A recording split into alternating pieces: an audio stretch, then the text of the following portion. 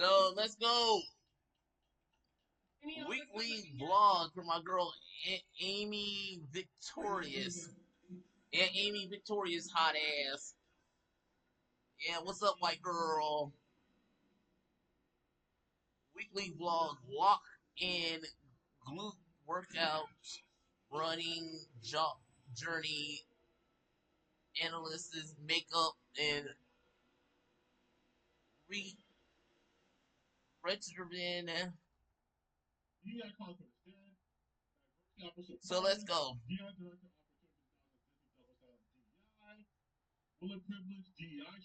Racist. Now I like how her only thing is to be a bigot. She's a bigot.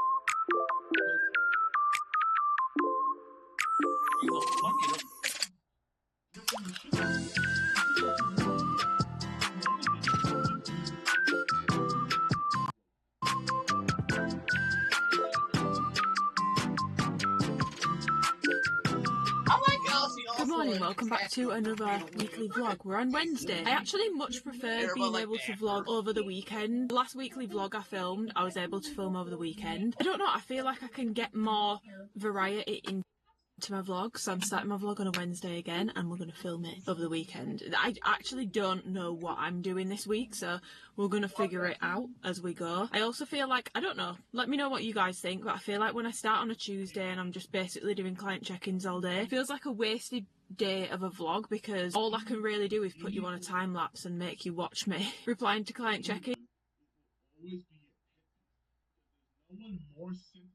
And I don't know, I just don't feel like that's... Apologies, my SD card got full, so I just had to clear it. But yeah, I don't know if it's that interesting. Do you guys like seeing the coaching stuff? I don't know how interesting that is, but we're about to go and hit glutes and quads today, I think, or glutes and hamstrings. I'm basically going to decide based off how busy the gym is when I get there, which my gym has been so busy recently. It is making me consider perhaps trying out different gyms or just changing up my scenery a little bit. Let me know what you guys think about seeing the coaching stuff. I don't know if it's that interesting, so I'm starting it off on a Wednesday. We're going to go and hit glutes and quads or glutes and hamstrings. I'm going to decide when I get there depending how busy the gym is. Last week it was so busy. Oh. Guys, that was so awkward. I just tried to wave at my friend. She literally lives opposite me and she was out walking a dog with her mum and I just tried to wave at her and she just didn't see me at all. That was really awkward. Let's go to the gym and stop yapping and actually get on with this week. Just a hack for anyone who sometimes finds the contour shorts too tight and uncomfortable. I actually sometimes just drive to the gym with my octopus shoved down the waistband to try and stretch it out a little bit. And it works every time. It works every time. I feel like sometimes I put my contour shorts and they feel compressive, but okay, like doable.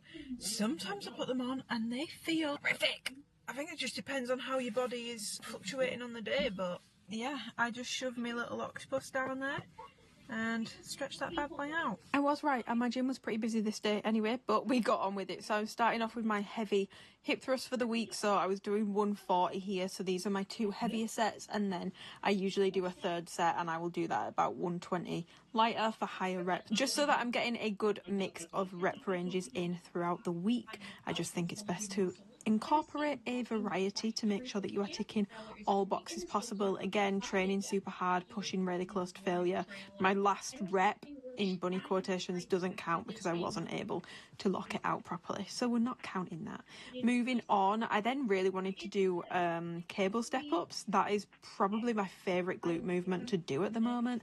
However, the cables were busy and they were in use, so instead swapped it out for a deficit reverse lunge. Really still enjoy doing these. They're a great movement, gets a really good stretch on the glutes, and to be honest, it's not that dissimilar from a step up sort of motion. You know, you're going to be thinking about sinking back, pushing through the foot that is on the box, just like you would with a step up.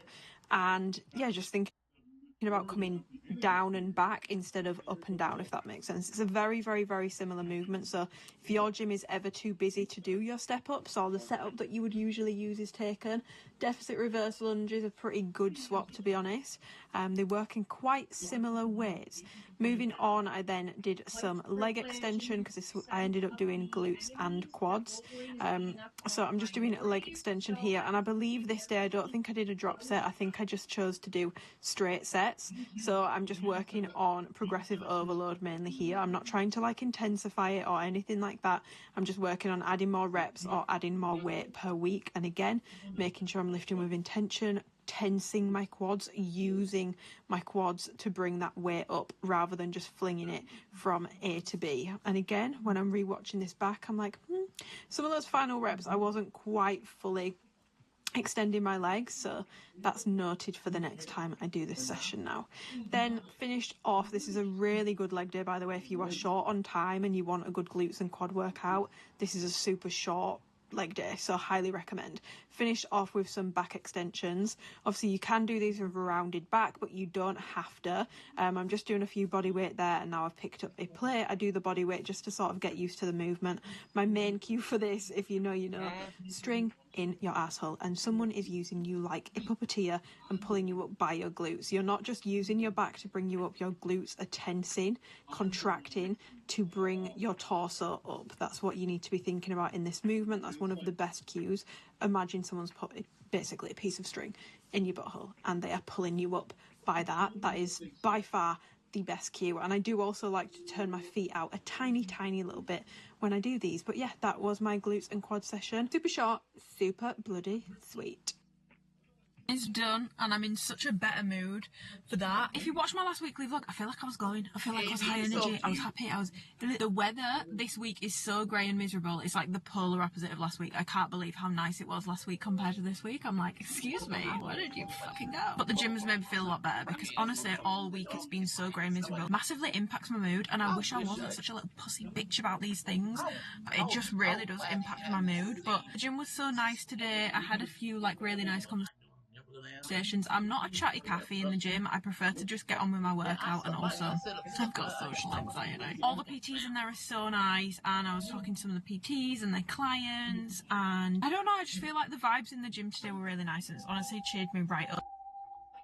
So it's 1 now. I've just pulled up to Marks and Spencer's. I am craving steak wraps. I was going to say steak fajitas, but I'm not going to do like fajita seasoning, because it might be an unpopular opinion. Maybe this has just shown how white I am, but I don't actually like steak with seasoning on it other than salt and pepper. Anything more than salt and pepper, I just feel like it's doing too much. Add it with the sauce. Get some, I don't know how you say it, chimichurri on there. Get some peppercorn sauce on there. I don't like chicken. That's a whole different ballgame. If I can even taste the chicken, I don't want it. I need a lot of seasoning on that. But on steak, I don't know. I really don't like a ton of seasoning on it. I don't think it tastes as nice when it's got loads of seasoning on it. I prefer salt and pepper. So I want some guacamole, I want some mozzarella, and if they've got the really nice salsa that M&S do, guys, the salsa is so good, I'm gonna get that. And I'm about to run out of chicken, so I'll restock up on chicken. So let's go and get the goods, because I'm hungry. Very hungry. Very hungry. You know how I was literally saying I don't like steak with seasoning, but I like it with a sauce like a chimichurri. M&S do one in a jar. This is incredibly lazy. I do actually like making it myself, but I don't have the time to make it myself right now. So I did actually buy some, so I'm going to use this. I just got the normal smashed avocado. I've got some mozzarella and then some chicken, but that's not for right now. They didn't have the salsa, so this is replacing my salsa. So I'm going to cook the steak and we'll plate it up, but hopefully this is good because I'm really hungry.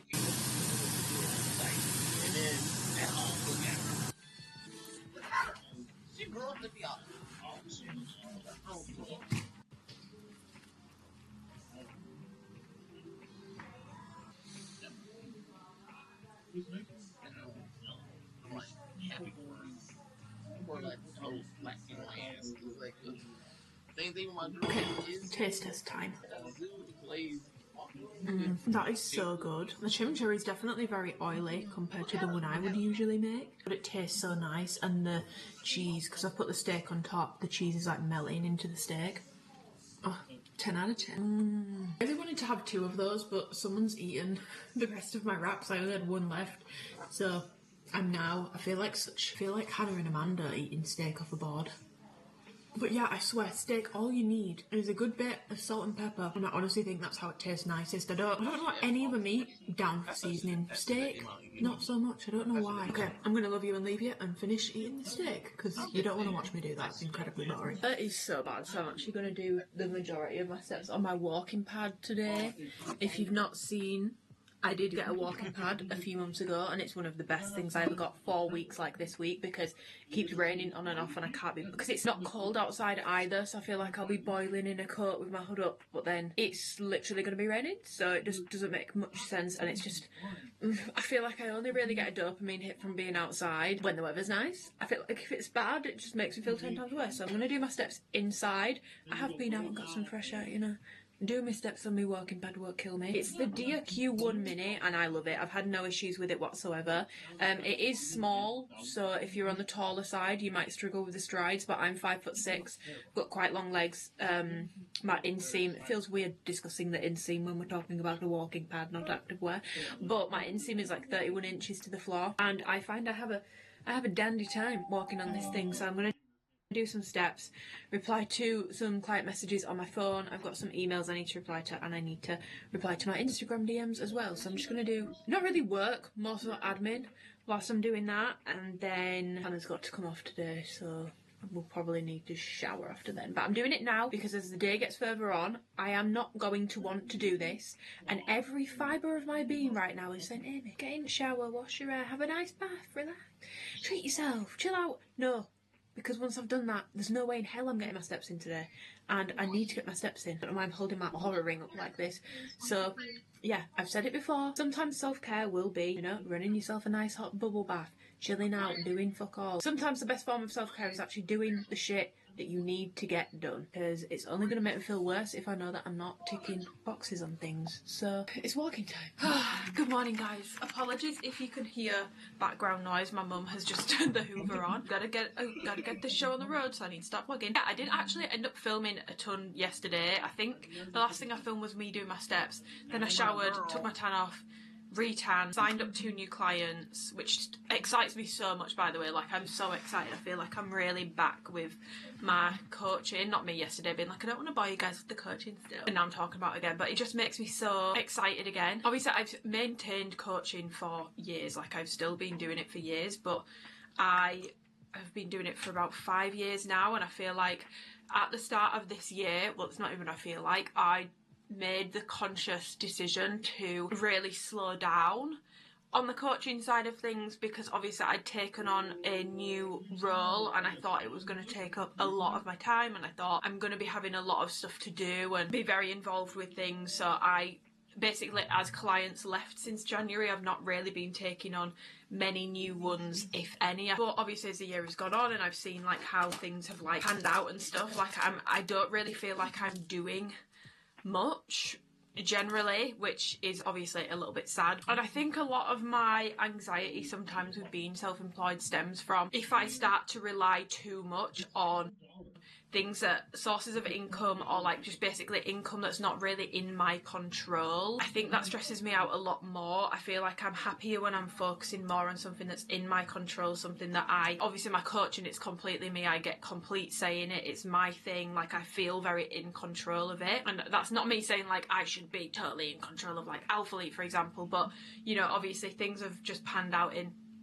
kind of different way to, I don't know what I expected. Obviously it was a completely new thing, but yeah, I've just been, been a bit of an adjustment period, I'd say. But now that obviously I know it's not really changing much, I am good to taper back up my coaching clients. So that makes me really tremendously happy. I've just put on this moisturiser, which I bought on a whim, like last week I think it was. It's the Naturium Multi-Peptide Moisturiser, and so far so good.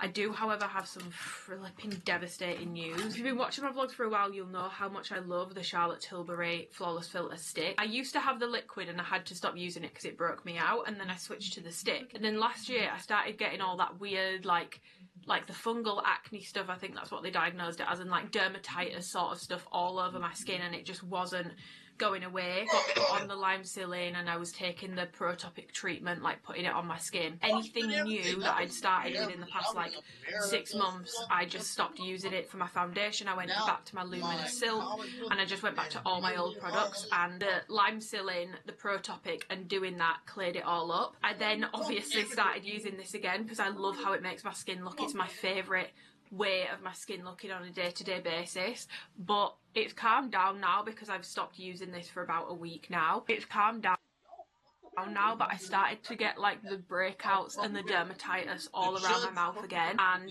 now that I've stopped using this again, it's starting to go back down. So unfortunately, I think it's pretty fair to say this breaks me out and gives me like dermatitis-y eczema. It's really weird. It's like eczema with spots in it. It's really strange. And I never know what to do with them because it's a stick. Like, I can't just give that to someone, surely, because it's not very sanitary, is it? I don't know what to do with them. It just feels like such a waste. But yeah, I'm pretty sad about that, not gonna lie. Yesterday I was also just finishing off with editing my full week of workouts, like the actual workout footage itself, and today I need to film the like intro to that video, do the voiceover, and then I will probably get that edited. I might start editing that today actually, and then it's done. But honestly, I am loving so much being more planning more in advance with my YouTube content. I feel like it's helping me out so much. Like, I'm not stressing every week thinking, oh my god, I've got to round up this vlog, because I'm sort of filming a week in advance. Like, the full week of workouts I filmed last week, and it's just working out so much better for me. I'm honestly loving it so much, and just loving YouTube in general. Coaching, like I said, we're making a little bit of a, I don't want to say comeback, because I never stopped coaching. I just massively, if I'm going to do something, I feel like I've spoken about it before, I really want to put my all into it. I don't want to half-heart it. So if I was to maintain, you know, X amount of clients, and, you know, if Alphalete were asking me to do all this stuff and I was super involved with the design stuff, something would have to give. Either my service would slip for my coaching clients, or I wouldn't be able to like help Alphalete as much as I want to. So I just preempted that maybe happening and didn't take on as many coaching clients. But obviously that's literally not been an issue at all whatsoever. I am happy to be tapering that back up again. It just re-excites me about things, because I feel like my coaching and having that one-to-one connection with clients just gives me, honestly, like mental health in a way that doing other things just doesn't. Like, it just makes me really happy, and I feel like I get a lot of like human connection out of that. Just like, I feel like one of my favourite things about what I do on socials, really, it's not even one of it, probably is just like my number one thing, is the personal connection to people, like chatting to you guys, replying to comments, replying to DMs. That's my favourite thing about it. So coaching, obviously, it's much closer and much more one-to-one, and I don't know, it just makes me very happy. And I feel like I said, I spoke about in the last vlog I did, I was talking about like anxiety and being self-employed. I just feel like when I'm much more focused on and honed in on my coaching, my anxiety is way lower, because that's something that I am way more in control of, if that makes sense. Like, I'm fully in control of how much effort I put into it. I'm fully in control of how much marketing I'm putting out for it. I'm fully in control of how I'm marketing it. I'm fully in control of the service that I'm offering. Like, I just feel much more comfortable with that, because at least I know like I'm trying my absolute best, if that makes sense. Very, very, very grateful. Also, it's crazy to think that I've been coaching for 5 years. Like, what? Where has the time gone? Where has the time gone? I remember when I first started and I couldn't even get, this is something that people do ask me about actually. They'll ask me like, I want to start an online coaching or online training, but I don't have loads of followers. Followers mean nothing. I think I had about 12k when I started, which is so funny to me, because on my Instagram now I think I'm on like 27, so I've only gone up like 15 in 5 years, which is not. I'm most like people who do what I do, they wouldn't really think that's impressive. I mean, I'm happy with it, but it is kind of crazy. I was at uni at the time and I was very nervous to launch it, but I also just assumed like people have been following me, like they watch my YouTube videos, not in a cocky way, just in a, obviously, like people ask me for tips and advice all the time. Like people are obviously like going to jump at the chance to be coached by me because they always are asking for my advice. Like that was just the thought process in the back of my head. Could not have been more wrong, more dumb and more naive, but I will give myself some grace because I was about 20 years old. So, you know, I'll give myself a little bit of grace. But honestly, I had the same clients for about, I would say probably like the first 3 months I had 2 clients. Only when I got those clients' progress and started sharing those clients' progress pictures that it kind of snowballed, and I had to charge really low prices to get people in at first. My prices were really, really, really cheap. I think at some points I was doing like £120 for 3 months, which is really, really cheap for one-to-one online coaching. I would say the average price is probably about £150 a month, and at the time people were charging like 120, 130, 140 a month for coaching. So for me to be doing £120 for 3 months, but I was like, let me just train people. Like I'm loving training people, and if I can get these people results, then it'll help me with my marketing. I'll be able to hopefully get more clients and grow it a little bit more. So that's what I did, and within about the 6-month mark I really started to pick up in terms of like inquiries and people wanting to work with me. And in the end I ended up with a wait list of like over 100 people waiting to work with me because I was at uni at the time, so I couldn't take on all the clients. Like it's actually crazy to think about, but some people might have looked at me or might look at me and think, oh well, you had it really easy because you had a following. My following did not give a shit about me. They gave a shit about my clients, which I think, to be fair, is a very good way of looking at it, because just because someone can get themselves from A to B, if they don't understand and they're not actually a trainer and they've never trained people before, how on earth do you know that that's not just a fluke? How do you know that they actually know what they're doing and they're going to be able to get you progress as well?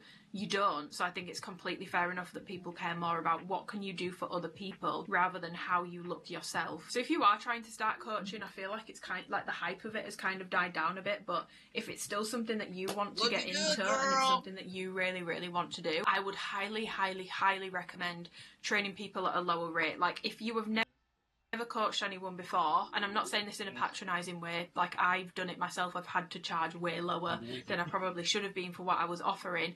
You cannot charge like £150 a month, £200 a month at first when you've never trained anyone before. People are not going to pay it until they start seeing the results that you are able to get people. Even if like whilst you're still getting your qualifications, if you're not qualified yet, training family members for free, using them as client testimonials, it still counts. You're not lying to people because you have trained them, but that would be a way of you being able to get transformations quicker and have things to actually show people. And you also really need to actually give a shit about your clients, because if you don't, word of mouth is a hell of a thing and it does get round to people, and I've heard some real horror stories about coaches. So make sure that you're getting into it for the right reasons as well, because it is a very saturated market now and it's not as easy to just get loads of clients. And I feel like people think you just make so much money and you've got all this freedom, and you do have a lot of free time, but you can't just, you know, go on holiday like 8 times a year and leave your clients every single time and do all this sort of stuff. Like you can work from anywhere in the world, and that's one of the pros, but you are still going to have to work the majority of the time because you are charging a monthly fee for a service. You can't just piss off and ignore your clients for weeks on end or go on multiple holidays a year where you just don't do any work, because at the end of the day it is a business and you will run it into the ground if you run it like that. But yeah, you definitely don't need loads of followers. I wouldn't say that followers equals you're automatically going to be able to get all these clients and do all this stuff. Not one bit. I don't think that's true at all. It's much more about your clients and what you can do for other people, not your followers or what you can do for yourself, like what you've achieved yourself. I think that might help in selling programs. When it comes to one-to-one, that is not going to help you at all.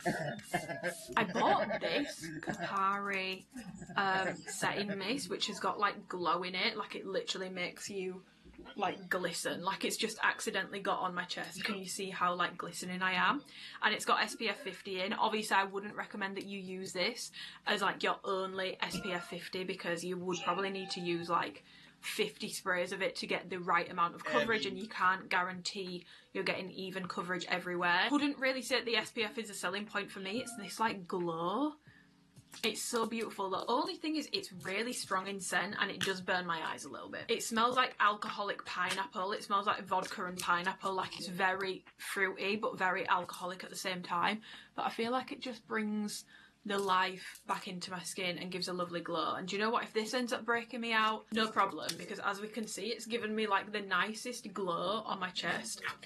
I will just demote it to a body product, but I really like it and I really want to try the actual like body mist SPFs. Also, I watched Real Housewives last night. Sutton is probably like my worst nightmare in a friend. Like, she is such a pick-me and like she's so desperate. Like, I feel sorry for her, but she's so desperate to be, I feel like I've been done dirty by friends like this before. They're so desperate to be involved in the group that they won't stand up for you even when they should. Like, they will literally throw you under the bus. Like, when Garcelle walked off and she was like, do you know what, actually guys, I'm done, peace out. Like, you can think she's dramatic or whatever, but for Sutton to then stand there with all these people who have not really been particularly nice to her and be like, yeah, I just don't know why she's upset, I don't really get it. Girl, she has stuck up for you so much and you have not gone after her, which fair enough, like, you shouldn't go off expecting people to chase after you, but then you've stood there with this group of women and been like, yeah, God, I just don't understand why she's so upset. Literally been done so dirty by people like that before, and I just think you are such a dog crap friend. She's so desperate to be included by the group and to be popular with the group and to be like one of the Barbies and to fit in, that she literally forgoes like probably one of her more genuine friendships on the show to feel more included by them, to almost like prove like with the crowd, if that makes sense. It just pissed me off. Pissed me off. Okay, we've got another heatless curler reveal. I hope that you guys enjoy seeing these, because I fear you're probably going to start getting sick to death of me doing this, because I feel like I'm doing it in every video. But I've done the 2 again. I didn't do 3, I did 2. It's a little frizzy on this side where it just knotted up. This is how it's looking on that side. And then are we ready? Are we going to have another Farrah Fawcett moment? Come on. My hair smells lovely. I tell you that for free. My hair smells bloody lovely. Okay. Oh my God, I can't describe how nice it feels taking these out. I don't even put them in particularly tight, but taking them out is like the nicest feeling ever. Oh my God. We've really got volume today, guys. I can't get over, for free, with no heat and like minimal effort. Guys, I'm in my heatless poodle era, and I also feel like, do you know what? The bangs, I really do look like Farrah Fawcett today, but the bangs are they've worked really well to say that I just put them in the thing.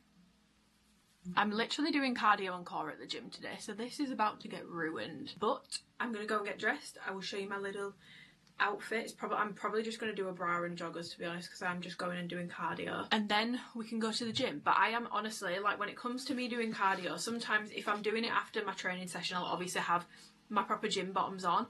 But does anyone else get this? I can't, when I'm trying to do sprints, or I'm trying to even like an incline walk, which I think is what I'm going to do today, trying to do that when you've got this compressive waistband on and you just feel like you're just uncomfortable feeling. And I just don't like it. Like, honestly, for cardio, I generally prefer to just do sports bra and joggers. So I think that's what I'm going to do today. But actually booked in to get my bangs cut again next week, because I feel like they're already getting quite long again. So I'm literally getting my bangs recut next week. I guess you can never say that my hair's flat. We're ready. I feel like, that's just showing you every fragrance that I wear every day. I don't know, but today I'm doing a Claire. This is a Arab, I think it's Lattafa, yes. This is Lattafa Arab perfume, and it's meant to smell very similar to Bianco Latte. Never owned a full bottle of Bianco Latte, but I've had like 2 or 3 samples of it. I honestly can't really tell the difference. I think the opening of this, the opening on both of them, I think it smells like burnt plastic, but the dry down is nice, and the dry down, I can't really tell the difference between the two, to be honest. So for the sake of like, I think I got this for like 30 quid. However, the bottle is really ugly. I much prefer the bottle of Bianco Latte. Like, this is, what even is this, you know? I just feel like it looks so tacky, but yeah, it just smells like, vanilla's probably the wrong one. I feel like it smells like caramelly, creme brulee sort of smell, and it's just really nice. And I'm wearing a very boring outfit today, so something a little plain Jane feels fitting. For my outfit, I've just got on my Alphalete Tenacity Core Bra. This came in the other day. I bought this myself because I bought the white one myself, and my mum sadly put that in the washing machine with colours and it's now completely stained. I wanted the white one again, but it was sold out, so I just got the black one because I just wanted a plain one of the core bras for running, sprinting, anything, just something black or white so that it goes with more things, because obviously I've got the brown, but brown doesn't go with everything. I've got the pink, pink doesn't go with everything, so I thought this was just a nice one, and I love the back of this. I feel like these bras are so underrated and slept on. The only thing I will say is the sizing is a little bit iffy. Like, I feel like I could do an extra small for the bottom band, but I feel like this would then be too tight. I feel like the bottom band runs a little big. This bit is definitely true size, but the bottom band definitely runs a little big. And I've had a lot of feedback from naturally well-endowed ladies saying this bra does not work for them. But if you've got moderate-sized boobs or implants, this is a really good bra. It also works for the itty-bitty titty-bitty as well. But I feel like this is the aura strappy bra, slightly older sister that covers up a little more, but it's still a very small bra and it's really flattering. This and the strappy bra are my two favourite bras from Alphalete, hands down. And then I've just gone with joggers, so I've just put on my garage straight legs. And yeah, she literally lost her job doing some cardio, so let's go. I'm so sorry for this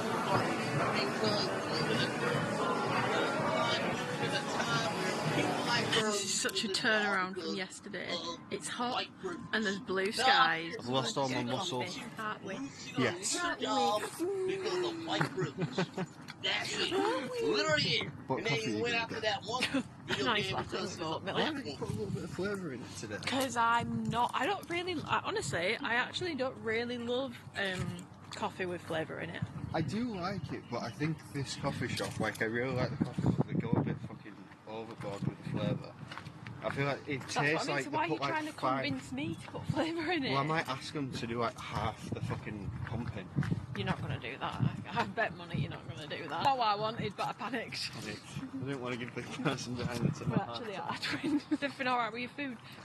Yeah, it's completely brilliant. The wrong order and not what I asked for, but yeah, it's fine. Can't wait to come back here again. We're not coming back. Remember that? That was one of our first brunch dates when we went to Hehe and Mill. Oh god, And yeah. I couldn't make my mind up on what I wanted, so I ordered fucking gnocchi or something, and it was like He ordered gnocchi. potato balls. And he doesn't like gnocchi.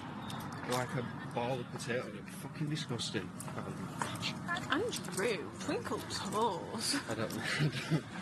You're gonna have to cut that bit out. I feel like some people think I'm trying to be mysterious. I'm actually not. I just prefer calling them twinkle toes. Guys, this is where we get our coffees from, but they do all these donuts. That one's really nice. So much cream. no. She went, what the fuck? I meant I just so like a bit of flavour. When we were getting the coffee, obviously Twinkle Toes has got one with cinnamon in, and as she handed it, she went to hand the cinnamon one to me and the plain one to him, and I went to grab the plain one, and he went to grab the cinnamon one, and she went... I just think You're just one of the girlies. I think plain iced lattes are just a bit shit. They just don't taste of anything. Yeah. Like a warm latte is nice, but I just don't like, I don't know, I just think cold it's just No, I like it, like but burnt milk. I'm kind of a weirdo. I don't know if you've grasped, I'm kind of different. Kind of not like the other girls. Guzzles and Blank Street. I don't understand why people think it's such a compliment to be like, not like the other girls. Why wouldn't you want to be like the other girls? Girls are fucking cool. Do you know what I mean? Like, people are like, if anything is popular, people are like, oh my god, no, it's so basic. No, it's popular because it's good. Yeah, I never understood that. Like, I understand if you don't want to be like other people because you've got your own thing going on, like your own style, your own whatever, then I understand. Yeah, but that should just come from having your own style, not the fear of being like other people. Yeah. I hear that, partner. You can't rock up to a film. Cheers. Put it there. You're so bad. As Drake once said, where the F the function. Okay guys, I'm back from the gym and I've finished up with my coffee, but I need to show you. People are so creative. I just love how creative people are. Beyonce's fan base are particularly creative. They're a particularly creative bunch. Someone has made a mashup of All Night and Tyrant. All Night is probably my favourite song on Lemonade. It's probably top 5 Beyonce songs in total for me. And Tyrant is one of my favourites off the Cowboy Carter album. Guys, this is what it's on. This is how you're gonna find it. If you just search in All Night / Tyrant.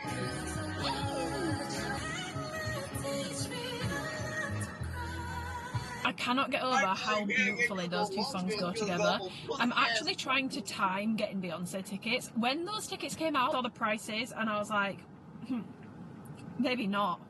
Maybe we won't be going. But I feel like because she had dynamic pricing turned on, which is basically like the higher the demand, Ticketmaster just shoots up the prices.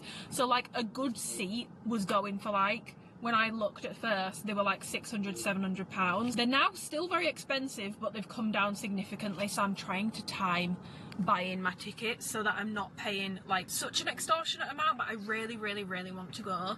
The only annoying thing is she's only doing London and they're all weekdays, and I will need to stay over that night because London, for context, it's like it's a 3–4 hour drive. I wouldn't be able to get the train after because there won't be any trains at that time, which means if I was come back the same day, I'd have to drive, and also I've got an electric car, I'd have to charge it like 3 times on the way back. Like that's just, I probably wouldn't get back until like 3–4 in the morning. That's just not realistic. So it then becomes like a whole thing, like you need a hotel for the night.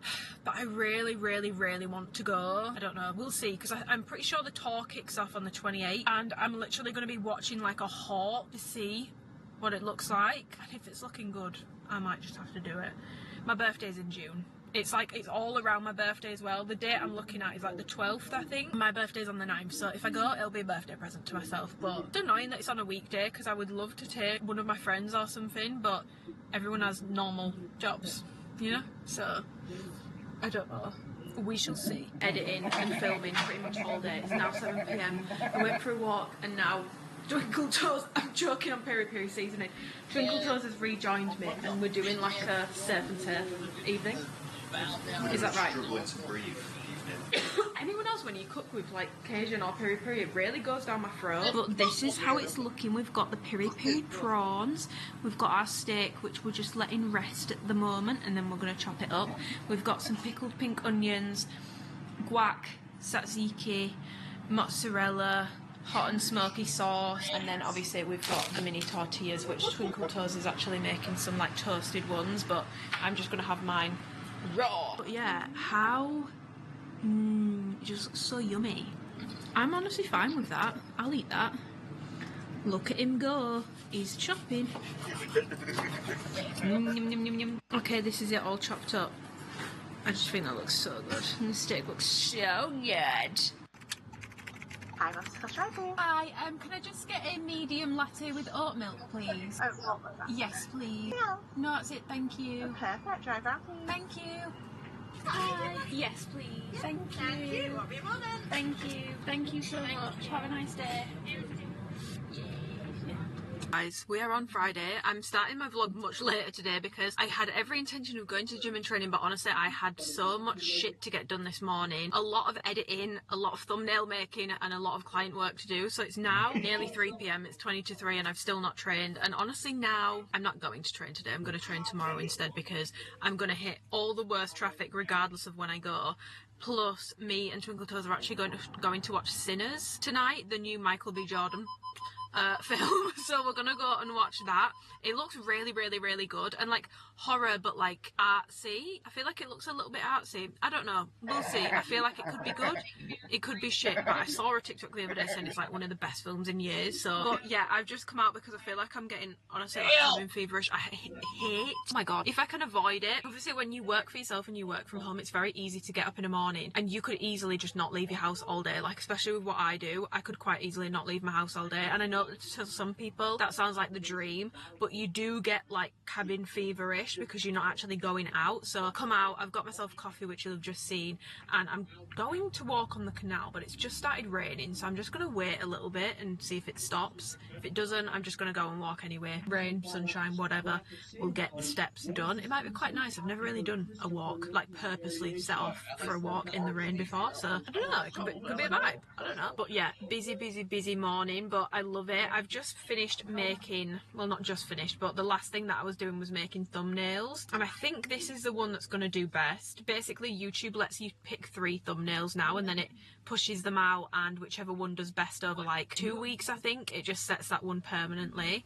I've made this one this week, which I honestly I feel like it looks really good. It's quite different because I've put like just some selfies in there. I don't actually normally do. Normally I will always put just like screenshots from the actual video itself in there, but I've done some options like that. I don't have them on my phone, and then I've done one option like that, but I feel like this one, I don't know, I could be wrong and I'll eat my words if I am, but I feel That's like my this might girl. perform the best. But honestly, making thumbnails is one of my favourite things to do because I love it when it comes together very like pleasingly, especially with YouTube, because it's so hard to get people to click on your video if they're not already interested in you. You have to make good thumbnails. Like, it blows my mind that some people can just literally have like one picture and it's just like a screen grab from the video and it's them like this, and the video gets like millions of views. I'm like, how? But maybe that's what I need to do. Maybe there's art in like simplicity. I don't know, but I feel like if I did that, it would just be stuck on like 500 views forever. But that video will already be up, so go and check out my full week of workouts. It's just started absolutely teeing it down now. Oh dear. British springtime, baby. It was actually so sunny yesterday as well. Okay, I'm going to sit here. I've got my little oat latte from Costa. I'm going to sit here and wait for all this to hopefully blow over. I'll wait 10 minutes, and then if it doesn't, I'll just do my steps on my walking pad at home, because it's actually, like, it's really raining. It's not like a little, it's like I'm going to get drenched within like 5 minutes. And I did just wash this hoodie, so I don't want it to smell like damp again. So, yeah, this is actually really fun. Catch you in a bit. It's now much later, it's 7:10, but I know that I was saying earlier I don't want to bore the shit out with you guys with talking about coaching, but I was responding to coaching inquiries, and then I had a deposit come through from one of my clients, Taz, who I worked with in 2021. 4 years later, she's come back to me. How nice is that? I just think that is so nice. It's honestly, it's genuinely made my day. So we are now in Twinkle Toes' Sportsmobile. We're on the way to the cinema because we're going to go and watch Sinners, but we're going to hopefully get a Nando's first. I swear to God, we better. Arguably, we're racing to Nando's. Yeah, because we. In the sports car. But abiding by the law and the speed limits. Yeah, because that's what we do around here. It's not worth the points and it's not worth the risk to life. And that sounds like I'm being sarcastic, but I'm not. Drive safe. No particular order as well. Don't forget about realistic points first over risk to life. Oh yeah, no particular. Don't forget that they also work with. I'd sooner die than get 3 points on my license. I mean, what's the point? It's living if you got 3 points on your license, you know what I mean? Anyway, so we are going to the cinema and we'll give you a little review. I've not vlogged much today because honestly, between editing, I then did like 40 minutes on my walking pad. Then I was talking to Bella about how dog shit the Instagram algorithm is at the moment. Then I was doing some coaching inquiry stuff, so I've not actually had all that much interesting stuff to show you. But it's bank holiday weekend, so things are about to turn up, get a lot more interesting. Get a lot more interesting. We're not going out, but I do want to go to Manchester. Yes. I need to try these blank streets. Yes.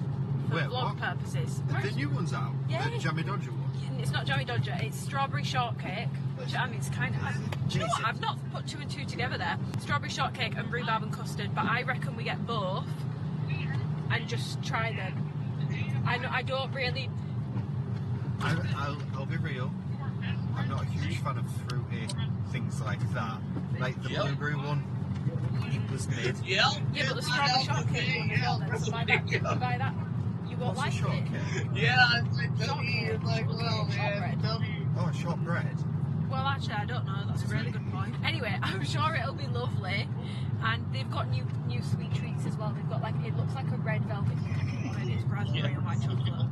I want that. Yeah, I think we're going to do that. But he's golfing tomorrow. Golf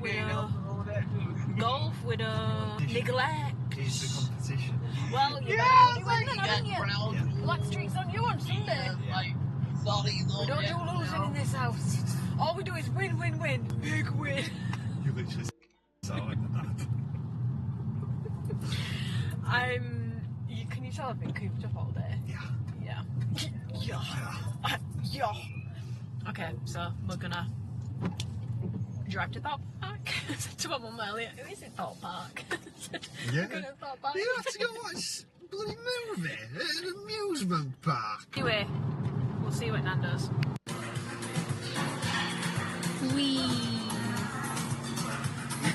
Guys, we're on the way home. Sinners is finished, and all I've got to say, I've already said it on Instagram, but I'll say it again. What's better than one Michael B. Jordan? Not Michael B. Jordan's. Two Michael B. Jordan. I personally really enjoyed it. If you are someone with the attention span of a goldfish, that's usually me. But if it's a good film, I'll get into it. I'm sorry. You got a thing for Michael B. Jordan. No, I'm saying You've got No, it's a slow burner. Like the first half of it is very slow, and it's. If I didn't know what it was about from seeing it on TikTok, I wouldn't have known what was going on. But also, well, I mean, I would have known what was going on, but I wouldn't have seen where it was going. At the start, it seems like a very different kind of film. I really enjoyed it, and I would recommend going to see it. But just be aware, it's a slow burner. But that's probably one of like the nicest shot films. I feel like it's quite artsy. Probably one of the more artsy films I've watched. Don't worry, darling. Yeah, very creative. So, highly recommend it. And stay for the mid-credits and post-credits scene. Make America great, motherfucker. Post-credits a bit boring, but the mid-credits, that's a good scene. Stay for the mid-credits. Good morning, it's now Sunday and we're going to actually go for a run. It's Easter Sunday and I've been dying to go for a run, but I kept getting really irritated because the best places to run near me I have to drive to, and also obviously I need to take my phone. I know that some people say, why do you need a phone on a run? I personally would feel safe without it, and I just found it so annoying having to carry my car keys and my phone whilst running, but I don't feel like I'm a serious enough runner for a running vest, so I actually ordered this little bag. It's a Lululemon belt bag, but it's the mini, and it's like the perfect size. I've got a zip in the front here, which you can fit. I've got a lip balm in, I've got my phone, which is a Pro Max, but I'm not going to leave it in there because it'll actually move around too much. I'm going to put it in the zip at the back, which it fits in like, I have to squeeze it in and it only just fits, but then it fits perfectly, and it doesn't move around, so I'm just putting my trainers on. If I'm going to get into running, I really need to go and get a gait analysis done. But we're not going for a big run, we only want to do like 2 or 3k. And then it's a family day today, isn't it? It is. It's a family affair because it's Easter Sunday, so we're doing lunch at my house, dinner at Twinkle Toes' house. He's working in between. God bless him, he never stops because he's got work to do. Chilling in between, it's Easter Sunday. It's a day of rest. Running OOTD. I've got my Revive shorts on because I just feel like they are the comfiest seamless shorts. Like, I can't think of anything worse than going for a run in contour. Like, that is way too intense. Yeah, this is my little running OOTD, and I've just got the core bra underneath because it's like nice and like minimal enough that it's not going to feel uncomfortable, but it gives me a decent amount of support for my chebelinas. We won't talk about the jacket because, I mean, if you know, you know. You know? And if you don't know, then you don't know. But yeah, I just think this is so cute. I might actually end up putting my belt bag the other way around because you can wear it around the back like this. This will probably actually be a bit more comfortable. But I'm honestly so happy with this purchase. It was like £30. The only thing is, with the mini, they've only got it in line in this. Like, they don't have any cute colours, so I had to get black. But yeah, this is my little running OOTD. Let's go. To Twinkle Toes, I'm very excited to go for a run. I've been talking about going for a run for weeks, but I've not really been able to. She didn't want to carry her keys. Or my phone. Where my keys? Where my phone? Do you want to carry my keys or my phone? Well, no, because it's annoying, but I don't feel like I'm a seasoned enough runner to have a vest. I don't even know how to run. I do find it kind of crazy. If you've been watching my vlogs since the summer, I literally did like a 2 or 3k, and that was the first time I'd run in ages. And then the next time I did a run, I did a 5k. And I did it in like 27, 28 minutes, which apparently is quite good. So I was pretty happy with that, but I didn't recover for weeks because I was an idiot. So don't do that. So we're just going to go for a nice light run. No pressure, no speeding off. The whole point is we're meant to run together. Last time I went for a run with him, he left me. Left me in the dust. I just assumed you could run faster. We're not all ex-rugby players, okay? Okay, Twinkle Toes, you big burly rugby player. I reckon we start at the coffee shop. Yes. And run that way. We don't need to go all the way to Alphalete Bridge. That is probably his 5k. That's 5k, so you've only get halfway. Let's go! I'm so excited, and I just can't hide it. I know. Oh, by the way, I've not updated you guys. I would like to redo my Sinners rating and give it a 9 out of 10. Having thought about it more, it's actually very original. So I would like to up it to a 9 out of 10. Second thing is, we were meant to be in Manchester today. Idiot over here. I didn't realise everything closes on Easter Sunday. Which is really shit though, because it's like it's like a together day, isn't it? Like everyone's together, so you'd think people would want to like go into town and yeah, shop. but then the whole point is like it gives people that like work in shops, like they never get to. If you think about it, they have to work all the time. But I do find it interesting how we call ourselves a secular society, but this is only to do with religion. Easter Sunday is a religious thing. So how secular truly are we in GB 2025? But obviously my mum was like, Amy, nothing will be open, and I googled it because I said, no, yeah, stuff will be open. No, not literally, nothing's open. Anything over 280 square metres you're not allowed to open. Canal might be shut. So we're actually going to Manchester tomorrow instead. So apologies, it's another day at home for the vlog, but I've got some stuff I can show you today. I got a bikini that came yesterday, my bag which I've just shown you. I'm honestly so happy with this. I kind of think it's really cute. I might just start wearing it. And my dad's gonna laugh because I used to rail against bum bags, and that is essentially what it is. I said, no, it's a belt bag. He said, Amy, it's a bum bag. It's a fanny pack. I'm happy I've got my Revive shorts on because, like I was saying, contour is just so tight on the waist. So when you're doing cardio and a lot of movement, it just feels gross. Thought we were starting at the coffee shop. Yeah, just cross over the bridge. Oh, okay. Okay, guys, we're gonna begin. I'll leave my camera here because I'm not taking this with me. Okay. Catch is on the run.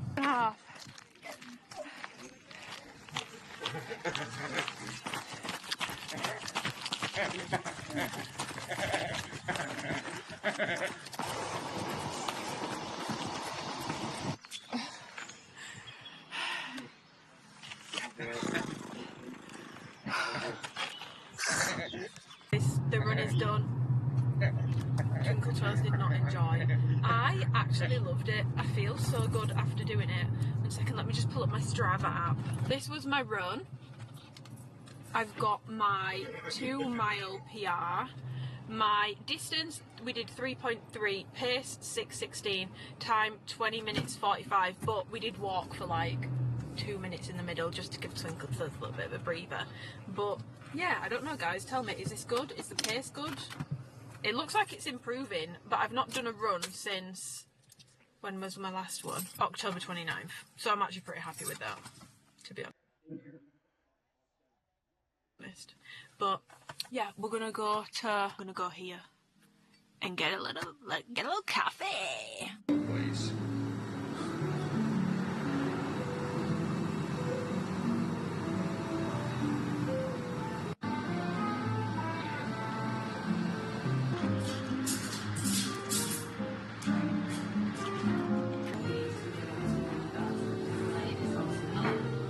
Morning, guys. It's Monday, bank holiday Monday.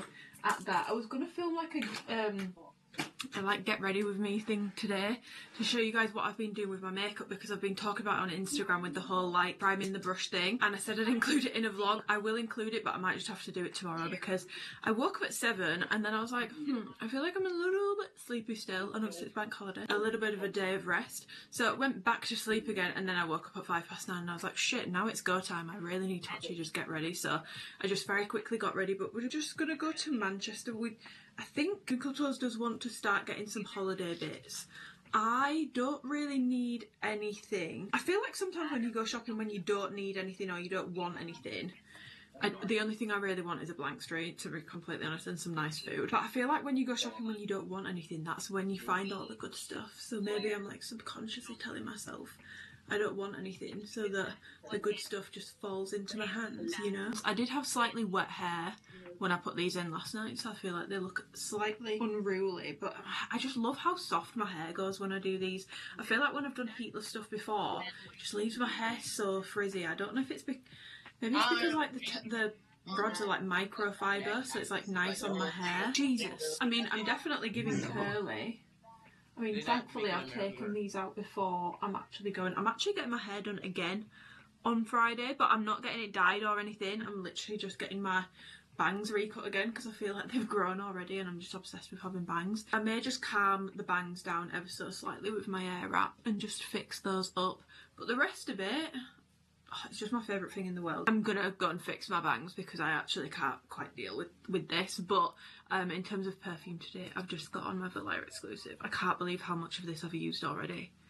I've been using it, not every single day, but it's definitely been my go-to perfume a couple times a week at least. I'm burning through it. I should have got the bigger one. So weird, because when I look in the mirror, I feel like it looks kind of nice. But when I look in the camera, I feel like it looks even crazier. Also, someone commented on my last vlog. By the way, when I say last vlog, I don't mean last video. If I say vlog, I mean like where I've just vlogged my week, not like a sit-down video, even though that technically is a vlog as well. The two, it disconnects in my brain. Someone was like, oh my god, yeah, Farrah Fawcett, but also Charles II. And they prefaced it with like, I love your hair so much. Guys, that one broke my heart a little bit. And it did have me second-guessing my recent hair decisions. I thought, I'm not sure I can take that one as quite the compliment. I'm gonna go fix my bangs. Let's go. Give them a stir. So much harder with two straws in 2 hands. Are you gonna try the rhubarb one first? It just tastes like strawberry juice. Have you already tried it? No, but it just, I imagine it will. Because matcha don't really taste of anything, does it? It tastes like strawberry shortcake. But it tastes a little bit like marzipan as well. I feel like there's a slight almondiness to it, but I don't know if that's coming from the jam. I feel like that's coming from the jam, but I do really like it. It's not too sweet either. And then this is the rhubarb and custard one. No, It tastes like a jammy dodger. Is that one like it? It literally tastes like rhubarb and custard sweets, but it tastes a little bit like baby seed. Nice. I'll have 2, please. I don't like this one. Do you see what I mean about the marzipan? Yeah. Like the almond. I feel like it tastes like a jammy dodger, that one. I think I still prefer my white chocolate. But I'd probably put this top 3. I prefer Mel's Maple. I prefer this to blueberry. Yeah, I do. Bring back Mel's Maple, that's what I said. I really should bring it back. She was drinking a Gales on a story earlier. I thought, oh. It's too sweet. It does taste exactly like rhubarb and custard sweets, but Yeah, it very, tastes like very, baby seed. yeah.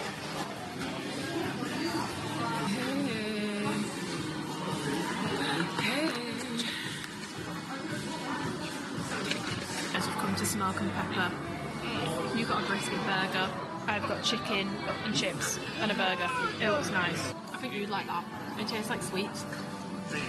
Really nice. This has probably got like 400 calories of straight sugar in it. Has it got booze in it? I don't think so. It tastes like any blue flavoured sweet. It's got like jelly bits in it. You don't like it, do you? These wings are here now. They look good.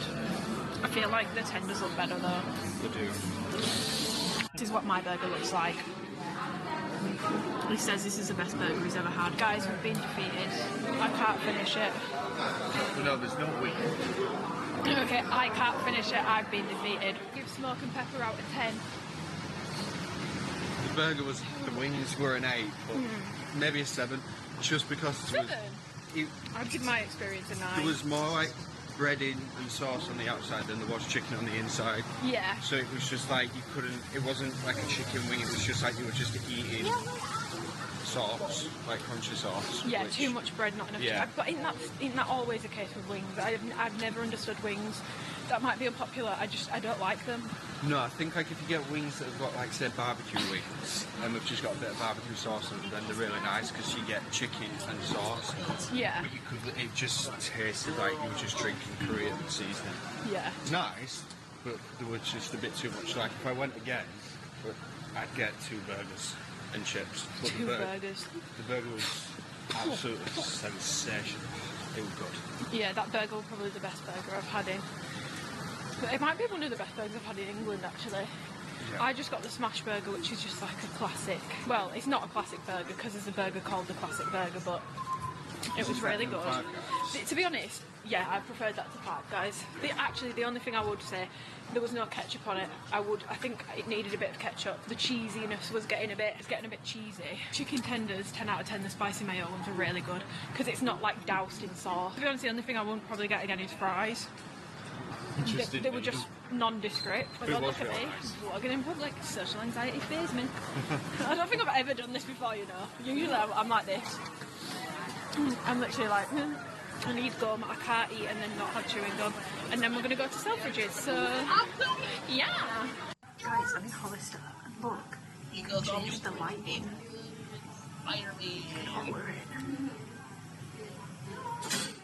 From another dimension.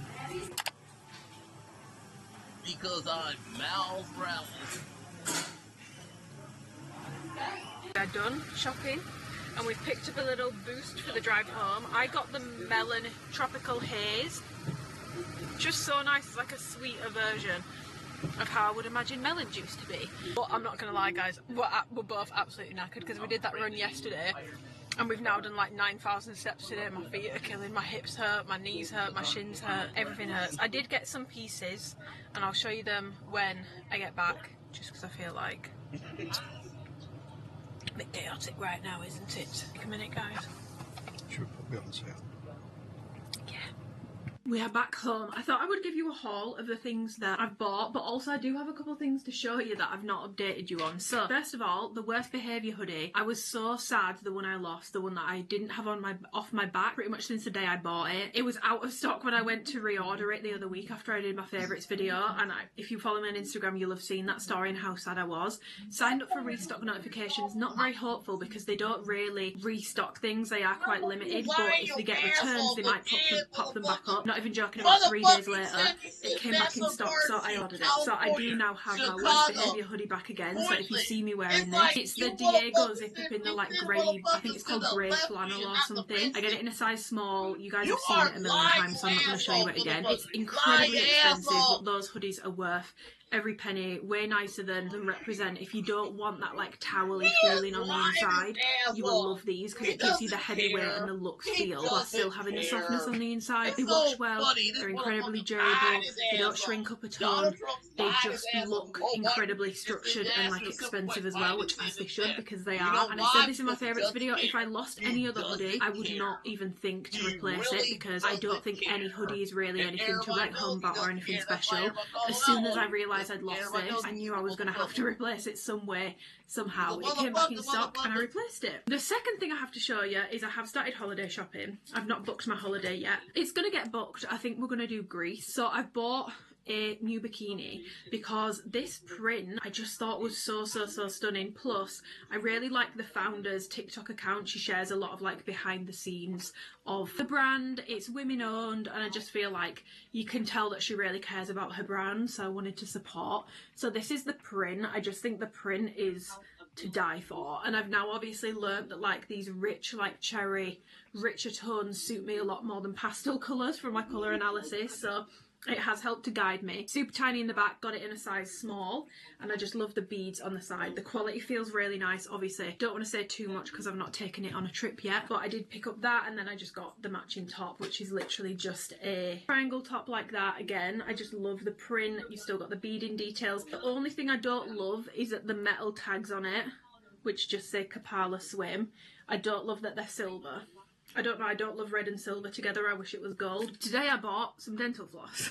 I had a burger stuck in my teeth so bad after we went to Smash and Pepper, and I was just getting so, like, it was busy, I was hot, I was sweating, it was raining at the same time, so it was like, I'm getting wet, but I'm hot, I've got burger stuck in my teeth. I was like, I need to get this out, I need to get some dental floss. So I bought these from Tesco. We also bought an umbrella because it was raining and neither of us had a coat with a hood on. But then you'll have seen me try this on. This is so random for me. I've literally just said pastel-y colours sort of don't really suit me, but they do look better with a tan on me. So I actually got this, I think it's from Gilly Hicks, which is part of Hollister. I got this skirt thing. This is for golf days with twinkle toes, and also on holiday I feel like this is going to be really nice to throw on, because it looks like a skirt but it's actually got shorts underneath, so you've got that like comfortability, and it's very like, with it being like an active material, it's like a brushed buttery soft material. I feel like this is going to just be very comfortable to wear day to day if we go on any like exploration days, and I've never really had something like this before. It was a very rogue purchase.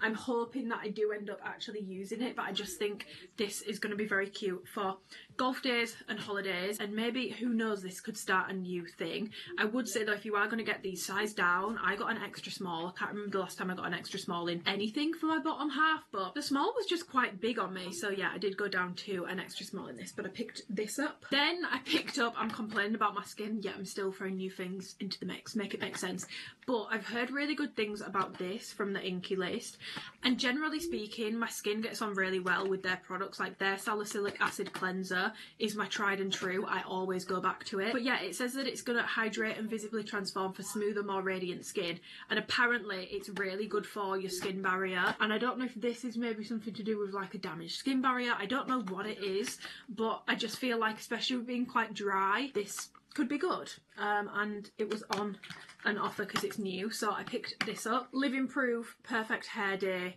High Shine Gloss, because mine's run out. I love this. I just feel like when you need that extra pizzazz to your hair and you want that gloss look, like a salon finish, this is the best thing for it. Only thing is, don't bother with it if you're going to leave your hair natural. Like, you need to do some form of styling with it, in my opinion, to make it look like it's best when you use this, and you do need to use an awful lot of it. But it's very weightless, it doesn't weigh your hair down at all. I just think it's a very nice addition into the routine. The final thing I got, guys, I am horrified with myself, quite frankly. There is one perfume that is so hyped that I've always said stinks, I can't stand it, I don't like it. I've smelled it a few times and I've never liked it. And to be honest, I've never actually tried it on my skin. I've only ever smelled it out of the thing or on paper, and it just pulls very leathery.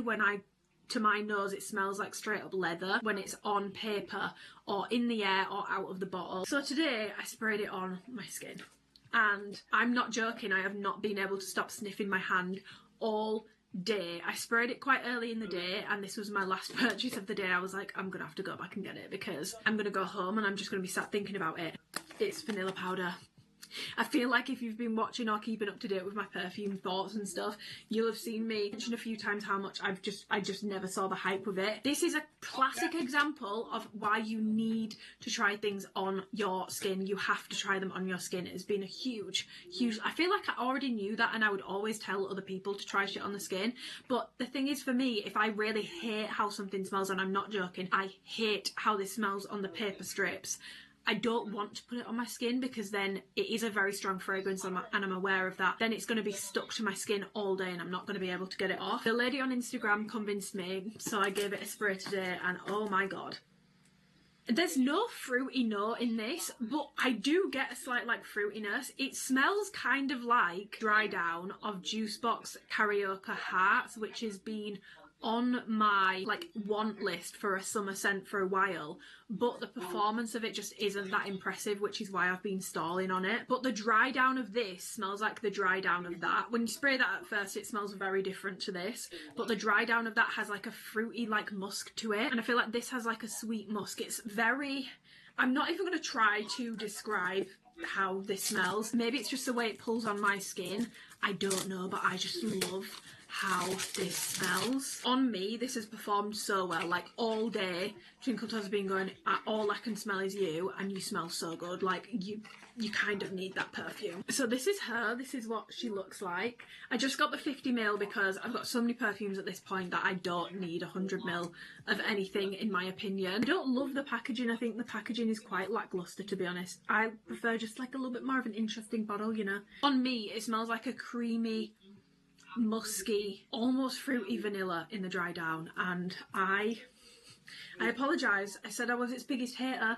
Turns out I'm its biggest fan. Who would have thunk it? Literally not me ever, because I have never liked this any time I've smelled it until I tried it on my skin. It's got like almost like a coconutty tropical vibe. I'm going to put this stuff away and do a little bit of work, and I will catch you guys, honestly, probably tomorrow now at this point, because I've got shit to do. Yeah. I'm about to say good morning, but it's not actually the morning, it's the afternoon. It's about 12:30 and I'm about to get ready for the gym, but I feel like I really need to show you guys this makeup thing, because I feel like I keep saying to people I'll include it in a vlog, and then I've not included it in my past 2 vlogs. So I'm making the dedication to first of all get ready for the gym, and I'm just going to show you guys how I do it. I've been working all morning, I've got all my check-ins done. I recently changed, I don't know if I mentioned it already, but I've recently changed how I do my check-ins, and it's working so much better for me but also for my clients. So I used to do it where people would need to send it over by 12 p.m. on a Tuesday, and I would just respond on a Tuesday, but it kind of meant if I wanted to get started in the morning, check-ins were sort of coming through like in drips and drabs. So I would kind of like think I'm done with being up to date, and then more would come through, and it would just, I'd find it really hard to have like structure in my day. And there's also quite a few people who would check in late, which I know that everyone's busy. I try not to chastise people too much for it, but when it's consistent, it was just making it really hard to have any kind of structure to my day. So I actually made a change, which is now all my clients check in on a Monday, and they can check in at any time they want on a Monday. They have all day to do it, all day to answer the questions, all day to get their progress pictures done, all day to get their tracking up to date, and then Tuesday I respond. So I don't respond on the same day anymore, but what it's meaning is I wake up on a Tuesday morning and I've got every single client's check-in ready to go, and I can just wake up, obviously have breakfast and stuff, but then just get to work on them. So that's what I've been doing all morning, a good few hours of check-ins, and now they are all done, and now I'm free to go and train. And I just feel like it's working much better, because on Tuesdays I would honestly feel really guilty if I'd responded to all the check-ins that I had so far and then like gone to the gym, and then whilst I'm in the gym check-ins are coming through, I just had like a massive like guilt complex about it, like I felt really bad. So I don't get that this way, because when I go to the gym, my check-ins are done. It also means then, because everyone's getting a response in the morning, they can come back to me with a response to my response, and then we can have a bit more of a dialogue in like a shorter space of time, if that makes sense, which I think just helps with like flow of conversation, getting people, especially with new clients, getting them more comfortable talking to you. So in terms of what I've been doing, this is Katie Jane Hughes. I mean, she didn't invent it, like apparently it's something that makeup artists do a lot, but I'm going to credit her because she is the person I've seen talking about it, and that's where I got it from. So that's who I'm crediting. So I just take my foundation and I pump it into the palm of my hand where it's nice and warm, and then so I've seen some people do it where they prime like the whole blob of foundation into the brush straight away, but what I do is I'll like take a little bit, and then I basically use my hand as a palette and I go like this. Can you see how I'm like, it looks like I'm putting foundation on my hand, but I'm not. I'm actually just priming it into the brush. So now my brush has got foundation on it, and then I go in from there. And the biggest change that I have noticed since I started doing this is I've always been a big fan of natural looking foundation, but my god, it really stops me from over applying my foundation, because other than like the slight issues that I do have flare-ups with, I've always had quite even skin, and to be honest, I use foundation more for colour because I fake tan, so I need to match my face to my neck. So I've always used foundation more for colour rather than coverage, but I just feel like, especially with the Charlotte Tilbury skin tint having to be retired because it's causing this all around my mouth, and I've worked out that is the culprit. Very sad about it because I love how it makes my skin look, but that is the culprit, and so it has to be retired. I love my Armani Luminous Silk, and to be honest, generally speaking, it's not actually a super heavy foundation, but I don't want foundation on every single day, and I'm finding that how I'm doing this with my Armani Luminous Silk is making my foundation sit and feel more like a skin tint. I'm not using so much product, I'm not like completely masking my face anymore, and I feel like, especially as I'm coming into summer, like my freckles are coming back out again, it's just nice to have these things sort of like a little bit more on display, you know. I just feel like it gives a much more natural finish. It does take some getting used to. When I first started doing this, I felt like I'm not putting foundation on my face, it's just being painted into my hand, and I didn't feel like it was working, and I was using like loads of pumps of foundation because I felt like I needed more. But when I actually just trusted the process, when I've finished my full face of makeup, it looks so much better doing this priming method. Now I do think if you want a really full coverage look. I don't know if you will love this method, but if you prefer a more skin-like look, this is honestly genius. Also guys, it feels illegal coming on here, I'm going to say on a morning, but it's not the morning, it's the afternoon, and not having heatless curls to take out. But I actually didn't sleep with them in last night because I feel like my gym might be quite humid this afternoon and I just want my hair up and like out of my face. So I'm now doing the exact same thing. You've just seen I've basically taken my concealer and put it on my hand. I've had to take my Aura ring off whilst I do this, otherwise it gets all over it and it's just a bit gross. So you do the same thing again, just getting the concealer primed into the brush like so. Guys, I used to want to do like makeup YouTube videos so bad. I feel like I'm living my best life right now. And then start applying. And the one thing that I've learned from her as well, which I'm finding really helpful, is I start lower, because if you start higher up, it basically goes into all the folds and creases. Wherever you start is what's going to deposit the most product, basically. So if you start close to your lash line, obviously naturally you have more creases there. You have that sort of like bag under your eye. So you don't want to deposit the most product there because you are going to be much more prone to it settling into wrinkles, fine lines, or just like the expressions that you make throughout the day. Like when I smile, you can see that I get that sort of thing under my eye, which isn't anything to be self-conscious of, by the way. That's completely normal. It's not a wrinkle or anything. It's just the expression that a human face makes. Shocking stuff, I know. But if you put thicker product down there, it's going to look worse through the day as it sort of wears. So that's been another huge tip. And I just feel like my skin feels so much bloody lighter. Now I'm just going to take some tissue paper because I feel like I've got a lot of product on my hand and I don't want to mix my bronzer in with my concealer because I feel like the concealer's so light it'll make my bronzer go grey. So I'm also now doing the exact same thing again. So this only really works with liquids and creams. Obviously powders it's not going to work with. So I'm just going to go like this with my Nude Sticks bronzer. Get it in my hand. The only thing I find really off-putting about Nude Sticks bronzers, tell me if I'm going crazy, but, and again, I'm just using my Hourglass brush and I'm just lightly priming my brush and then going in.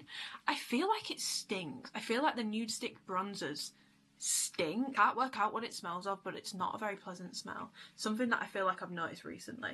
And I only got that a couple months ago, so it's definitely not gone off, and I feel like they've all smelled like that. I am sweeping because I'm trying to get ready in a bit of a rush, but generally you want to tap because the more that you swipe, it just moves around the product that you've put on underneath and it can make it look a little bit patchy. So you want to try and tap where possible, but again, you just get so much more control. I feel like sometimes my bronzer before, especially now that I'm going to go into my cheeks, I feel like before it would sometimes just look so harsh because you can sort of see where I've put the lines on my face even when it's really well blended.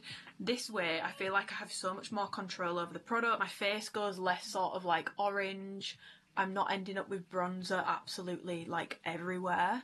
And I just feel like it looks so much better. So this is how I do that method, and that's all I prime with. You can do blushes as well, but honestly, I feel like my House Labs ones work better just applied straight to my face. So I do still apply my blusher just straight onto my face, no priming, and then I just go back in with that foundation brush underneath just to make it a little bit more cut on the cheeks. And then yeah, just have some like wipes or toilet paper to hand so that you can, especially if you're like me and you wear like light tracksuits, just have something to hand so that you can just wipe that away. But I just feel like this camera isn't honestly the best to show you on because I feel like it's just not high enough quality for you to see, but I'll pop in some pictures and you guys can see how nice this makes my skin look. So we're going to continue on with my makeup. I think today will probably be the last day of this vlog, and then I think I'm going to start another one on Thursday because we actually have some like exciting like Alphalete meetings with like the entire team, and I probably won't be able to include the audio of what that's about. I don't know what it's about, but I feel like that could be some fun behind the scenes of work stuff. So I'm going to start another one, but I'm not going to include it in this one because I just feel like that's then way too much for one vlog. Plus tomorrow I have therapy and I've got quite a lot of work to do tomorrow. I need to start editing this vlog, so I'm probably going to end my filming for this vlog today, but I am definitely very excited to go to therapy tomorrow because I feel like I need it. I really struggle when I talk about this because I feel like it's a bit of a touchy subject, and I feel like it can often come across in the wrong way, and I don't want it to, but I just want to speak candidly about it. I did make a TikTok about it, which was a big mistake, but I go through these phases where I don't know if it would be an existential crisis, but that's how I would describe it. I get like existential crises about how like limited and like finite life is, and especially when it comes to my parents, I think about their age a lot. I go through phases where it's not in the forefront of my mind, and then I go through phases where it's all I think about, and it feels like my chest is really tight, and it feels like I just feel like I'm under this crushing pressure of life being on a sand timer, and I like think about being a child again, and I just think about how it's so sad how fast that time's gone, and how I'll never get that time back again. And it's just a really like grim and depressing way of thinking about life, and something as like matter of fact as the fact that we're all gonna die one day, babes, and that includes everyone that you love, which is an interesting concept, and I feel like some people don't think about it at all. I feel like I've always been more prone to think about it, and I've spoken to my sister about this, and she's the exact same way, because I have grown up having older parents. So for context, when I was born, my dad will have been 53 when I was born, and my mum was 41 when I was born. So my mum is definitely on the older side of things. But my dad in particular is on the much older side of things, because my dad's that age, like when I was 18, my dad was like 71, I think. Am I getting my maths right on that? Yeah, my dad will have been 71 when I was 18, so it's something I've always been conscious of. Kids are fucking awful. I did have someone once in primary school say to me, like, why does your granddad drop you off at school every day? And I was like, that's not my granddad, that's actually my dad. When the topic of, it sounds awful to say it, but when the topic of like how old are your parents would come up, or like what do your parents do, because obviously my parents were much older, so like when everyone's parents still had jobs and everyone would talk about what they do, mine were retired because they're older. And when the topic of like how old are your parents would come up, I would honestly, because people were so cruel about it, and every time I would say my parents' real age, the reaction was always so like, oh my god, like that's older than my granddad, as if I'm not aware that I have really old parents. Like, people were just honestly really mean about it. It got to the point where when age would come up, I would very often say, I'm not sure, like, no, I was very sure. I was actually very aware. I probably knew my parents' age better than anyone involved in those conversations, but I just didn't want to deal with people making such, honestly, really fucking annoying remarks. Like, thank you so much for pointing out the fact that my dad is older than your great-great-granddad. That makes me feel so much better. Oh my god. Nice. So I've always been aware of it. I've always sort of done the really dumb thing, which I know is dumb because I've lost people younger than my parents. I've lost people the same age as me. I know it's dumb, but doing the whole thing of like, oh, well, we've probably got like X amount of summers, X amount of Christmases, X amount of birthdays left. I feel like my emotions are very highly charged around birthdays, Christmases, etc. for that reason. I cry every single year on my birthday. I cry every single Christmas. I just feel this like crushing weight of time just running out, and I've always felt like that. And I think everyone feels it to an extent, but I would say it's definitely not normal.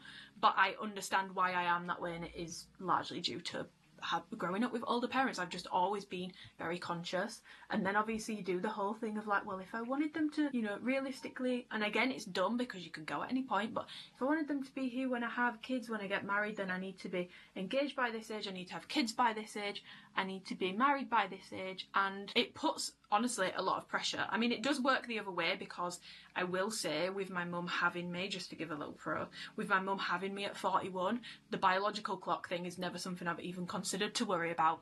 And that's incredibly naive, because just because my mum could conceive at 41, it doesn't mean I would be able to. But it's just something that I've never considered something I need to worry about. I've never, ever, ever, ever, ever worried about it. So it does work both ways. Like, there are some, like, pluses to it. But from, like, a them being here point of view, it is something that I think about. And there is also a little bit of me, because I've always not been sure if I want kids or not, but the more that I sort of unpack those feelings and thoughts, I do think a lot of it is because I'm honestly quite scared that by the time I'm ready for that, I won't have my parents, and I'm not sure that that is something that I would want to do, or I just feel like that would be awful. Like, I don't want to get upset, because I feel like every time I talk about it I get upset, but like, even like marriage, like, I've always really wanted to get married, but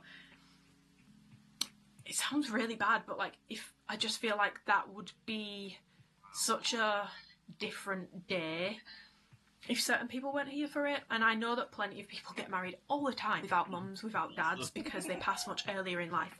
I know that that's a possibility, but it's just something that I've always thought about and always been very aware of. I probably have it like 4 times a year. One of my quarterly existential crises is about it at the moment, so I feel like I'm definitely in need of a therapy session tomorrow, because it's to the point where like I will be driving and I just start thinking about it and I just start crying. Like I went for a walk on the canal like last week and I started thinking about it and I just started crying out of nowhere like a literal crazy bitch, and it just makes me, I feel very tearful, if that makes sense. Like someone could say, are you okay?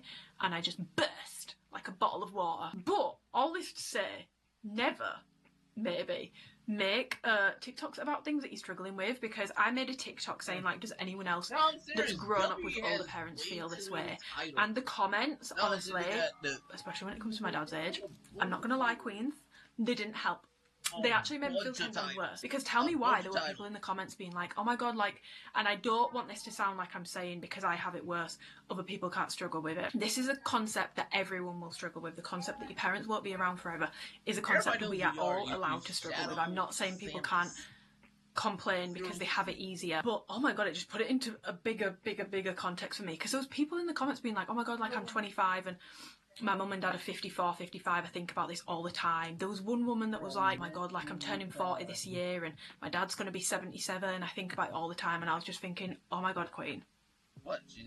When I'm 40, my dad would be 93. Like, that comment section low-key called my dad ancient in like 6 different languages. I was like, oh, no, thank you so much, guys. You've actually just confirmed I actually have ancient parents, according to this thing. And there was one person that I actually did reply back to, and I was like, oh my god, like I wish, you know, my parents were this age, like this is how old mine were when I was 18. And she was like, bro, what the fuck? And I was like, nice. Again, thanks, I've literally had this all my life, but this is what I mean when I say growing up with older parents. If you get it, you get it. If you don't, you don't. But it's just something I've always been aware of, and sometimes I'm fine with it, sometimes I'm not. And I know what everyone's gonna say, because it's what everyone says, and that is, life isn't guaranteed. Trust me, guys, I know more than anything, life isn't guaranteed. You can go at any point. You could go at 20, you could go at 6, you could go at 40, you could go at 55. You can't assume that because your parents are a certain age, they're going to be around for longer. You shouldn't assume that because your parents are a certain age, they won't be around as long. You know, people can live to like 100 nowadays with like a really decent quality of life as well. I understand that. I am aware of that. Trust me, I am more aware of that than some of you may even know. It's never been something that is able to calm my anxieties about it or make me feel better, and I feel like that's because I know it's not logical. I know my thought processes and the way I think about it isn't logical. That's why it's anxiety, because it's completely lacking in logic and it doesn't make much sense. It's anxiety, but I feel like you can't fight anxiety with logic because it's not logical. And I don't want, oh god, I feel like I'm very conscious because I know that I have people who watch my videos, who follow me, because when I talk about it I get a lot of response, who have older parents as well, and I don't want this to like trigger anyone into going into a downward spiral, because guys, there are so many pros to having older parents. Like I've been, because my mum and dad are older, they obviously retired whilst I've been younger, so I've had probably a lot more time spent than some people would, because my parents are at home all the time. You know, my parents have an insane amount of wisdom. My dad has an insane amount of knowledge. Like, please, the man was born the year after World War II ended. Like, he's incredibly interested in history and politics anyway, but not only is he interested in it, he has lived through some really significant shit, and the wisdom he has is phenomenal. The knowledge he has is phenomenal. Unfortunately, the reality is, no matter how many times people try to knock logic into me about this, it doesn't help.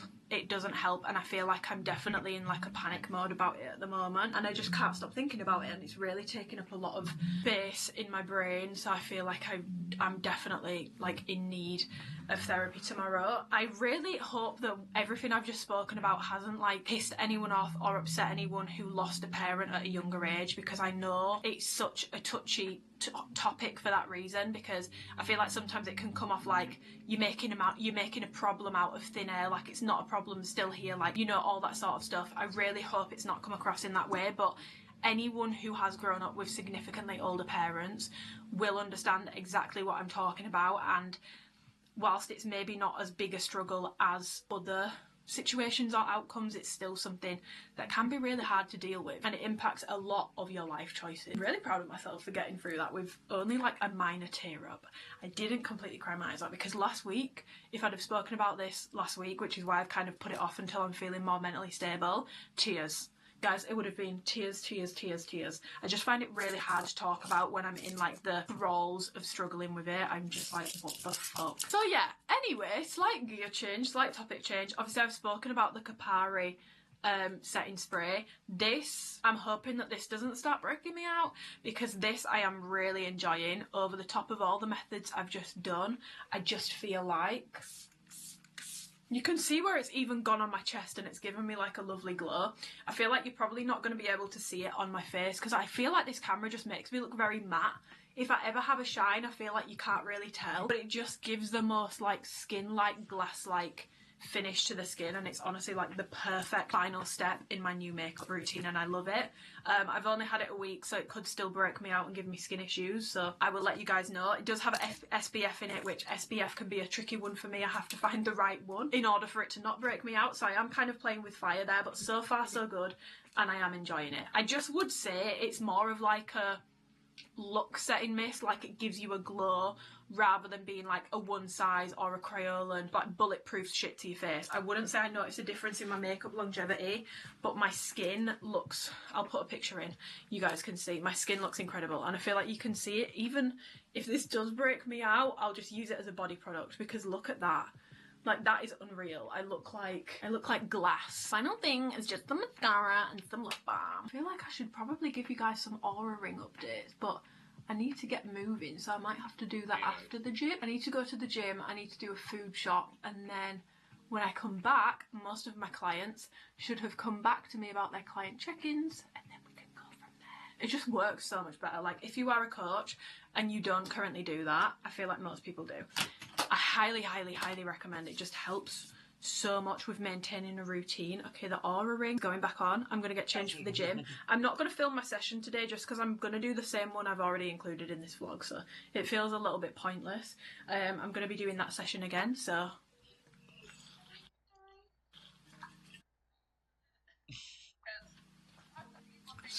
let's go to the gym. Okay, I've just got to the gym and I'm about to go in, but there is something that I want to talk about, just because I really want to help them be able to, I'm trying to like rest my camera down, I really want to help them be able to raise as much money as possible, because Jensen was one of the best people. I've started talking without giving background, but I honestly find it really awkward and uncomfortable and weird to talk about. I've not really spoken about it a ton on socials, but last year, pretty much almost bang on a year ago, Jensen sadly passed away, and he was one of the best people I've ever known. He was in the year above me at school, and I have a lot of really lovely memories of Jensen, but one of the things that always sticks with me was there was a group of lads in the year above at school that were just fucking wankers, like they were arseholes, and he would always make light of the situation, or like when they were being dickheads to me, he'd like take the piss out of them back, and he always really stuck up for me, and he would always he could just make light out of any situation. Like,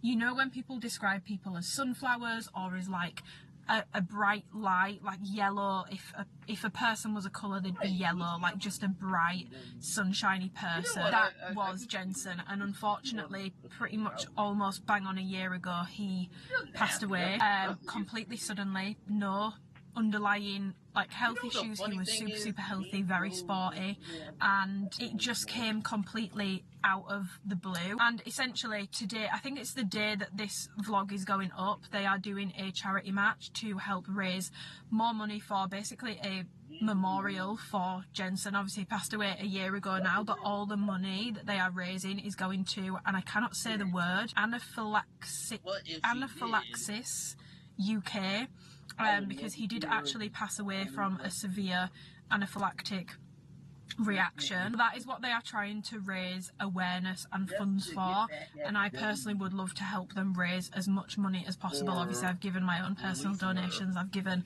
donations for them to have for the raffle as well for the day, but I would love to help raise more funds. Yes, like guys, even if you can only give £1, like if 100 of you gave £1, that's £100. I'm not saying you need to put like £10, £15, £20 in, but even if you only gave like a couple of pounds, that's going to add up the more people that do it. And I just feel like he was one of those people that would always be there for you. He would always stick up for you. He would always want to see the best for you. Like, he was so supportive of me, like so supportive of what I was doing with socials, with my coaching when I went to uni. Like, I went back through all our messages after he passed away, and he was just like such a genuinely lovely, wonderful, kind, supportive, sunshine person. Even if in speaking about it we're not able to raise more funds, even just raising awareness, because this is something that I wasn't aware of, and I feel like in, you know, raising funds for the charity, even just raising awareness of the fact that these things can happen and making people more aware will hopefully make people care more, be more giving towards these charities, because it's very not well understood, it's very under researched and very underfunded. Like, I'd never actually heard of it before this happened. I don't know if that was ignorant of me or not, but I'd honestly never heard of it. And yeah, I find it really awkward and really uncomfortable to speak about, so I hope that I've not come off too awkward, but I just feel like he was so like I said, he was just so supportive and such like a wonderful person that I feel like the least we can do here, the least I can do, is talk about it, talk about him, try to help raise, sorry, I really don't want to get upset, try to help raise more funds. I also appreciate that this is in stark contrast to the conversation I've just had, but that was kind of what I was getting at when I was saying, trust me guys, like, I know you can go at any age. I'm gonna leave the link to donate below. I will also leave some information about the charity as well. Like I said, every little help. If you're not in the position to give, even just like talking to your friends about it, like making people aware of it would be amazing and incredible. Aside from that, I guess just a reminder that like tomorrow is not promised, it never is, regardless of age. And like I said, I feel like I was just living my life kind of on autopilot. It really did shock me, and it definitely like jump started a lot of changes in my life for me personally. And if there's anything that you're gonna take away from me discussing this, I would love for it to be like, you are not guaranteed time. Like, if there is something you want to do, have a good fucking crack at it. If there is someone you want to see, go and see them. If there are friendships you want to work on them. If there are relationships you want to work on them. Make sure that at every opportunity you're letting people know how much you appreciate them, how much you love them. If you want to see someone, if you want to spend time with someone, make that time for someone. Go and see them. Be forthcoming with plans with people. If you want to start a business, go and start a business. If you want to go and run a flipping marathon, go and run a flipping marathon. Don't assume that you are going to have the time to do the things that you want to do in 5-10 years. Like, the only thing that you are promised is right now, so make the most of that. And I appreciate, like I've said, that's in complete contradiction to everything I've just said, but that's why I said it's kind of like an anxiety thing. It doesn't really make much sense and it's completely lacking in logic. So yeah, I'm gonna leave the link to donate below, but thank you for listening to me talk about that. Thank you for donating if you do decide to donate, and if there is anything that you do outside of that, I will just let it be, live in the moment and get everything out of life that you want to get out of it. Be a good person, be fucking kind to people, and if there's something you want to do, just go and fucking do it. And right now, I'm gonna go to the gym. Okay, back from the gym, hence my hair just being shoved in a bun.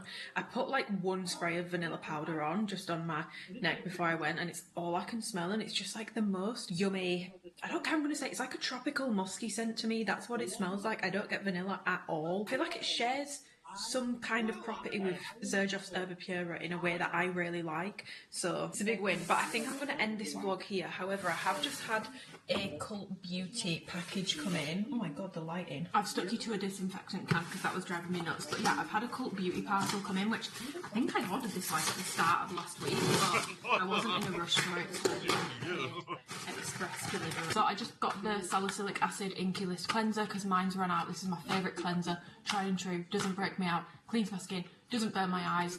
I just find that if I'm ever having issues with my skin, this is what I go back to, and I've been using it again for months now, so I love this cleanser. And then I bought this, another body cream. Not great, I know, I really need to stop buying them, but I saw such a positive review of this on TikTok, and you guys know I love my Patrick Ta Body Glow product, so I was just really excited to try it. This was extortionately expensive. I will say the packaging is very like big and bulky. It's a very big package, and I mean, I guess it reflects in the price, but this is very expensive. But I'm gonna test it out and I'll let you guys know what I think. But ooh, first impressions are like, it smells like straight up perfume. I don't know what perfume that smells like. Oh, it's like a hard butter. Can you see how when I'm rubbing my finger in it, it's not like picking much up, it's more like that.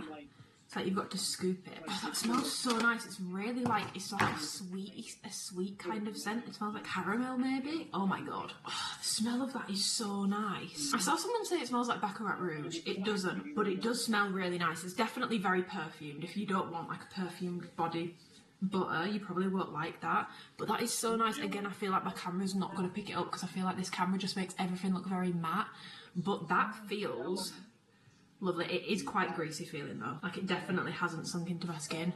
I'll obviously have to give it more of a go and then I'll let you guys know what I think. But yeah, it's the Major Glow High Shine Skin Perfecting body cream. It'd be really nice on holiday.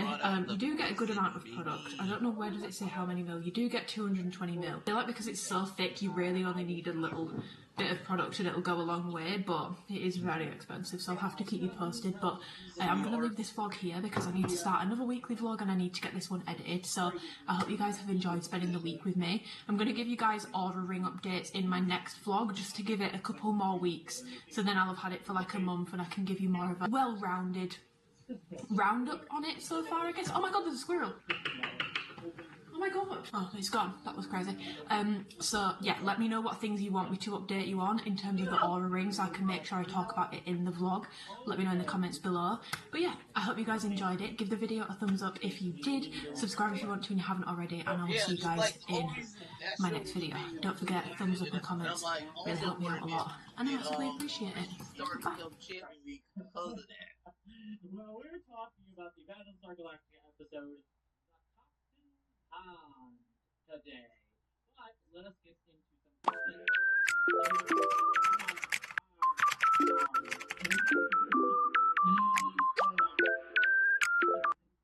I mean, many things.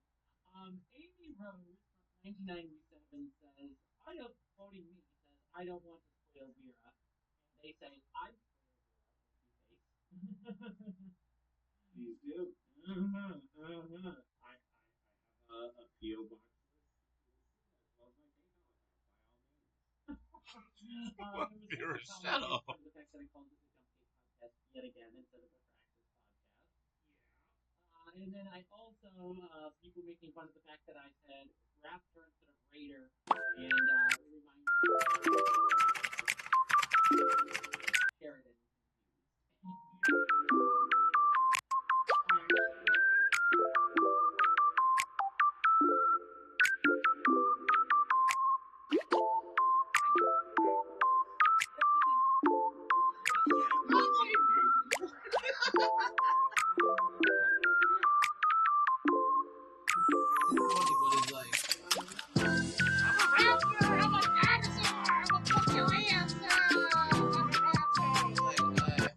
My channel sucks.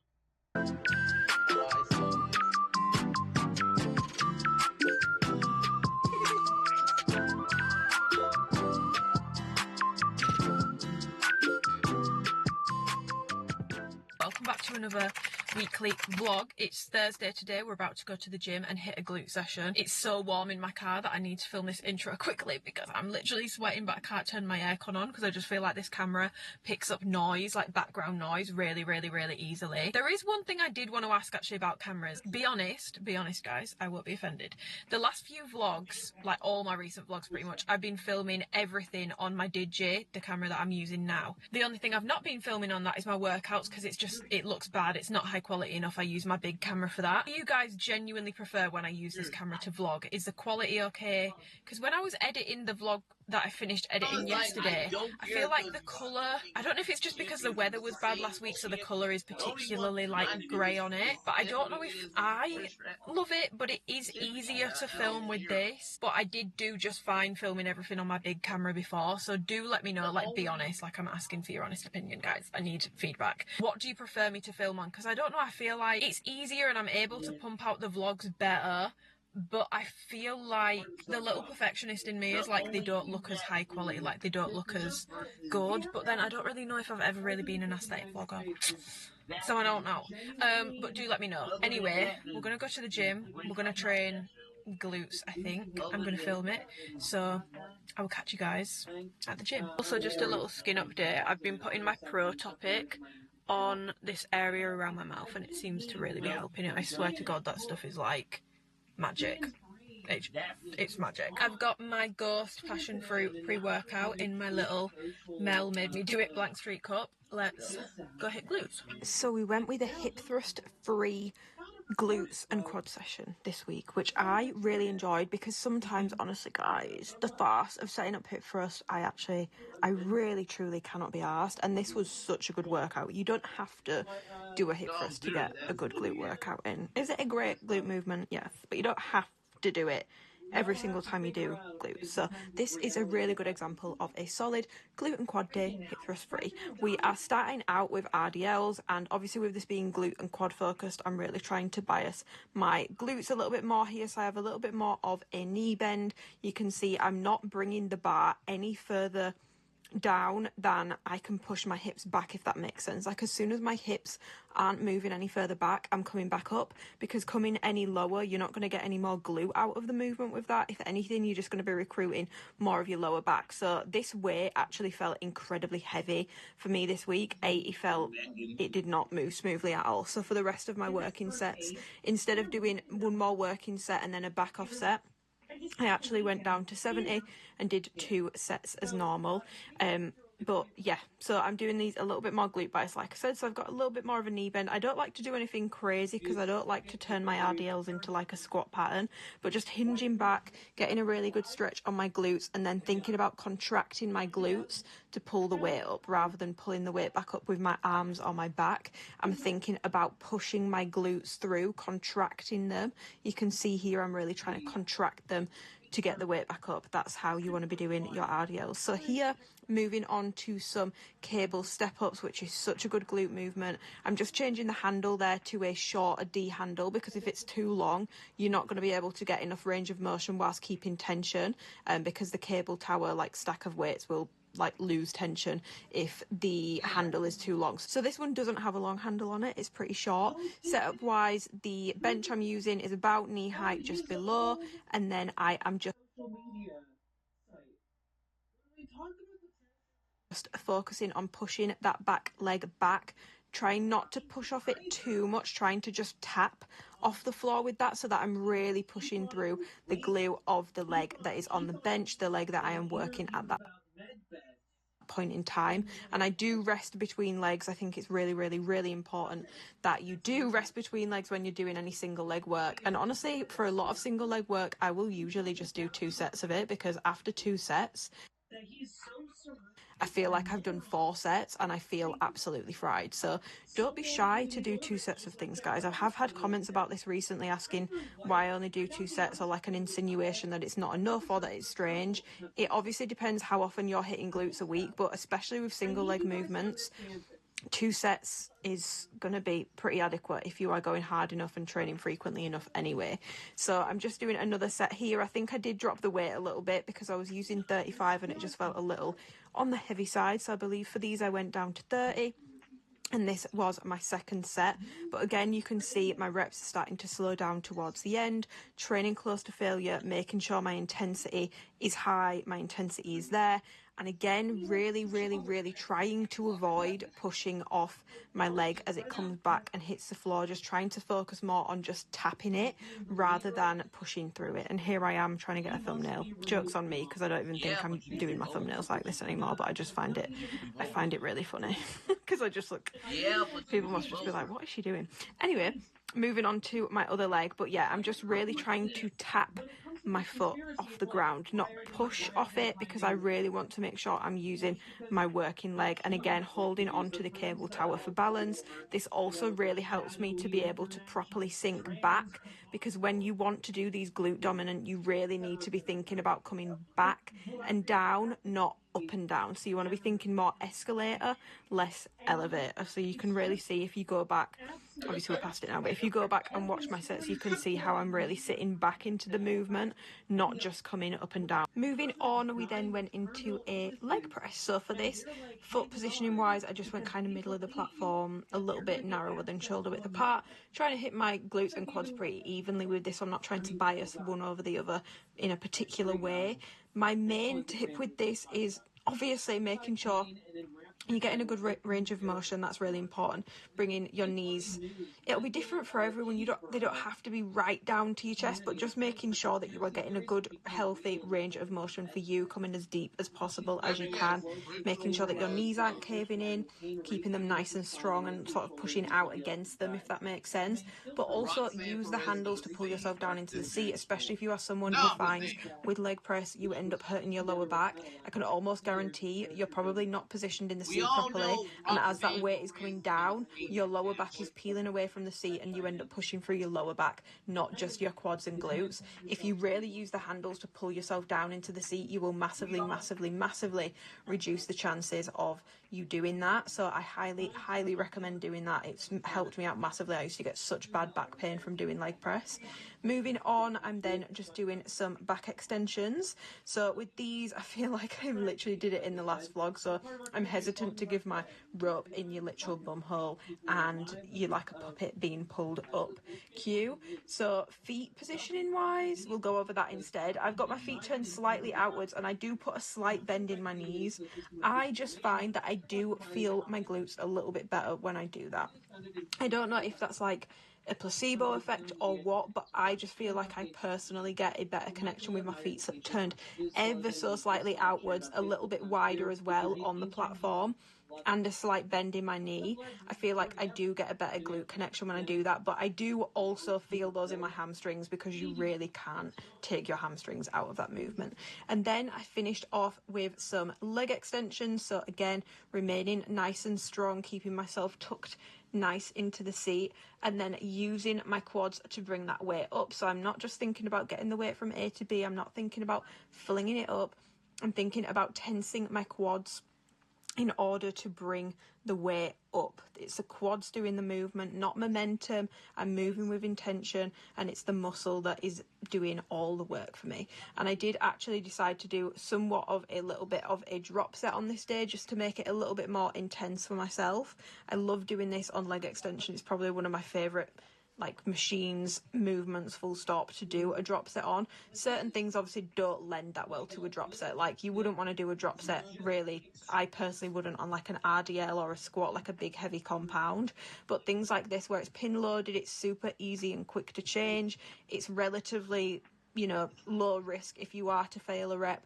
Those are the sort of movements that are going to lend themselves better to drop sets. They're a really good way of intensifying your workouts, but I just wanted to note that because I don't want people to see me doing drop sets and try to incorporate that into, you know, every single movement that they're doing, or try to do it with a movement that's not going to be as safe on.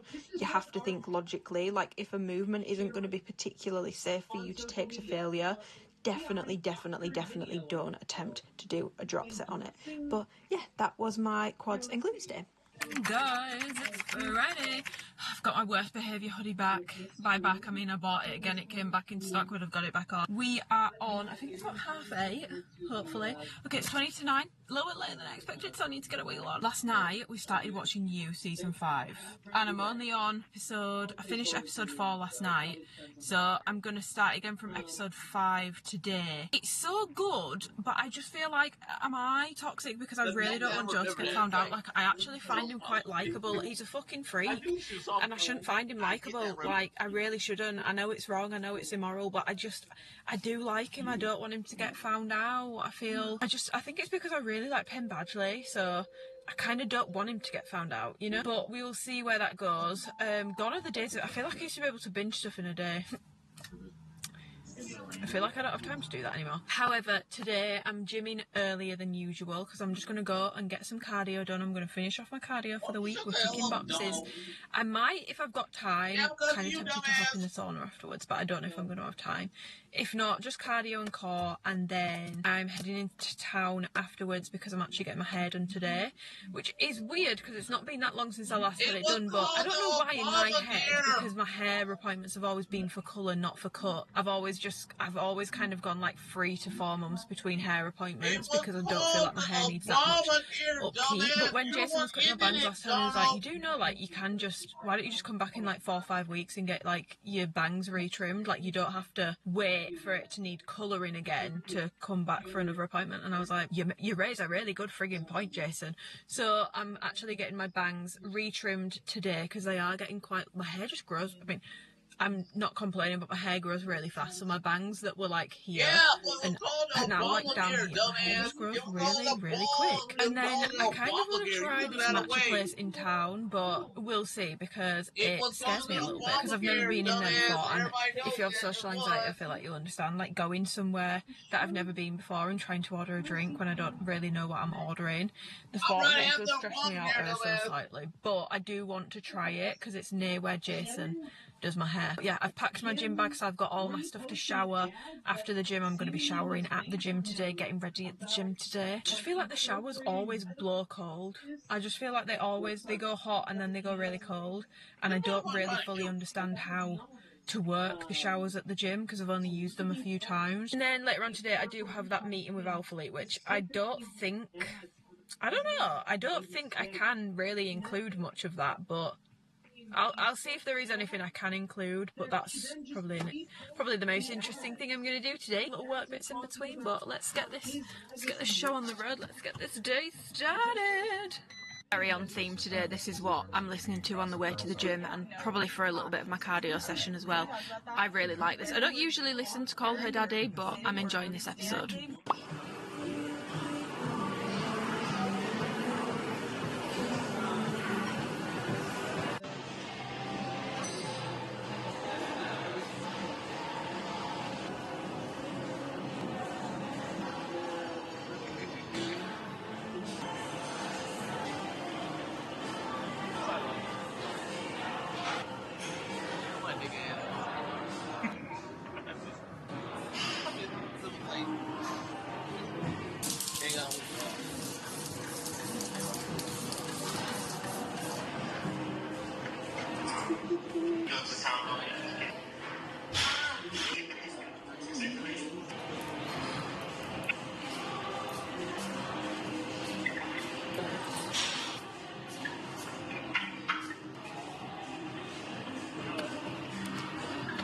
Showered, as you will have seen, and got ready at the gym, and we are now ready. I've just come into town, parked in Victoria Gate, my favourite car park of choice for when I'm getting my hair done, because that's where Jason works, and I'm a little bit early, and my appointment isn't until 11:10, so what I'm thinking is, there's a matcha place I really want to try. I'm going to butcher the name, so I'm going to pop it on the screen here, but they do like the nicest looking matchas, and I feel like it's going to be very authentic matcha as well, so I'm going to go and see if I can grab a strawberry matcha latte with oat milk. I'm hoping I'll be able to. It opens at 11. Like I said, my appointment for my hair is at 11:10, but that gives me 10 minutes to get a matcha, you know. I hate being the first person in somewhere, you know, like I don't want to be like stood outside the door, so I'm going to go at like 11:01, and then that gives me 9 minutes to grab my matcha, and it is literally right near where I get my hair done, so I should be fine. But let's go and see if we can get a matcha.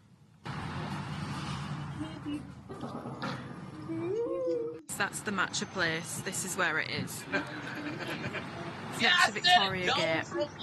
They've got all these strawberry options, and then the menu's like this. I hope he die.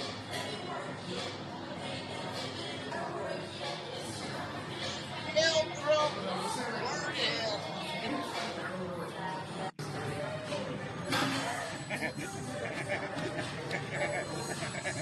And then also your fucking business. Said all the parents don't give a fuck about the business.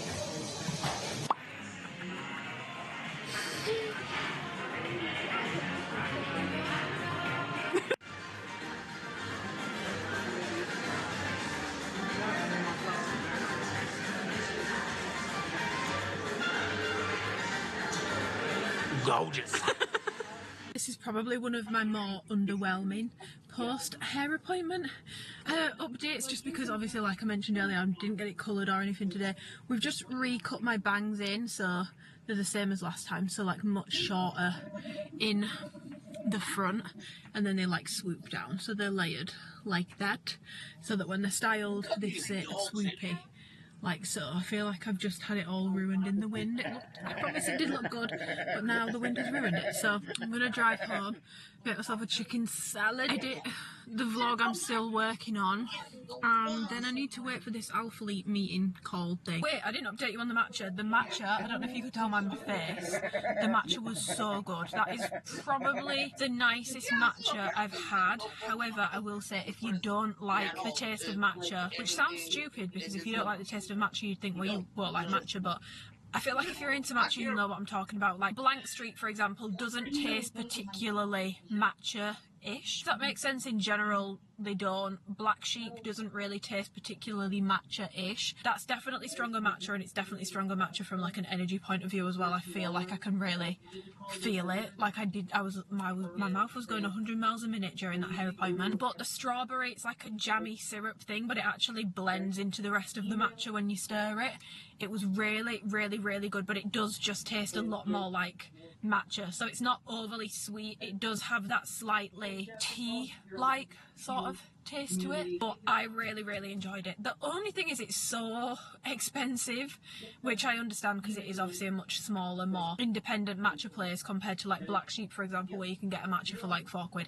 It was £6.80 for a medium, so it is quite expensive, but I would go again, and that is probably my favourite matcha I've ever had. I highly, highly, highly recommend. Okay, let's go, because I'm starving. I love it when I have a day where I have things that are set in stone at a certain time, because that's quite rare when you work for yourself and you don't do things that require like meetings at set times. However, obviously I've got this Alphalete meeting at 4 PM, it's 5 to 4 now, so I came home, made myself a chicken salad, and then I was like, I'm gonna have this weekly vlog finished by the time I need to hop on this meeting. I finished it and it's 83% exported, so it's nearly done. I'm not going to show you the intro because you will have already watched it by the time you watch this one, so it's pointless. But we've got another hour and 41. I just feel like it's so much more interesting. This is how I prefer to watch vlogs, and I'm just kind of having to go off what you guys are feeding back about the most. And also, like, I have to create stuff that I would want to watch as well. I love watching people's weeks because I just think in a day, like when I remember when I used to do daily vlogs, and I would literally like the night before have to really plan out what I was going to film and what I was going to talk about and what I was going to do to make sure I had enough to make a vlog out of it, because I just feel like realistically my life's not that interesting. But if I film over the span of a week, that increases the likelihood of something interesting going on by 7x, and you can't argue with that. You simply can't argue with it. So yes, I'm very happy with how my weekly vlogs are going. So I'm gonna go on this call. I'm not gonna lie, I hate group calls. They make me so anxious. Like my stomach is literally going like I just hate it. I feel like it reminds me of being back in school or stuff, and then like if someone asks you a question, oh god, it reminds me of being popcorned in at school. I don't know if you guys did popcorn, but we would be reading and then we'd popcorn someone in, and my palms, as soon as we started playing, like they're literally wet right now, as soon as we started playing popcorn, my palms would just start sweating, gushing with sweat, because it just makes me so nervous, because I just hate speaking in groups, and especially when it's such a serious work setting. It just scares me, but I don't think I need my camera on, but I've given myself like a nice little setup in the background just in case, because obviously I don't actually have a functioning desk. I just work at like the kitchen table or something, but obviously I live at home with my mum and dad. I can't ban them from the kitchen for an hour, especially because it's about to be 5 PM. They need to make their tea. We need to be mindful of that, so come in the extension. So we're making do with what we've got. We've got a fine little setup going on. Everything about this, I feel like you guys are going to think, Amy, you are a freak. This is what I'm like socially. It's so bad. Even overthinking it's 2 minutes to now, I'm like, do I join a minute before? But then what if it's only me and like one other person and it's really awkward? Or do I join bang on 4? But then what if I join at bang on 4 and everyone else already joined 2 minutes early, and then I'm the last one in there, and then I just feel like it's like more attention on you. My ideal scenario would be I join and there's already 3 people in there. I might have to put my hair up, guys. I'm sweating. Okay, I'm gonna count the call. Hi, I'm good, thank you. How are you? Oh, my microphone's not on. It's on now. I'm good, thank you. How are you? Hi. The rebrand's not to change who we are, to try to change our identity or what we've been doing, but it's more so to kind of realign and just really be intentional. Introduction to the new brand, logos, colors, we're going to be talking just the kind of basic motto, things like that. We've always had learn more, dream more, be more. That's always been our motto, our commitments and our acknowledgments to our shortcomings. So where we've fallen short in the past and what we're implementing to fix it. So this is the venue space. A lot of people have used the space. We'll be using the rooftop as well. It's very light and airy, and the good thing is it's got your blank canvas. If there's any information that's maybe excessive or a little confusing, this is where I want to sort of refine for Monday's call. Morning. I'm tearing up, which can only mean one thing. I'm watching TikToks of the London Marathon from yesterday.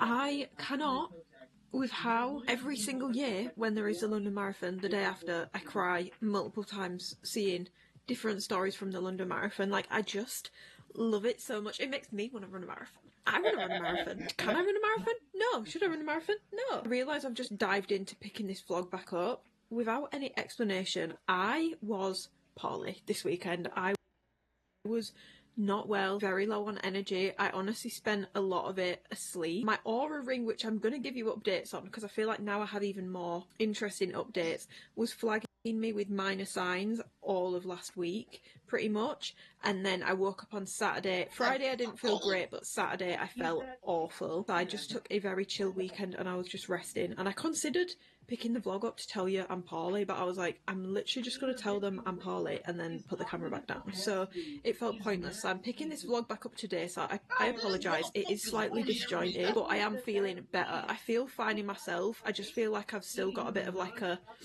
a bit congested, you know? I think it's perioral dermatitis, guys. I'm not going to lie. What do we think? But it's flaring back up again.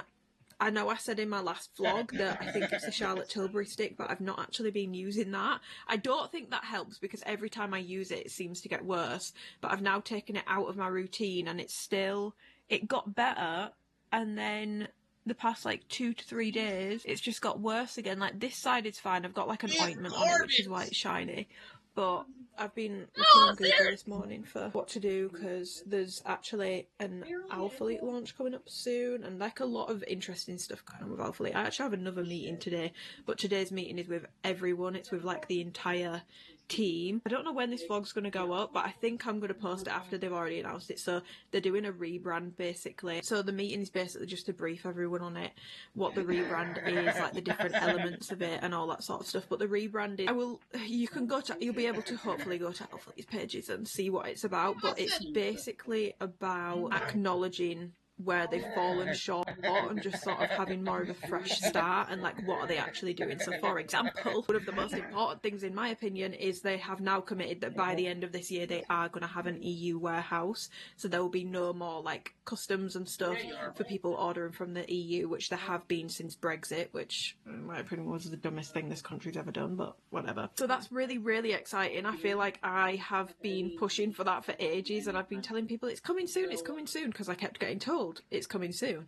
And I've been saying that for 3 years, but no, they're like making a full committal to it with the rebrand, so that will be coming this year. Some other cool bits. One of the most important things in my opinion is they're now going to be like partnering with charities every single month. It's a really cool idea actually. It's kind of like what I do with my socials where I will donate like a portion every month to a different charity. So it's a very cool idea. They're going to be partnering with different charities and sort of baking that into being a part of what they do. Yeah, it's Monday morning, it's 20 to 10 and I need to get dressed actually because I'm going to the gym. I'm going to go train. Not going to film my session today just because it's the exact same workout that I've already filmed that's already in this vlog, so that's the workout I'm going to be going and doing today. I was going to film a separate workout video for YouTube today, but I just feel like because I felt like so crappy over the weekend, I just want to go and have like a good training session and be like locked in for it. It's not that I can't do that when I'm filming, it's just that I do find it quite a bit harder to feel like, I don't know how to describe it, but just to clarify, this isn't snot or anything, I've actually got an ointment on. I've not done foundation today, I've literally just done concealer, blush, bronzer, eyebrow gel and mascara because I'm trying to leave this as clear as possible.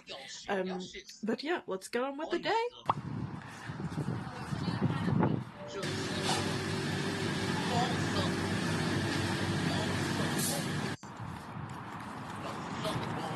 Okay, back from doing my food shop. I thought I would give you a food haul. I feel like I've not done that in a couple of vlogs, so I'll show you what I've got because I've got some different bits this week. First of all, I've already eaten these, but these are the Serrano ham crisps. They are 99 calories, just 100 calories, 16 grams of protein, and I really like these. If you don't like what I would term stinky meats, you won't like these. They do smell quite bad. They kind of low-key smell like dog food, but they taste really nice, and if you like things like Parma ham, Serrano ham, like normal, you will like these. If you don't, you might not. It's definitely an acquired taste, but it's just so unique as a protein snack, so I very much enjoy these because I don't really love beef jerky and stuff like that. Another bag of salad leaves. I don't think I ever do a food shop without getting these. They're just great to get in some extra micronutrients, bulk out salads, bulk out meals, for lazy days where you need to get your veggies in but you don't want to f everything up. They're just great. Sourdough for breakfast. Grated cheddar and mozzarella just for some beef bowl toppings in case I decide I want to add cheese to them, which I'm technically not meant to have because I do have a slight lactose intolerance, but we move. 2 packs of blueberries and raspberries. I just love getting these. It's my favourite thing to have in a yogurt bowl. I just think they work so well together. Love them. Sprouts and broccoli for some more micronutrients. I love, you've already seen me do this so many times, but I love air frying these with like peri-peri or Cajun seasoning. Same with broccoli, I love like frying it, I don't like boiling it, I prefer having it more like crispy. This salsa is the nicest salsa you will ever have in your life, like in terms of store-bought. Like even if I just show you what it looks like, you can see it's just pure actual tomato and it's so good. And I want to have some like beef balls this week, so I've got this as like a topper. I also got some spicy guacamole as a topper. Yogurt for my yogurt bowls, tzatziki for my salad bowls, buffalo sauce for my beef bowls because I don't actually have any. Bacon medallions for breakfast. I love these. They're super low calorie, super high protein. The best thing when you're trying to cook. Some cumin for seasoning beef and some Italian style seasoning for my chicken because I'm running low. Mince as my red meat sauce. First of all, it's cheaper than getting steaks.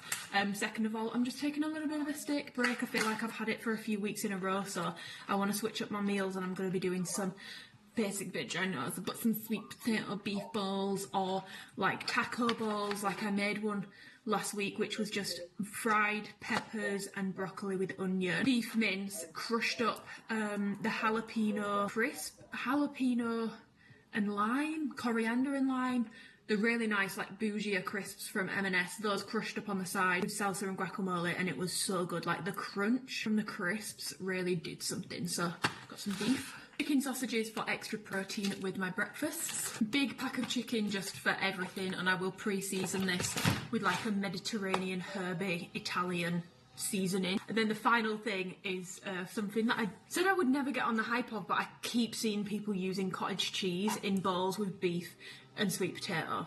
So I'm gonna try it. Do you know what? I might actually try it now on its own. This one says fat-free, but I feel like it's not meant to be fat-free. But I couldn't find any cottage cheese in M&S that just said cottage cheese. It was either reduced fat, fat-free, or flavoured ones, which I didn't want. So can someone tell me, is this meant to be fat? Is it meant to be fat-free? I feel like it's not. I feel like this means it's not how it's meant to be. I don't know. I don't like it. It's not wasted because I feel like my dad loves cottage cheese. He just seems like the kind of person that would love cottage cheese. So we'll give it a go. I'm actually really scared. I really don't think I'm going to like cottage cheese. I can smell it already and it stinks. To be fair, it kind of does just smell like Greek yogurt. I don't know what it's going to taste like. It's the texture. Like, why is it bouncy? Like, seriously. Like, look at it. Why is it bouncy and like clumpy? I'm honestly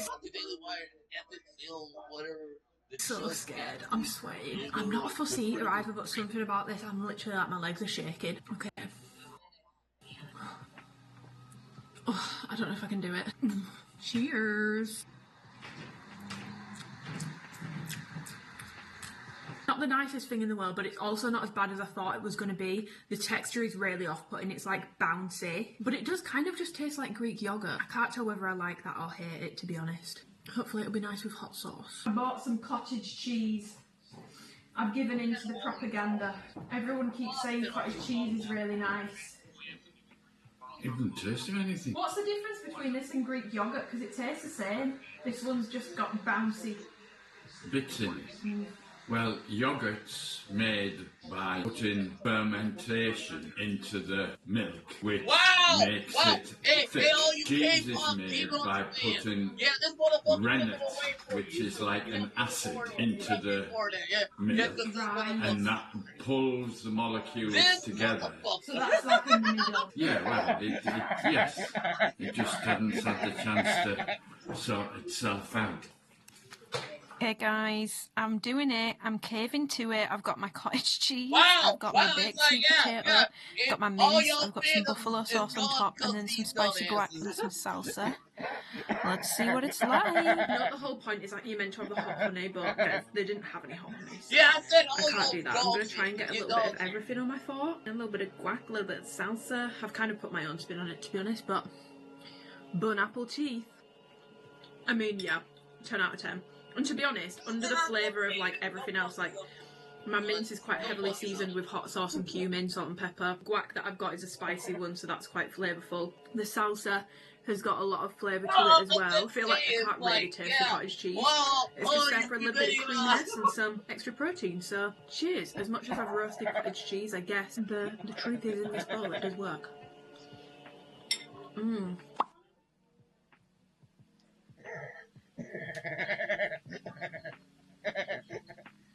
Yeah, I said it, y'all. Dogs. Thank you, everybody, so much for being on this call. This has been a long time coming, and we're all super excited. This rebrand that we're about to go over is the first rebrand Alphalete has ever endured. Really not about changing who we are, how we represent ourselves, but just honing in on more articulate and more specific with how we present ourselves as a brand. Our messaging, our logos, we want to be very clear about our commitments to our customers and even our commitments to you guys moving forward. And so that's what this call is going to be. So we're going to start off with the new brand visuals. This is sort of your first look at our new A logo. It's a refreshed identity built to match the strength, clarity, and energy of where we're going. 10 years in, we're entering a new season marked by our new A logo. This isn't just a design change, it's a symbol of our mission. To learn more, dream more, and be more. It's not just a shape, it's a standard. A reminder of where we started and where we're going next. The second big update here, our mission statement, a challenge to keep evolving, never settle, and raise the bar. You live that every day, and this rebrand's a promise to grow and move on with you. We know we've always had our learn more, dream more, be more for the last 10 years, and I can't really emphasize this enough, but I feel it's strong. I feel it represents Alphalete perfectly, and I'm very excited about this. Moving forward, every single product that Alphalete creates for men and women will fit into one of 4 categories, putting a lot more emphasis on additional rise options, additional length options, and additional full-length top options. Anything that really sold out quickly will be coming back, and every really 2 to 3 weeks we're going to be having something. If it's not a launch every 6 to 8 weeks, in between we'll be hitting Oh god. Good morning. It's about 10:30 and I'm actually about to go and get my nails done. I've been up since 6:30 doing my client check-ins. I spoke about this in my last vlog, but it works. I can't believe I didn't do this sooner. I don't know why I didn't do it sooner. It works so much better having everyone check in on a Monday because I can literally, like, as early as I like on a Tuesday, and the earlier I get up, the sooner I can get back to my clients. And also, if I do have something like, for example, today I've got to go get my nails done, it means I can get like either a good chunk of it done or get it all done before I go. This morning I've been able to get all my client check-ins done, which I'm really, really, really happy about. I literally woke up and just started tapping away straight away, and I was going to go for a run before I got my nails done, but I'm actually going to go after now because of course I fannied around and I was watching Beyonce Cowboy videos because it was the first night of the tour last night. I've decided I'm going to get my tickets today, so I'm really excited about that. So I've been watching those and on FaceTime to Twinkle Toes, but I'm just about to go to my nail appointment. I'm not doing anything interesting today, guys, sadly. I'm just going to be getting white French tips because we just got the launch brief for the next Alphalete launch, which is May 17th, and they're all very bright colours, so I just don't want any colour on my nail because I just feel like it would be nice, it's a nice idea to get them so it's matching one of the sets, but then it will clash with another one, so I'm just going to get plain white French tips, and obviously the whole rebrand thing, I've got content to shoot for that, so I just want plain nails for the next couple of weeks. But perfume wise, I'm going with a very light scent today. I actually wouldn't recommend that you go out and spend money really on Byredo scents. I just don't think they last, and it's not that every perfume has to last like 12 hours, but they are like £100, over £100. Like the big bottles are like really expensive. So for that price point, it's more of a price point thing. I don't think it's worth it, but I do love this scent. I used a lot of it last summer and then I retired it, but it's basically, it smells like if you were to pour rose lemonade into like an ice cold glass, and it's super fizzy, super carbonated. There's no like lemon or anything in the note of this, but that's what it smells like. It smells like a citrusy rose scent, and it's just so nice, and it's nice and light for going on a run because I can't be like choking myself up with like vanilla powder or Valaya exclusive or something like that when I'm on a run. It's just not a good idea. But I am still an oversprayer to my car, so there's that. It just smells so clean and fresh. I absolutely love it. It's such a nice scent, and I never see anyone talking about it. I feel like Mojave Ghost, Blanche, Slow Dance, Bibliotech, those are the ones that get the hype from Byredo, but this is really, really good if you want like a bright, fruity, floral summer scent. It's really nice. I feel like it'd be nice in a body wash if they do the body wash version as well. But yeah, little OOTD today. I've got my old Alphalete cap on. I love like the wash on this and the logo. I just wish it wasn't. I feel like it's puffy at the sides, which looks weird, but none of my other caps went with my outfit, so this is what we're kind of stuck with. And then I've got a core bra on with my racer tank over the top tucked in. And then I've just got on a pair of shorts that I'm testing. They're not Alphalete, so I'm not going to show you. It's just a pair of cycling shorts that I bought from another brand, but I'm testing them out to see what they're like. But obviously I'm not going to show you because it's not. And then I'll wear my Vomeros, and I've got some joggers on over the top just because I'm going to get my nails done first. And then I'm going to grab my Lulu bag to put like my phone, lip balm, etc, etc in. So yeah, I'm not going to do like a big run. I think I'm probably going to do the exact same run I did the other week. So that's the run I'm going to do. It's going to be nice and short. Me and Ebony kind of did it as a joke, but if we do get a place, we will run it. We'll put our names down for the ballot for the London Marathon 2026. Guys, the furthest I've ever ran is 5k, but if I got a place and I started seriously training for it, I could do it. No? Like, I feel like I could do it.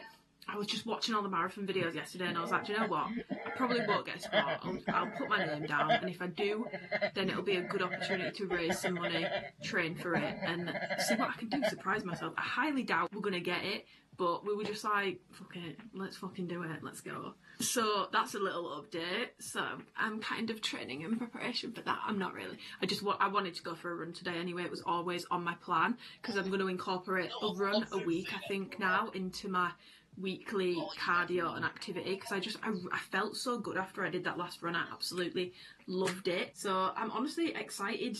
I'm not even really that excited to go get my nails done. I'm excited for them to be done so that I can be on that canal going for a run. I don't know if you can tell. I won't show you because I feel like I'd be doxing myself, but it's so nice outside today. It's going to be like 24 degrees. So no jacket today on the run. I'm running with my midriff out, which feels illegal. I feel like I'm always in full length tops now. I feel like I never have my midriff out anymore. And then today I need to do my accounts. I need to do my order for the new launch, which I'll show you sort of how I do that, because I find it's honestly actually a bit of a like minefield sometimes trying to make my selections fit in the amount that we can get, but I'm waiting for the team to respond. There's a couple pieces that I don't know what size I'd be, and because we don't have like a ton of selections, I can't get 2 sizes in every single thing. In theory, if the sizes are off, I could end up with half my order being the wrong size, which then gets very difficult from a content point of view. And I would like to really think about what posts I want to be doing for the rebrand and stuff today, just because I feel like, I don't know, I want to make sure it's me, if that makes sense. Like, I don't know, I feel like, yeah. Can you tell I'm overthinking it? That's not like me. As I've sat here, I feel like I didn't go hard enough. I feel like I want more perfume on. Okay, let's go. Actually, just before we go, that's another reason I've got my cap on. I've got really greasy hair and I've got I'm gonna look better in a cap, okay? That's just the truth of the situation. However, my imperial dermatitis, I've diagnosed myself with that, but I think that's what it is because I've been Googling it. She's flaring up, so I've got the ointment on, but you really need to avoid like being in the sun when you've got that on, so that's what I'm going with. But this is what cleared it up last time, so I'm hoping it works this time. And I'm not wearing makeup today. I'm going to give my skin just the chance to recover. I'm going to listen to Cowboy Car in the car. I wonder if someone's made a playlist of the set list yet. They probably have. I feel like Beehive are quick. I will probably listen to that in the car. Let's jam out. I'm in a very good mood today, guys. Very good mood. Don't know who I thought I was applying for that London Marathon ballot last night, but we move. My nails are done, and even though I've gone really basic, I feel like this might be my fave nail set in such a long time because I feel like they're so like sharp and really pointy. It's like a very pointy almond, and I love the fact that the French isn't like super skinny either. Oh, just listening to Beyonce pre-run. I love the fact that the French isn't super skinny either. It's like a little bit thicker. I feel like it's giving like 2000s Paris Hilton vibes in the best possible way. Anyway, we're about to go for a run. I showed this in my last vlog, but I really do love this Lululemon mini belt bag. This is the zip I was talking about last time. So when I put my phone in here, it's a Pro Max. It just about fits in. You really have to push it, but it does fit. But once it's in there, it doesn't move. So there's no like things banging around in the bag, especially with your phone, with it being so heavy. But then in the other side, there's another zip pocket where I have room where I'm going to put my Friday's lip balm, just because I feel like my mouth goes so dry because I don't take a bottle of water with me. I'm just such a seasoned runner, I don't need it. I'm not. And then obviously my car keys, which have got a massive fuck off capybara on there. That was a real brain fart moment, so I obviously don't really want to be running with these in my hands, so yeah, don't feel like I'm seasoned enough for a vest. I also don't really love how they look. Obviously if I needed to wear one, I would wear one, but I feel like because I don't really love how they look, I'm with my little belt bag, and it just looks so cute, zipped around me. So yeah, we're going to try for... I'm just going to run until I feel like I can't run anymore, which will probably be about 3k, 3.5k. I'm going to basically do the run me and Twinkle Toes did the other week, but the other way around. But I'm so excited. I'm going to take a final gulp of water. Let's get this show on the road. I warmed up at home. Dynamic stretches. I always just follow TikTok stuff because when it comes to running, I know how to warm up for weight training, but I feel like running warm-ups are a totally different kettle of fish. Someone just slammed their door and it shook my whole car. They're a very different kettle of fish. So I prefer to take a professional's advice. There is nothing wrong with that. So I always just use TikTok for warm-up advice. Lots of dynamic stretching, stretching out my calves, doing the little like bouncy things on my toes, all that good stuff. I will leave some examples linked below. But yeah, let's get this run. Yes!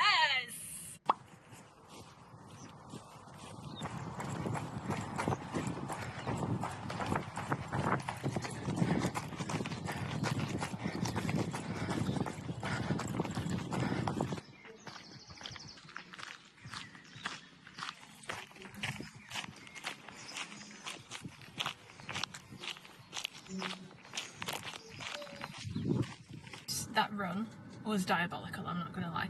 I did 2.5 and then I had to stop. It's so hot, and that'll sound ridiculous to those of you that are in America, but it's 27 degrees and I don't think it's been this hot yet. Well, my car says it's 27 degrees. I don't think it's been this hot yet this year, and I've never ran in that heat. I did 2.5 and I had to stop. I was like, no, I genuinely feel like I'm getting dehydrated and I feel like I'm gonna throw up or pass out. So oh my god, I brought all these green flies back in the fucking car with me. Oh, the green flies along canals are actually so gross. Oh my fucking god, there's another one on my fucking leg. Ew, get off. Reek. The flies are so disgusting. They make me want to throw them everywhere. This is my Strava. We've got a 2.5. Took me 15 minutes. I don't think I got any rewards for this run. I feel like I was pretty slow as well. It felt like I was pretty slow because I feel like 2.5 in 15 minutes isn't quick at all. I feel like you should be able to do that in a much shorter amount of time. Am I wrong? Someone that runs, tell me if I'm wrong. But I do enjoy it though, that's the thing. But Oh, I'm just looking at my friends. Oh my god, Ebony did a 5k. She did it in 31 minutes, what an icon. If you want to follow me on Strava, it's just my name. I'm gonna go and get myself a coffee. Told myself I could get a coffee and Beyonce tickets if I went for a run. So, coffee and then Beyonce tickets, I guess. Sorry. Hi, can I just get a medium iced latte with oat milk, please? Yeah, of course. Did you want any flavoured juice for it? No, thank you. Is it just that one then, yeah? Yes, please. Try ramen for us. Thank you. Yeah. So, and I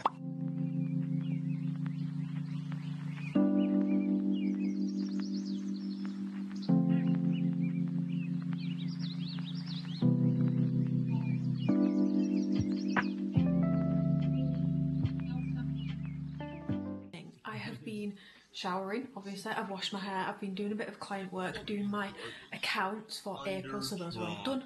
I've paid myself, and now I'm just doing my Alphalete order for the new launch, which is coming on the 17th. Thought I'd just show you how I do it. We basically get given a certain amount of items, which is super exciting, but sometimes you won't be able to get everything that you would want, which I know sounds insane because no one needs as much activewear, but from a review point of view, do it. So I've got something in every colour for colour comparisons. Try to get it like there's certain colours that are coming in seamless and tenacity. Try and get things across things just to see and be able to show you guys the colour difference between ranges for the same colour. Then you've also got sizing to consider. A lot of these pieces are new and I don't know what size I'm going to be. Plus it's helpful to show you guys two sizes side by side. So I try, for the pieces that I think are going to appeal to you guys most, try to get two sizes of those so that I can try to be as helpful as possible for those like key pieces that I think you guys are going to be most interested in. So I make a little, oh, you're not going to be able to see. So I make a little list. So I'll write, so we're allowed 18 for this launch, which is a lot of stuff. You do not need this much stuff. But I'm filling all the slots because there's quite a few new bras and there's a lot of colours. So there's quite a few things that I need to pick up for my review. So I do the list and then certain stuff I've put a question mark next to because I'm not sure if I do want it. Like there's certain stuff I've like, it sounds stupid saying sacrificed on, but certain stuff I'm not picking up because I've tried to make room for other pieces, but then I feel like there's certain stuff where I don't need it. It's hard because certain stuff I need from a content point of view, like some of these colours are going to be really hard to pair, spoiler alert. So for content I might actually want matching sets for once. It means I've had to sacrifice on some sizing. So like for the basics tank, by the way, when I say sacrifice, I'm not making out like I'm doing really hard work here. I'm just saying like had to sub something out, like the basics cami. I don't know what size I'm going to be, but in all the basics I sized down, so I'm sure I'll be an extra small in this, so I'm kind of banking on that, to be totally honest. But yes. And then this is the launch. So we've got, this bra is new. Kind of looks like the Olivia bra from the front. This is what it looks like from the front. And then the back is like this. By the way, this model is stunning, like the body. Hello. What is the waist? We've got this bra, which looks like it's going to give more coverage. I do like this scoop underbust as well. I feel like a lot of brands have been doing this at the moment. Wrap front shorts, tenacity, wrap front leggings, flex tank. This is new. It's in the tenacity fabric. It says long, but I feel like when I saw these on the hanger, they didn't look like they'd be full length on me, so I'm intrigued as to where this actually hits on my body. Then you've got the flex tank in a crop, which has a different neckline, and it's not as racer back at the back, like this one's chunkier at the back, so it's more like that. New logo, it's the new logo for the rebrand. In sprint short, I've not picked up any of these just because I don't feel like I'm gonna like them. I don't love how running shorts look generally anyway. And I just feel like these are going to make me look like a fridge, like they're going to make me look so boxy. So I'm skipping on those. Baby tee, I am going to pick one up just because they're in really fun colours and I feel like we very rarely get fun colours. This is the new basics tank, double layered in the front, no shelf liner, no adjustable straps. Got some cute colours, mainly neutrals. Amplify open back bra, which is like the other one, but it looks like the front is slightly different and then the back is completely open this time. Contour shorts, yellow, I think people are going to go feral for. Contour leggings, and then they've got more velour sets, but I'm not picking those up because I know I won't like them, so it's just a waste. So yeah, I've now got my list, so I'm going to make my picks and send them over. Hello darkness. Smile.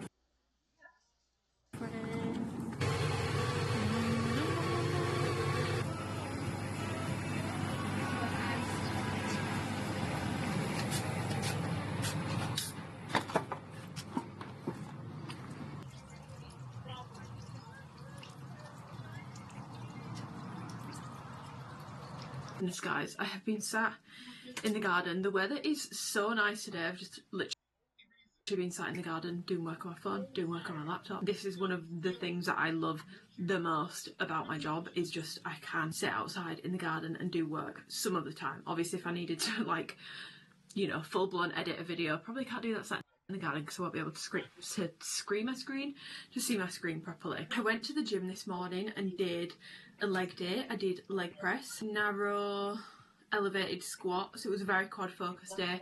Hamstring curls just to sprinkle those in, leg extensions, and then some abduction work. And as you'll have seen, went and got a coffee afterwards. But I've just had a parcel come. Basically, this vlog is like it's a bit of a mess. It's a bit of a mess because I can't post this until Wednesday at the earliest because I've spoken about Alphalete's rebrand. That's being announced on the 7th, so I can't post this until next Wednesday. But I don't usually post a vlog on a Wednesday. But then there's also a launch coming on the 17th, I believe. I will be basically swamped trying to get that sorted out next week, so I probably won't have time to edit this vlog. So now, I did say to people, do you want me to film another video so I've got something for this Sunday? But then realistically, I won't be posting this vlog for 3 weeks, and then it just feels so off. So I'm thinking I might just have to post this next Wednesday as this week's video, because to be honest, I have quite a lot of work to, at very short notice, turn around for the rebrand stuff. So I don't know if it's Wednesday today. I don't know if I actually do have time this week now to film another video and edit it for Sunday. Anyway, then this vlog's basically just going to be very out of date, so I don't know what I'm doing. When you are seeing this, you are seeing this, I guess. Yeah, I just had a package come, and I'm pretty sure this is from Alphalete, and I'm pretty sure it's going to be rebrand related. So I'm just going to open this up, because I can't obviously like unbox it on Instagram or anything, because I'm not allowed to share anything until next week. So this makes me feel like I'm doing something much more in the moment. Vlog eats first. The YouTube fam get the exclusive. YouTube is just my favourite platform. Like, favourite platform by a country mile. I just love it so much on here. Like, I tried to get back into posting on Instagram, but I feel like what people say they want to see is what they engage with are two very different things. And I just feel like everyone I've spoken to has said their Instagram engagement is really bad at the moment. Mine's awful. Like, awful, awful, awful. I'm also losing a lot of followers at the moment, like a lot, which makes me think, oh my god, like, am I pissing everyone off? Like, does everyone just hate me? But I do know from looking at my stats, I have lost a lot of men because I've been posting twinkle toes more. I feel like I got an influx of men and now they're sort of filtering themselves out. But I am obviously like losing some like actual followers at the same time, and I'm like, have I pissed them off by trying to post more fitness content again? Am I pissing them off because they didn't realise they were still following me? So now that I've like posted like 4 times in a month, they're like, shit, I actually hate that bitch, let me unfollow her. Social media has you overthinking everything. I overthink everything. Oh, please refrain from sharing or posting any content related to this product on social media until the designated release date. We appreciate your cooperation in maintaining confidentiality and ensuring a coordinated launch. It's in bubble wrap, so what is it? Camera eats first. It's a book. How does it open? Okay, so it's got the new logo on it. It's a little red box. New logo. There's Alphalete there. I love this for men's stuff. I feel like it looks very athletic, but I'm honestly kind of hoping they keep like tiny little tonal Alphaletes for the women's branding, or like, I don't know, just very subtle branding on the women's. Oh. Oh my god, this is so cool, guys. It's a video. It's a whole ass video, guys. This is so cool. Good for you, Amy. Good for your little cute ass. Get your Alphalete on, girl. Get your Alphalete on, Amy. Get your Alphalete on, my girl. Get your Alphalete on, my girl.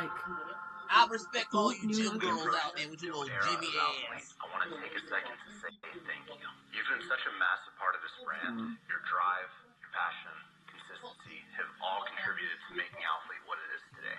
Every single one of you played a role in building this, and I truly hope that you feel that. Since day one, Alphalete's never just been about clothing. It's been about building something bigger, a community. Everyone pushing to become more. It's about showing up, putting in the work, and helping others. What we've created over the last decade isn't just ours, it's yours as well. I want to introduce our new motto, become more. For those of you that have been here long enough, you know that we started with learn more, dream more, and be more. This is the next evolution. It's about constantly evolving, never giving up, and never being satisfied. Whether it's in the gym, your business, or your personal life, this is about becoming the absolute best version of yourself. There's a mountain of work to do in this next chapter of our company, and you're about to witness every facet of Alphalete leveling up. One of those being major events, athlete retreats, and more chances for us to grow together in real life. This next chapter isn't about playing it safe. It's about raising the bar. Together, we're going to outgrow comfort zones, outwork expectations, and outperform anything we thought was possible. Thank you for being such a core part of our journey. Let's keep building as we become more together. Wow, I've never had one of these before. You know how they give you a little video? It's like when you go trampolining and they send you off with a little, like video thing in like a book to go and watch to basically make you know that like you could die trampolining and you basically just have to sign your life away. Feels like there's a card here. Aww. Alpha and athlete equals Alphalete. And then there's just a little word script, guys. You can screenshot it if you want to read it. This is so cute. I feel like this is so girly coded. By the way, this is one of the new core colours, which is why it's red. This little keychain is so cute. I feel like this is so girly. Whoever decided on this, I'm very excited to put this on my keys. I think it'll go really well with my capybara, but how cute is that? Oh, that's so cute. They've given us a little necklace with a little A on as well. How cute is that? That is so cute. I also love that it's an A because that could also just be A for Amy. So me coded. It's like Alphalete branding but also Amy branding. So yeah, I feel like now that was an Alphalete package in here. Oh, it also comes with a charger in case you need to plug it in. But I didn't know that was coming. That's such a nice, thoughtful gift and I feel like that's so cool. I've never had like a proper... Guys, it feels like a proper PR package. I've never had that before. I feel like now that was an Alphalete package, it makes sense to just touch on the rebrand a little bit more, which I think I am going to post this on Wednesday, so it will have been announced today. And basically, there are a lot of changes which you will be able... I don't want to just like spiel them off to you. I'm pretty sure Alphalete are going to be posting them somewhere, but the main ones for me and for you guys as well is a commitment to an EU warehouse by the end of 2025, which is so long overdue, but I am so glad they're finally committing to it and saying, no, like we are absolutely going to do it. A lot of stuff changing with design, so like an introduction of a core colour palette, so there will be colours that will always come back. A replenishment system, so if things sell really quick, they will come back, they will restock them. They're not going to be like as limited anymore in that sense, like they will bring colours, styles, etc. If they sell well, they will bring them back. Multiple rise options, multiple length options, and just being more cohesive and thought out with the designs and the drops that they're putting out, which I'm really, really, really excited about. I feel like the design just needed like a big, big, big overhaul. Personally, in my opinion, that's how I felt. And I know that a lot of you guys have felt the same way. Customer service is getting an entirely new rehaul. So you guys, I think that's one thing that has been very consistent in complaints for me from you guys has always been customer service. A lot of people have good experiences, but it doesn't really take away from how bad people's bad experiences have been. So that's being completely overdone, rehauled. Bigger customer service support, a live chat option, all that sort of stuff. That's having a massive rehaul. Community events are going to be a thing. They're having their first one in October in LA on Melrose Avenue, I believe, which I think they're gonna have everyone at. I don't know, we've not actually like been told the finer details, but I think it's gonna be on the 18th of October. So if you want to leave that date in your diary free, they're also going to be partnering with charities, so they will have like things like obviously like designated events and like fundraisers and stuff, but also the option to round up your basket on the website for, I don't know if they're going to have multiple charities you can choose from or they'll just choose a different charity every month, but I absolutely love that. Like I spoke about the other day, you guys know it's something that's always been really, really, really important to me. So I'm really, really, really glad that they are doing that. I think it's another well-needed change. Shifts in terms of like shoots and inclusion and diversity, which again is another huge needed change, which I'm also very, very, very, very excited about. All the things basically that you guys have been asking me to ask for, that I felt we need to ask for, that I've always championed, pushed for, those are all hopefully going to be redone, and this is basically, it's not about Alphalete becoming like a different brand or they're going to completely change their aesthetic. It's more about going back to their roots in the sense of designs that just like flatter the body. They work really well, especially for men's. I know it's been a huge thing. Everything's been very street, oversized. Like a big thing with men's with the rebrand is simple styles, fitted, actual activewear again. It's not going to be like 80% lifestyle anymore. They want to do a lot of men's active again, which is how they started. There's also a new loyalty system, which I think it looks a lot better, but I've been collecting points with Alphalete every time I've ordered, like, because I do still buy with my own money, but I've never understood how it works or how I've got that many points. I've never understood it, so it's nice to see it like laid out, and this is the first time that they've properly thought it through. There's different tiers. You're actually going to get very specific benefits for different tiers, and yeah, it's not about like becoming a totally different brand, redoing absolutely everything. It's just about basically addressing all of their shortcomings in a very concise way, streamlining things, even down to the not logo, what do you call it, the slogan, like the tagline, putting it down to become more from learn more, dream more, be more, just more concise, more focused, more directed, more intentional. Like that's what it feels like to me. I'm really hoping that that's what we're going to see going forwards, because I appreciate that some of you will be like, this kind of feels meh. It's one of those things where, because it's really about committing to making changes on things that they've fallen short on, you're not going to feel that or feel the benefit of that until you have a bad experience with a product and you need to reach out to customer service, until you go to a community event and see what it's like, until you get the perks of the loyalty system. Do you know what I mean? Like until you see drops coming in the future, you're not going to feel the effect of the rebrand as consumers, in my opinion, until you experience it for yourself, if that makes sense. So I'm just hoping that it all goes to plan.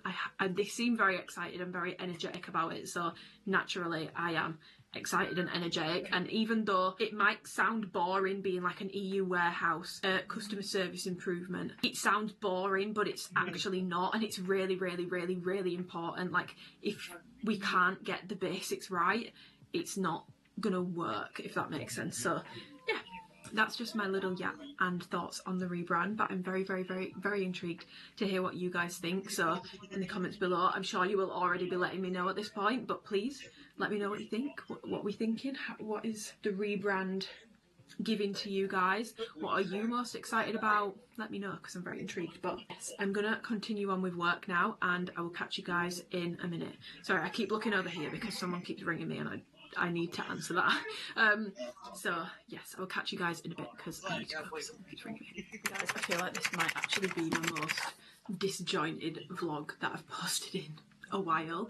I think the weekend just threw me off because I didn't film at the weekend, and then this week there's just been so many moving parts. So the last day you saw me was Wednesday, and it's actually Friday today, which you'll already know because I'll have probably put it on the screen here. But I know I need to finish off this vlog, but I just feel like there's so much stuff I keep saying I'm gonna talk to you about, and I've not talked about it yet. So I thought, why don't we get ready for the gym together and we can discuss. First things first, I don't know if the camera's going to pick this up, but I am burnt. It was like 26 degrees yesterday. Put my SPF on in the morning, but didn't think to reapply it, and I feel so dumb for that because I feel like I'm always telling people how important SPF is, but I don't know if the camera's going to show it, but I'm really burnt. Like, I've really burnt my chest, and it's not fun. Last night my skin was on fire, and every time I burn myself I just go into a panic about how much damage I've done. So that was scary, not gonna lie. But because I have like burnt my face a little bit and my chest is so red, I can't put foundation on today because it's gonna be like the completely wrong colour because I'm so red here. So I'm just going to do like bronzer and concealer and stuff and go for a little bit of a lighter skin look for the gym today. My concealer is also far too light for when I've got a natural tan, but do you know what, guys, we're just going to have to roll with it. Okay, first thing I wanted to talk about, which I feel like I haven't spoken about, is You Season 5. Spoiler alert, spoiler alert, spoiler alert. I will pop here where you can skip to avoid spoilers because I do want to discuss it. Please let me know in the comments what you thought without trying to avoid spoilers, but let me know what you think if you finished it as well. First of all, I'm screwed in the head because why did I feel, it's not that I felt bad for, I don't think I felt bad for Joe. I think I felt bad for Penn Badgley because I really like Penn Badgley, and I think I also didn't want you to end because it's one of my favourite series, and I know that there has been some seasons are better than others, but I have honestly thoroughly enjoyed every single season for a different reason. So I think it was more just sadness that it was coming to an end. But oh my god, the way that people have behaved online, I feel like it's almost so ironic because they are trying to like call it out in the final season, like how we as society do have a little bit of a problem. And I feel like you're literally just proving the point. Like, people have been saying the most awful stuff about Madeline Brewer and her looks, which is crazy to me because I feel like she's been in quite a lot of things and I've never seen people be so horrible about her appearance and saying things that, to be honest, it's just not even true. But it's just so crazy to me seeing how everyone's sort of done it. The only thing I will say is that ending, like that end monologue, I did find it quite cringy. I feel like you has done a really good job at not being super in your face and super obvious, and I know that they wanted to make like the points they were making a little bit more obvious towards the end, but that end monologue, it just felt kind of cringy, and I just feel like there could have been, I don't know if there would have been a better way of doing it, but it just felt really lady to watch. That's the only thing that I didn't really like. And by end monologue, I don't mean Joe's, I mean when Bronte is walking and all that sort of stuff. Obviously I do like some of the stuff, like the rewrite of Beck's book and all that sort of stuff, but I just feel like a lot of the monologue did make me cringe quite a bit. And I've also seen loads of people saying like it's super unrealistic, but guys, like the whole thing is not based in realism. The whole thing is unrealistic. Like the amount of things that Joe's got away with is completely unrealistic. A couple of women surviving things which seem unrealistic, I don't think is the end of the world. But I honestly really enjoyed it. I've seen people like kind of slating it online. Honestly, I don't feel like it's getting very good reviews, but I personally really enjoyed it. So I've just gone to do my eyebrows and realised I don't need to do them yet. If you guys have watched it, let me know what you think, because I feel like from what I've seen it seems no one liked it, but I feel like the ending was a good mix of, if they'd have killed him, I just wouldn't have liked that ending. I never really like it when they do that as an ending. I think it's right that it ended how it did. The only thing is I do wish that had been like trial episodes. I think that would have been good, and also given like Marianne, I don't know how you say it, but given her a bit more screen time, because it was nice for her to come back, but it felt kind of not pointless because she was quite pivotal in getting Bronte to like rethink things. But I don't know, I just kind of felt like it would have been nice to, well, I'm saying nice, it would have been a good watch to see the trial scenes. I'm assuming there's a reason why they didn't do that, but that would be my only addition. I wish there had been like an extra like 2 episodes on that. Second thing is mortgage updates, guys. I did get my mortgage in principle back, but it wasn't good news. It was not good news. It was a lot less than what I expected, which is very frustrating. And if I'm going to be totally honest, I don't actually fully understand how the number has come out what it is, which obviously I'm not going to share because I just feel like that's probably a bit TMI, a bit too much information. But it has kind of taken a lot of the things that I was looking at or was interested in out of the question, which kind of brings me back to sort of square one with it. But I'm almost like, I don't know if anyone else is self-employed and has a bit of a different way of earning money. Is it better to go to a mortgage broker that specialises in self-employed people? Is that a thing? Or are they all do the same information, or are some better than others? Because I was honestly confused, like very, very, very, very, very confused, especially because there's elements of my job that technically aren't completely self-employed, like technically contracted, like with Alphalete, for example, technically I'm contracted. I have a retainer, I have a wage which is signed into a contract, and I can't see how that has been taken into consideration at all with what he came back to me with. So I'm honestly quite confused. So let me know if anyone else is self-employed. Did you have issues? Did you have to go for someone that was like a specialist in it? Because I can't really ask family and friends and stuff, because my friends that are self-employed are in America and it's just totally different there. Family, friends over here, no one's self-employed, no one has that sort of thing, and also no one's really done it on their own either, like doing it just off one income. No one's really done that either. So yeah, advice needed and warranted, so do let me know because I'm very confused. It's just frustrating. I honestly feel like sometimes with that and everything else that comes with being self-employed, sometimes I do genuinely feel like I would be better off just in a normal job. But then I love what I do, so I don't want to... Ideally, I don't want to do that because I really do love what I do. Another thing which I would love if any of you guys on here that don't have Instagram is I came up with this idea 2 days ago. I started on Instagram yesterday. And I've got 3 girlies who wanted it on there, but basically I know a lot of people that have been doing the 3 peaks, running marathons, running half marathons, doing fundraisers, or they've had something happen, like people within our community had something happen, they've had to set up a GoFundMe, a Just Giving, whatever it may be. I do get sent quite a lot, and if people send me things I will always donate, but I thought it would also be a good idea to make like a spreadsheet where I can put people's names, what charity they are fundraising for, and then a link, and it will all be in a Google sheet, so I'll be able to share it publicly and I will link it below, and if you want to be involved in that you can leave the link of your Just Giving or message me on Instagram, because I don't know if comments might get blocked if you're sharing a link. YouTube can be funny with that sometimes. Send me it on Instagram, just try get it over to me and I will add it into the spreadsheet, and then I'm gonna link it in YouTube videos, I'll link it on my Instagram, and basically we can just use it as like a community pooling for donations, if that makes sense. Like you can, obviously I'm not saying that every single person has to donate to every single one, but if there's someone that's doing something for a charity that's really close to your heart, you can then support someone in our community directly, but also support a charity that's important to you, if that makes sense. I just thought it was a really nice idea. Let me know if it's done.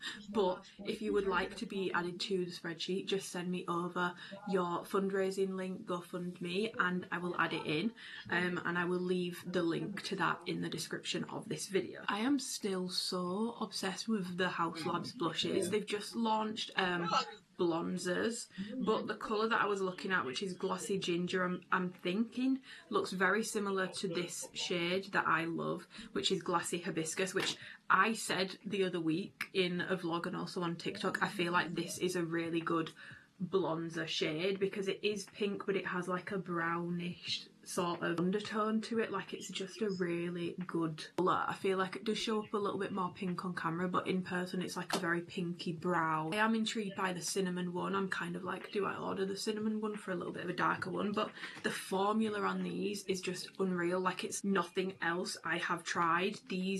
It's like a balm for your cheeks, basically. I don't find it disrupts anything I put underneath it. I just feel like it looks so good, and I have tried quite a few like cream and liquid blushes.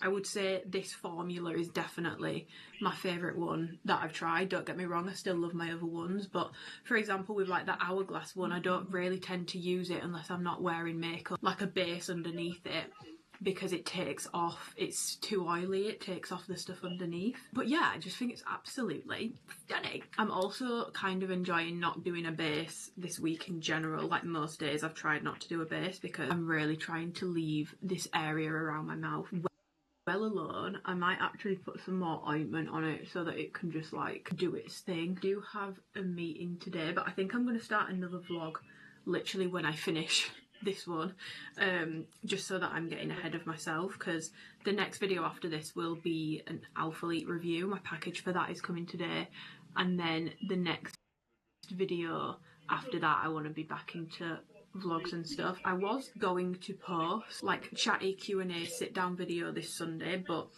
honestly I feel like it's kind of luck of the draw because I only got like 3 or 4 questions for that, and I just thought this is pointless and I'm not making up questions to ask myself.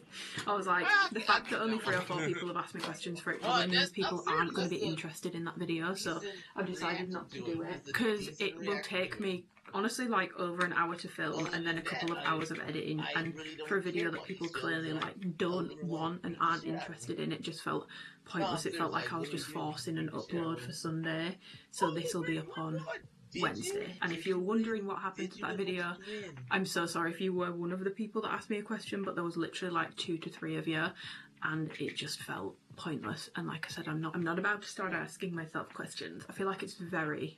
Actually, to be fair, it's not very obvious, because sometimes I see people saying it's so obvious this person's asked themselves this question, like, who asked this? And I'm like, no, quite a lot of people do ask like very personal, very like to the point questions. It's not as simple as you think it is. I've still not booked my Beyonce tickets either, but I think I am going to sort that out today, so that's fun. But yeah, I do apologise if this vlog has been extremely, well, not even if it has been very disjointed, but I think because obviously I was poorly at the weekend and I wasn't able to vlog then because I was literally, I really wasn't doing much other than napping and sat at my laptop or laid in bed on my laptop. So I tried to like make up with extra days this week, but then like I said, there's just been a lot of different moving parts. So I do apologise about how disjointed it's probably come across. And that's it for my makeup today. I don't actually think I'm going to put anything more on. However, Aura Ring updates.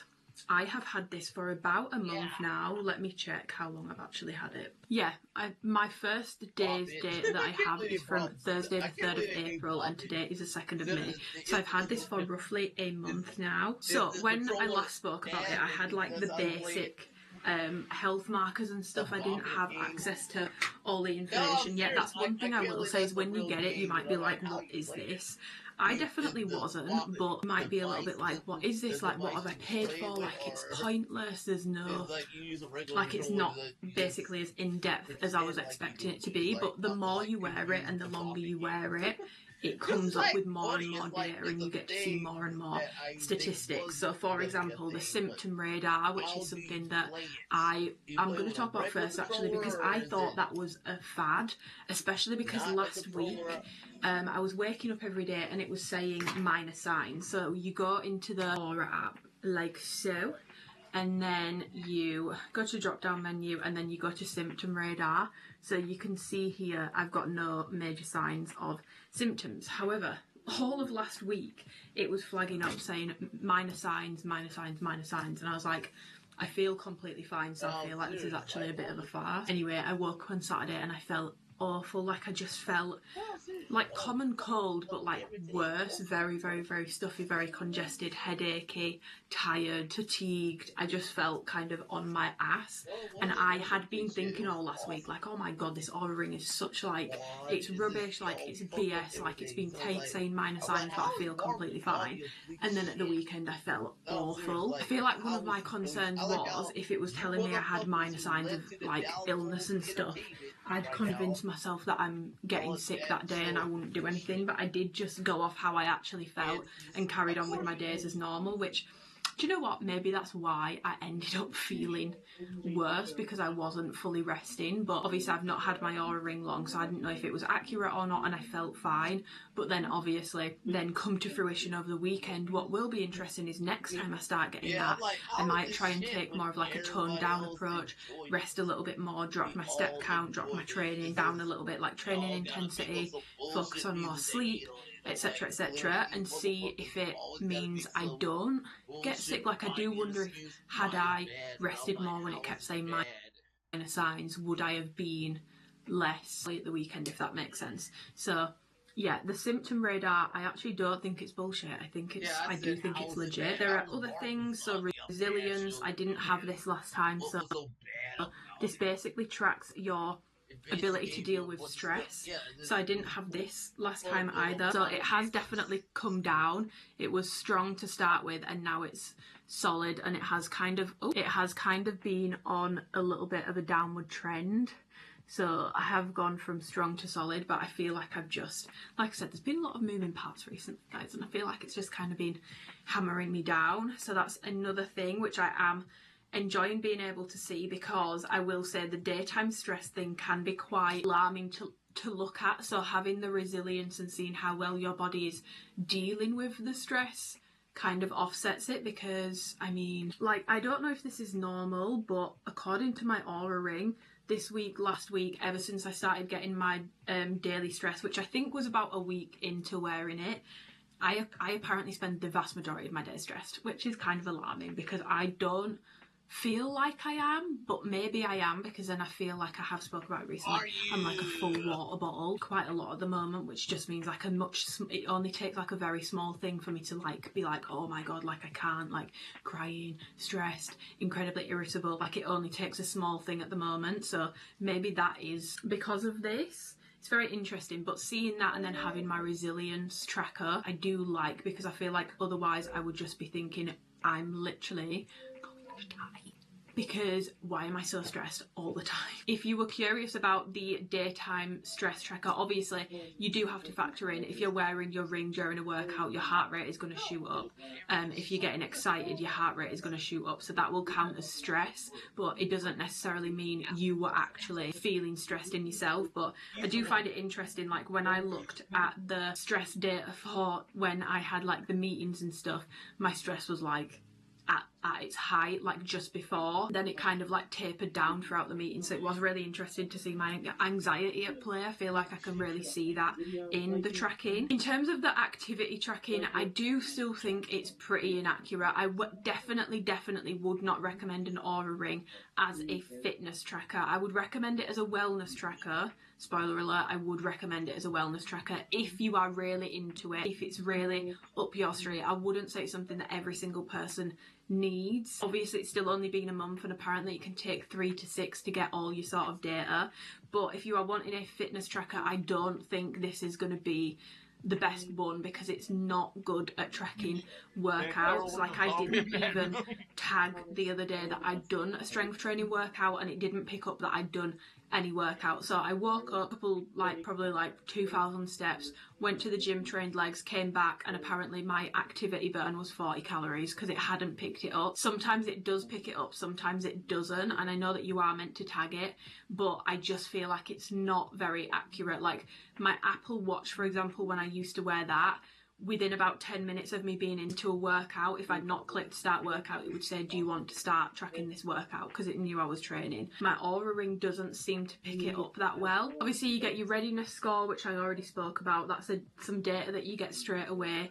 And obviously you get your sleep score as well, which I have found really helpful to see. And generally it looks like I have no issues with sleep. My sleep score is always pretty good. My readiness was low last week and quite low this week because it kept going between minor signs and no signs, and it's also been incredibly hot, and I feel like because there's been a lot of moving parts this week, like I said guys, I feel like my resting heart rate, well I don't feel like, it says my resting heart rate has been quite increased, my body temperature has been quite increased. I'm now sunburnt, so it's definitely quite increased, but also it is taking me a little bit of time to sort of learn what that actually means as well. Like I don't actually know what all this stuff necessarily means for my body, if that makes sense. It says it gives you a sleep health, so mine's optimal. It says that my sleep regularity is optimal, and it says that my heart health, this is something I didn't have before either, is 3.5 years younger than my actual age. So that's my cardiovascular age. I didn't have that before.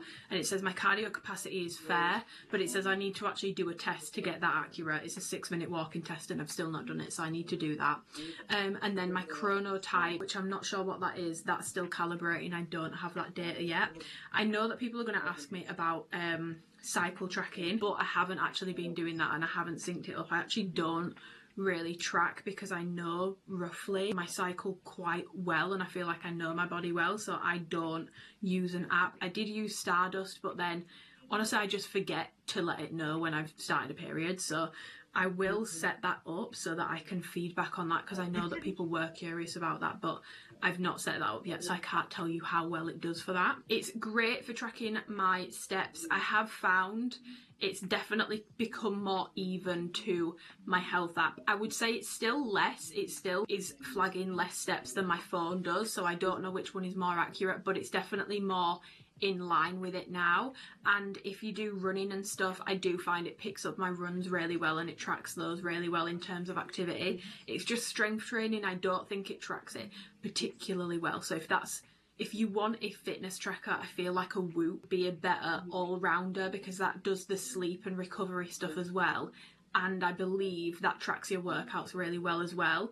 And most people, let's be real, you're not going to be spending like £1,000 on multiple fitness trackers. Like that's not realistic for 90% of people. So my overall thoughts on my Oura ring are enjoying it a lot. I find it very helpful. I found that the data is, other than the workouts, is pretty accurate, and I really enjoy looking at the app, looking at my stats, looking at my stress sort of stuff, and it gives you tips and tricks as well, so it won't just tell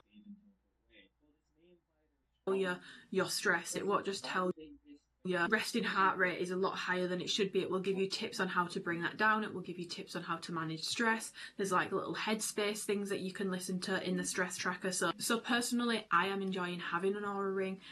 I'm enjoying using it. In terms of would I recommend it to the vast majority of people, I honestly don't know, because it is incredibly expensive. I think if this is something that you're really into and you're really wanting to track it, I think you will enjoy having one.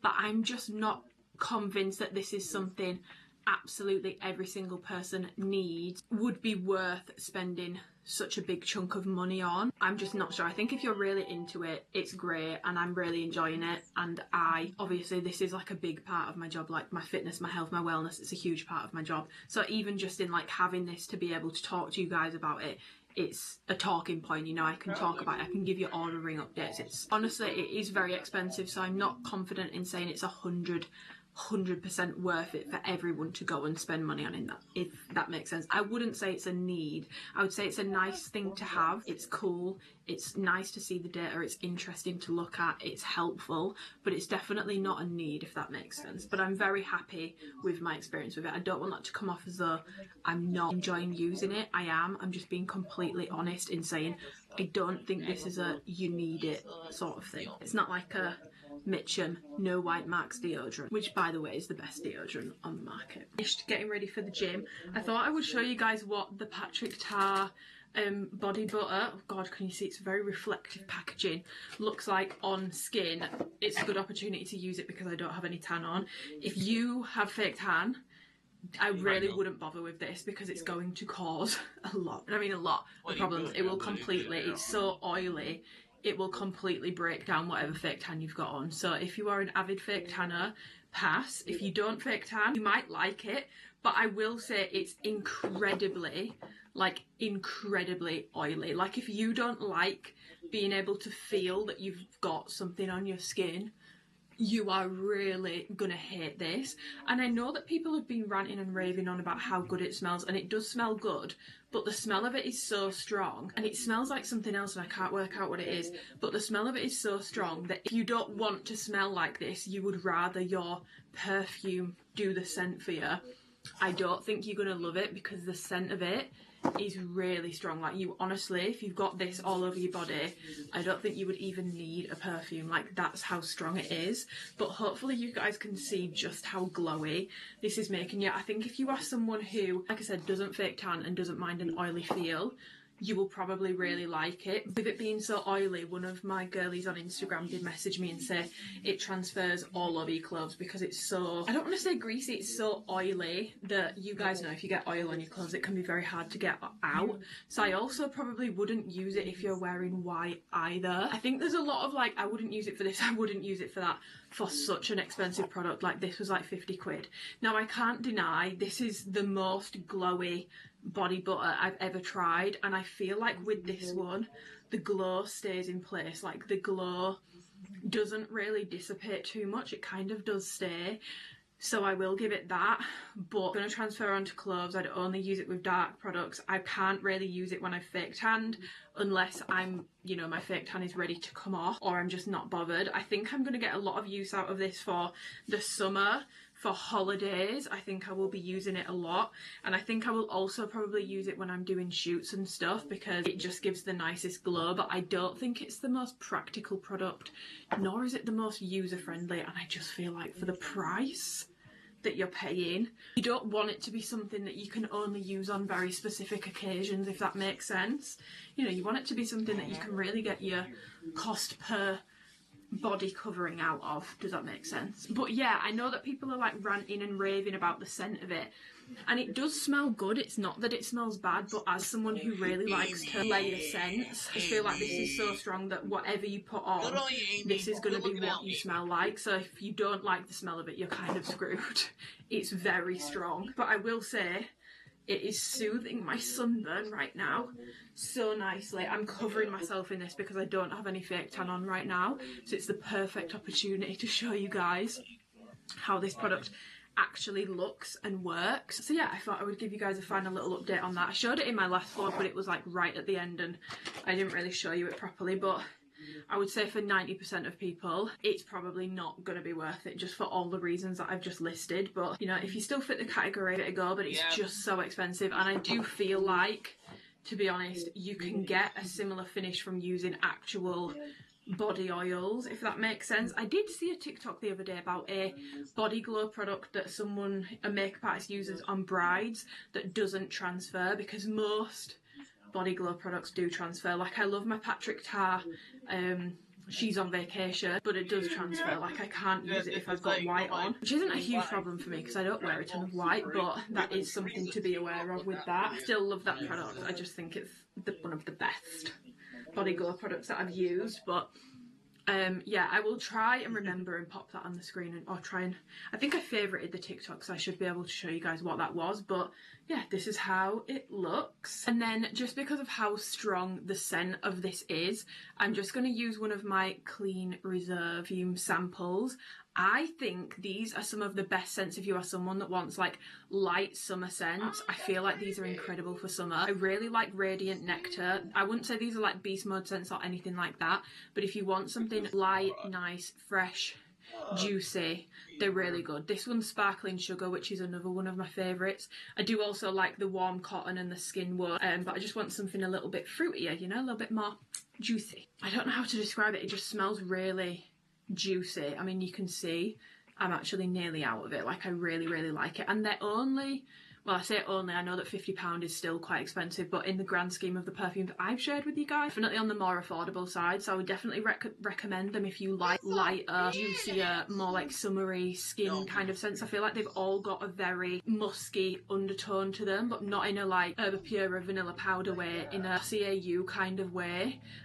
So yeah, I would highly recommend checking those out. But I am gonna love and leave you guys. I think I'm gonna start my next vlog literally today, so I hope you guys will enjoy that. I really apologise for how disjointed this vlog has been.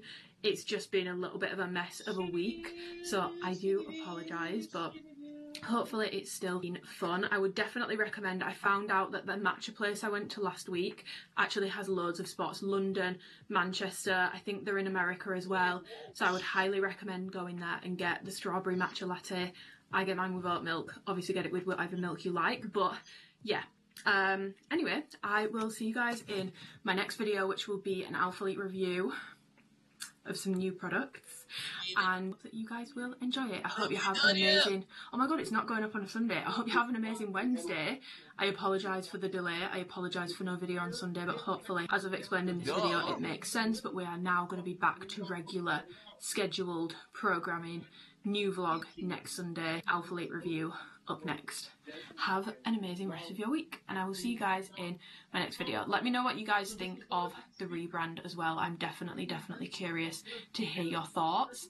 I'm going to be shooting some content for that over the weekend and start of next week, so you guys will see that in the next vlog, and I will see you in the next vlog. Goodbye.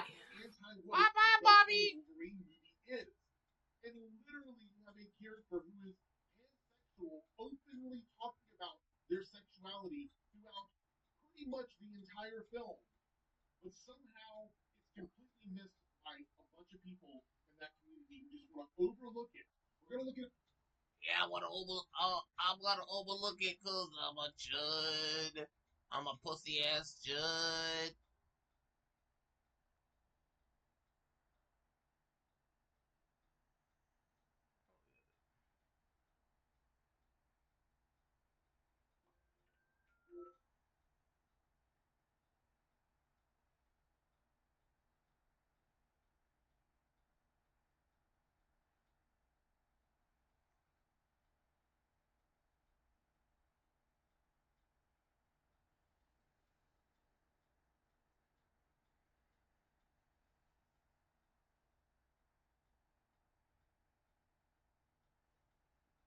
Hello, welcome back to another video, and today we have got a new Alphalete drop review launch coming May 17th. That is the official drop date, 12 PM CST, 6 PM UK time, and I always forget to plug my code. I'm going to plug it right now. If you find this video helpful, Let's watch the video and talk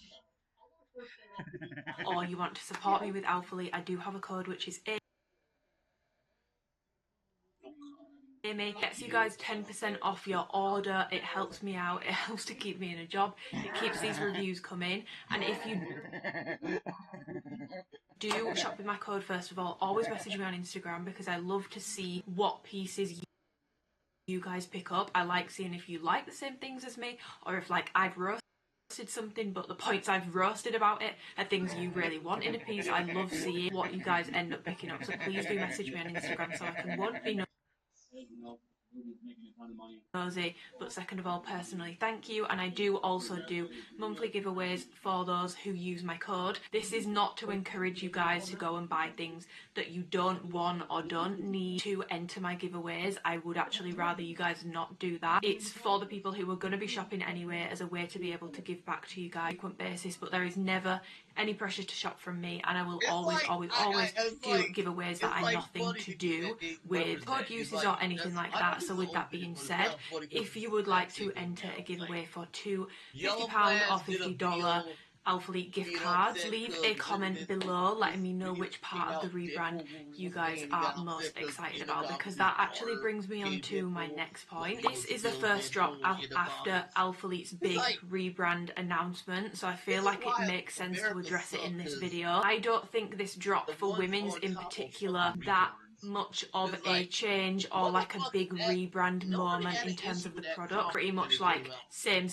in new colours, if that makes sense, and the tenacity pieces obviously have the new logo. But that brings me on to the first thing, which is the new logo, which everyone has a lot of thoughts on. I've heard it looks like the Avengers, it looks like the Adobe logo, it looks like car manufacturing logo. I've heard a lot. I have seen a lot of men saying that they like it, and I think the logo does look very athletic. For my girls, it will not be on every women's product. There's actually still going to be a good chunk of Alphalete product that is going to be coming out with that wordmark logo. I believe from what I've seen and what we've been told, they are keeping the little wolf, they are keeping the A logo, they are keeping the Alphalete wordmark. The new logo features much more on men's items than it does women's. A lot of the women's items have still got that wordmark logo, which I know that some people aren't a fan of, but personally I do prefer the look of that on women's items to the newer logo, personally. So I just wanted to clear that up. It's not going to be on every single piece, and I actually feel like for a lot of women's stuff it's not on the pieces. Onto the actual like rebrand itself, no one was complaining really about the Alphalete logo. No one was complaining about the brand colours. The things that people were complaining about was feeling like they were being continually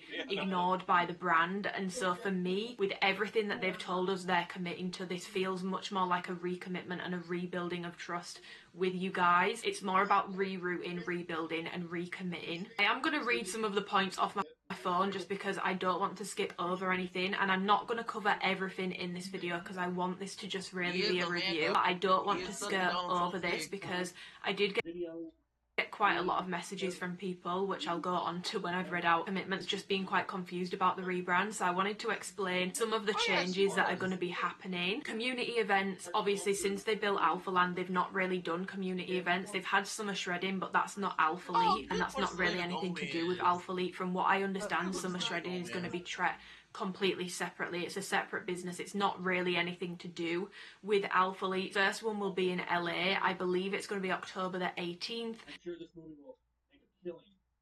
They're doing a pop-up. You'll be able to shop the new collection, which will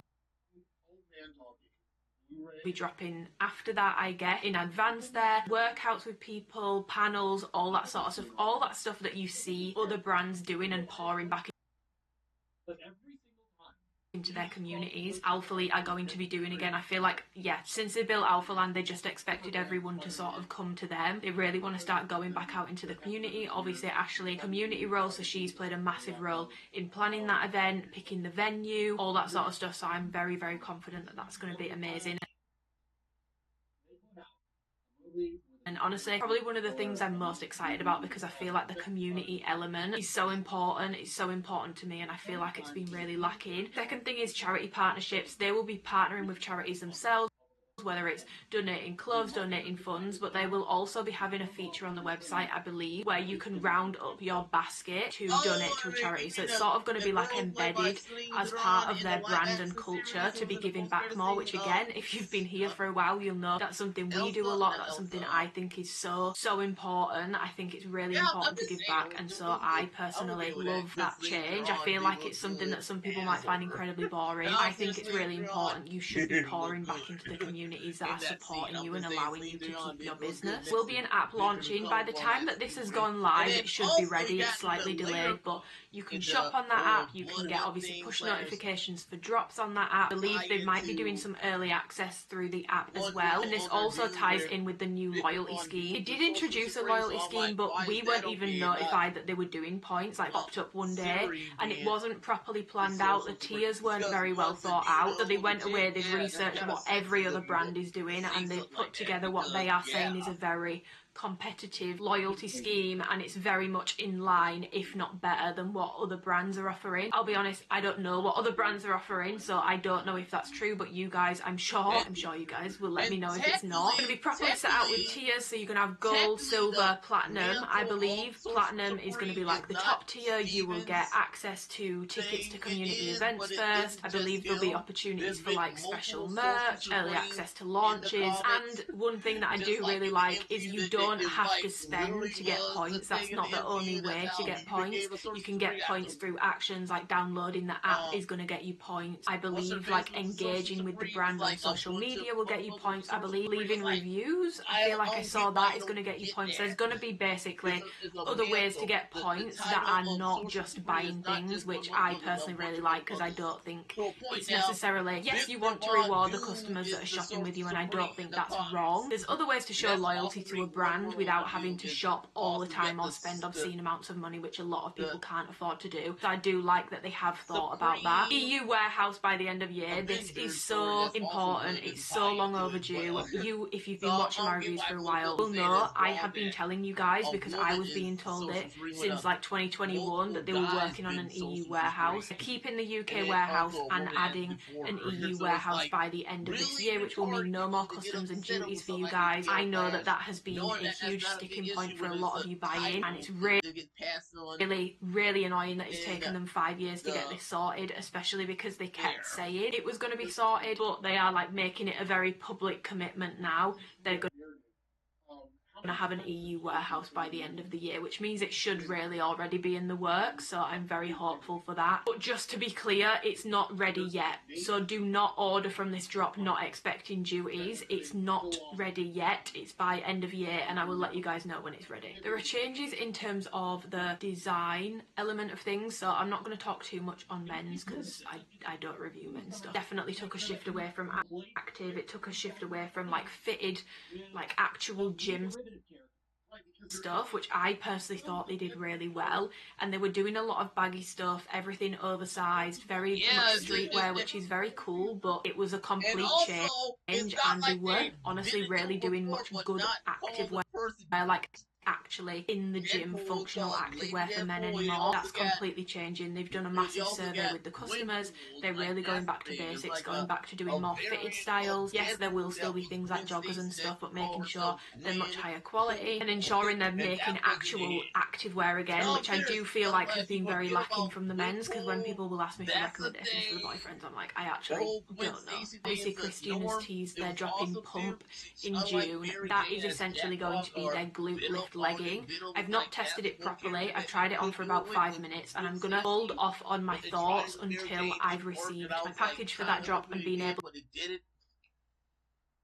test it properly, because things can change, you never know, and I would just rather wait to talk on that. But if you want to see a sneak peek, it is in his YouTube video. I know a lot of people don't love the logo being on the hip. I don't love it either. I don't think it looks great, but I do believe that they will end up changing that after the initial drop, because I feel like everyone's going to have the same feedback on that, so I do think that will be changed after the initial drop of it. So with women's design, core lines, rise options, full length top options, arms. This is something that they really need to work on, because they kept saying things were full length, and yeah, maybe if you're 5'2" with no torso, but for anyone taller than that or with a longer torso, they don't have any true like full length tops, or tops that don't like ride up if you're a little bit on the taller side. Doing the full length but also maintaining hip length meet and greet crop, having different lengths and sort of properly padding out like a core line for their basics for tops, more buttery fabrics, less of like the shiny stuff, core colours, restocks on popular products between drops, so less FOMO, which again I love. If you've been here for a while, you'll know that I really hate FOMO marketing. I hate having to tell you guys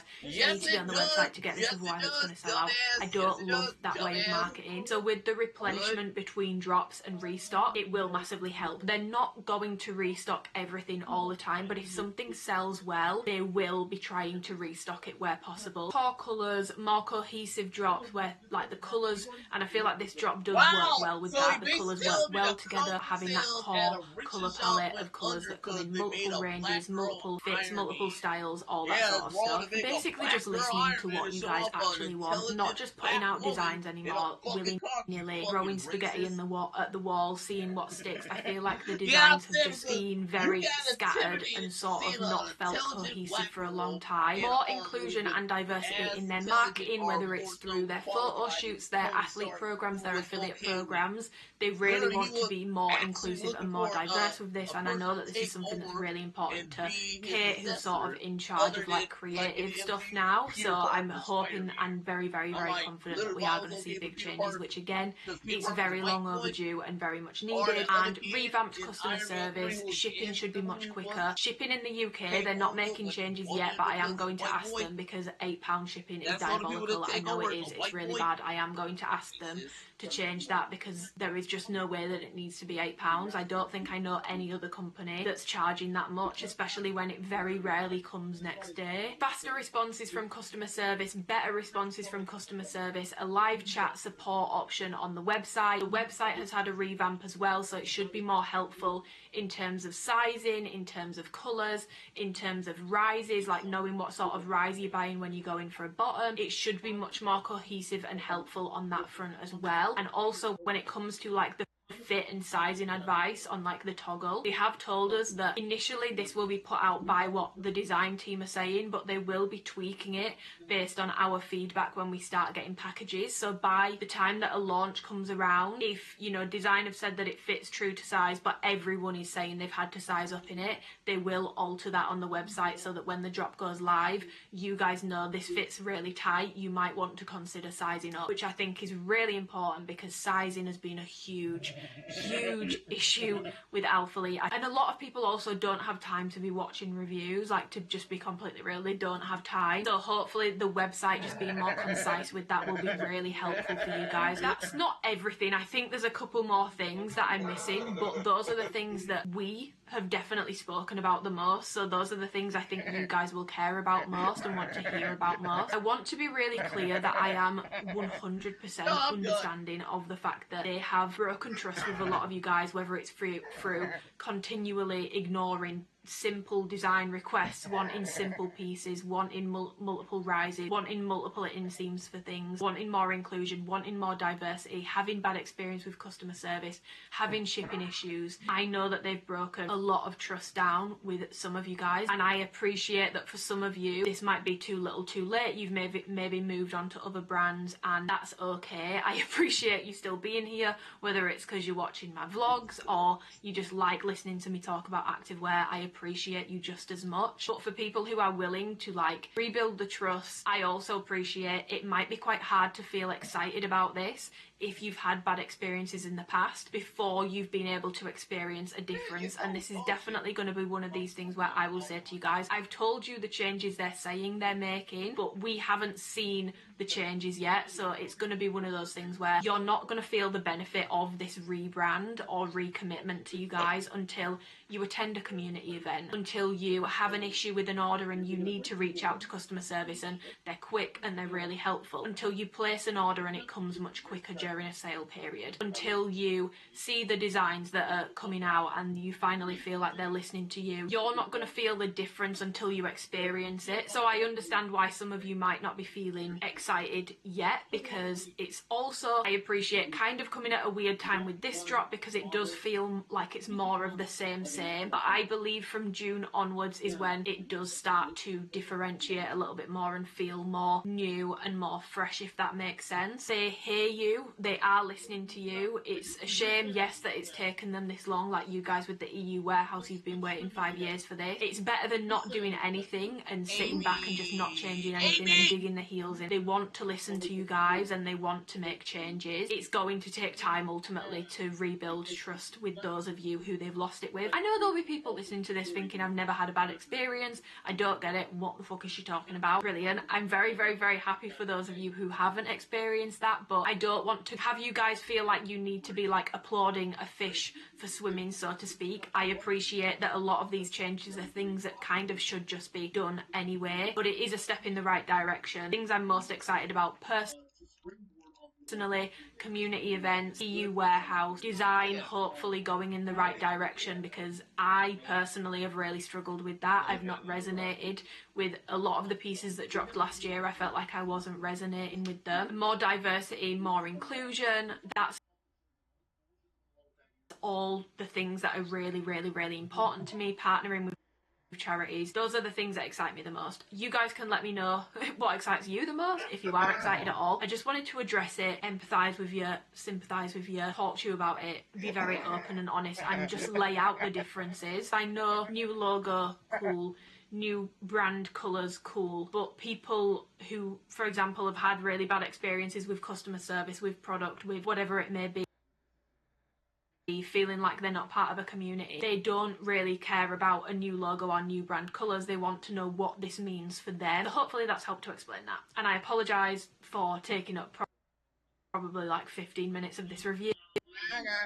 Let's get into it. So the drop is May 17th. It's the first drop post rebrand, so this will have all the updated features on the website. New loyalty program has come into play. I do believe they're backdating your guys' points from the start of 2025. The app should be up by then, so you should be able to shop on the app if that's something that you prefer to do and you find it more user friendly, so that's brilliant. And it's a very bright and colourful drop. I'm gonna pop like a little rolling thing of everything that's launching on the screen. I didn't get the velour sets. I don't like the velour sets. I just don't like them on me. It felt like a waste in my order because all I'm going to do is say I don't like them. Fabric is nice, I will say that. I just don't like them. They give me a bad camel toe and it's just not very me. It's not something that I gravitate towards. I didn't pick up the new running short purely just because I don't really like how running shorts look on me. I feel like they make me look like I'm built like a brick, but I never find them very flattering. I go on runs now. I personally would rather run in like tight short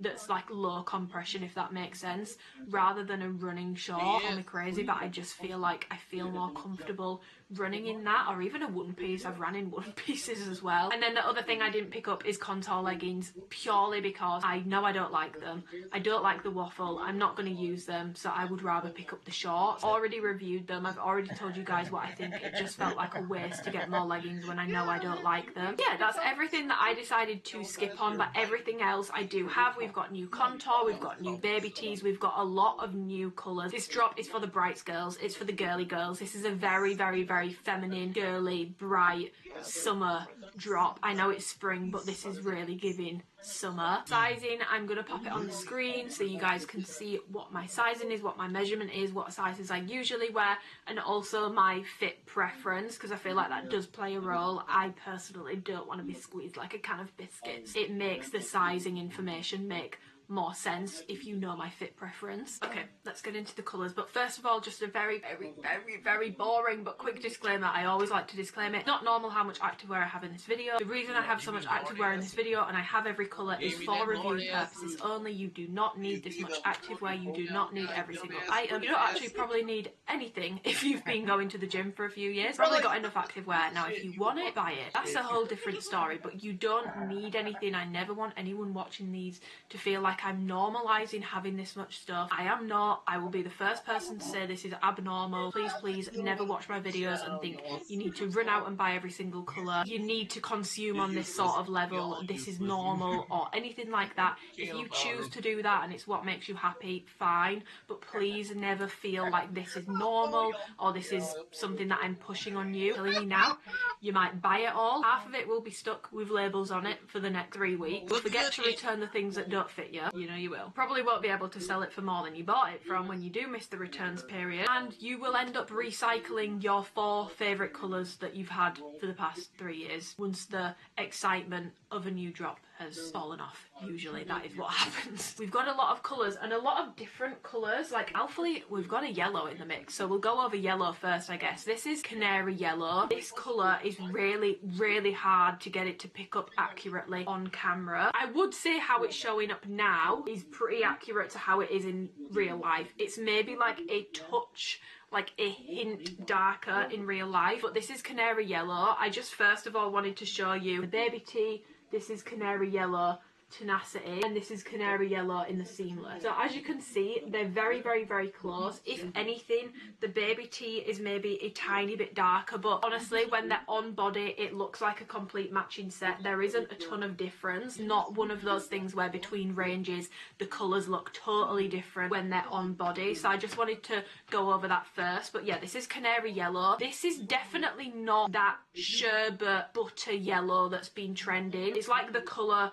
of a lemon, maybe slightly creamier, but it's not the super light sherbet lemon colour, even though sometimes it does pick up like that on camera. It's very much just a true yellow colour. In terms of comparing it to colours like lemonade, I would say this is a little bit darker and a little bit more of a true yellow compared to lemonade. Compared to daffodil, which dropped in ozone, this is definitely more of a true yellow. That one definitely has more like creamy orangey undertones to it. Yeah, it's coming in tenacity, it's coming in the baby tee, and it's also coming in seamless options as well. I would say that this is probably my favourite colour in this drop. First of all, it's very different for Alphalete. Like when I went to do the colour comparisons for this, we really don't do yellow much. Second of all, I've just discovered that I think yellow looks really good on me, especially with my hair colour. I don't know what it is, feel free to tell me if you think I'm wrong. In terms of marl, there is no marl on any of the canary pieces. Aurora is back. This has dropped before and it's the exact same as before, so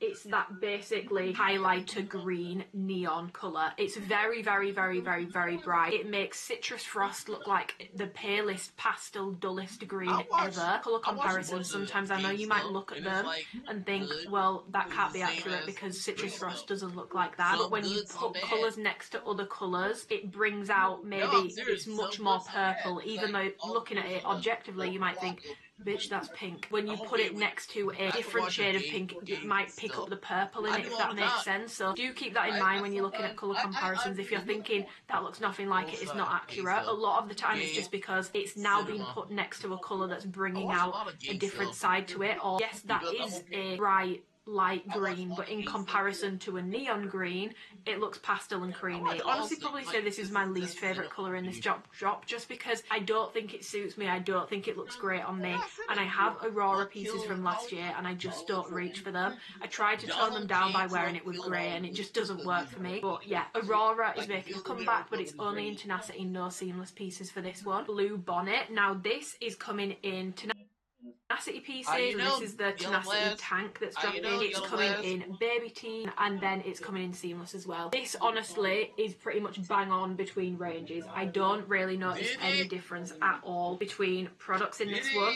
The only difference is with the seamless, I would say this does have a slight marl to it.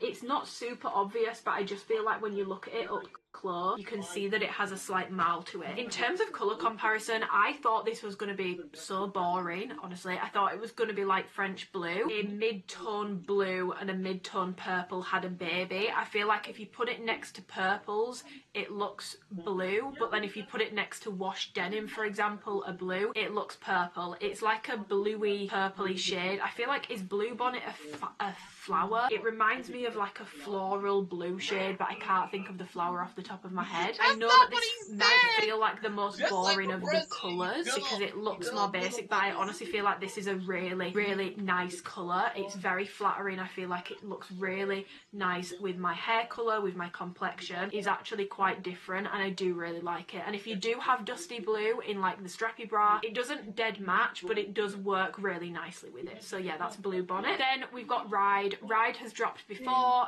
It's coming back for Contour and for Seamless. So yeah, it's a very like mid-tone grey. It has like a slight marl if you look up close, but honestly it's pretty much solid. It's like a school jumper grey sort of shade. That's how I would describe it. True mid to dark grey shade. And I do like that it's coming in this drop because I feel like with the neons, it's quite easy to pair with them and it kind of tones it down. I actually wore this with the yellow and I really liked how it looked. If you are wanting to delve into the brights but you're wanting a colour you can maybe tone things down with, I do think this was a smart add to the drop because it kind of just can bring an outfit to being a bit more wearable if you're not as out there with your colour selections. So yeah, Ride is back. Next up we've got Dark Navy. Again, this is unique to Alphalete. I would say out of anything it reminds me of if like one of the greys had a baby with whale blue. A very chameleon like colour. If you put it next to greys it looks blue. If you put it next to Victory Blue for example, like a brighter blue, it looks grey. Dark Navy grey sort of shade, and this is only coming in Tenacity. So there's no marl or anything like that with Tenacity fabric. It's cut and sew, there's no marl to it. It's a solid block colour. But again, smart addition because I feel like with like the rose colour and the yellow, it goes really well. I really like this with the yellow in particular. That is the one thing I will say with this drop. It works very well together. Even though they're bright, they can all work quite well together with each other, which I do really like. Okay, finally the pinks. We have got 3 new pinks. We've got Rose, we've got Malibu, which is this like fluorescent Barbie pink. This again, it's kind of like the yellow. It's hard to show on camera. I would say this is the most accurate I've got it to show up. Malibu Barbie pink. Think like high gloss Barbie pink. And then we've got Bloom. So this is a much deeper, it's not as bright as this, it's not as neon. I honestly love this colour, so we'll go over this first. So this is Bloom. It's only coming in your seamless pieces, so there's no tenacity in this colour, but it does work quite well with the Malibu colour. I was getting a lot of questions about this compared to Hot Pink or Pink. They did drop it twice, but they changed the name on one of the drops. It's lighter and it's more like candy toned. Don't know what crack they've put in this colour, but I think this is much prettier than the pink, hot pink colour. Like this is more of a Barbie candy. I don't know if it's got more of like a red undertone to it. I don't know what it is. I just think it looks so much prettier. This has like a notable marl as well, I would say. Like Blue Bonnet, it's only really when you look up close. Bloom, especially when you put it next to Pink, you can see that's completely flat and solid. This one has a marl to it, which is really pretty and does also make the fabric feel nicer on this contour, which I'll get onto when I get into my review. I think this is going to sell very well. Also, just a side note, in terms of washing, please wash Bloom separately the first couple washes because the colour does bleed in the wash. Don't hang it near whites or lights or wash it with light. In my opinion, really needs to go in with colours that are almost identical or on its own those first couple washes just until the dye stops bleeding out in the wash. Malibu Pink is again, this is a totally new shade for Alphalete. This is bright highlighter neon pink. I thought this was going to be like Gleece. Gleece next to this looks like a more bubblegum tone. It doesn't look anywhere near as bright as I remember it initially being. It's highlighter pink, it's bright, it's only coming in tenacity, so it's flat, there's no marl to it whatsoever, and it's not coming in any seamless items. But if you want like highlighter pink, you will love this colour, especially if you're a brights person. This and Aurora are definitely the brightest in the drop, but as you can see, the colours in this drop, they just work really nicely together. You can mix and match, so even if you don't want to get a matching set, I feel like the colours work well together. And then we've got Rose, which I thought was going to be very similar to Cotton Candy, but as you guys are going to be able to see, it's actually not. It's significantly lighter, like peachier in appearance. So this is coming in, we've got a baby tee, we've got seamless, and we've got tenacity. And again, there's slight differences, but you honestly really can't tell much. Baby pink shade, and this is stunning. Like this is so so pretty. I really like this colour. I feel like I'm not even that much of a pinks person, but I feel like Poise changed me because I've worn it so much since it dropped. Compared to Poise, this is much more of a pink. That one's much more of a purpley undertone. Compared to Cotton Candy, this is lighter. It's more like salmony. Cotton Candy is a little bit darker. It's a true baby pink shade, and if you like your pinks, you're gonna love it. Pinks sell very well for Alphalete, so I have no doubt that this, Malibu and Bloom are going to sell very well. Bloom is not like the Bloom that dropped before. So Bloom is a very old colour for Alphalete. Obviously that's not going to be coming back, but it's kind of been replaced by Poise because that is the same colour. So when I refer to Bloom from now on, I likely mean this, not the Bloom that dropped with the pastels like 3 years ago. Just wanted to clarify that. Okay, so obviously I've done my colour wheels, but here I'm just going to put in a quick lookbook showing you guys like 2 to 3 colour combinations for each of the colours that I've just shown you, because we stand on business around here when I say you really don't need to go out and buy an entire new outfit, especially with this being a bright drop. I want to show you can make this work with colours that you've highly likely already got in your wardrobe. So I'm going to insert my lookbook here. First up, we've got dark navy with Solar, which is a previous brights, which I really like. I just really like it with yellowy tones. Love it with pastel-y tones as well, so I put it with tea rose, and I really like charcoal-y sort of colours with pinks. I also paired it with Purple Rain. Moving on to Blue Bonnet, I love that colour with Purple Rain. I love it with pinks. With Dusty Blue from the last launch, it looks really good, and I also really like it with Citrus Frost. Then moving on to Rose, love it with Citrus Frost, it's giving sweets. I also really like it with Pink Sands, any of the previous pinks, and I really like it with this Tenacity Purple. I feel like this is cute. Yellow and purple will always be a vibe. It's giving Barney, but I kind of love it. Love Canary with Grove, and I also really like it with pinks. I just think, yeah. You know what? Yeah. Aurora with Grove for an all green look, I love. Put it with Aura Sunset, which I love, and then I put it with Heat, which again very bright, but if you're a bright girl you're gonna love that one. Bloom with Grove, it's giving watermelon and I love it.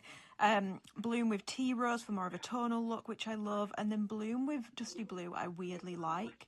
Then moving on to Malibu Pink, Digital Violet, oh my god, it looks so good. Citrus Frost for more of a brights look, and then Pixel Pink as well, I love.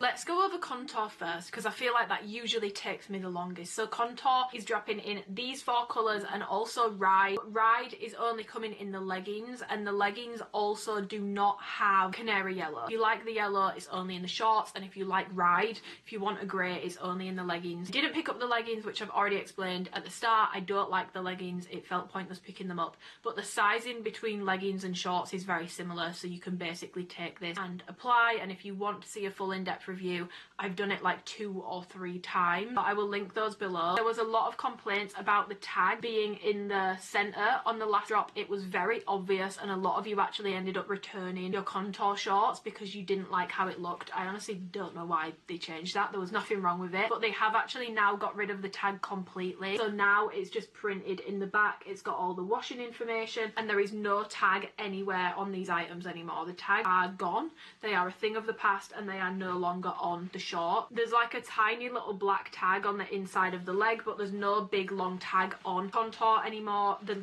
information is all printed in. You guys can see there's no weird lines on the back now. The only thing I will say is with washing and stuff over time, this could wash off, so when it comes to reselling and stuff, you might not have the sizing printed on there anymore. That's just something to be aware of, but in general I do think this is a much better idea because the tag situation did not look good on the last drop. So details wise, you have got the 3-tier waistband. It starts lower compression, moves to a higher compression, so it's more. And compression scale wise, these in my opinion are high compression. These are a very compressive bottom through the waist. The leg is pretty stretchy. The bottom of the short can be quite snug and can be quite tight, and it does roll quite a bit, and it can dig into the thigh. Especially in the leggings in particular, the leg is very stretchy on Contour generally. The waistband however tends to be quite snatching. It's quite thick, it's quite densely knitted, and again you've got that 3-tier compression. Branding wise, Alphalete wordmark on the back. There's no new logo on the Contour shorts. Then got obviously the side panel detailing, which tends to be a lot sheerer, but it's just this like hexagonal detailing down the side. Thicker bottom band, which really helps to push your glutes up. It's not going to give you like a defined BBL looking butt. It does lift the glutes, and if you don't want something so obvious looking, these are a lot more subtle in my opinion. You do have a ribbed contouring around the glutes, but it's just slightly raised. It doesn't add any compression or underlift. It's more there the contour rather than lift. They are a 5-inch inseam, and the scrunch on the back is the same as all the recent drops. So you've got that 4-row scrunch. It is the same as the last drop, with this little section here. I noticed on the last drop this bit here is longer than usual. On the older drops the scrunch was sewn a lot more closer up here, so there is more give at this bottom section now, but that's the same as the last drop. So if you didn't notice any changes that you disliked about the last drop, you're going to be completely fine with that. And I don't really feel like it makes that much of a difference to how the scrunch sits. I don't notice it's going all the way up my lower back too much, but this is a stretchy scrunch. And in terms of the measurements for the scrunch, it depends on what size you get. Generally you are going to get a scrunch anywhere between 3 and 4 inches. Most size smalls are 3 inches, 3.25, and then usually they stretch over time to being about 4. The medium that I got in Blue Bonnet, that's 4 inches, so it's a little bit longer, but not a notable difference. But it is something to be aware of if you do size up and you're very sensitive about scrunch lengths and all that sort of jazz. Sizing up will give you a longer scrunch. And also if you don't like feeling tension, which I don't really find you do get with contour, but if you don't like feeling that tension, sizing up might relieve that a little bit as well, because you do get a longer scrunch, you've got a little bit more give. And the scrunch still can have that shiny appearance to it as well. That's definitely still a feature. They are basically the same as contour has always been. In terms of the rise, these are down on Alphalete as an ultra high rise. On me personally, I find that these hit me sort of mid to high. I would say probably more likely high, sort of like mid belly button, and I do have a longer torso. But the thing is with contour, it's so stretchy that you can pull this up to be ultra high rise. You can also try and bunch it down to be a little bit lower, but generally I would say high to ultra high, depending how high you stretch it up, depending on the length of your torso. That's another thing as well. There really isn't like a true definitive answer for a rise, because it's not a one size fits all. What's ultra high rise on someone might be mid rise on someone that's significantly taller with a much longer torso. So try and find someone with a similar build to use to see what they say about rise. But on me, it's a high rise. It hits me sort of mid belly button, but it's stretchy. I can pull it up if I want to cover up more. And generally with contour, I have found this with previous drops, the shorts tend to sit a little bit lower than the leggings. So again, if you are sensitive about rises and stuff, or you want something a little bit lower, the shorts in general all tend to sit a little lower than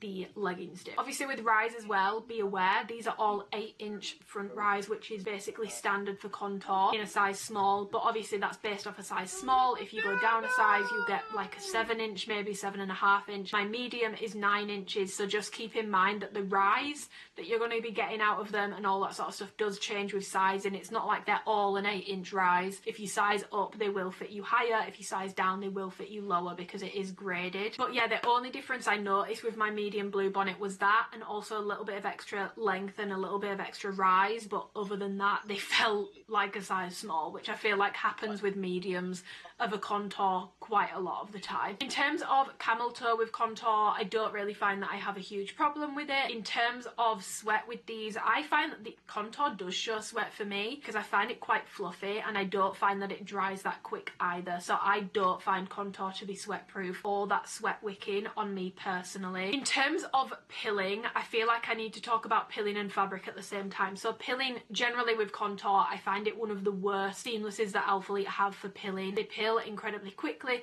they pill incredibly easily. You should not sit on the turf in them, you should not sit on the gym floor in them, you should not burp, fart or sneeze in them, because they will pill. You shouldn't have a gym bag rubbing up against them. They are very soft and very delicate and very pantyhose tight, kind of like in feel. I will say, and I've said this before, when you've had them a while and you've washed them a few times, the softness dissipates. It does come off in the wash and they don't maintain that softness, but it's not a bad thing. They don't become like awfully itchy or anything like that. They pill way less the more you wash them, because that softness does come off in the wash. And I found that my sand looked absolutely battered after the first few wears. Now that I've fabric shaved it and washed it a few times, it's very durable now and it doesn't pill much at all. But I do think for the price point, there really is no reason for these to be pilling as badly as they do, and I do think they are way too delicate for the price point. Some people don't care, but I remember Amplify when you could do something as heinous as sit on the turf and it wouldn't pill. But I do still miss that, and I wish that they would bring that into contour, because it's really, really annoying. Like, come on, like, these are £50. They shouldn't be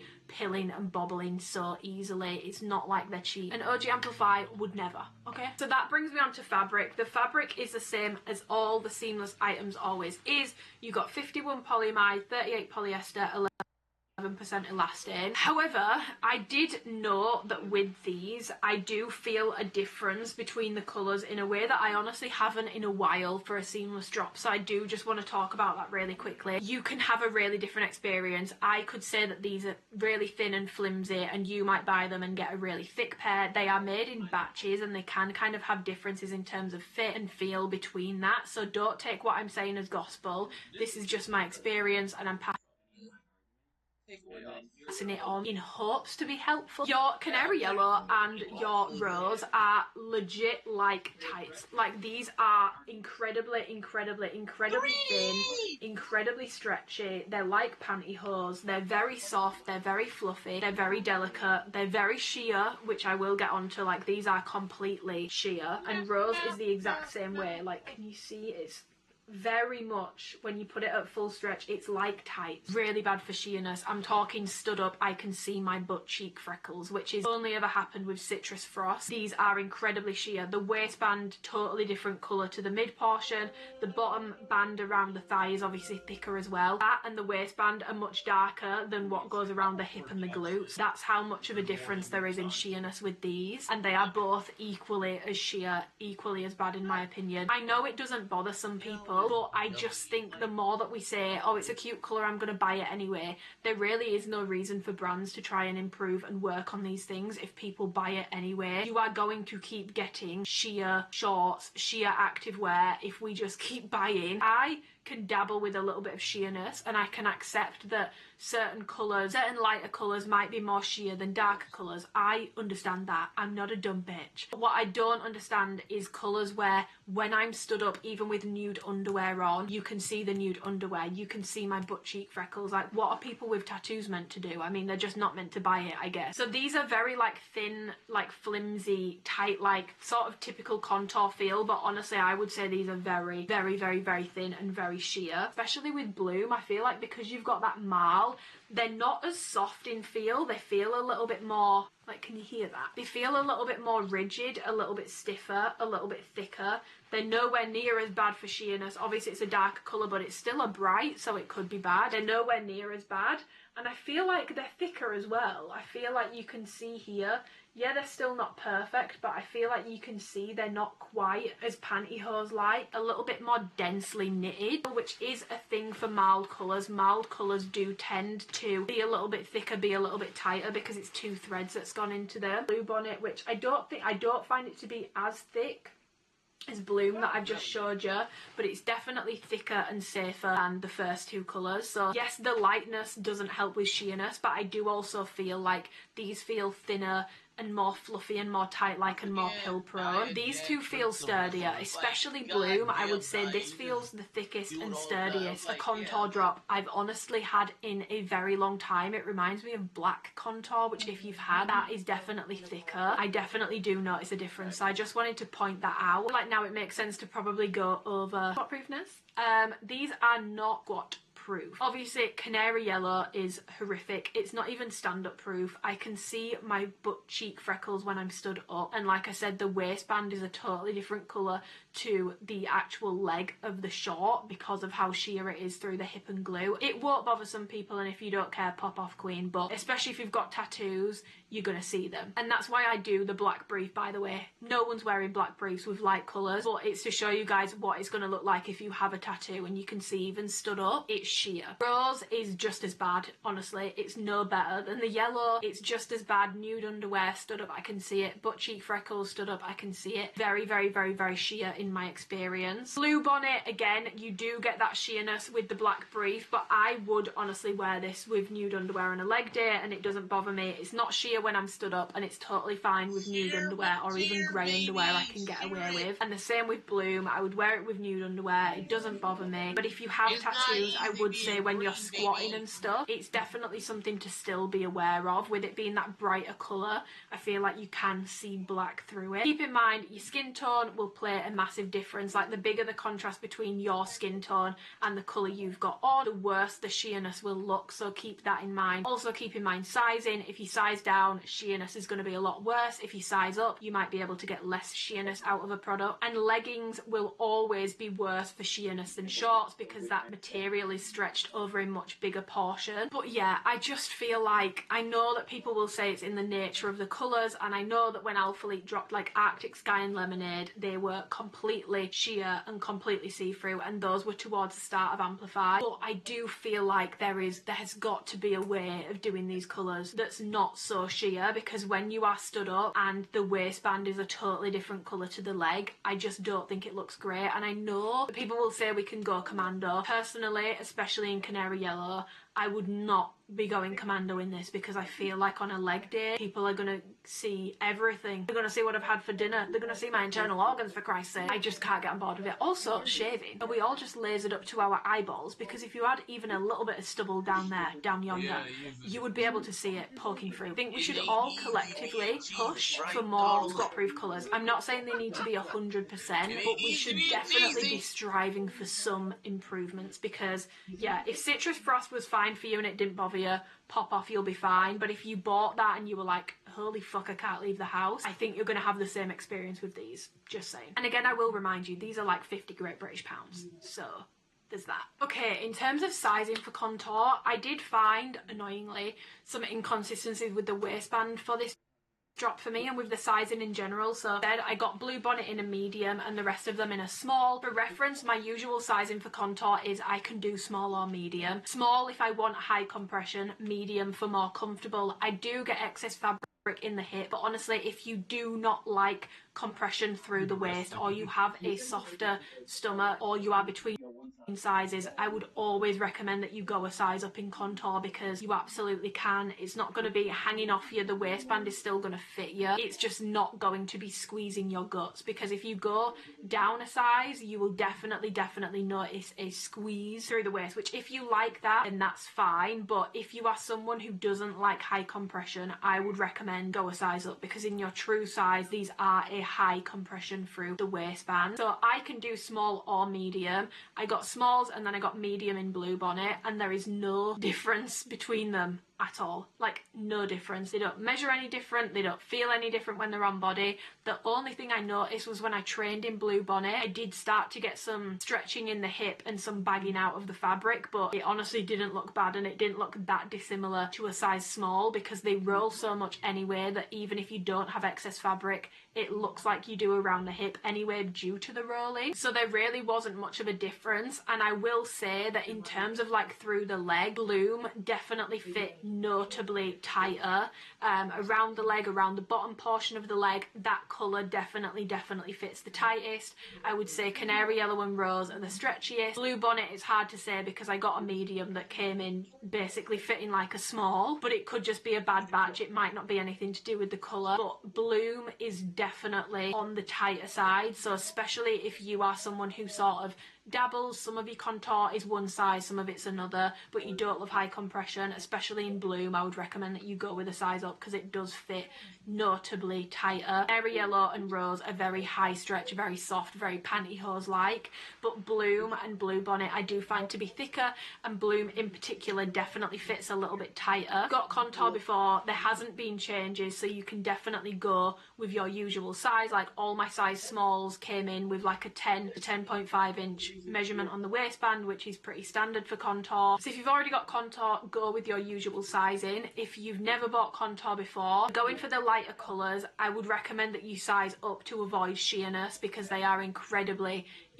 sheer even when you are stood up. It's not about being squat proof, girl, it's about being stand up proof. If you like high compression, you can definitely go true to size and it will fit you like a glove for a nice high compressive fit. But if you are between sizes, my personal recommendation is that you go with a size up. First of all, it's going to help you like negate some of that sheerness. Second of all, they fit high compression anyway, so if you're between sizes, I just feel like it's safer to go up. And they also really don't stretch out too much over time either with the waistband. Like when you wash them, they will just snap back to how they were before. In terms of rolling, because obviously these are the shorts, these are a 5-inch inseam. They are quite tight on the thigh, like that bottom band is tight and it does roll up, it does ping up, there's no way of avoiding it. These do roll, but I find that when they roll, they just cup your glutes like a little dream, like two little hands just giving you a little lift. I know that people say it looks bad. I don't think it looks bad. I think it's very flattering on the glutes, and it doesn't bother me that they roll. But if that's something that's going to bother you, or you are sensitive to a tight thigh on a short, I don't think you will love contour, and I don't think that's going to be the best line for you, because they are snug around that bottom band and they do roll to really push the glutes up. But I find them very, very, very flattering for that reason,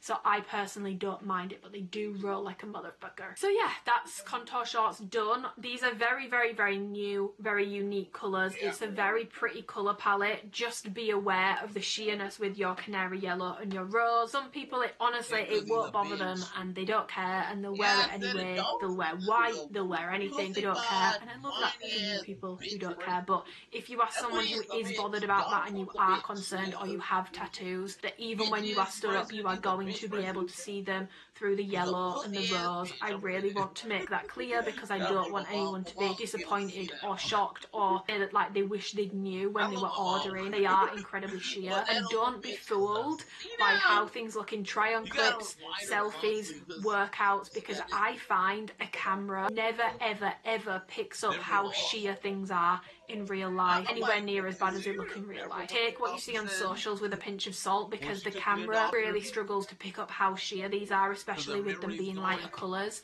So please be aware of that. But if you are wanting something that is going to be on the thicker side, Bloom will be a really good option, because that's how mine have come in. Again, you could have a different experience, but I just feel like with the marl, I feel like it's because of the marl, not just a batch difference. So I would highly recommend checking out the Bloom colour. And just to summarise on sizing, true to size for a high compression fit. If you're between sizes, I would recommend you size up, and if you don't like compression at all, you can definitely size up. I can do small or medium. Okay, moving on, we have got the Amplify open back bra. Now this may look very familiar, and that's because it is. It's very, very, very similar to the Alphalete Amplify cross back bra that they did before.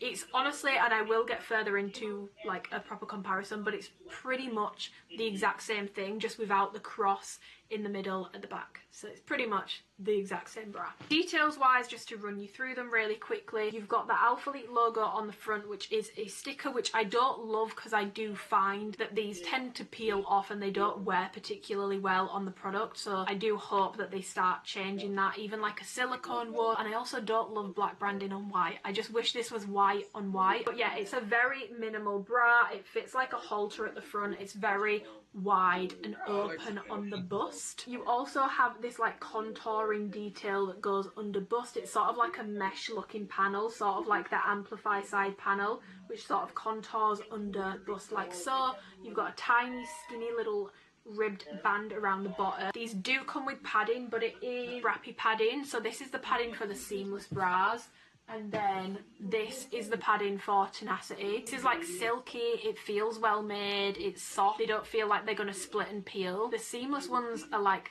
weird thick, they have like jaggedy edges, they feel like they're gonna honestly split in half. So I wish that they would use this padding in all of the bras, because the seamless padding is honestly not good. But they do come with padding. Do be aware with the white and any of the lighter colours, you can see the padding through it, so you're either going to need to swap it out for a padding that's not as noticeable, maybe a different colour, or you are going to need to place the padding against your skin, so you've got 2 layers of fabric over. I would honestly recommend recommend just using nipple covers like nippies are great, and in my opinion much better than padding. I would recommend that you guys use those under these bras because it's going to be much less notable. You're going to have to take the padding out anyway because you can completely see it and it looks bizarre. So then around the back it's just completely open. You've got some cross straps which are completely adjustable, so that is nice. You can adjust those and loosen them, tighten them depending how you need it to fit. And again, the branding is printed, not the branding, the labels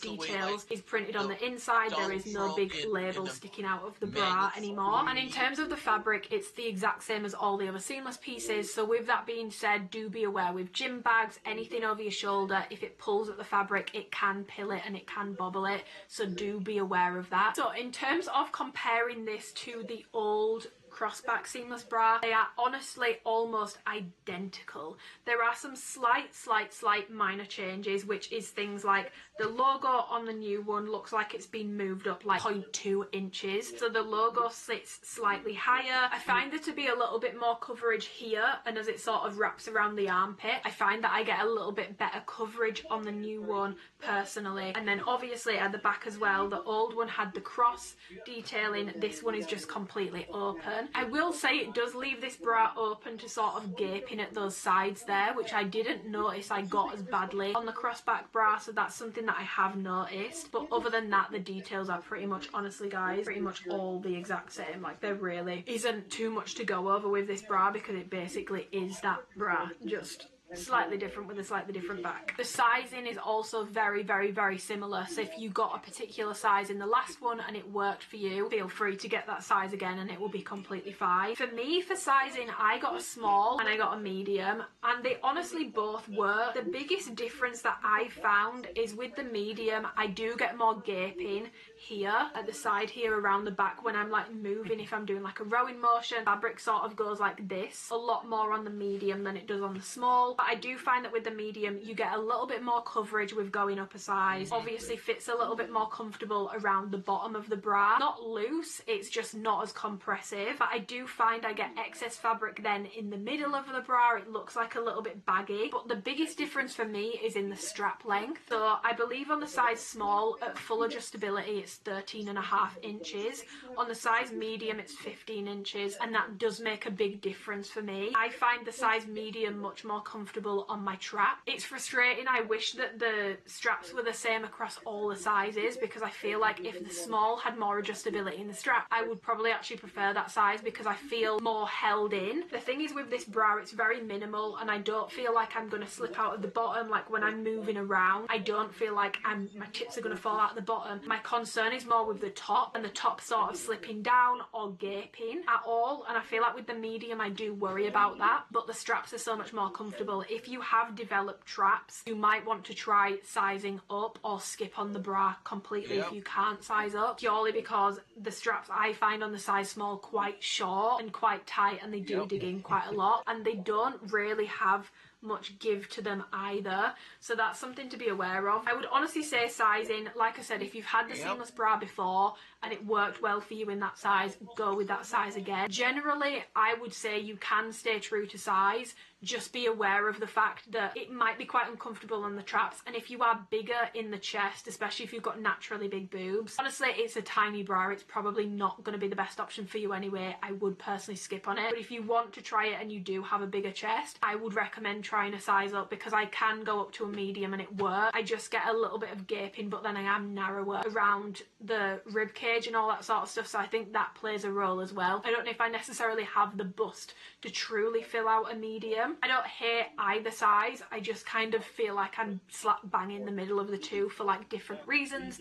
I prefer how door and held in I feel in the size small, but I prefer the strap adjustability on the medium, which is kind of annoying. I do prefer the back of this, I do prefer it just being completely open. A lot of people were cutting the crossbox out anyway, so, but I do find that gaping at the side annoying, and Twinkle Toes did notice it as well. He was like, it's like bagging at the side when you're moving. I was like, yeah, I know. In terms of support, none.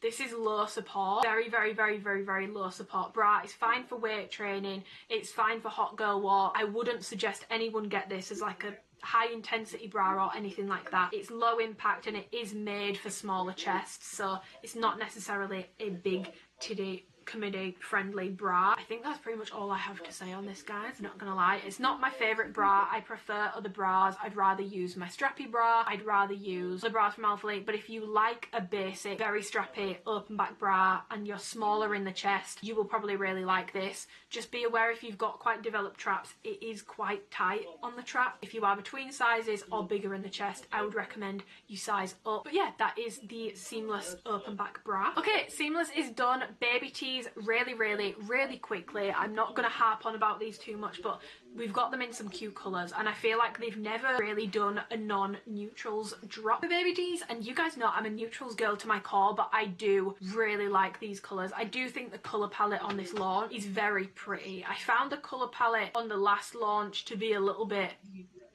stark in some aspects. I feel like this one's just so much more cohesive and it works so much better together, so I'm very much enjoying this colour palette. Yeah, the baby tees are coming in canary yellow, blue bonnet and rose. They're 94 cotton, 6 elastane, I believe. The exact same as it's always been. So you've just got the normal t-shirt neckline at the top, got cap sleeves, so they're not like a true full sleeve, and you do get better armpit ventilation if that's something you care about. Got Alphalete, the little word mark logo. Can you see what I mean? The new logo really isn't on that many pieces for women's in this drop. And then it just comes into a meet and greet slash long crop. This hits me at about belly button high, but of course you can wear these whichever way you want. You can wear the full length, and with Amplify it's going to be meet and greet because that's obviously high-waisted, and you won't have your midsection out, you'll be covered. You can wear these cropped, you can roll them up, you can wear them tucked up more like t-shirt bolero, which I feel like I can definitely see people like Bailey doing, for example, with this drop. I feel like she's going to really enjoy these colourways for the baby tees. I feel like this is just a very her drop. But yeah, where these hit you, it's going to depend on your height, your torso length and all that sort of stuff, and also how you size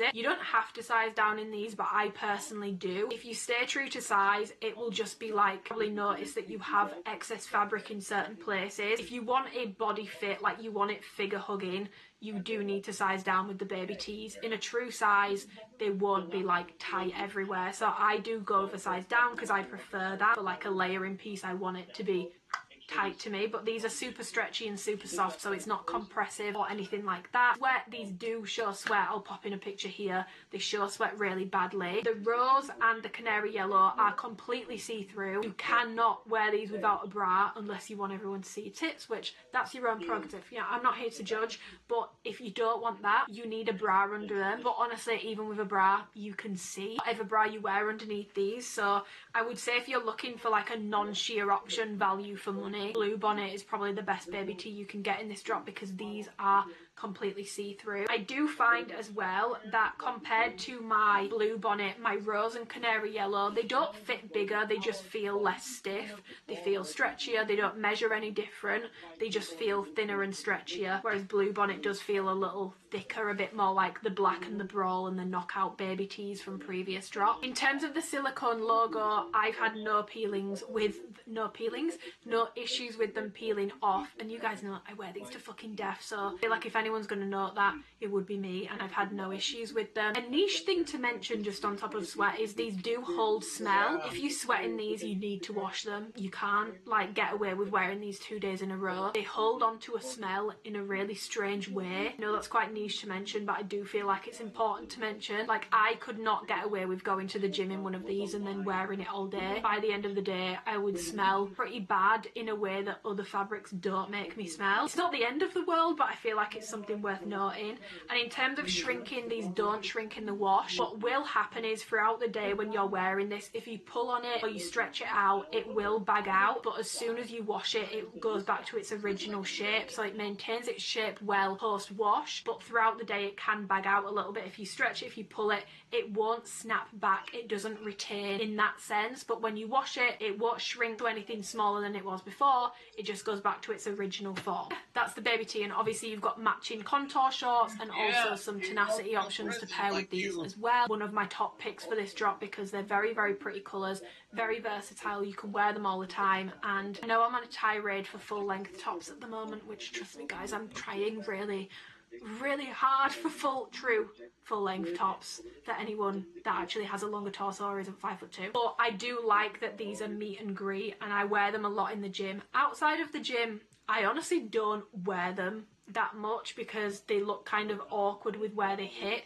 because I don't wear high-waisted stuff out of the gym. But in the gym, I do like how these pair with my contour shorts, with my Amplify, with where they hit on me. Baby tees, love. Okay, we're going to move on to Tenacity now. So I'm going to go over the bottoms that I have first. We've just got more wrap front bottoms. Sadly, there is no non-wrap front bottoms. We do have a 5-inch inseam short, and we've got the leggings. Fabric first and also labels. Tenacity still has the tag labels, so there's nothing like printed on the inside of them or anything like that. It's pretty much just a seamless product where they've done away with the physical tags and they've started printing it, but everything else is still a tag. So 70 nylon, 30 spandex, which is how it has been. So with the fabric, I'm not going to go over it in depth because I've done that before. If you want it compared to all the other ranges, you can go and watch those videos. It's a densely woven, thicker, higher compression, meant to be less brushed version than Aura. It's meant to be a bit slicker. I would say it's more like suede feeling. I feel like that's the best way I can describe it.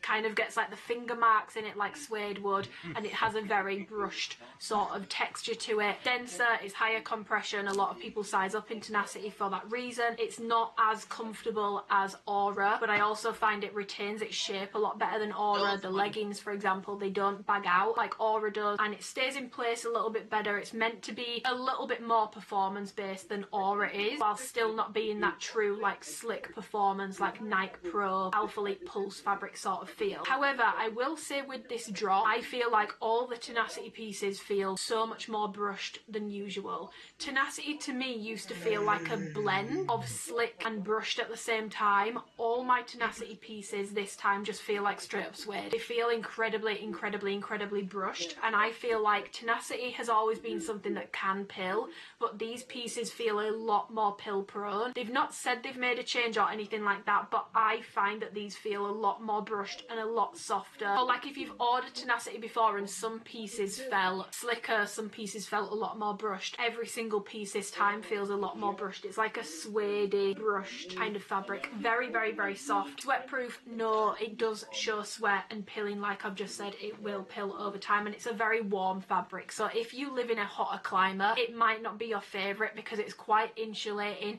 it's quite brushed, and it's quite warm feeling, and it's also very dense feeling on the body too. It's not a particularly light fabric. So wrap front leggings, I did already compare these to Surface when they first dropped, but just to let you guys know, if you liked Surface, similar in terms of design. Like the front, obviously you've got the cross front waist here, you've got the back, which is like a sort of V-ish sort of seam, which is what Surface had. You've got the new A logo. This is on all the Tenacity pieces. It's very tonal and it's absolutely tiny, like you can barely see it. Like from a distance you honestly can't see it at all. But that is the new logo on the women's pieces. You've got a 3.5-inch long scrunch at the back that's based off a size small, and then you've got the curved detailing down the side, so it curves backwards like Aura does, but this is not quite as far back. It sits a little bit further forward, but it sculpts your glutes really nicely around the side, and then that just runs down the center. The gusset on all the Tenacity pieces is that like extended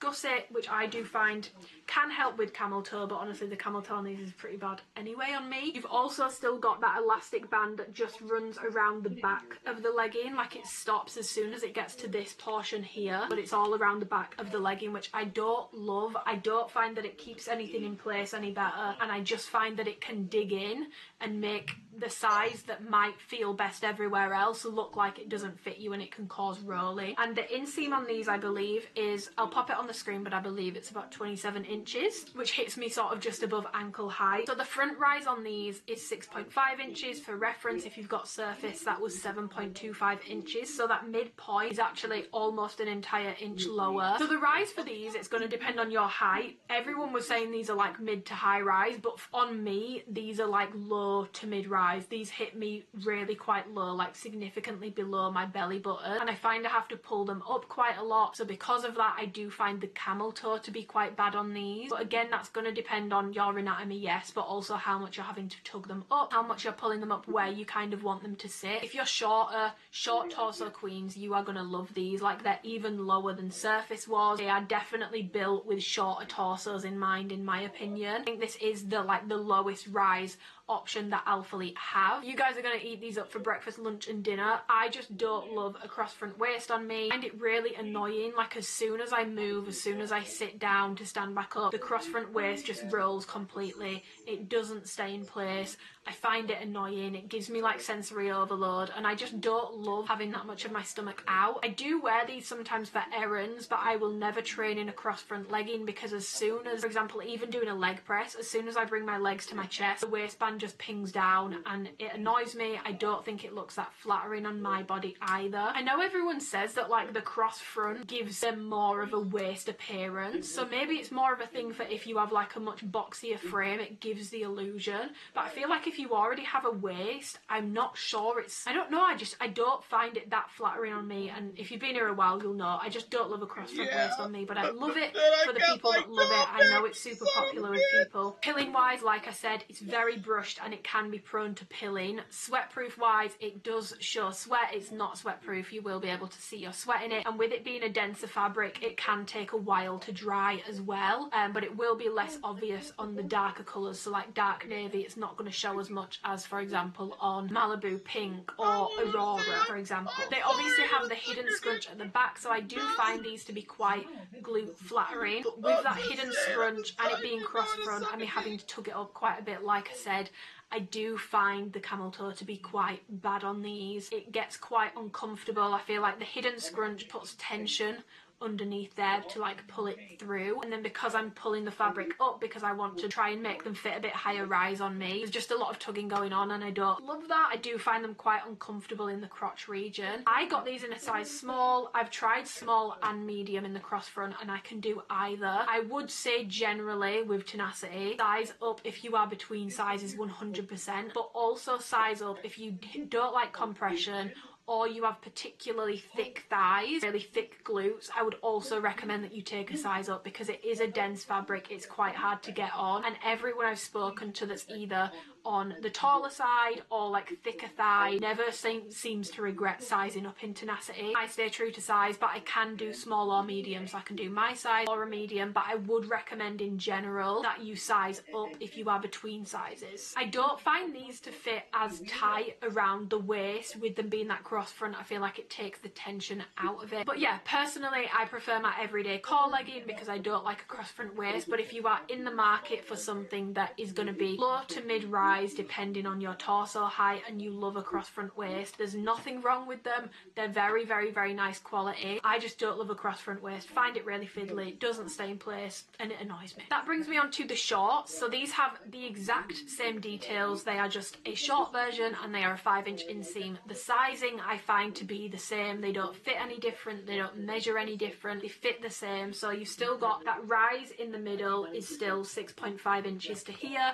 based on a size small. Still got the curved detail at the side to flatter the glutes, got waist contouring here, you've got the elastic band around the back, tonal logo on the back of the new logo, V-seam into the hidden scrunch detailing, which just helps to basically separate your glutes. It doesn't look scrunched on body, it just helps to separate the glutes a little bit and flatter them a little bit more. You've got the extended gusset like you do on the leggings, and then you've just got a simple seam at the bottom, which I don't honestly find to be too snug or too uncomfortably tight until it rolls up, but we'll get onto that. So all the details are the same, fabric is the same, the rolling is the same in terms of the waistband. In terms of the rolling on the leg of these, they do roll up. They roll up basically to just sit right under your butt cheek. Now with Tenacity being a denser, thicker fabric, I personally find that I am completely fine with these. They don't roll up to expose the bottom of my butt cheeks. I'm not walking around with my butt cheeks flapping in the wind. It does stop them hiking up too much, like too much where my bum cheeks are out, with it being a thicker fabric, and it does fit tighter around the thigh when it's rolled up because it is thicker fabric, it's denser, so it just feels tighter around the thigh once it's rolled up. That's honestly the only way I can explain it. But they do roll up and the waistband does roll down. They don't stay in place particularly well. It is a thicker fabric as well, so again, if you're in a hotter climate you might not love these. But I will say it's been quite warm in the UK. It was like 27 degrees the other day, and I did wear this colour in Tenacity for cardio. I did 30 minutes on the stairs and I honestly was completely fine. I didn't feel too hot, but again, it does show sweat. It's not particularly sweat wicking and it does take a while to dry. I know that people found the dye bled on these with the brights that they did last time. I've not found that I've had that issue on these yet, but I also didn't get Malibu pink, which I feel like would probably be most susceptible to that. So just be aware there was an issue of like the dye kind of running when you sweated with some of the brights with Tenacity last time. Again, it was doing my head in. There was a lot of readjusting with the waistband and a lot of rolling with the shorts, which I don't mind, but the rolling of the waistband is particularly frustrating. Fabric wise, obviously it's the same, so it's quite pill prone. They're very, very, very, very, very soft. In terms of squat proofness with Tenacity, it tends to fare much better than Seamless does because it's thicker, it's cut and sew. I find cut and sew is always a lot more squat proof than Seamless because it just tends to be denser. But I do find Canary Yellow and Aurora, if you've got tattoos, I would be wary of those colours even in Tenacity. I feel like with Canary Yellow, when I'm stood up, I can see nude underwear. I can't see my butt cheek freckles, but I can see nude underwear, so I would be cautious with that. Dark Navy is completely fine. It's very squat proof and there'll be no issues with that, but the lighter colours are not 100% squat proof. And like I said with the leggings, I've already compared the leggings to the Surface cross waist leggings, which I'll leave linked below, and the Surface cross waist shorts were basically the leggings and these are basically the short of the Tenacity cross front, if that makes sense. I've already done it, but if you were curious, these are longer, they have a longer inseam, it's a much more brushed fabric, they're thicker, they're more compressive, they're denser, they have the hidden scrunch. Surface didn't. Not as slick a fabric, it's a lot more brushed, and they do sit about 0.75 to an inch lower in terms of rise as well. So those are the main differences between Surface and this. So yeah, in terms of sizing, I did pick it up in a small and a medium just because the girls who did like the Alphalete try on said that they had to size up, but I feel like sometimes everyone sizes up in Tenacity whereas I don't, so I wanted to try both. For me, I do actually much prefer a medium in the shorts. I feel like the leg is a lot more comfortable, it's not as tight, and I also feel like the waistband doesn't roll so much in a size up, so maybe that's a note for the leggings as well. If you size up, the waistband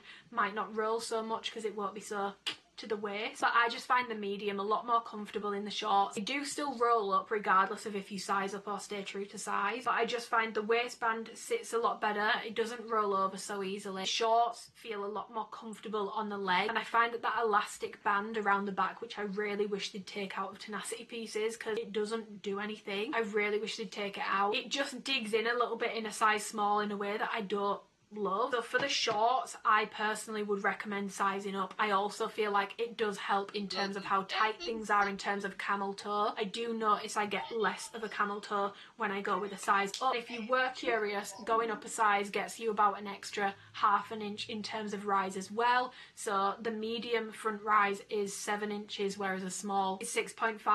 So if you go up a size, you also will find you don't have to pull it up as much to get it to sit a little higher, because naturally it just has a little bit more rise to it. So I would keep that in mind as well, unless you are really down for a super tight fit. I think most people would be happier in these in a size up, and that would be my recommendation for sizing. If in doubt with Tenacity, bottoms in general, if in doubt and you're stressing about sizing, just size up, because I feel like you will be fine in a size up. It's denser, it's thicker, it's more compressive, it's not going to be hanging off you. In terms of overall thoughts, obviously it's no secret, I'm not the biggest fan of a cross front waist, so it's definitely not my favourite, but I do prefer these to the everyday core shorts just because I feel like these are longer, and I feel like I could be wrong, but I feel like the way that these sit on my body, they feel longer than the everyday core shorts, so I do prefer them to that.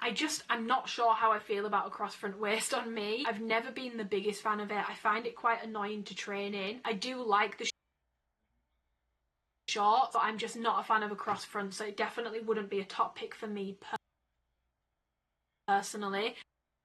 But if you like a cross front and you're looking for something more lower to mid-rise, these are going to be spot on for you. Okay, we've got two new Tenacity bras. So first of all, we've got the interval bra, which is probably the most coverage Alphalete have put into a bra in years. This is a much higher coverage bra for people who have been waiting for one from Alphalete. I'm going to have to hold it upside down because I feel like when I hold it by the neck, you can't quite see it properly. But this is the interval bra. So details wise, you've just got a very high neckline. I will say the neck is a little tight going on. It takes a little bit of tugging to get it on, but once you get it on, it's on. It's a very wide cut around the armpit. Like, this is an incredibly wide cut, and it does also come around quite low. These do come with padding, and these have that better, like, silkier, I've lost the pad. They have the silkier, nicer padding, so the Tenacity bras do come with padding, and with Tenacity being that thicker fabric, I found even with canary yellow, for example, there's no issues with seeing the padding through, so you're completely fine. As opposed to the seamless, you'd have darts coming in from the side for some extra shaping, and then it sort of scoops under bust here like so, and there's basically a band that runs around the inside under bust, which just sort of really helps it to sit nice and snug under there, which I do really like. And then at the back, you've just got the little A logo at the, it's not at the base of the neck, it's actually at the base in the back, which I do find interesting. I kind of wish it was just at the neck, and then we can just hide it with hair or whatever. And then this is the back, it's like a keyhole cut out, and then you've got this thick strap around the bottom, which I am actually very impressed by how much stretch this have. Very panicked that this was going to be very tight and very tense, but it's actually not. It's got a decent amount of stretch and bounce to it, so I'm very happy with that. Double lined, of course, the full way round, and again, it's in that classic Tenacity fabric, so sweatproof, no, and it's quite dense, so I do find it takes quite a while to dry as well, so there's that to consider. In terms of support for this bra, I feel like people see a high neck bra and they think high support. I would say for me, I've got implants. This is low to medium. I think if you've got a naturally big bust, low to medium, I'm going to edge on the lower side. I find the cut of this a bit too wide around here. I think it looks great on small chest, small up top, and they don't have much to like spill out of the side. But if you have bigger boobs, please be aware this does scoop down quite low around the side.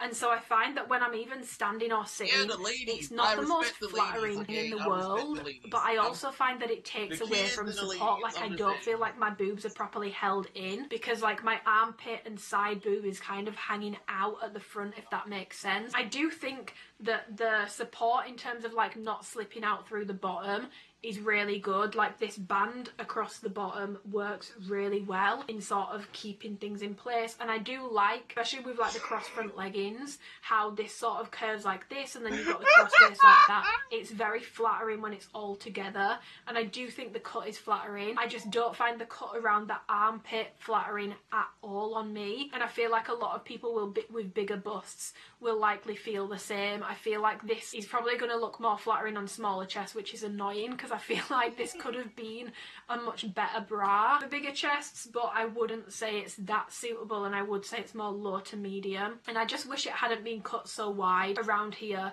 Yeah, it looks good on the shoulders, but I feel like you can get that without it being so wide down here. And I do also, in terms of like trap discomfort, I do find this quite tight around the neck and around the traps as well. So that's something to consider. If you're particularly sensitive to that, it is quite tight around there. But in terms of sizing, honestly, for me, this has been true to size. I wouldn't size up, I wouldn't size down. If you are between sizes, with Tenacity being tighter, especially if you've got a bigger bust, I would definitely go up. But I feel like for everyone else, you're going to want to go true to size. I went true to size, and I'm completely happy with the size. It's not too tight under bust, which a lot of bras from other brands can be. I just don't love how it's cut. I wish it was cut a little bit more comfortable here, and I just wish there was a little bit less tension in the straps for the trap. I just don't find this cut around here. It's too wide. If it was just a little bit less wide and came up a little bit higher, I think I would find this a lot more flattering on me. But it's just like the side of the top of my boob is hanging out, and then I've got quite a lot of like I store fat in my armpit, and I just don't think it looks great on me. But I've seen it on Gabby, and I think it looks amazing on her, and she's obviously significantly leaner than me and also smaller in the chest, so I think that plays a role as well. But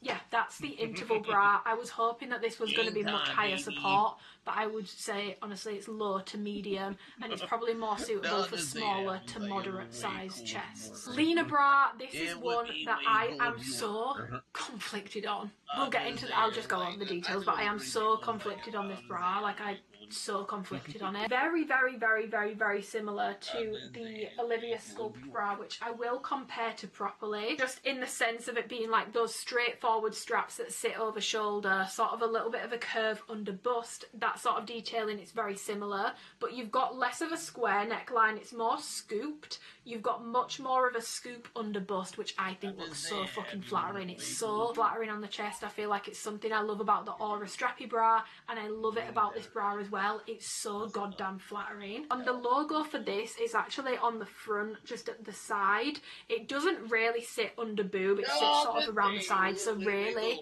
you don't see it front on unless you're lifting your arms up. You can't really see it, but it's tiny and it's just a little silicone logo. And then the darts on this bra, I feel like on a lot of the Tenacity bras the darts were up. On these ones they're coming from the side, and it does come with padding. I don't know if this is an unpopular opinion, but I want them to stop putting darts on the bras, because I feel like, because it's not sewn together obviously, because you need to be able to take the padding in and out, when you put the bra back on it's really hard to get the dart on the inside portion and the outside portion to line up properly. So then when it's on your chest you end up looking like you've got a weird triangle sticking out, even though you don't.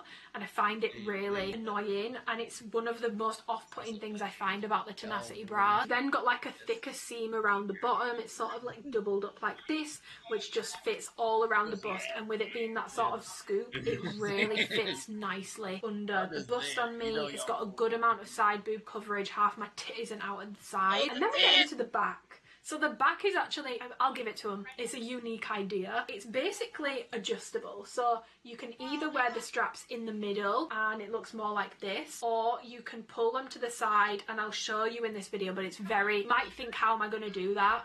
If you can't do it, that's a sign we need to work on mobility. It's actually quite easy to do. Pull them to the side and have more of like a straight over bra, which looks very skinny in the back there. The only thing to be aware of with this is, well, there's two things to be aware of.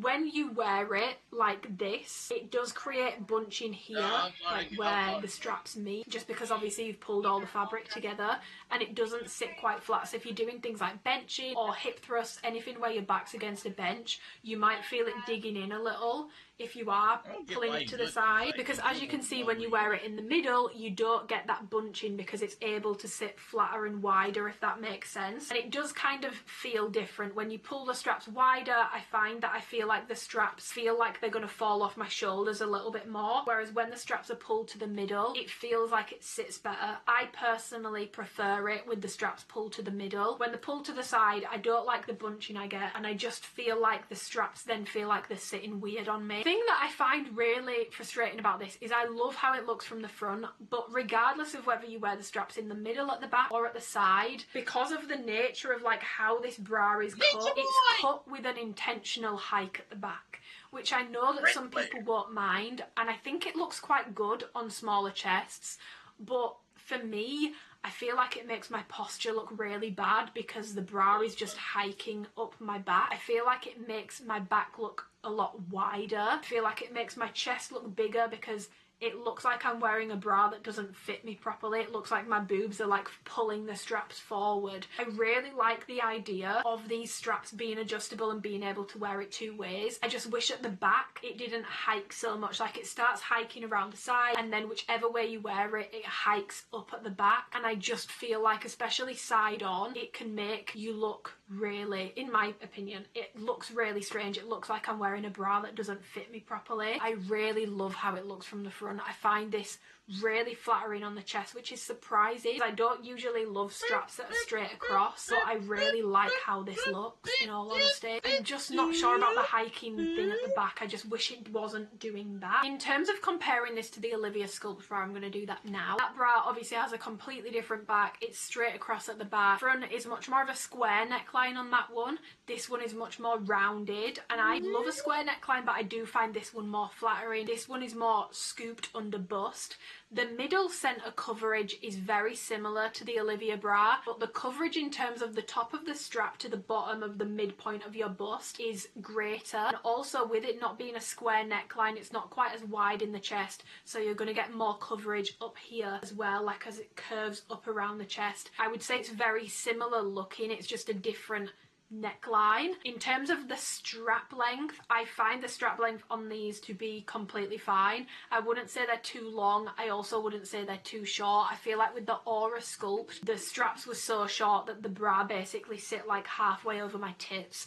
This one is completely fine for me. Yeah, those are like the main differences between the two. But if you were someone that found with the Olivia bra that the straps were like falling off you and not staying up, I don't think you're going to have that issue with this one because they feel really well positioned. Like I'll show you guys when I'm moving around. It honestly stays in place pretty well. The straps don't fall off my shoulders, and also it does stay under bust quite well. It stays under bust instead of like rolling up over bust, much better than the Olivia bra did, which wasn't bad. It honestly stayed in place really well for me, but this one just has tiny bit more extra coverage, like 0.5 to an inch, and it does make all the difference, especially at that mid bust point. I find it really flattering, and it stays in, I'm honestly quite surprised by how well it stays in place. I did get people in my Discord saying they felt the back was very like tangly and your hair would get tangled. I've not had any issues with it, and I've been training with my hair down, so that's not something that I personally have been concerned with. Just be aware of the fact that yeah, it's adjustable in terms of moving them, but there's no adjustability in terms of the strap length. So if you are someone who needs that in a bra, you might not love this one. In terms of support,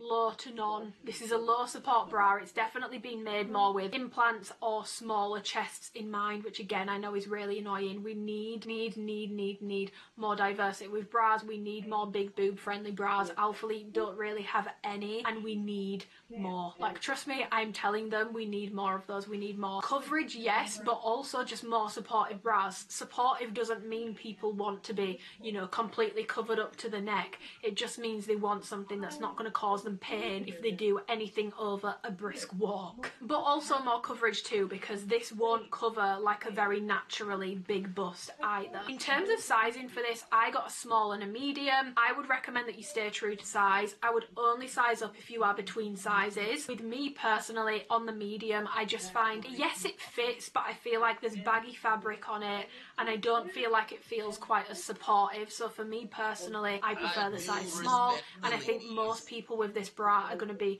perfectly fine with going true to size. With it having that more open back and a bit more adjustability, it just feels like there's less tension under bust and around the back compared to usual Tenacity bras. So I would say you can definitely stay true to size with the bra. If you are between sizes or you have a significantly bigger bust, then if you want to try it, I would recommend you go with the size up. But if you're similar to me, similar size implants, or just like a moderate size chest, you can definitely stay true to sizing it. I don't think you need to be sizing up. Padding, again, I already mentioned it, but if you were curious, Aurora and Canary, you can't see the padding through it. You're good to leave it in. There's no issues like there is with the seamless. I feel like Tenacity bras in general are so slept on from Alphalete. Probably the best made bras that they do, the highest quality feeling. The fabric feels so nice against the skin. I just find that they generally feel very well constructed, as opposed to some of like the seamless ones which feel a bit more flimsy, a little bit less worth the money.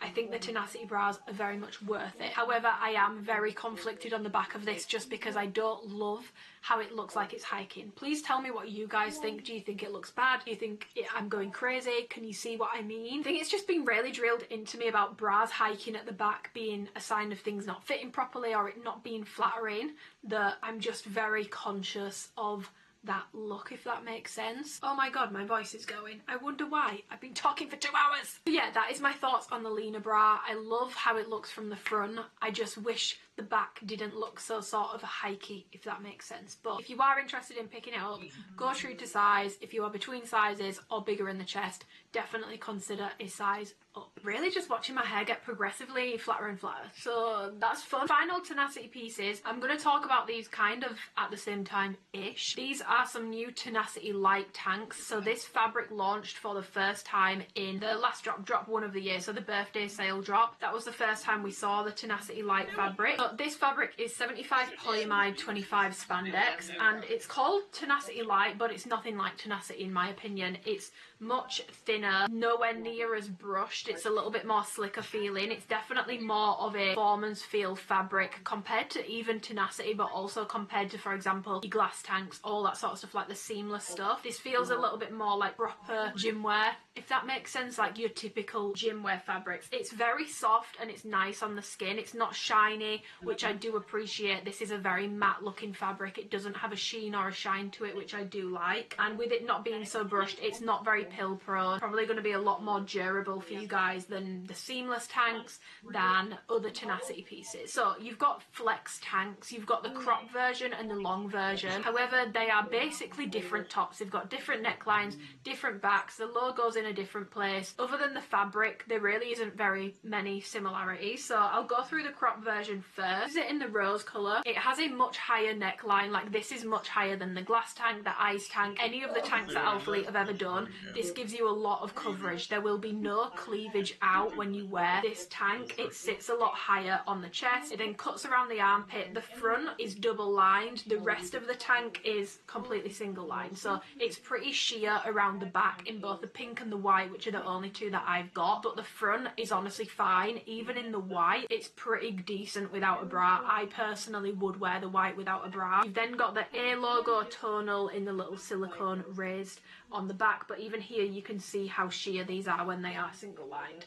Details wise, in terms of like the cut, it's cropped. I would say this is very close in length to the baby tee. It hits me on my like longer torsoed body around belly button high. So with really high waisted stuff, it is meet and greet sort of length. It's just like a standard mid waist crop top sort of length, very similar to the baby tee if you have one of those. Yeah, that's it. You've got those waist contouring lines at the front, but other than that, details wise, that's honestly pretty much it. In terms of showing sweat, this fabric does show sweat, but I do find it dries quicker than standard Tenacity, so that definitely gives it a plus. And it's not quite as warm. It's thinner, it's more breathable than standard Tenacity, so that helps it as well. In terms of sizing for this, I got it in a size small, and I don't really know how I feel about the sizing. It fits really tight over bust, but then at the bottom around my waist, it's quite baggy and quite loose, especially where it's double lined. So I don't really love how this fits. An unflattering cut on me. I don't know if it's because, for me, maybe I'm just a whore, you know? There's too much coverage on the chest for me. I think if you are someone who wants to cover up a bit more, ironic because it's cropped, but if you want your boobs covered a bit more, I think you will really like these. I just don't find it that flattering on me. I feel like the cut makes me look quite broad, and I find it quite tight around the armpit as well. Tight around the bust, but then it's loose around the waist. So sizing wise for these, it's really hard. If you are smaller chested, I would say you can definitely, if between sizes, get away with going down a size. But anyone else, I would say to stay true to size for a tight fit that might be a little loose in some places depending on how you're built, or go a size up if you don't want it to fit tight, because these do fit incredibly tight across the chest. I just find that around the waist it's not really flat to my body and it doesn't sit quite right. Sizing advice on this difficult because it's really tight in some places but then baggy in others, so I just find the fit of this to be quite off on me personally. Quality of it feels nice, but I don't love the cut of it and I don't like how the sizing has been done on it, so personally I actually wouldn't recommend these. I think if you are someone who likes the way that this looks, you like the cut, if you are dubious about sizing, I would say if you're in a panic about it, just go true to size and see what happens. But I find the sizing of this honestly quite off, and I know that's really unhelpful, but there isn't a clear-cut answer for me with sizing because it's really tight across the bust, but then it's really loose. Not really loose, but feels baggy and sort of lackluster around the waist for me. So personally, I don't really love this, but it's nice that they've given us two length options for people that do prefer more of a crop, or if you're short torso, this will be like a nice like meet and greet, if not a little bit longer length for you. And it's nice to see an option with a bit more coverage on the chest. I just don't love how it looks on me. You've then got the Flex Tank Long, which is honestly a completely different top other than fabric. Completely different top. So this one has a much lower cut in the front, it's much more scooped. It's very similar to the glass tank. The only difference really is the fact that the neckline on this is just kind of as long low, but this one is more scooped. The glass tank is more square. So if you don't like a square neckline, you might prefer this one. You've then got double lining in the front, inside of the waist contouring lines here. Anything that sits outside of that is single lined, and then you've got a super tiny racer back at the back. You will struggle to find a bra that sits under this. I personally would just recommend that you do like a crossback bra, like the seamless bra. I think looks really good with it, even though you can see the strap. I think it looks good, or I'd go with a strapless bra under it. Otherwise you're going to struggle to find a bra that fits well under this, and with them fitting quite tight, that's something to consider as well. You might not want too much bulkiness underneath. And then in terms of branding, you've just got the little A, and it's on the front at the right hand side of the waist contouring, so it's at the front on this top. So I do find it confusing that this is flex tank long and then flex tank cropped, because that one's got much more coverage at the back. This one's more of a racer back. This one's much lower at the front. That one's much higher at the front. They're very different cut. And in terms of sizing for this, I ordered an extra small and a small for the long tank, but they sent me 2 small crops and 1 extra small tank. Only got a size down in this, and having had a size down in this, I would not recommend that you size down. This was really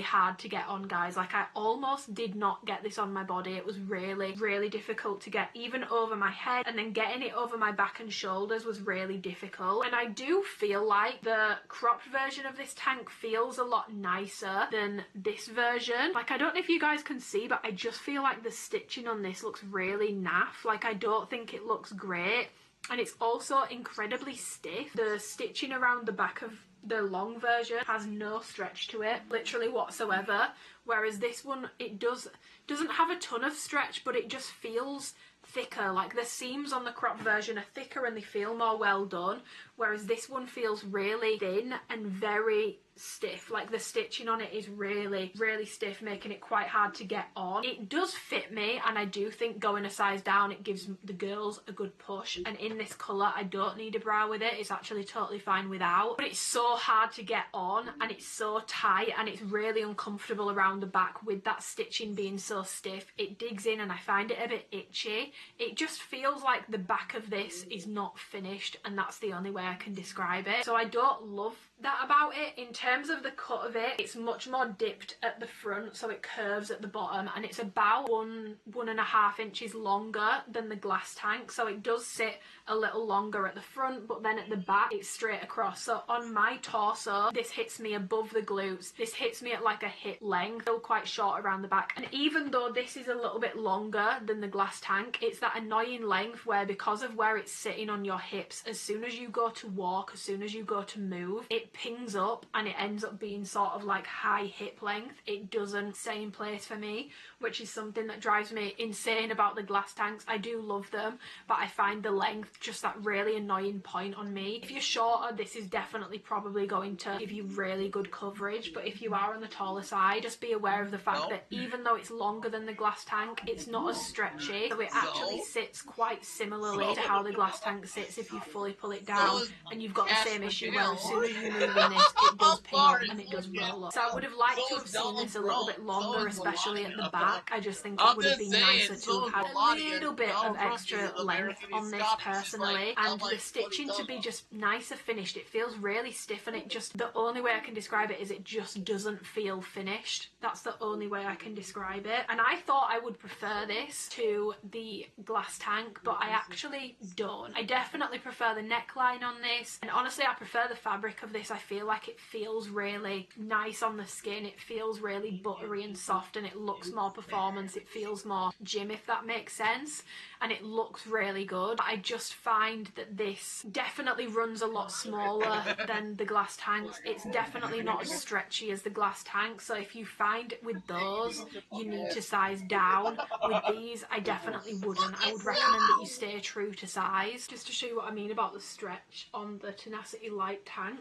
and then if you compare it to the glass tanks, for example, the seamless ones, there's a lot more stretch, which means even though the flex tank is longer measurement wise, you can't stretch it down as much. It's not as stretchy. Also, from a sizing point of view, hopefully that helps you to show you how much less stretch you have in this compared to the glass tank. But because you can't pull it down as much, even though it's like 1.5-2 inches longer, it ends up sitting at a very similar height to how the glass tank sits. if that makes sense. You do not need to size down in these, in my opinion, and I would not recommend that you do so. Fabric doesn't have much give, neither does the stitching. I would say to stay true to size if you are interested, but if I had to choose, I would pick the glass tank purely because of how stiff and uncomfortable the stitching on this one is. I just don't really love it personally. It just doesn't feel finished. That brings me on to the final thing that I have to show you, which is just this basics tank. So this is an extension of the basics line that they dropped for the birthday sale. It's that same fabric again, so we've got 85 nylon, 15 spandex. So it's that shiny fabric, and I will say the black pieces are particularly shiny, which I honestly don't really love. I really don't love how shiny the basics range is. I wish it was a different fabric, but you've just got two straps. They're not adjustable. There's no shelf liner. There's no built-in bra. It's double lined in the front like all the basics pieces are, and then it's single lined everywhere else. But again, and I had this issue with all of the basics tanks and tops in the last drop, where it's double lined, the fabric just bunches. It doesn't sit right. The bottom seam won't sit flat, like it bulges out. It looks bulky, and I really don't like how it looks. I appreciate double lining can help with sheerness, but personally I would just prefer some single lined options because it really messes with the fit, in my opinion, with these. It just makes the bottom look ill-fitted and bulky, and it sort of rolls up in a really weird way that I don't personally love. In terms of the length for these, they are longer than the push tank, because I know that I'm going to get questions about that. These hit me at about high hip point. I wouldn't say this is full length. I would say this is like a high hip length tank for me, but the straps are very long. They're not adjustable though, so I can see how if you are very like short upper torso, these straps might be incredibly long for you and have the tank sitting very low on your chest. I think that these should have been adjustable, but they do have a good amount of stretch to them, so you're definitely not going to get trap discomfort, but I think these should have been adjustable. In terms of the like neckline on this, it's very kind of square, and I find I have the same issue with this that I had with the push tank, which is just that it's kind of too narrow whilst being too wide. It's like the straps are cut too far in to the tank, if that makes sense, which just makes that armpit area look really weird. Straps are too far into the top, if that makes sense.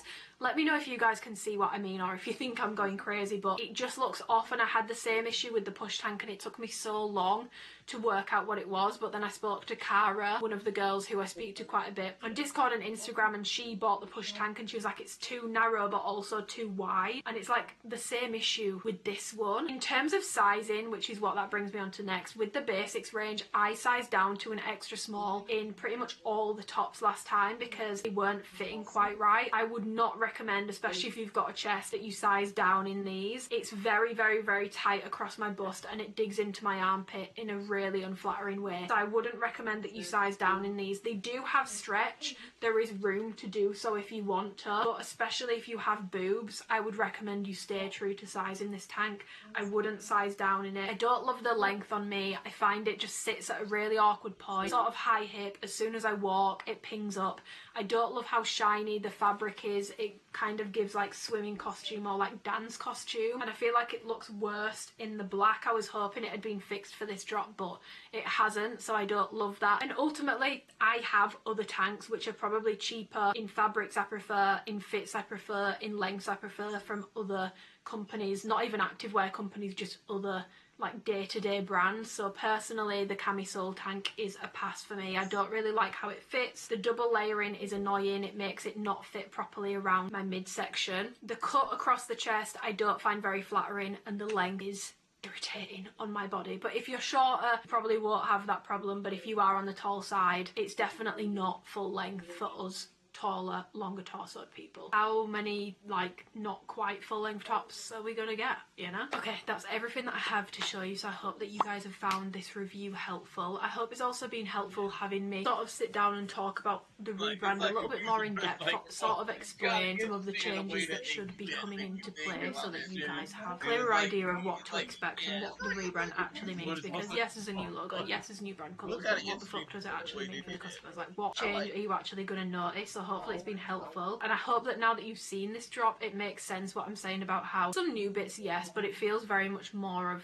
the same kind of thing, although I will say the colours in this drop are definitely unique. There's not really any colours where I'm like, yeah, if you already have this, you don't really need that. A cohesive drop in terms of colourways, I just don't think it's that different or fulfilling that many of the this is what you're going to be seeing from design points of the rebrand. So, but if you've got any questions, you need any help with sizing, you can either comment them down below or message me on Instagram and I will get back to you on that. Don't forget, if you do shop with my code launch date, any day, whenever, please do email those, because the person who won last month won by default because she was the only person that entered, and she wasn't the only person that had used my code last month, but she was the only person that entered. So it's always worth sending it over, because I think that's happened like 2 months in a row now. The people that have won by default because they were the only people that entered. So don't forget that, and I will leave the email and details for that down below. But if you've got any questions, like I said, just let me know. If you do shop with my code, please message me on Instagram so that I can say thank you, because I wouldn't be part of Alphalete still without your support. I also wouldn't be part of the rebrand without your support. So I'm really hoping that we do see the changes that they are committing to and promising to, and hopefully you guys are going to have a much better and more positive experience moving forward. But yeah, any questions on any items in the drop, anything you think I've missed, let me know. I will leave linked below a Google Drive which will have all my colour comparisons, colour wheels and measurement pictures if that's something you're into, with like notes on sizing. That will be linked below, so if you want to check that out, that will be linked below. How many times Yeah, it's like, anyway, I've been filming for about 2.5 hours now, so I'm going to go, but I hope you have an amazing day. I don't know what day this is going up, it depends how long it takes me to edit it. But yeah, drop May 17th, 12 PM CST, 6 PM UK time. I will see you guys in my next video. My dad is Mom. I said Mom. I don't know why I said Mom. I don't know why I said that. I was like, why did I say that?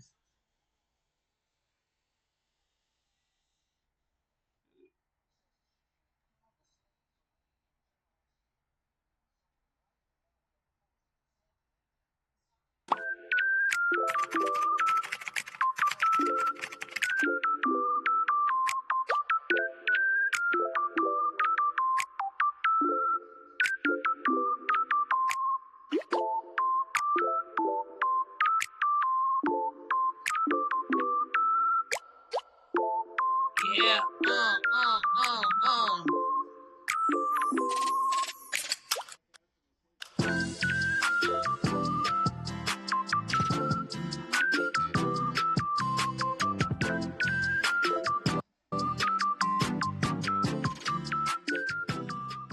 Welcome back to another weekly vlog. It's Monday today. Got a busy ass week. Everyone will already know the news now, so I can just talk about it freely. Got an Alphalete drop to prepare for, which is happening May 17th. I think this vlog's going to go up on May 18th, so the drop is like, there will be a lot of that product in this video because I've got a lot to do. Got review prep, we've got a rebrand. I was going to start this vlog yesterday and show you guys the behind the scenes of me filming my post that I need to do for the rebrand. I'm so glad I didn't film that because it was incredibly stressful. I didn't realise how long making that reel would take me. Like, I am not even joking, guys. It took me pretty much the entirety of yesterday to film it and edit it, and it's only 2 minutes long.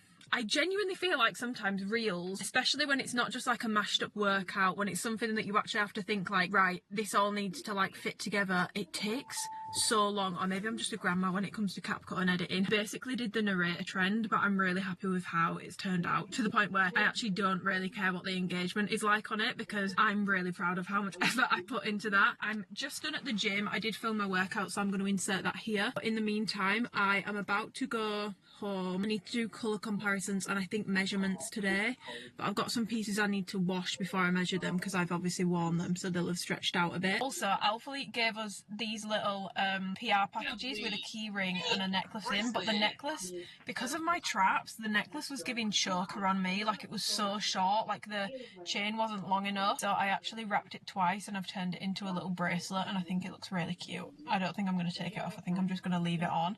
So this is now my my little bracelet stack. It's a little loose, but I think it looks quite cool how like dangly and stuff it is. I don't know.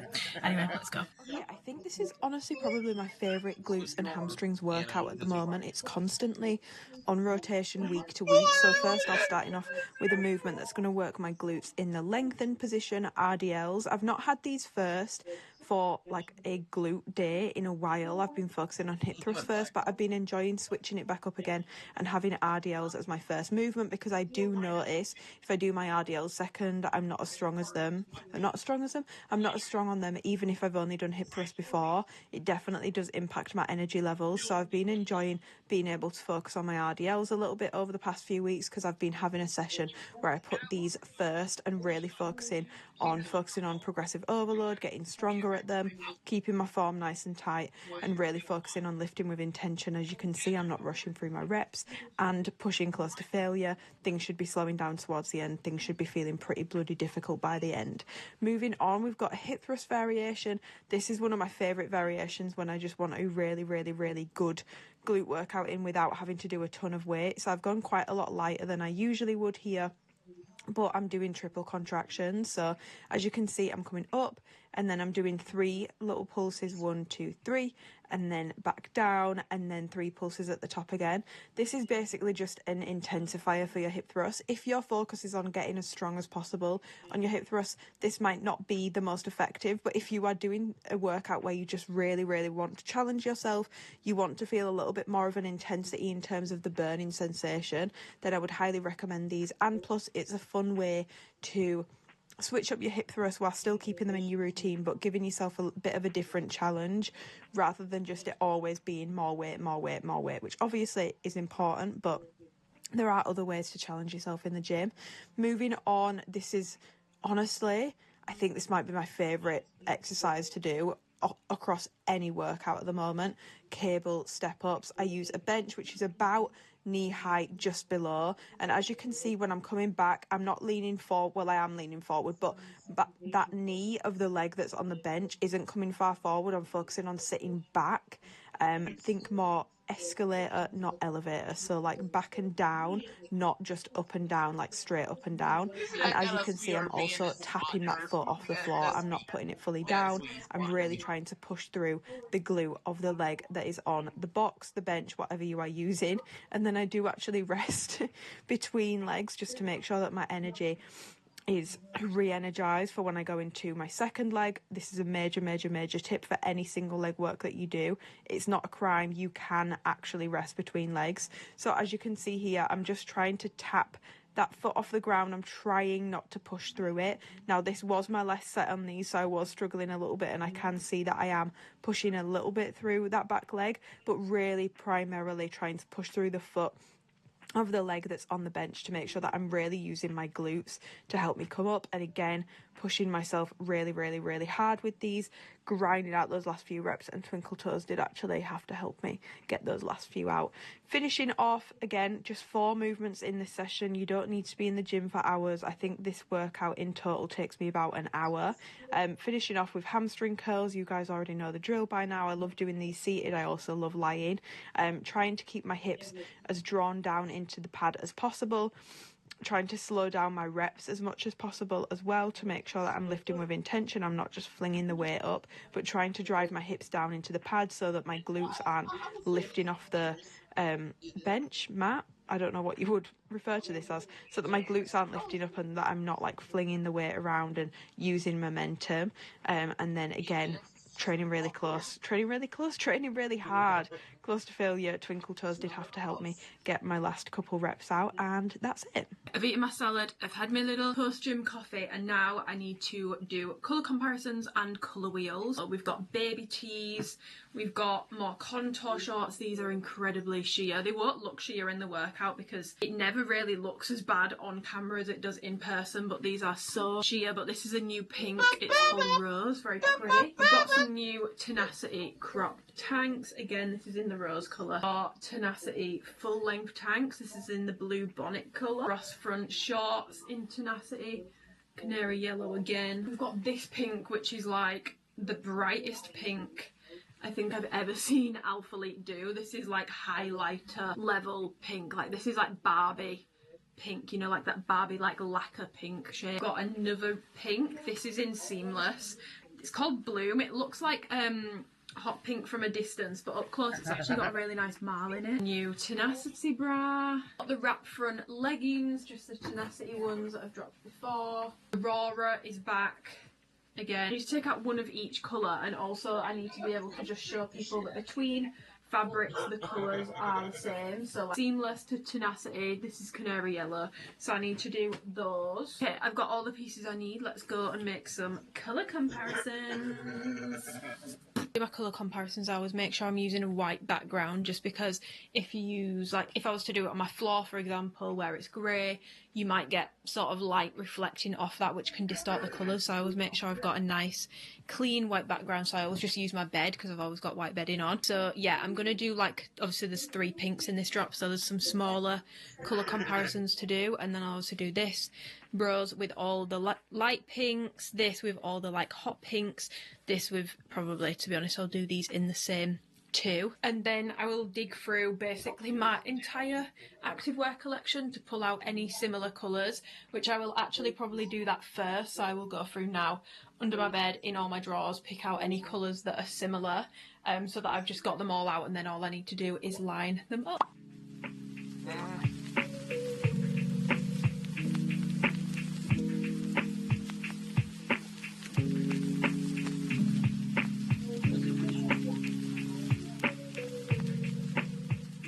Okay, I've just finished doing all my colour comparisons and colour wheels, but I just think it's hilarious to show you guys what like an actual shit tip I create. It will probably take me a hot minute to tidy all of this stuff up. I need to put it back where it belongs. Time to start moving with speed and putting some of this stuff back in its rightful place.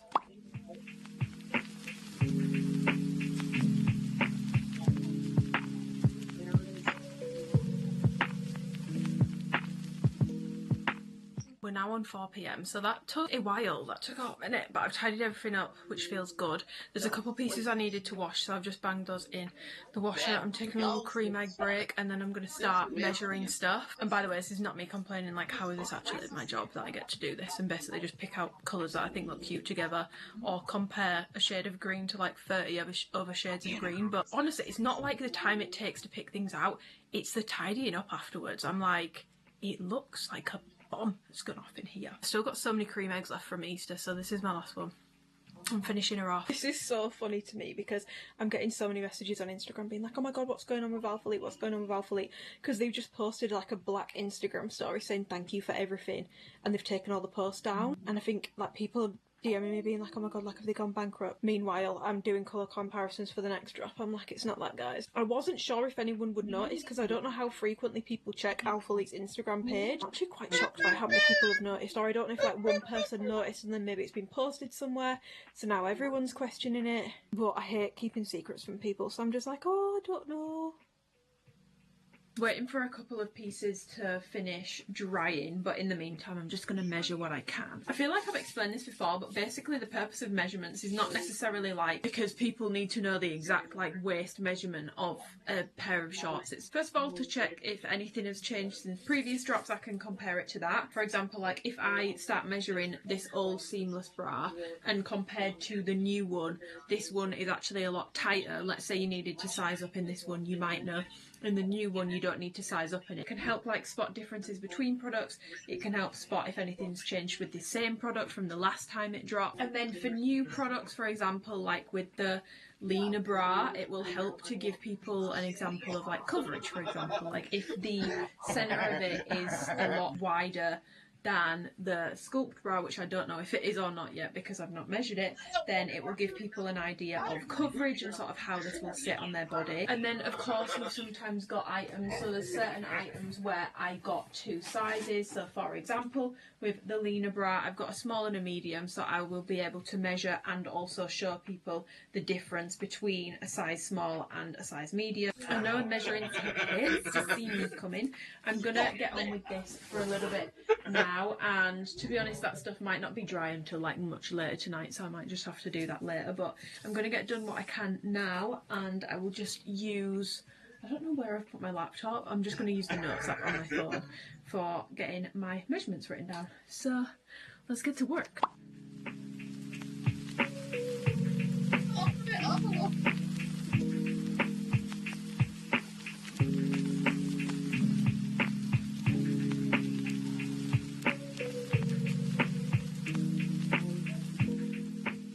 morning, happy Tuesday. I've just finished up doing my client check-ins.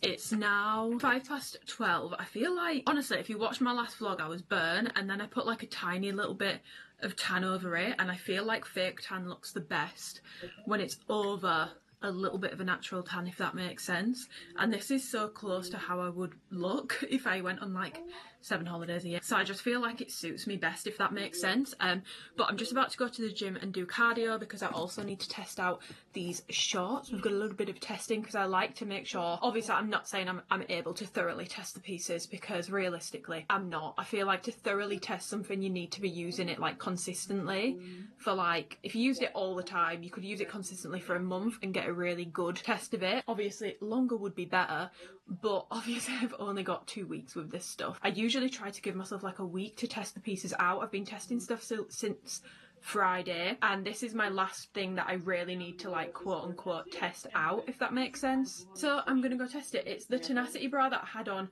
yesterday, but I'm not putting a baby tee on it today. I'm gonna go and do cardio and core, and then I've also got the new Tenacity cross front shorts on to go and test. These are new. I don't really love a cross front waist on me, and I feel like a medium, which I do have, but it's in this bright green and I just don't think I'm going to want to wear it. I think a medium might be better. I feel like when I'm running this might be a little, it's not too tight, like a small is fine, but it's a little tight on the leg and it's a little tight around the back of the waistband. But yeah, basically testing for like sweat, rolling and comfortability. Do they stretch out when you're training, all that sort of stuff. That's what I'm testing for today, because with Tenacity fabric I already know about pilling and stuff. It does pill over time, especially if you sat on turf and stuff, and this drop feels a lot more brushed in my opinion than previous Tenacity stuff, which is going to make it even more pill prone, annoyingly. Just sort of see how it stays in place. So yeah, let's go to the gym.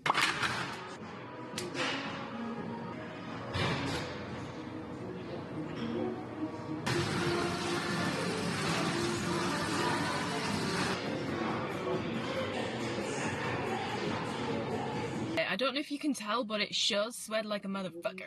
I did 30-minute stairs, then I did core, and I've just gone to Marks and Spencer's. I didn't film anything in there because I was like, oh, it's Marks and Spencer's, it's my local one. It's been under renovation in the food section for about 6 months now, and it's been doing my head in. Walked in, like, just looking at my phone, looked up. It's done. It's finished, finally. They said spring 2025, so to be fair to him, got it done. I'll show you my food shop when I get home. I just needed to like restock. It's just a bit of a... I did my food shop this week on Sunday. That's a really good point actually. I did my food shop this week on Sunday. Where's all my food gone? I must have eaten it, but I feel like I've run out of food really quickly, so sort of like a restock for the rest of the week, because I know I'll be busy with my Alphalete review stuff, and I really want to stay on track and not start like ordering takeaways and stuff. Obviously there's nothing wrong with that, but first of all, bloody expensive. Second of all, it's not necessary when I can just do a little bit of prep, like getting a food, even just something as simple as getting the food shop in takes, you know, the thought of, oh shit, I need to go do a food shop, like 40 minutes out of my days when I'm busier, when I start doing my review properly tomorrow. But I love ginger beer. I feel like that's quite niche. I feel like I never see anyone, I'm a Coke Zero girly, but I feel like I never see anyone talking about ginger beer. I love ginger beer. I find it so refreshing. Every time I go to Nando's I get ginger beer. It's pretty good. It tastes like a slightly less sweet version of the oh my god, what's it called? It's in like an orangey red can. Old Jamaican ginger beer, is that what it's called? I'm not sure, but that's pretty good. So I need to turn my aircon on and wind my windows down, and there's someone watching me, so this is really embarrassing, but I'm gonna go and I'll show you what I've got when I get home. Okay, this is everything I got. I feel like it's a bit of a random shop, but I've got some chicken because I needed some more. Got some bacon medallions for my morning breakfasts. I got this for tonight because Kennedy and my sister absolutely love it. It's the Mexican loaded dip. I hate the Indian one, it's not nice, but the Mexican one is really good. Tortilla chips to go with that.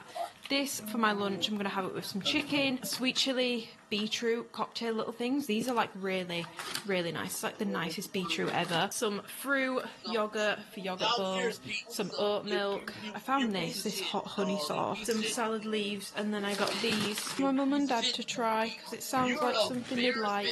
And I also bought myself another calming fresh linen room mist, and for Deborah we have an energising peppermint and rosemary mist. Never smelled that one before. What does it smell like? It's very fresh. Very fresh. Those ham crisps that I got from my mum and dad. I know I said it's not for me, it's not for me, it's for them. I've just eaten a lot of those crisps. They are so fucking good. They are 10 out of 10. They're whimsical. Quite salty. If you don't like salty things, you might not like them, but they taste like a holiday crisp. That's the only way I can describe it. They taste like a holiday in a bag. They taste like that makeup session on the balcony after you've sunbathed and you've had your post-sunbathing shower and you're doing your makeup and you're getting ready. Your skin's a little bit tingly in the sun, a little bit painful, and you're eating your crisps and drinking your water, getting ready. That's what those crisps taste like. They are sensational, and I don't know if they're limited edition, but you should go and try them. In other news, I thought we could do a little try on. I feel like I've not done a little try on in a vlog in so long, but I ordered some bits from Alphalete. Potential cowboy carter bits. I've still not got my tickets, but I'm buying out bits. But I'm just like, at this point, I will be going, you know? Like, there's no doubt in my mind that I will be there. So, I know. It's a little bit silly to buy a new outfit for a concert or buy like a themed outfit for a concert. But do you know what, guys? I don't have that much of a life. I don't have that much interesting shit that I go and do. If I am being a little basic hoe right now in buying a new outfit to go watch a tour, let me be. I want a piece of the pie that everyone else has had. I did try to get things that I will be able to use outside of said day, but I will be honest, some of this stuff I'm not sure when else I would wear it, which is incredibly wasteful, but there will be someone who this will suit, so I will sell it to them. Oh, okay, first of all we've got this top, and this top is not the fabric I expected at all. I know it said sheer, but it didn't look sheer at all on the model. I thought it just meant the bottom bit was sheer, but it feels like a chiffon-y kind of fabric. Like, it looked more like a jersey kind of fabric online. Okay, interesting. I guess I will try this on. So I picked this up in cream. This is a size 8. Oh, poly sizing scares the shit out of me, so this could end terribly. Can't get this top on properly. It's quite wide cut, but I actually quite like it regardless, like, point blank period. It's quite wide, that's the only thing. I feel like I need to, I'll probably have to like tape it, but I feel like it's quite flattering. I've not been able to do the back up properly. Basically there's a second strap that goes around there. I would say this is on the small side though, like this is a size 8. The poly sizing just makes no sense to me whatsoever, but it's got these two little floaty bits here. This looks so funny because I got joggers on with it.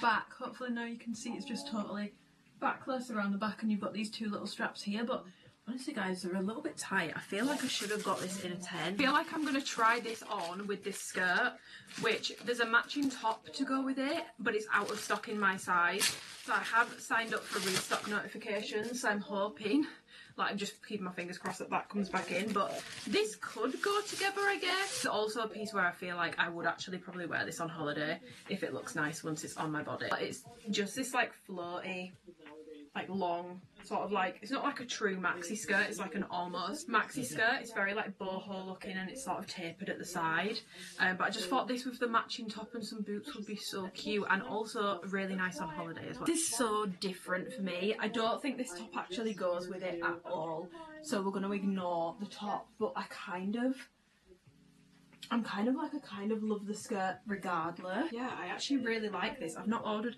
and I like how it looks when I move. Like, look, like it's giving. Jigga. What? So different for me, guys. Going on my comfort zone. Okay, guys, the next thing as a potential, I ordered these little shorts, which I thought, if one of these tops work, I could do shorts, top, and a little bit of a hat going on. I think I kind of hate these. I just feel like the fit's really short, and like, the butt cheeks are basically out. You know you've been working out a lot to get that nice booty, girl. Shake that booty. Shake that booty, girl. These are definitely going to be a hard pass. Just never really wear khaki. I feel like people always say it suits me, but I never really wear it. I don't know, guys, do I keep the khaki or the cream, or do I keep both? I don't know, because the more I've had this top on, the more I do like it.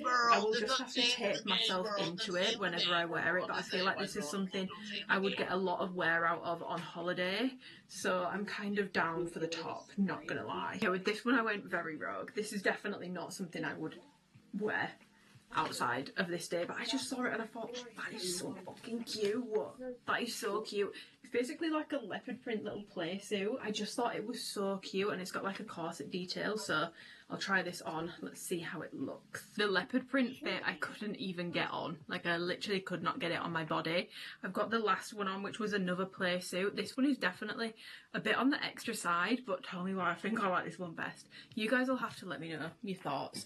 But I feel like this one is just so flattering. It's so different. Like, you've obviously got the full corset here, and then it's just a halter around the top part of it, but it's this bit, like, I just find it so flattering, and then you've got this little bit of movement here. I feel like it looks so cool when you walk and when you move. The only thing is it is really short at the back, so like I technically do just have like basically like a brief of underwear on and then ruffles like kind of covering it, but not quite, and it's then backless here.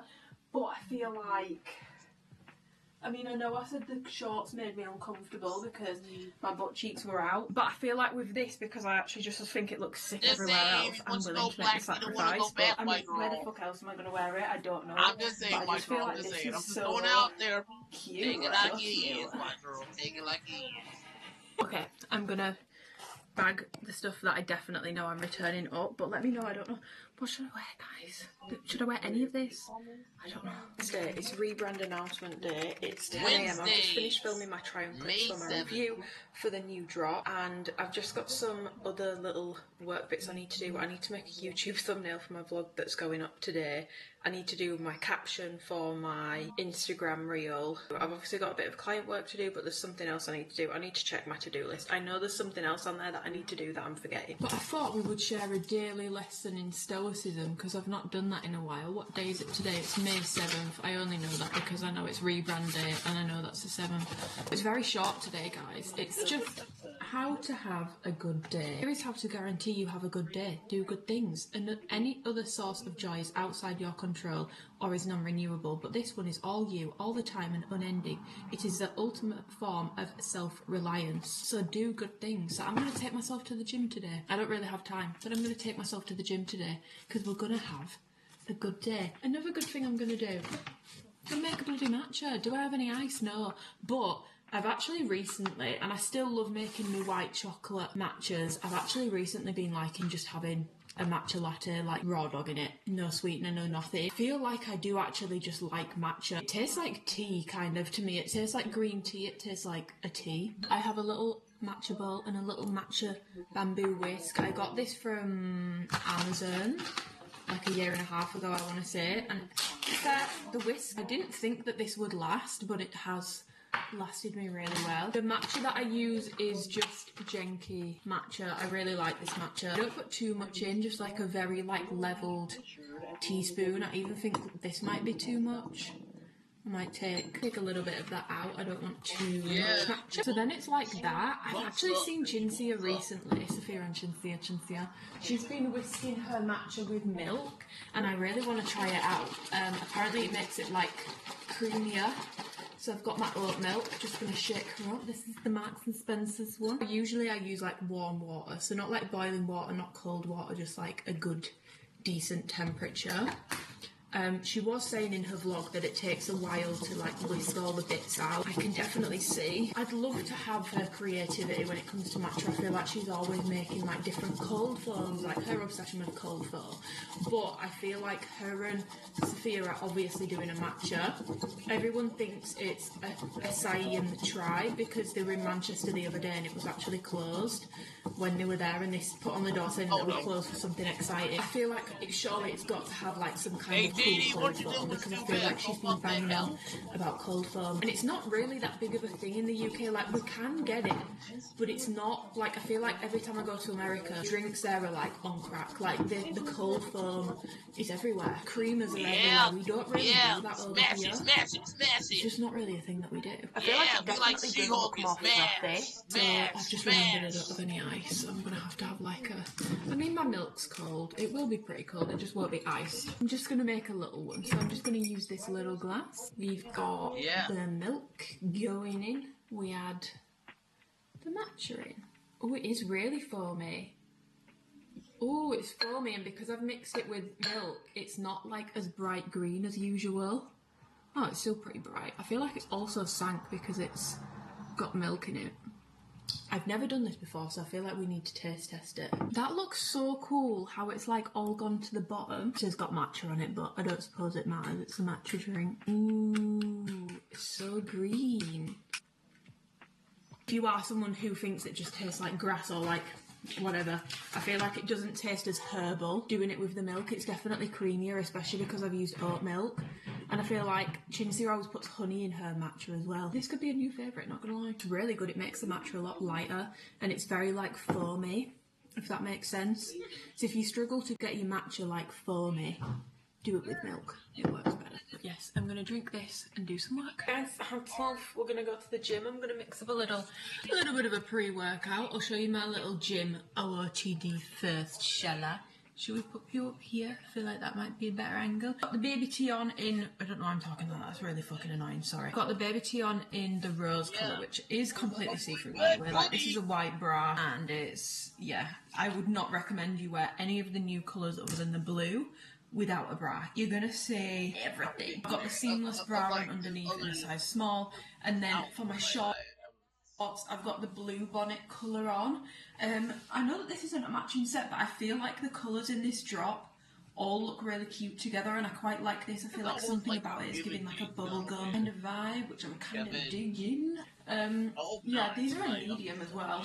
Medium in the room with us because they fit no different to a size small. But yeah, I've been doing my Instagram caption for my reel that I have to post later, making a thumbnail. I've changed the way I do thumbnails. I know that you guys probably don't care, but if you do prefer the new one, the little 5555 or 4, like the column ones, let me know. Because I did, just to give you a little, I was noticing that my click-through rate on my vlogs was dropping. So I'm trying out a new thumbnail style and seeing if it works. But yeah, I've actually, like, you know how earlier I was like, I don't really have time to train today. I actually do. I've got a lot more done at this point in the day than I thought I would have done, so I actually do have time to go and train. I don't need to rush too much. All I need to do when I get back is I need to start labelling the colour comparisons and the measurements that I've done. So I need to label those, and I'll probably do that whilst getting my step count in, to be honest. I'll probably use my walking pad for that, which is a saviour for weeks like this week where I'm quite sedentary. Like, I don't know if you've noticed, but it's all quite sedentary stuff. And then I feel like my phone's probably going to go a little crazy, and I might have like quite a few messages after like the rebrand post and stuff goes up. Not like from my post, I just mean from Alphalete. I feel like I'll get a lot of people messaging me being like asking questions about it and stuff, so I'm basically writing myself off after 6 PM for like anything productive to be done, because I'll probably just have my head in my phone. This is a pre-workout that I've used today. I love it. Passion fruit one, I've said it before, I'll say it again, but it's like the perfect passion fruit flavour. It's not too bitter and it's not too artificially sweet either.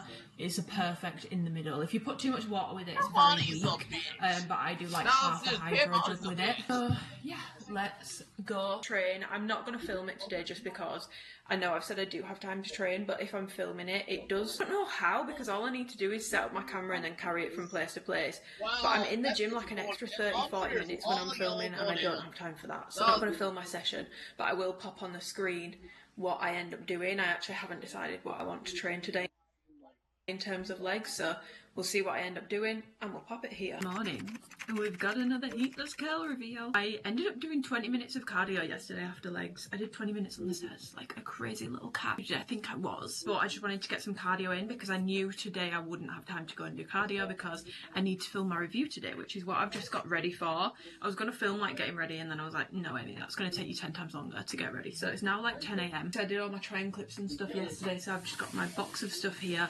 Just going to plunk myself down here, yap about activewear. Obviously I had to put my post up about the rebrand yesterday that got announced. Yesterday I was sort of getting all that sort of stuff ready when I got back from the gym, and I didn't actually end up picking my camera back up again because I had quite a lot of messages to get back to and just sort of like trying to explain things to people, which I'm going to try and explain a bit better in my review of this drop. Because yeah, I mean, to be honest, I wasn't really shocked by the response. I feel like I've expected the response to be kind of how it was, which I just, yeah, it wasn't really a shock to me how people responded, being a bit like clearer with what like the rebrand actually means, like what's the point, like what it's for, sort of thing. Hoping I've been able to be helpful. I've not done heatless curlers, guys, in like weeks. I was thinking about it last night and I was like, because Twinkle Toes stayed over, and I do find it really funny when I do my heatless curls when he's staying over, because I'm like, oh, I fear I've never looked better, never looked hotter in my life. Because I was like, no, you always look beautiful. The thought of having to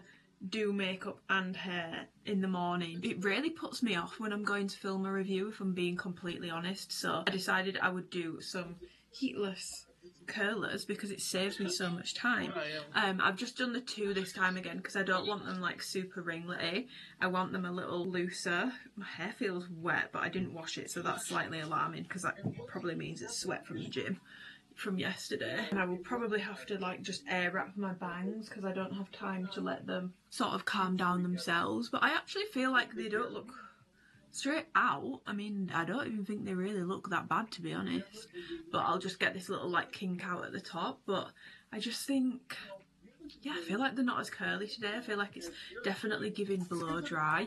But yeah, I need to film this review. I've got therapy at 5 PM. I want to start editing it. I would love to have this review up tomorrow when we're actually allowed to announce the drop. That would be brilliant, but I'm not sure that's realistic for myself. I'm just trying not to put too much pressure on because I'm like, it usually takes me about 2 days of editing. I also don't feel like it should this time because realistically a lot of it is same, like tenacity. I don't need to go over the fabric and stuff in depth because I've already done it so many times now. Contour, baby tees, they've dropped before. The seamless bra, not too many notes because it's very similar to the seamless bra that they dropped before. The 2 new bras maybe in the new tanks, but I can't really see, this is always the famous last words, can't see this review being that long, can't see it taking me that long, and then it still takes me like 2.5, 3 hours to film it. But I do want to talk about the rebrand in that video as well, just to answer some questions and sort of discuss it. Yeah, I love filming my videos sat on the sofa. First of all, it's so comfortable, but second of all, I just feel like the angle of the sofa to where the window is, the sun kind of hits like directly in front when I'm sat diagonally. So if I'm sat like this, the lighting's a bit weird, but if I sit like here, the lighting is pretty much perfect. When I first moved home and I was doing my reviews again, I was really struggling to find the best place for lighting. I feel like we have a lot of windows in my house, but I don't know if it's the position of the house or because there's a lot of trees around. I really struggle to get good lighting. Anyway, I'll stop yapping. Let's get this review filmed. Guys, look at the time. Yeah. That makes sense. Why is it 3:15? I've just finished filming my review. I did have to take like a half-an-hour break because my camera died, but yeah, I've been filming for a good few hours. I've probably got like 2.5 hours worth to get through there, so that will be fun to edit. But it is nice when you have a Alphalete review where there's not like a ton of like brand new styles. Just from like a time point of view, I feel like the June drop, when Pump drops for example, everyone's going to want to know every single little detail about those leggings and shorts, and I feel like that's going to take a very long time to put together, whereas with this one it felt more chill, it felt more relaxed. So I'm probably going to start editing that when I've had some lunch, to be honest, because I'm not going to be able to get it up tomorrow, but I should be able to get it up for Saturday, which is still plenty of time, so I would be very happy with that. So I really need to get to work on that because it's Alicia's birthday tomorrow, so I'm seeing her for like a walk or a coffee. I need to message her actually and get that sorted tomorrow for her birthday, and I'm not cancelling on her to edit a video because we don't do that around here, so I need to crack on. But first, I need hydration, quite frankly, and I need food. Good morning. Again. Another vlog with a massive fucking time-lapse gap. I think the last thing I filmed was on Thursday when I was about to sit down and film my review. I was then in an editing hole for 2 days straight. Then the video went up. Then I've just been getting a lot of questions. So over the weekend I've been doing that, and I've had some other work stuff on over the weekend, and I just, honestly over the weekend I felt like I would just be picking up my camera to say, hi guys, I'm doing some work. Who wants to see that? Also, I'm being blinded by the sun, how flipping rude. But now it's on Monday and I have some more interesting things to pick the camera back up again, so we're picking back up the vlog. I have the Alphalete launch on Saturday, so I need to go and take some pictures today. So I'm going to go to the gym with Twinkle Toes and he's going to take some pictures for me. Fun fact, that is actually Twinkle Toes' job. Not taking pictures of me, but he does like videography and photography for like big burly bodybuilders, and it just really makes me laugh because like that's his usual stuff, is like very like black and white. It's very like ugh. And I'm like, can you come and take some pictures of me in my bright pink activewear? And he's like, do you want to do some like intense. I know, just mirror pictures, but like on a camera. I'm gonna do like a swipe post of like some mix and match, but also a full matching set. Some of my stuff is on the washing line because it needed washing.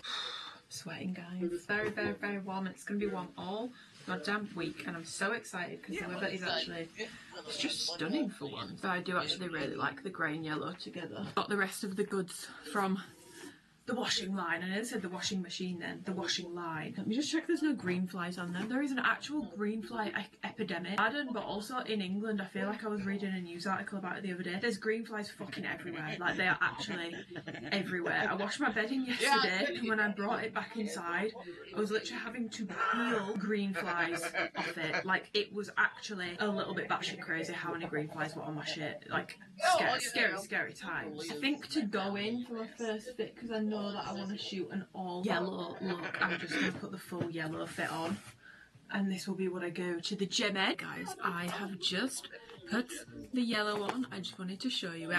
I really like yellow on me. I don't know why. I don't feel like this is usually the sort of colours that I gravitate towards, but I'm just really enjoying a yellow moment. And this is what the yellow looks like. As you can see, it is literally completely see-through. Like, it is completely see-through, head to toe, but still really like the colour, so we're gonna go and get it shot anyway. Plus I have to do my deliverables, so I have to go and get some pictures and content in them anyway. Even if I didn't use it for my own feed, I need to send it to Alphalete. So that's one thing that I do struggle with sometimes, is especially if there's a launch where, for example, like I really like the colours but they are completely see-through. I never want anyone seeing me posting in them to think I'm like completely co-signing them, because I appreciate not everyone is going to watch my reviews and see my actual thoughts on things. Plus the fact that, to be honest, in pictures and in videos, in my experience, colours never look as bad as they do in real life when it comes to sheerness either. I'm just repinning my bangs up because I want to give it a little bit more setting time on the way to the gym, because otherwise by the time I get to the gym and start taking photos, my hair is going to be completely flat. I'm packing some bobbles in case I decide I want to do some shots with hair up. I'm going to take my moisturiser just in case my skin starts looking a little on the dry side. Pack my fits, deodorant, lip balm. I think that's everything I need. We're finished at the gym and Twinkle Toes has done me pictures, haven't you? Yes. Am I your favourite client? Yes. That's his job, guys. He takes pictures of big wham, burly, bodybuilding blokes and women. Videos. And then there's me being like, and videos, well mainly videos now. And then there's me being like, can you take some pictures of me in my pink and yellow matching fits? I'm thinking we do some pictures matching sets and some pictures mix and match. What do you think? And then I sit there and ask him to help me pick out colours. What do you think is my colour coordination?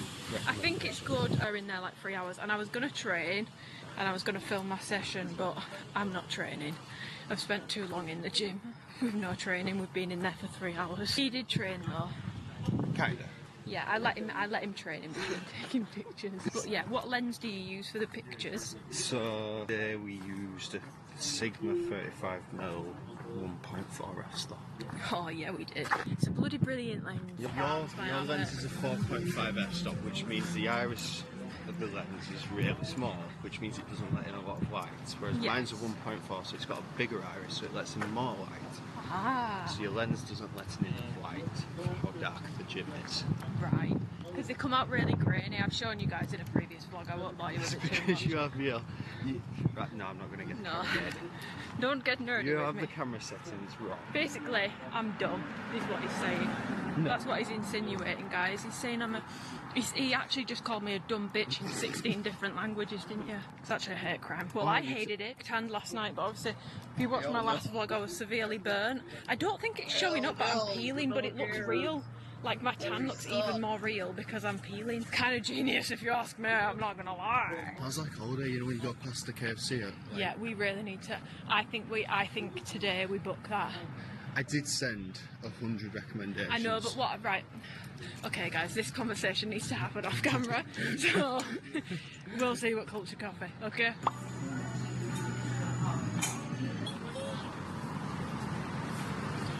Not gonna lie, guys, this is the worst looking matcha I've ever seen. Not ceremonial grade, I'll tell you that for free. Guys, if you ever get a matcha and it's this colour, just know they've not used... No, it doesn't taste bad, but they've not used good matcha. It doesn't taste great either. To be honest, it just tastes like milk. It should be brighter green. It should be more bright. This is like yellow. They do good coffees there though, so maybe they're just not on... Maybe Maybe they should have added matcha to the menu in a frenzy because everyone wants matcha. Without actually... Maybe they watch short videos and that's why they've done it. Without actually looking into it. Raging about it matcha to the menu. Ooh. I don't know if I even want to drink this, guys, because it's not very... It looks greener on camera, but in real life this is literally like yellow, so I'm not even sure I want to...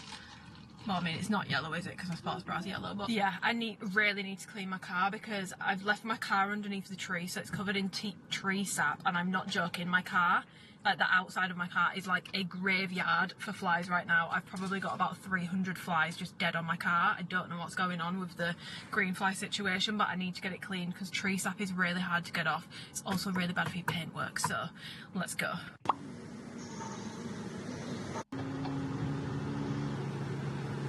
I'm now back home. I've had a quick lunch and I'm about to start my meeting in 6 minutes. I feel like I've spoken about this in vlogs before where I've had to have a like meeting situation. By the way, I look really brown. I don't know what it is. I'm hoping it gets easier because I have another meeting tomorrow. Like I've got one at 7 PM tomorrow. So I'm hoping that doing these video call meetings gets easier for me because they give me so much anxiety. But I feel like it's just because it's not something I have to do much of. Like with coaching sometimes it happens, but I don't really have to do that much of it. So I think because I just struggle socially with anxiety anyway. Social thing, isn't it? But it's like, I feel like some people with social anxiety will much prefer to do something online.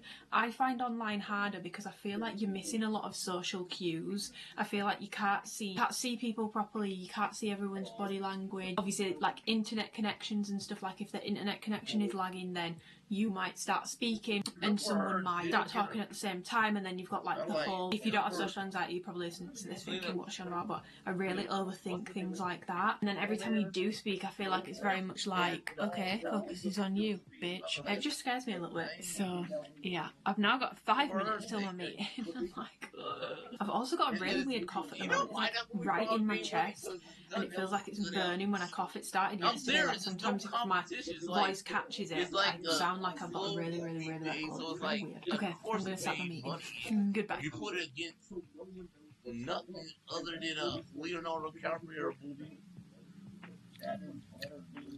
Meeting is done. It was actually really short. I was only on the meeting for like 15-20 minutes.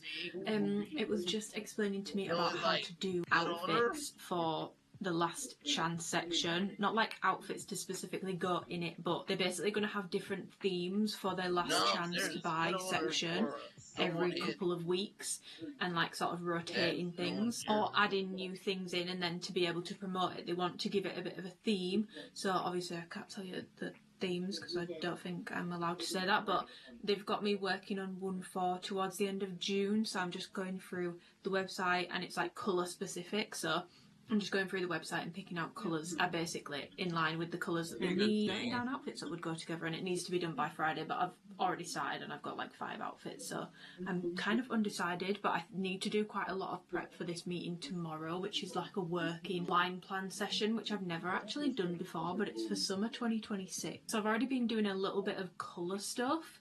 I did speak with the girls in my Discord about colours. This is for summer. We have to keep that in mind. Like there's certain colours that I think Alphalete really need, but I can't put them forward for summer because they're not summer colours. Like I think Alphalete's fall colours a little bit on the meh side. I feel like they need richer like jewel tones, like really rich dark reds, really rich blackberry purples, really rich and inviting tones for fall, but obviously we're not doing fall, we're doing summer. I'm out my comfort zone, but I know how badly people want like pastels and brights, and to be honest, like I said earlier, I'm messing with yellow at the moment, but you have to forward plan, so I'm thinking a year ahead, and I know that everyone wants to wear yellow right now, but is yellow gonna be, I mean I just like yellow on me, but I feel like yellow is the colour, and to be fair I feel like it is in every summer, so it should probably be part of the colour palette, but I've picked out some really pretty like aqua blues, oranges, corally sort of reddy tones, like true oranges, creamsicle oranges, some really nice purple shades. So yeah, I need to now look at styles really realistically, but I'm thirsty, and I think my Amazon package has been delivered of some drinks I ordered, so let's go see. Mind my package on the table, but my mum actually had the kitchen like professionally cleaned this morning. I know that there will be many people that will probably look at this room and think that's not clean, But the key is clean, not necessarily tidy. We are definitely a household that it looks like a house. Like my dad is definitely, he's a big kitchen person, he's a big gadgets person. We just don't have the room. I know that you're going to be thinking, but guys, you've got so many cupboards. The cupboards are full to the brim, okay? We don't have the room to store all this sort of stuff away. So even though it might not look tidy to some people, it's very, very, very clean. Like everything's been pulled out of the cupboards, everything's been wiped down, and it feels so like fresh and light in here today. Also guys, it's peony season and I've got some peonies and I love them so much. Like watching them blossom as well, like I got them and they were literally like this, but watching them blossom, I just think this is so pretty, and this is like the prettiest colour. Like I really, really, really, really love these. I just think stunning. I feel like this is giving me colour inspo. Like these colour bottoms and these colour tops, because that's something I want to bring up is like tonal stuff. Oh, so pretty. But yeah, Twinkle Toes did buy me the peonies, so we say shout out to Twinkle Toes because I just think these are so pretty, and I'm not gonna lie, I feel like these might actually be my favourite flower. But I believe they're only in season like 2 months out of a year, so I need to find others. I like carnations as well, and I really like hydrangeas, but I just think these are so pretty. But if you're someone who doesn't like flower smells, they do absolutely stink. Like they smell so strong, but I just think they're so pretty. This is my Amazon package. Oh my god, it's heavy. What is that? This will be... No, it is heavy, but this is to wean me and Dad off Coke Zero.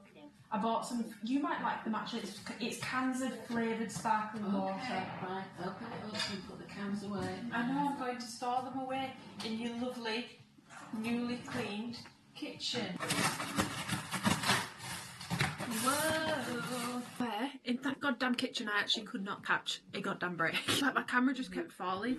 Anyway, there was too much going on in the kitchen, so I have come upstairs, but I've just unpacked what was in my Amazon order, which is the Aqua Libra sparkling waters. These are better ice cold. My sister gets these sometimes. I do, but I feel like they're different flavour to flavour. Like some of them really don't taste of much, but I love Coke Zero, and I'm not saying I'm going to completely stop drinking it, because I'll be real with you, I'm not. I'll still F up a Coke Zero from time to time, but because my dad was buying them in like 24 packs on like a frequent basis, I felt like I was just drinking them. The thing is as well, and again, this is just my brain being wired wrong, but I genuinely feel like a fizzy drink quenches my thirst. I know it's psychological, but I feel like it quenches my thirst more than sometimes a water. And yes, I drink like 3 litres of water a day, but sometimes I just need that fizz. But I was finding myself recently, I was having Coke Zero like once or twice a day, every single day. And to be honest, it's not even from like a health point of view. I just started panicking about my teeth because I do have composite bonding and it stains really easily, and my teeth are already quite stained, and I was just like, do you know what, I'm probably not helping the situation because I also drink coffee. So I'm trying to curb my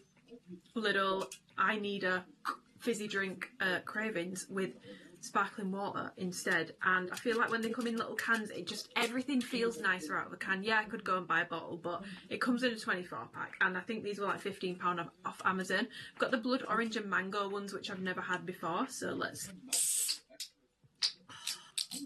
Now that is satisfying. And I can imagine with ice being ice cold as well from the fridge, that would be even nicer. I feel like it's pretty well balanced as well. I will say these aren't like anywhere near as sweet as like your Volvic flavoured waters, or even like if you went and got a Co-op sparkling water with strawberry in it. These are nowhere as sweet. The flavours are a lot flatter and a lot more muted because there's less stuff added into them, but I do actually really like this. So this is a win in my books. I'm gonna go now, grab my iPad, go sit outside, start doing some research for tomorrow's meeting and do a little bit more work. And guys, I am so sweaty right now, it's actually a joke. I've just finished at the gym. I didn't film it because the workout I've just done is the workout that I've already filmed for this vlog, so I decided not to film it because that would be double. Yesterday I just was doing work bits. We booked more of our holiday. We've still not fully booked it. We need to book the second half's accommodation and our flight home out of it. We're actually going back to where I went with my mum and dad a couple of years ago, to Crete, so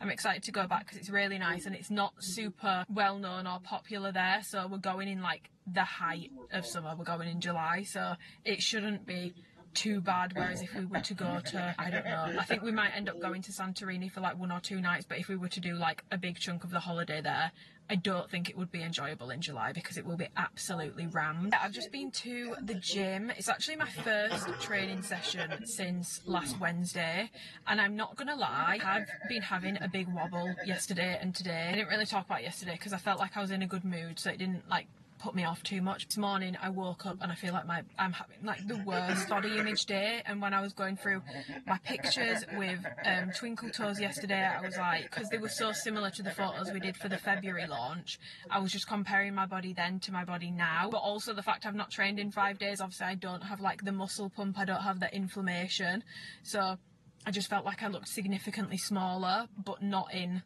a way that I particularly like. So I was just really feeling quite like body image issued yesterday and today. Like throughout my entire session it's really warm, but I kept my joggers on for the vast majority of it because I just feel like my legs look like really skinny today, and I'm pretty sure that they probably actually don't. It's all up in here, but I'm just having a bit of a wobble. I just feel like I've had a bit of a wobbly morning. I was crying this morning because something happened and it was really not that deep. Like oh my god, we're just having a bit of a wobbly morning today, but I have so much to do today. Like I need to do my client check-ins. It's 12:30 now. Just had such a wobble this morning. I was like crying my eyes out. Poor Twinkle Toes, he was like, no, it's okay. I was like, no, like I feel like a failure, I feel like this, I feel like that. I feel like I'm talking in riddles, but there's just been some stuff going on behind the scenes that has just really made me basically doubt myself a lot and doubt my abilities, and I just feel like it's completely knocked my confidence, if that makes sense. Like I feel majorly like imposter syndrome, like I feel, yeah, just not great about work stuff at the moment. So what happened this morning was really just the cherry on top for that. I was like, oh my god. So I'm very sorry to start the day off of vlogging on a bad note, but I just wanted to be completely honest because I'm not gonna lie, I've not been in the best mood this morning.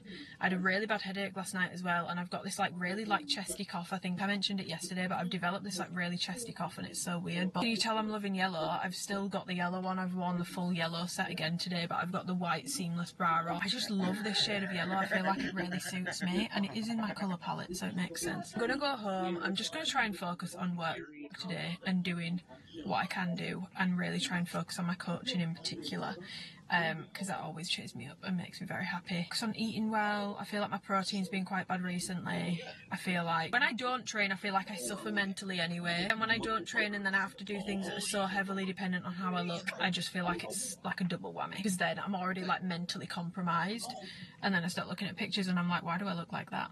So yeah, that's my life. I think I might treat myself to an iced coffee on the way home, to be honest. Let's get on the road because I need to be able to turn my aircon on. But before I set off this, I love sharing song recommendations. If you've got similar music taste to me, I love this song. I also love this artist, King Madi.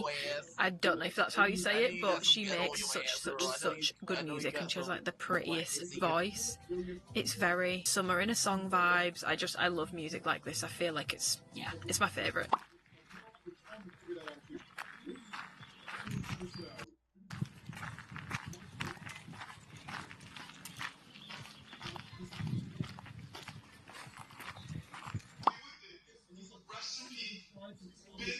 I've finished my check-ins for the day, but I do have a meeting, another one again. My stomach hurts. Do these ever get easier, guys? Because, oh my god. I went and got some steps in. I've hit my step count for the day.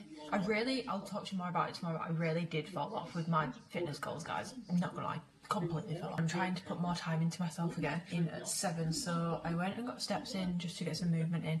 Then I made my tea, which was quite frankly diabolical. Not a single micronutrient in sight, but I have eaten a lot of grapes, apple, did have some micronutrients in my breakfast and my lunch, so I'm not going to beat myself up about it too much. Can't get my words out. God, you can tell I'm nervous. But I'm actually having one of these now, which is questionable because it's 7 PM and it's a coffee, but I got these last year. I'm going to try the ESN, not the chai one. I'm just going to try the standard coffee. So I've just put it with a bit of water just to mix it down first of all. I'm just going to put it in this glass, but I won't fill it all the way up. Being first, I just mix this with water, and then I'm going to top the rest of it up with milk. There's a few bits in there because I couldn't whisk it because I got overstimulated because my whisk kept setting itself off, even though I'd already turned it off trying to film a video, and I took it outside and I put it in the recycling bin. It's no longer with us. I need to get another one. It kept going off though. I kept turning it off and it just kept starting up again. And I was like, now's not the time. I'm getting very overstimulated. Milk. I just want to make it a bit like lighter, I guess, a little bit creamier. I'm not going to add any more than that because, to be honest, I don't want any more liquid than that. Also, I'm not a psychopath. I would usually add ice, but I also don't have any ice. But my milk is ice cold because I just took it out of the fridge, so it's plenty cold and I've used very cold water. Let's give it a go. This is just a plain coffee one, so it's alright. It's not bad. Kind of tastes like, because it has a creaminess to it, it kind of tastes like coffee ice cream, actually. If you could make ice, you could definitely make ice cream out of this. If anyone's got a Ninja Creamy and you like coffee ice cream, if you put this in there with oat milk, that is legit what it tastes like. It tastes like coffee ice cream. It helps me hit my protein intake. It's a no-brainer, but yeah. I need to go and get my laptop ready and start this meeting because... what time are we on? Shit, I've got 3 minutes. Okay, gotta go. And guys, I thought we would get ready for the day together. My meeting last night, it could have been an hour and a half, but it actually wasn't. It ended up being about an hour. So that was done, and then I just got into bed and I had a little bit of coaching work to do. So that's what I was doing last night. This morning, I want to go and do some cardio at the gym. And then I think I'm just going to take myself for a little bit of a meander around town because I really want a matcha. I really want that matcha that I got in last week's vlog, but I also need to get my niece a birthday card. I made her this thing on Canva last night. I'll pop it in here so you guys can see it properly, but basically she's turning 12 on Friday and me and my sister are taking her shopping for a birthday in a couple of weeks. Instead of restricting her to one shop for a voucher, for example, I'm going to give her a Bank of Auntie Amy voucher, so hopefully she enjoys that. I think it's my finest Canva work to date. Like, fuck a thumbnail. That's the best thing I think I've ever made. But other than that, other than the birthday card, I'm trying not to buy anything because I've been ordering a lot of stuff online recently. Me and Twinkle Toes are in the midst of booking our holiday. I've been I've been ordering like holiday bits because I did actually need some.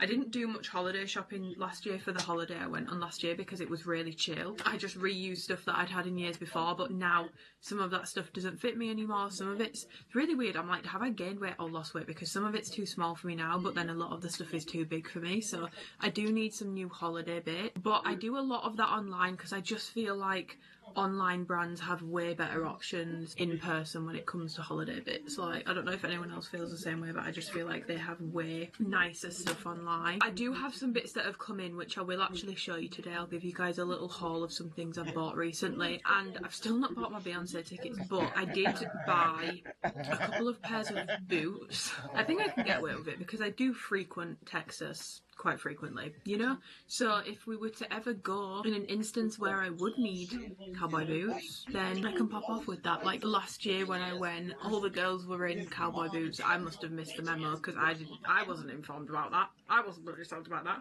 Sound like an absolute twat in my very, very, very, very, very uncomfortable high heels and a very like dressy outfit. Therefore, in comparison, I felt like an absolute cunt. So that was fun. But I will be able to use them obviously for Beyonce. I feel like that's the kind of vibes we're going for, but also for when I'm in Texas, if that ever comes up again, or if anyone ever wants to go line dancing, I don't know. I've got a pair of boots, you know? I just feel like it's one of those things that not everyone needs, but it might be nice. I'm not gonna lie, I'm not really a boot person anyway, so I'm kind of intrigued. If I don't like any of them, I'm not keeping them just for the sake of it. I will just send them all back. I ordered a couple pairs with the intention of not keeping them all, only keeping one. And then whatever I wear for Beyonce when I eventually buy my tickets, whatever I wear for Beyonce, I can build it around the boots that I've chosen to keep, because I would rather do it that way around and have a pair of boots that I actually genuinely like than maybe be stuck with boots that I don't think I like that much, but they go the best with the outfit that I've got my heart set on.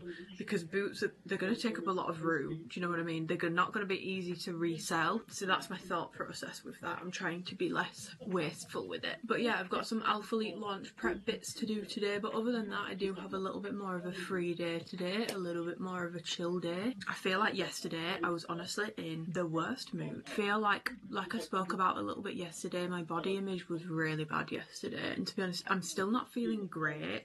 which is weird because I usually have these feelings more so in like the run up to my period, but I've just come off my period, but I'm feeling really quite self-conscious at the moment. Like I just don't feel super confident in the way I look, and I'm not going to go on about it like it's this giant like crisis, because it's really not, because realistically in like 3 days time you might ask me the same question and I will feel completely differently. I will think I'm like gorgeous and stunning and my body's never looked better and I've made so much progress, but I just feel like as a girl your body fluctuates so much. Like 3 days of the week you could be feeling absolutely on top of the world, amazing, and then the other 3 you might feel like shit. And I do try for that reason not to put too much focus on how I look.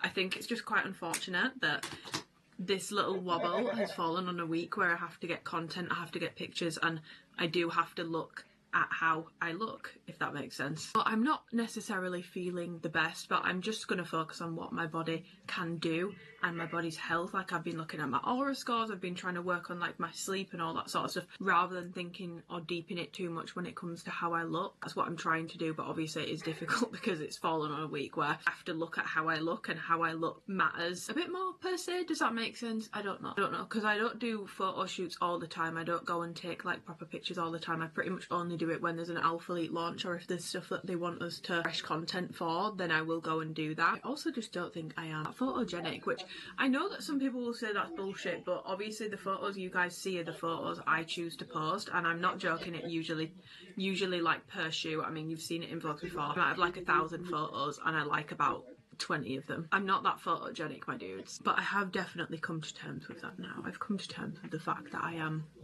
more of a reviewer, activewear enthusiast than I am a fitness model. I just feel like in general, the past like couple of weeks as well, like I mentioned as well yesterday, I've just been quite, I don't want to say like down on myself, but just quite like, how to describe it, just quite a few like confidence knocks, especially with work. I just feel imposter syndrome. I'm very like unconfident in my abilities at the moment.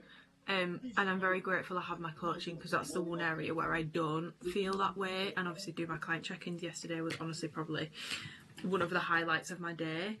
But I just think with everything else at the moment, I'm just feeling a little bit like, I don't know, I really don't know how to describe it. I don't know how to describe it. I just feel a little bit like my confidence is kind of a little bit on the floor with it. I feel like I don't really know what I'm doing. Kind of imposter syndrome, I guess, and kind of like, is confused the right word? I don't know if confused is the right word. I don't know what, honestly I don't know what the right word is. I'm just, I guess, a little bit anxious as well. I feel like there's certain elements of work that just, they give me quite anxiety and quite a lot of worry, I guess, and it's been quite bad the past few weeks, so that's fun. I'm literally just doing like the tiniest amount of makeup today because I'm gonna go and do cardio, so I don't really want foundation on my skin. I know that some of you are probably screaming at me being like, girl, you've still got your perioral dermatitis, it's doing my flipping head in. Why are you putting makeup on to go and get sweaty? But honestly guys, I just feel like I need a little bit of a boost at the moment, so shoot me,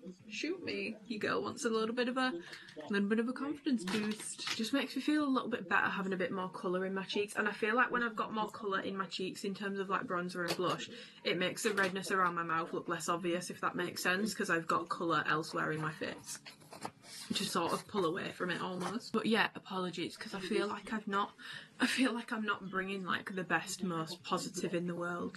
Should we move you down a bit? Like there. I feel like I'm not probably bringing like the best, most positive. I'm so sorry, this room is also a mess. I really need to tidy it. Some of this stuff isn't mine though, some of it is my dad's. I feel like I've not necessarily been the most positive Polly in this video. I feel like especially this week, like the start of this week, it's just kind of caught me on a bit of a wobble week in terms of like body image, confidence, stuff with work as well. Like I'm just kind of feeling, it would be easier if I could just explain, but I can't really explain, so that I'm talking absolute waffle, so I probably just won't talk about that anymore because it's really annoying when someone's talking about something and they're not explaining it properly. But we're gonna have a good day, we're gonna turn the day around. I'm gonna focus on the things that are within my control, which is making sure I answer Alphalete launch questions. I've got a Q&A on my Instagram that I'm going to do today. That's within my control. Looking after my coaching clients, that's within my control. Probably should start editing this video. That's within my control. making sure I get my niece's birthday card. That's within my control. And also going to do my cardio. Like, I'm not gonna lie guys, I really can't be arsed. Like, I really there is nothing I would love more today than to stay in bed all day and just work from my bed, not go and do my cardio, not move much and just slob about. But it's not going to make me feel better. It's actually probably ironically going to make me feel 10 times worse if I do that. So I'm going to take myself to the gym and do my cardio, even though I really don't want to do it. I don't know where this cough has come from either. It's like in here. It's like burny. That's also something as well. Like, obviously, if I'm super sick, do not go and train. Like, I will not go to the gym if I'm super sick. First of all, I don't want to be spreading stuff to other people. Second of all, it's just not worth it. But I do just feel like it's probably a little bit of a cold, which isn't going to do anything. And it's not going to be bad to still go and do a little bit of cardio, a little bit of movement when you've got a little bit of a sniffle. I had a slight change of plans. I'm actually going to go to town first and then I'm going to go to the gym because the weather is just and Twinkle Toes actually has just been round. It's now like an hour later, so I'm quite delayed. But he brought me some like cough medicine and stuff for my chest, which I was literally just talking about. So very grateful. He is the best. I swear any sign of me being slightly sick, and he's straight around with like flowers, drinks, drugs, like for my tablets to take, cough medicine, everything. Like, he's straight here. So yeah, I'm just going to put on my perfume for the day. I'm going to use my vanilla powder. This is one of my favourites at the moment. It just smells like a very musky coconutty sunscreen. It kind of gives an Herba Pura adjacent vibe, but on a coconut level, if that makes sense. My new flowers, he brought me like these colourful ones and then peonies again. So I've got more peonies, which I was literally saying yesterday, was it, or the day before, favourite flower at the moment. And I know it's basic as fuck because we're in season, but I don't care. I just think they're so pretty. I'm gonna put on my Vomeros. To death. This is my little drug shop haul. He got me a Vicks rub. He got me some honey and lemon cough syrup. I've got lockets. I've got these, a lot of honey and lemon. Honey and lemon is a theme. Got me some pineapple. And then outfit-wise, I've just put on my worst behaviour tracksuit, which I love. To be honest, I don't love the joggers, but I love the colour and I love the fact it's a matching set. But I do love the hoodie. Like, I feel like if you've been watching my vlogs for a while, you'll know how I feel about worst behaviour hoodies. Like, I lost this and I rebought it as soon as it came back in stock because nothing compares.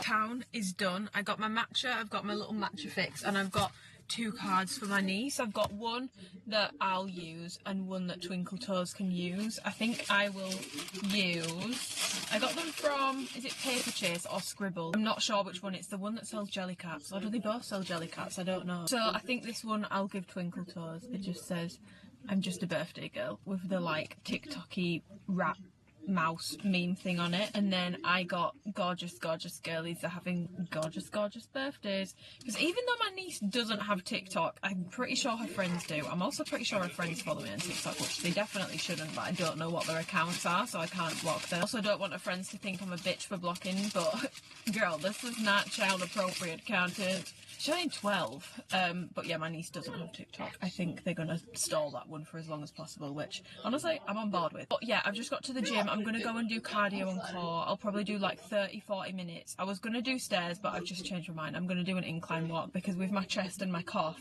I feel like it's just going to be a bit of a mess if I get on the stairs. So I'm going to do an incline walk and core work. And then I really need to do a food shop because I've got like protein sources still, but I still need like things to go with them. Like I've run out of sweet potato and I've run out of pretty much all my veggies. So I need to go and get that after. So we've got a food shop to do after.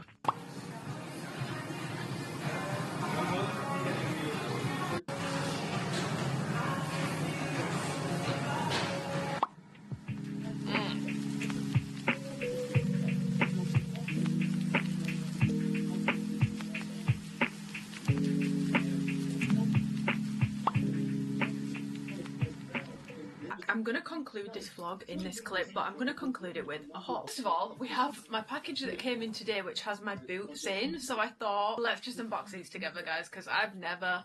Well, I bought a boot before, obviously, but I've never bought a cowboy boot before, so we're going to have to unbox it and see what these are like. I got them from a place called Dia Studios. DIA. I feel like all they did was cowboy boots. So I was like, these should be okay. How to open this box? Very secure. I will give them that. I need to not break the box because, like I said, I've ordered 4 pairs. Oh my god, there's a bug! Get off! Like I said, I've ordered 4 pairs and I'm definitely not I'm keeping 1. I'm not keeping 2, I'm not keeping 3, I'm keeping 1. So I need to make sure that the box is intact so that I can use it to send them back. This is so confusing. Does it open from the side? That would be the seal. It literally says sealed here. Nice one, Amy. Brain cells again. They do be working overtime. Okay, so in this one I have a brown boot, and this is like a lower boot as well. So, oh my god, these look really skinny. Guys, these look super skinny. So this one has my brown ones in, and then it's also got a cream one, which is slightly higher. I feel like I'm going to prefer one that goes up my leg a little bit more. Because I don't think, can I try these on with joggers? Probably not. But I feel like you can see here, you can see the difference in height. The cream ones are just a little bit higher. They do feel really nice. And I did size up in them. I got them in a 5 because I feel like any boot or heel. Does anyone else? I always have to size up in a boot or a heel. Normally I'm a 4 and I'm on the smaller side of a 4, but in any heels or boots, I have to size up in them. And in the other box, I've got some black ones. Oh, I don't think I like these. I don't think I like these at all. And then I did also get a burgundy pair as well, in case I wanted to go down the burgundy route. But, guys, I'm not sure, you know. Not sure how this is going to look on my leg. Okay.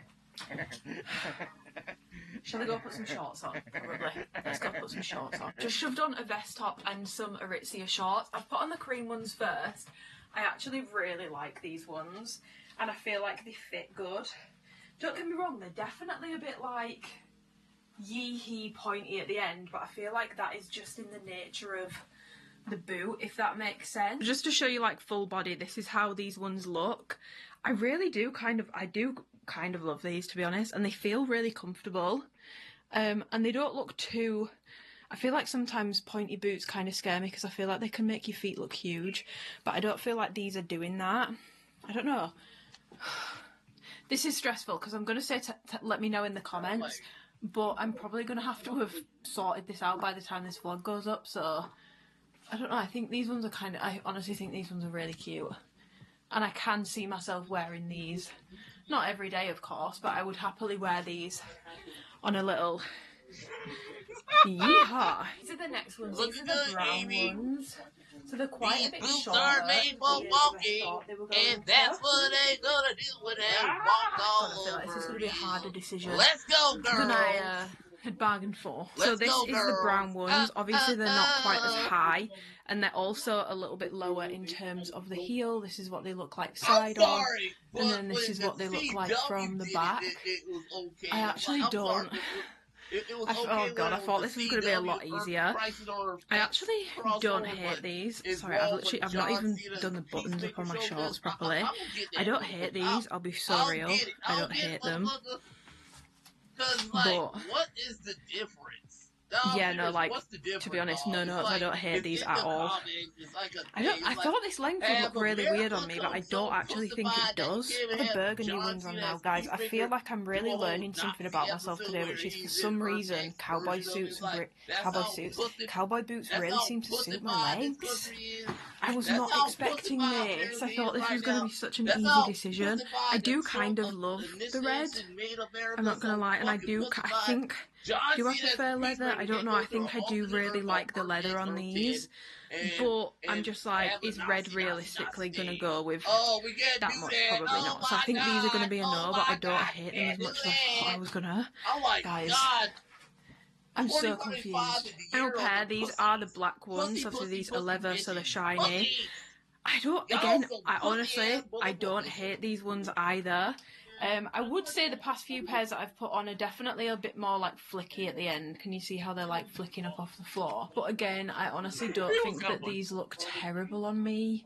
I don't know, you're all probably going to tell me that these are like the worst things you've ever seen, but why do my legs kind of eat in a cowboy boot? That's what I'm talking to. Why do they kind of look cute? Get your little guys, cowgirl ass. I was not expecting this. I was expecting there to be a clear winner. The only thing that's putting me off black, and I know this is going to sound stupid because black is such like a staple boot, But I think the only thing is I don't actually really do, ironically, I don't really wear black shoes. I just think they look quite intense, do you know what I mean? Guys, this is both lengths side by side. I feel like I do prefer the length on the left, and I also like how they're not so like, they're not pointing up off the floor so much.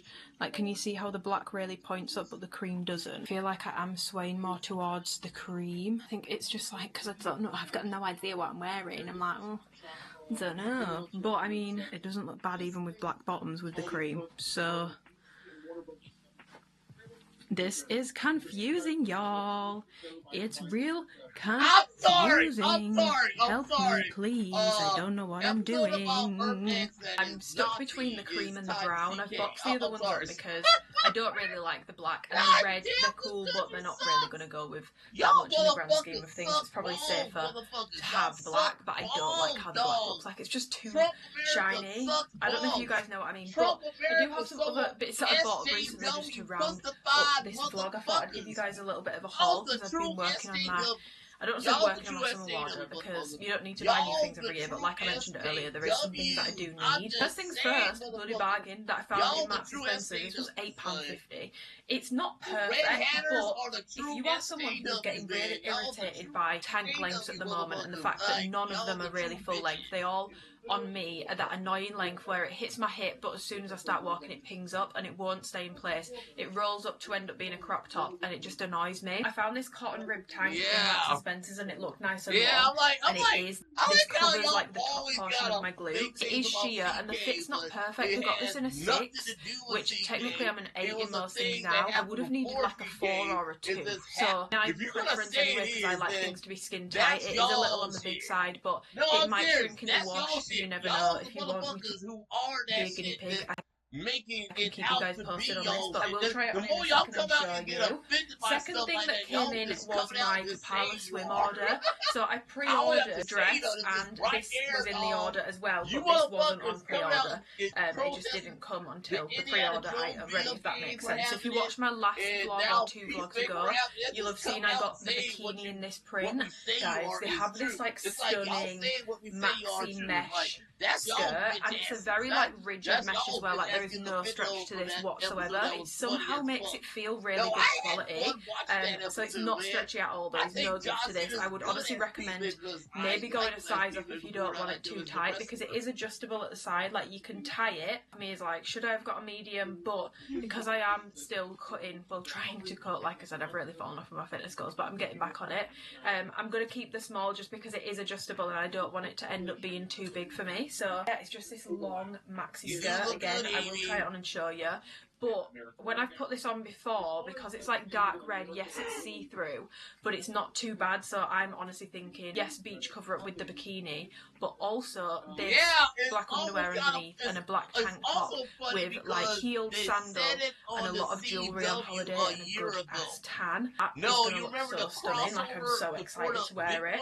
I just fucking love women-owned brands. The girl that owns this brand, and I'm not sponsored by the way I bought this, but she's called Ellie and she's so nice. Like, she replied to all my DMs asking her about sizing. She got back to me really quickly, and she's actually just done another launch today, which I was going to order from, but I'm trying to be good with my spending, so I'm going to see what holiday bits I end up picking up, and if I end up not picking up or finding the things I want, I'm going to go back and treat myself to some more bits from her, because it is on the pricier side, but she is just on her own. Like, she's a really small business. Like, I was really excited today about getting 50 orders within the hour of a launch, so she's a very small business. I'm not saying that in a snide way, by the way, like that's amazing, but I'm just doing it to show you guys that she is a small business. That's why her prices are higher, because when you are a smaller business, basically the way it works, you can get things cheaper the more quantity you buy them in, but that's very, very, very, very difficult when you're a small business and you're just starting out, because you can't afford to be buying things in the thousands. You don't have the budget for it and you don't have the customers for it. So yeah, who knows, it might be able to be a little bit more affordable as she grows. But this is the dress that I ordered. This is, I think it's the Grace dress. It's this like, yes it's mesh, but it's double lined and it's really stretchy as well. Like, this one has give, the skirt doesn't, and it's really classy at the front. Like, I love the neckline on it, and these straps are stretchy as well, so it's not uncomfortable. This goes into a long maxi, and then at the back It's got pretty backless, to be honest. This has good stretch as well, so it doesn't like dig in and look really unflattering. And then it goes into a V around the butt, and there's like a scrunch here, which I'm not usually a huge fan of, but this dress does something magical. Like, this looks so good on body. Honestly, like, I just love seeing a women-owned business doing well, but also just putting out the products. Like, girls know what girls want to wear, women know what women want to wear. There should be more women making women's clothing. I don't know why it seems to always be men. God damn it, it's like, yeah, I'll try this stuff on so I can actually show you what it looks like on. I'll show you the skirt first, because I feel like it's easier if I show you it bit by bit. So this is how the skirt looks. Again, like I said, it is definitely on the tight side, and like I said, it does show underwear obviously at the side as well, but it's meant as a beach cover up, so that's why. And it's also very low rise, which I don't usually love, but I feel like for some reason I'm really enjoying this. I find it very flattering. Gym girls This know is how what to it looks give like you what fully. you want. I don't know if you guys are going to be able to see, but mad it's respect to basically a all little you bit gym shorter at girls the out front, there. I'm and just then saying, around the ladies, back it's a little bit mad longer, respect, so it's a little Amy, bit like mad a respect fishtail, for if that you makes gymmies out sense. there. Very like Daddy loves non-stretch. them Like, this is jimmies, how wide my girls. legs can go. So just Daddy be aware of loves that. them If you were jimmies. looking to pick this up, you might Y'all got some like nice walk in a asses on little y'all strange, jimmies. but it's definitely on the low Yeah, you rise gym side, girls and got obviously the some sides nice are juicy adjustable. asses. So you can tie know how these to as tight flaunt or it, as loose girl. as you would I'm just like saying, them. Amy. But if you are between Mad sizes or you respect don't for want you something jimmies. tight, I would definitely recommend, if you are interested in this, that you Asses, size up, asses, because asses, there really girl. isn't Asses, basically asses, any asses, stretch to girl. it Just saying, whatsoever. But I just love how this looks on body. And then the other thing I wanted to show you obviously is this Marks and Spencer's ribbed tank. So just to show you lengthwise, I know that this is incredibly sheer, I'm probably going to have to blur it. Just to show you guys lengthwise, this is how long it goes. I support that. We love This gym is the girl length hashtag. that we need, okay? Well, not need on everything, but need as an option, please. It covers the top of my glutes. When I walk, it doesn't ping up. Like, I've worn it tucked into joggers, tucked into jeans. It doesn't ping up when I walk, and it just stays in place so well. Obviously, I probably wouldn't wear it with this because I feel like a low rise needs a crop, but we see in the vision like this black crop. To be fair, I don't hate how the white looks with it, but the vision I'm having is this in black. Well, maybe not this specific one, but a black crop rib tank, the skirt, you know they do, deep tan, lots of jewellery, holiday. That's what I'm thinking. Next, we have girl. the grey What's dress. up, girl? Well, I'm saying next. This is the final thing. So this is what I'm talking about with the neckline up here. I just think it's so flattering. Tell me if I'm wrong, but I just find this really flattering.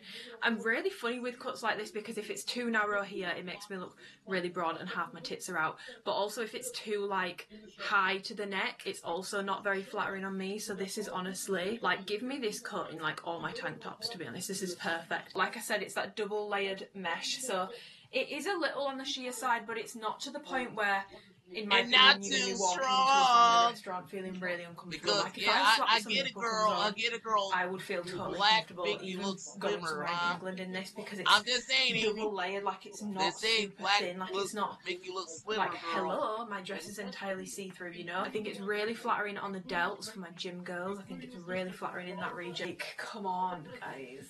She's stunning. The back is where it's shining the most.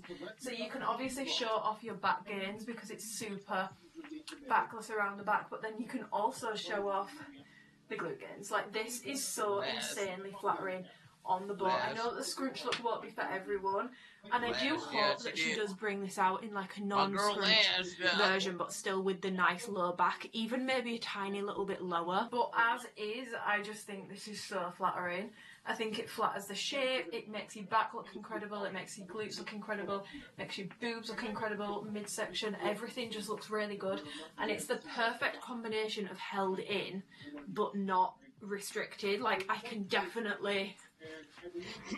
Yeah, that's what I'm talking about, Amy. Move, you know? Chicken, a baby now. Chicken, a baby. Twist and shout that hot ass. You can move around in this. It's not like the skirt I've just showed you. And then in terms of the length, let me just go back. Hopefully you guys can that's see what you did, girl. You went to the gym to get a nice toned body so you can shake that ass. But I think she's made it in a way that it can easily be hemmed. I'm pretty sure she said that on the website, but obviously being smaller, she can't offer two lengths yet. So she's made it on the longer side so that obviously shorter people can get it hemmed, because if you're taller, you can't make fabric out of nowhere, so I do appreciate that she's tried to I wish we could keep everyone in mind, even though she can't cater to everyone at the moment. we can't but do the that length is shit. plenty good. Because Like, these if I bunch motherfuckers the are a fabric bunch of up, pussies! I could wear it with sandals and it's not too long. If I keep the fabric fully pulled down, I'm just saying, it's we gonna was look lucky great. we kind of got in Superman. I With don't a think we're gonna heel get a without Peacemaker. looking like I'm wearing a dress that's too short for me, which is a personal pet peeve of mine. Pants and dresses with heels where it's like this high the floor and it just looks like you're too tall for what you've got on. But I just think this dress is honestly stunning. Stunning! Yeah, and girl. It looks so good. Work it, girl. Work with your hot ass. That concludes my little boot Shake your and summer ass. haul. Show me what you're working And with, I guess girl. that concludes this vlog as well. Do let me know what videos you guys are wanting to see. Let me know now that I am doing some like summer bits shopping. Do you guys want me to do like a standalone summer haul? I know that a lot of you guys shop from places like White Fox and stuff. So if there's any brands where you would like me to basically be your guinea pig, obviously not activewear because I can't do that, be your guinea pig and film like a review on a brand if it's like non-active, because I do love my normal clothes as well. So if there's any brands you would like a haul review from, like me style, where I'll tell you if things are actually worth it or not, do let me know and I can get to work on that. Or if you would just rather me pick bits that I really love and show you guys bits that I really love and bits from brands that I always shop from for summer, let me know, because I can definitely like make a collective haul, because a lot of the brands I have summer stuff from, they still sell those pieces because they're slow brands and they don't do new collections 24/7, so you'll still be able to buy those pieces even though I've had them a while. So let me know if that would be something that you guys would be interested in. But other than that, I hope you have an amazing Sunday. We're back with Sunday uploads for the foreseeable, obviously until there's an Alphalete launch again, because that always throws things off. But I apologise for the last vlog being 2 weeks ago. There was nothing for me to have shown you, as you will have seen in this vlog, that week, if that makes sense. That what I've just said makes no sense. I'm brain farting everywhere, so I'm gonna go. Give the video a thumbs up if you enjoyed it. Subscribe if you want to and you haven't already, and do leave a comment if there's anything you would like to comment on in the video, because it massively helps me out. If you are ever wondering how to support without using my Alphalete code, likes and comments is the main way, especially with YouTube. It helps massively. So yeah, I hope you guys enjoyed, and I'll see you guys in the next vlog. Goodbye. People, I'll get banned from this video. But you didn't get banned from this video, and you made even more racist videos. Because he's a pussy. Because the white man is a pussy. The white man a pussy. Oh, good daddy.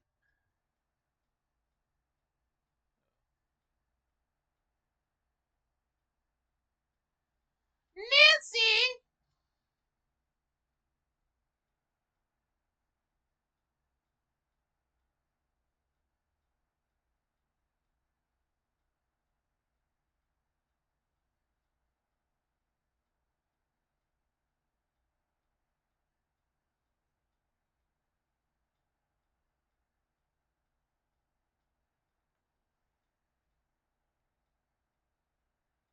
But no matter what you do in your training sessions, you are feeling those movements anywhere but the glutes. This video should help you out a lot. Hello, welcome back to another video, and this is going to be a little bit more of an educational one. I did ask you guys over on Instagram a couple of weeks back now which movements you guys struggle with the most when it comes to a glute day,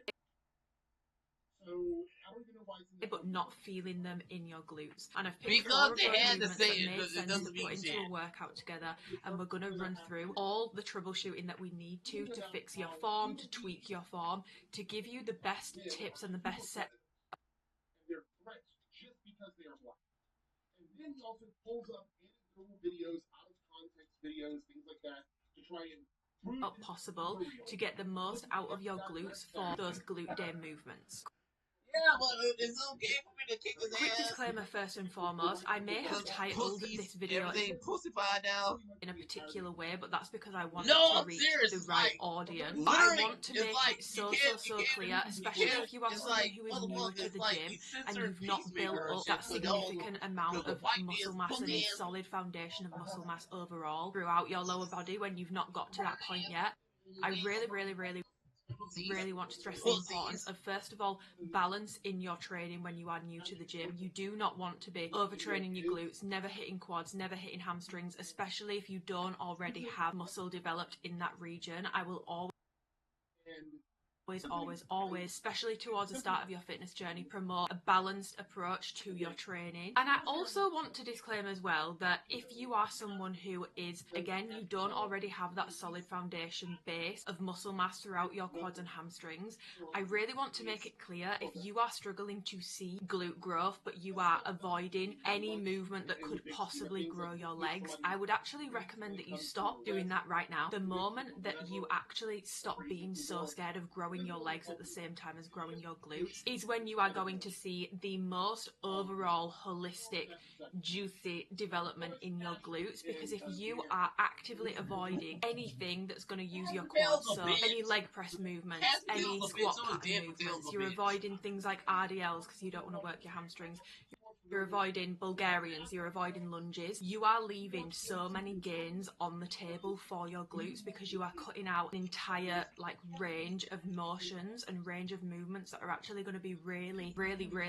good for the development of your glutes. So I want to be clear that even though I have thumbnailed or titled this video something along the lines of how to grow your glutes, not your legs, that does honestly not apply to those of you who haven't already got that solid foundation of muscle in your lower body, because I promise you, especially if you are feeling like you've plateaued and you feel like your glutes aren't growing, your avoidance of adding any muscle to your lower body is why you are highly likely not seeing those glute growth gains, because you are just selling yourself so short on the movements that you are doing. Things like split squats, things like lunges, things like certain leg press motions, a lot of single leg work, a lot of lunging motions that are going to really stretch your glutes, things like RDLs that are going to really get your glutes a nice big stretch on them, are going to help develop them so much. Please do not avoid those movements. This video is more so for the people who you already have that solid foundation, or maybe you don't, but you just find that even when you're training glutes, your quads and hamstrings just take over, you can't feel the movements in the right areas. That's who this video is for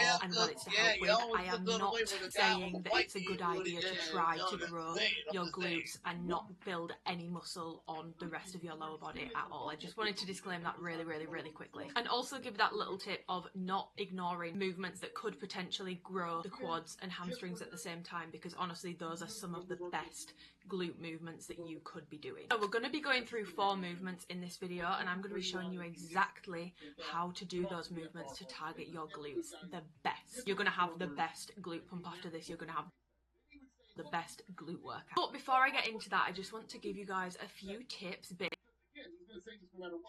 basically about how to make the most of your glute days when you are structuring them, how to make the most of them when you're in the gym, and then we will go through those nitty-gritty form tips and tweaks that are just going to get things feeling perfect. So the first tip, and I feel like this is so underrated, is when you are going to do your glute workout, when you are going to do your leg days, shoulder days, chest days, pull days, whatever it is, pick the movements that work best for you. Now, you are not going to defy the laws of science. You are not going to be getting the best glute engagement on a lat pull down. Obviously, that's not going to happen. You are not going to be getting the best hamstring engagement in a leg press or a squat. You know, you're not going to defy the laws of science, but within glute movements, things like your hip thrusts, things like your calves glute bridges, your RDLs, your leg press, your split squats, your lunges, your Bulgarians, form tweaks and all that sort of stuff aside that you can do to make it more glute biased, you will have movements that feel best for you, that feel most comfortable for you, that you enjoy the most, and things that you find it easiest to progress on. And those are the movements that I would suggest you put in those weekly programs that you're going to be doing, because if you are picking movements that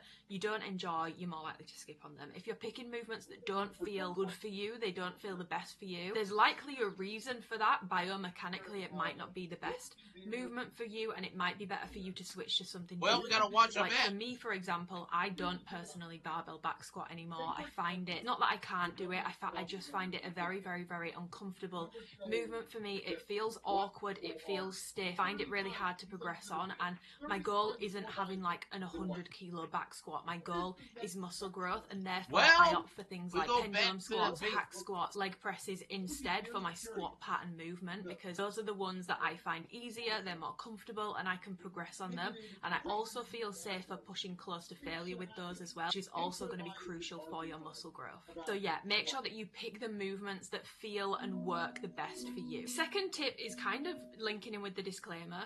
Don't be scared of movements if you feel them somewhere other than your glutes at the same time as feeling it in your glutes. Things like Bulgarian split squats, things like RDLs, things like back extensions, things like lunging motions. They are going to work your glutes, but they're also going to work maybe your quads as well. They're also going to work your hamstrings as well.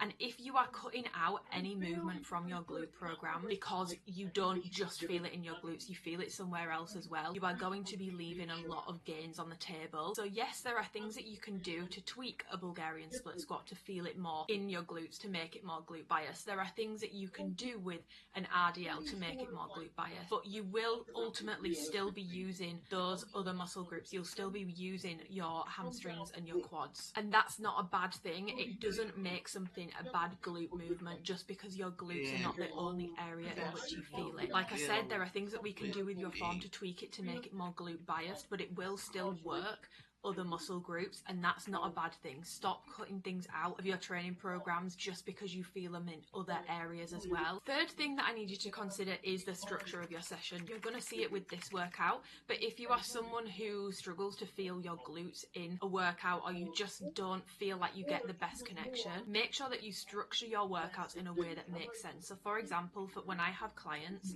who feel like they're not feeling their glutes the best, or they feel like their glutes just, I don't want to say aren't engaging, because if you're doing a certain motion, your glutes are going to work, but in order for them to feel the best during their workouts, I will typically put a hip thrust at the start or a bridge variation at the start of their glute workout to work the glutes in that shortened position first and foremost before we go into those more stretched positions. And also with a hip thrust, yes, your quads and hamstrings are going to assist you, but it's very, very, very, very, very glute dominant, as opposed to something like an RDL or a leg press, for example, where it's going to be a little bit more balanced. So starting off your sessions with things like hip thrusts and bridges might be a really good option for you to get that really strong glute positioning movement in first and foremost, where your glutes are going to be working nice and strong in that shortened position at the top, and then you can follow it up with some stretching movements, so things like RDL. So in this workout that we're going to do today, we're going to do an RDL, a hip hinge movement. You could do a squat movement. Those are both going to still be stretching motions. You're going to include some unilateral work to work on any imbalances, but also help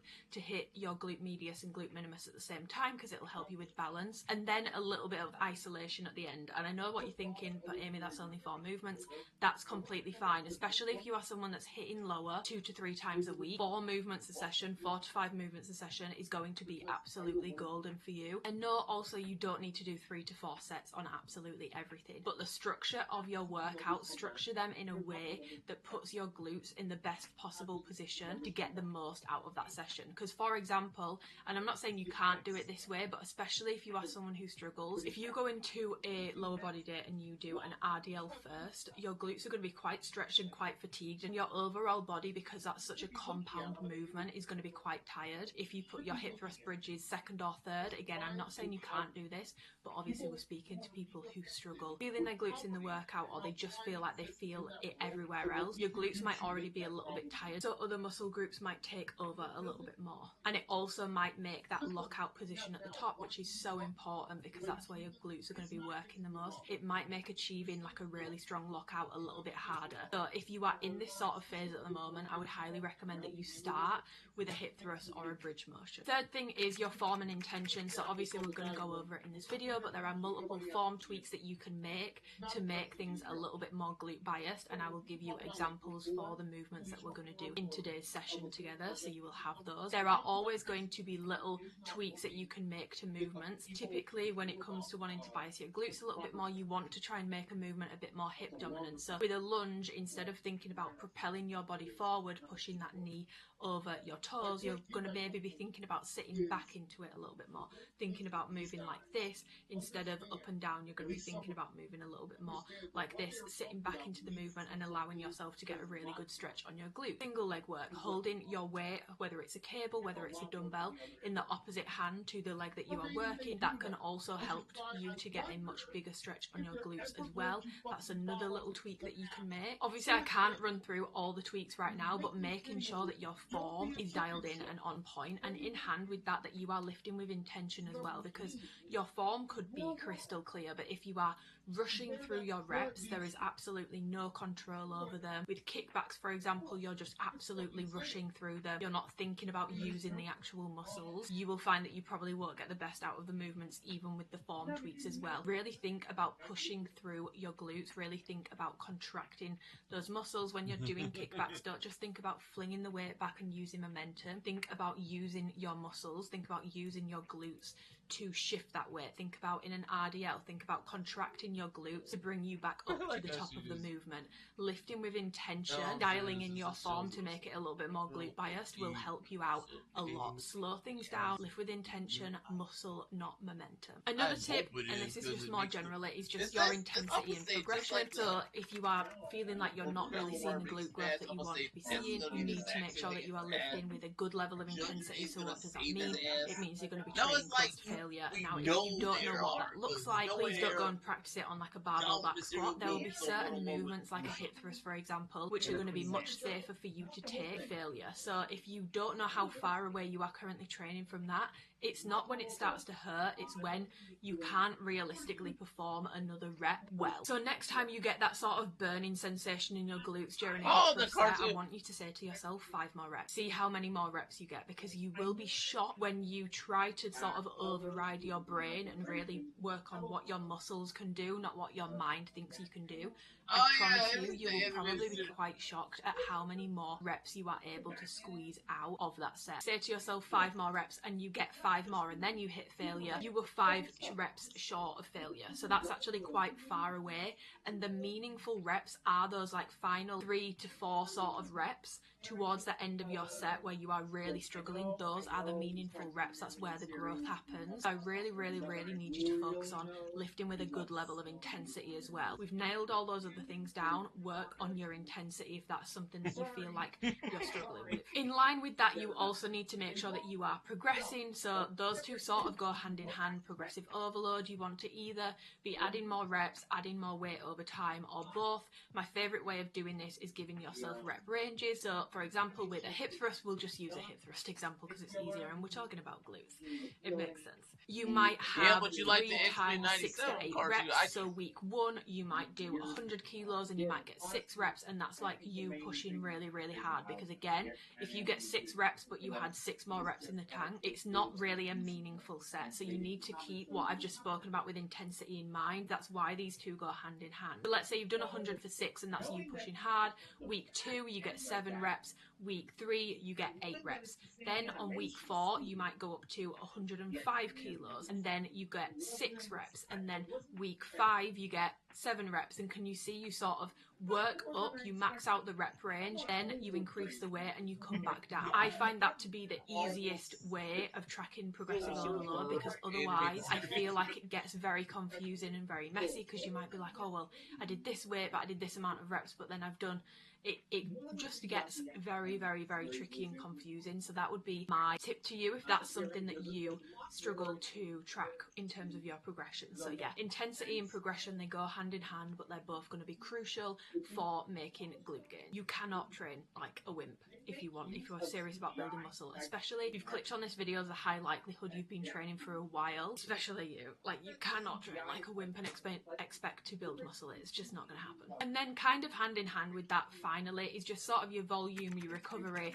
your bits and bats outside of the gym. So obviously outside of the gym, you need to be eating in a way that's going to facilitate muscle growth best for you. So I would highly recommend a high protein diet and maintenance or a small surplus. In terms of your recovery, you want to make sure you're not hitting glutes back to back. Leave it at least 48 hours between sessions so that your body is fully able to recover, rejuvenate. Some people get away with training glutes twice a week. Some people prefer 3 times a week, but whatever works best for you, you will know your body. It's trial and error. And also you do need to consider your volume as well. So if you are someone who is training twice a week, you might have more volume per session. However, if you are hitting glutes and legs 3 times a week, you might have a lot less volume per session, because obviously you're trying to hit them 3 times a week, not twice. So from a recovery point of view, you need to spread that volume over the week a little bit better. But another thing to consider with your volume is just making sure that you are hitting the right spot for your body. Now, the recommendation is anywhere between 10 to 20 sets for your glutes in terms of like range for growth. And also some people sit outside of the spectrum. There's a lot of people who think that women in general are able to recover from much higher amounts of volume when it comes to weight training. There's a lot of people who do less than 10 sets who see amazing progress. There's a lot of people who do over 20 sets who again see amazing progress. But I would recommend, if you are stuck, start there. Start with that 10 to 20. You might want to start on the lower end and work your way up, but just be mindful of the fact that you don't need to be hammering your glutes in the gym and doing an insane amount of volume. On the contrary, if you are going to go with that low volume approach, remember what I've said about intensity. There is no way that you can go with a super low volume approach for your glutes and not be training with good intensity, because you are not going to get enough meaningful volume doing low volume in terms of sets and low intensity as well. If you are going to go for that lower volume, which I personally prefer because it allows you and it facilitates you training with a much higher level of intensity, but you need to make sure that that's there to make the most of a lower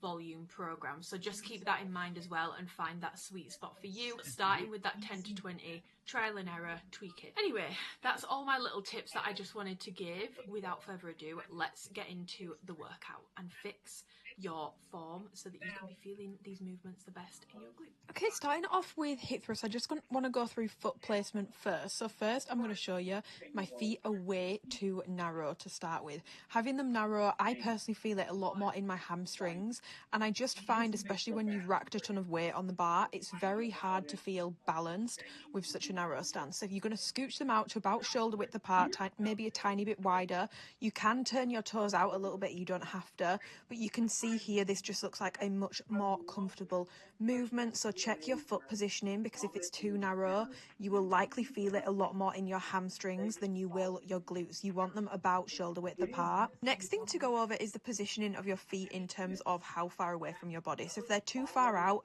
you're not going to have that 90-degree angle with the shins. It's going to be much bigger, and you're going to feel it a lot more in your hamstrings as a result. Now, on the contrary, if your feet are too close to your glutes, too close to your body, you can see again, this just looks awkward. The angle is actually smaller than 90 degrees, and here I'm feeling it a lot more in my quads. The ideal positioning is to have them so that when you're at the top of the movement, you've got about a 90-degree angle with your shins. This is a sort of positioning that you want to be in, and also making sure that on the way down, you're not duck-arsing. You don't need to excessively curve your spine on the way down. If you feel it a lot in your back, that might be why, so keep that in mind as well. But the main thing for your hip thrust is going to be your foot positioning. Now, the other thing that you are going to want to be aware of is, I'm just doing a warm-up set here, is making sure that you're locking out properly at the top. That is another thing that may mean with your hip thrust you're not getting the most out of them, and you're not going to be feeling them in the glutes to the best of your ability. But not only that, you're not going to be using your glutes to the best of their ability.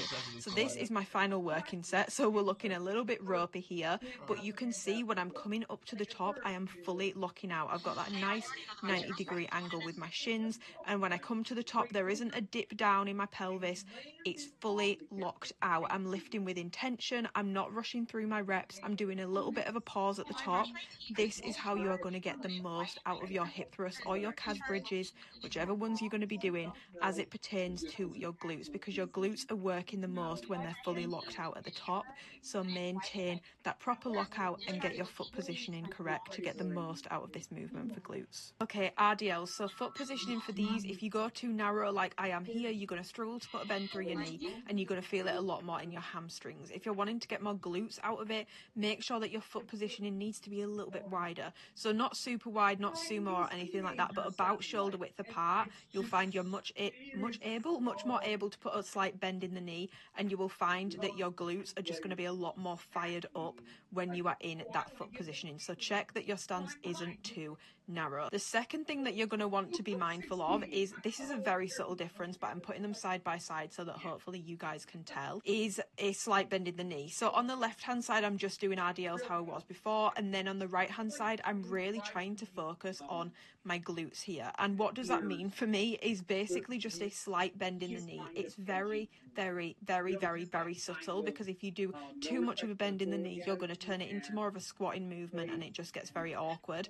But a slight bend in the knee just to help you, so that when you are pushing your hips back, one of my main tips when it comes to your RDLs is when you cannot push your hips any further back, you should come back up. But if you give a slight little bend in the knee, more so than you usually would in your standard RDL, you'll find you're able to get a much bigger stretch in your glutes if you are able to put a slight bend through your knee. Like I said, it's very subtle, you might not even be able to tell, but that's what I mean when I say it shouldn't be super exaggerated. It doesn't need to be a super excessive bend in the knee, but you will find, trust me, if you just do that slight little bend, you will feel this a bit more in your glutes and you'll get a bit of a better stretch on them. Next tip is for those of you that feel this really a lot in your lower back, make sure that you are not performing your RDLs how I look on the left. So what do I mean by this is, I'm not doing this to take the piss out of anyone, I'm not doing this to be cruel, which is why I'm demoing myself.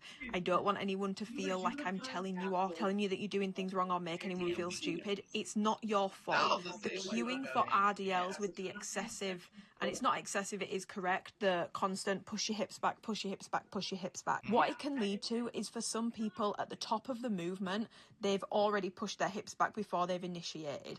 And all that means is that when you are coming down, you're going to be putting a lot of stress through your lower back because you've got an excessive curve through your spine. Now, we all have a slight natural curve in our spine. I'm not saying your back needs to be completely flat, but the main things to tweak this is, at the top of the movement, I want you to think about stacking your chest over your ribs and your ribs over your hips, and then pushing your hips back from there. I don't want you to think about popping your glutes back and then coming down. I can guarantee you, if you are feeling this movement a lot in your lower back region, I can almost guarantee you that this is one of the things that you could be doing. It could also be that you're not bracing properly, but in my experience, for people who say that they just feel RDLs in the lower back and not in the glutes, it's that excessive curve in the lower back, because at the top of the movement, they are basically duck arsing and going into a very exaggerated position. You don't need to do that. So just to show you me doing it incorrectly, you can see I've popped my hips back there and it's putting that excessive curve through my back, which you really don't need. I'm also doing these reps far too quick. You don't need to be doing your reps that quick.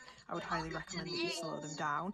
So now I'm repositioning. You can see I'm stacking everything, and then you can still push your hips back without having that excessive curve through your lower spine. So I'm hoping that has been helpful in terms of foot positioning, lower back, getting more glutes out of it, and all that good stuff. So then we're just going to go into a working set to show you this all basically put together. I would highly recommend that you get lifting straps if you don't already have them, because again, if you are wanting to get the most out of your glutes on this movement, you do not want it to be your grip that is giving out before your glutes and hamstrings. So in terms of the movement itself, you want to engage your lats as you're grabbing the bar, just to put you in a nice strong positioning. Walk it a couple steps back, and then from here you can see we're not going to duck arse it, we're just going to start pushing our hips back. And then once your hips can't come any further back, with that slight bend in the knee, you're going to come back up to the top. You don't need to hyperextend through the top. You just want to think about your glutes contracting to pull you forwards, to pull you back up. Try not to think about your back doing the work. Try to think about, from this point onwards, your glutes are contracting to bring you back up in the movement. There isn't really too much to go over form wise, because I've obviously given you all the form tips with the little side by sides and everything, but I'm hoping that now that you can see it all together in the movement after going over the basics, it's good to just see it all sort of come together and how that looks in a working set. And again, you want to make sure you are training close to failure. Okay, step ups next. Bench, box, whatever you're using, you want it to be about knee height. Cable attachment needs to come all the way to the bottom, and in terms of the handle, you want to use a short handle like I'm doing here, not one with a massive rope on it, because it just won't allow you to get enough range of motion without taking tension out of the weights. So from here, you are not thinking about coming up and down, you're thinking about coming back and up, like an escalator, not an elevator. Look at my knee, pay attention to how my knee is not shooting super far forward, pay attention to how controlled I am in the movement, and pay attention to that back foot as well. I'm lightly tapping off the floor, I'm not pressing off it. As opposed to if you are doing your step ups like this might be why you are not feeling them the best in your glutes, and I will show you a side by side so that you guys can see exactly what I'm talking about here, and we can really go through the differences together.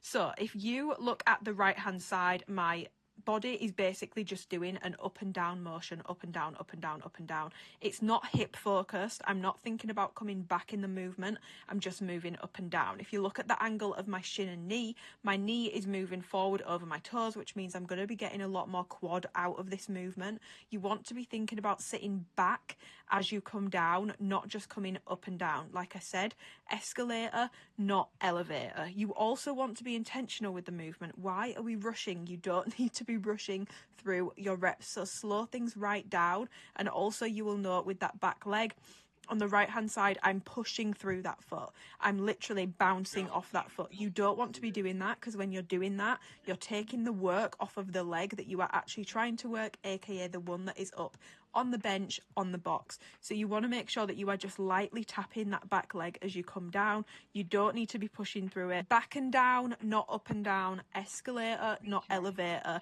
Knee, check that it's more of like honestly a 90-degree angle, because you shouldn't be coming too far forward in the movement with your knee. You should be thinking about sitting back. And of course, the speed of the movement. Why are we jumping up and down? We don't need to be doing that. Slow things down.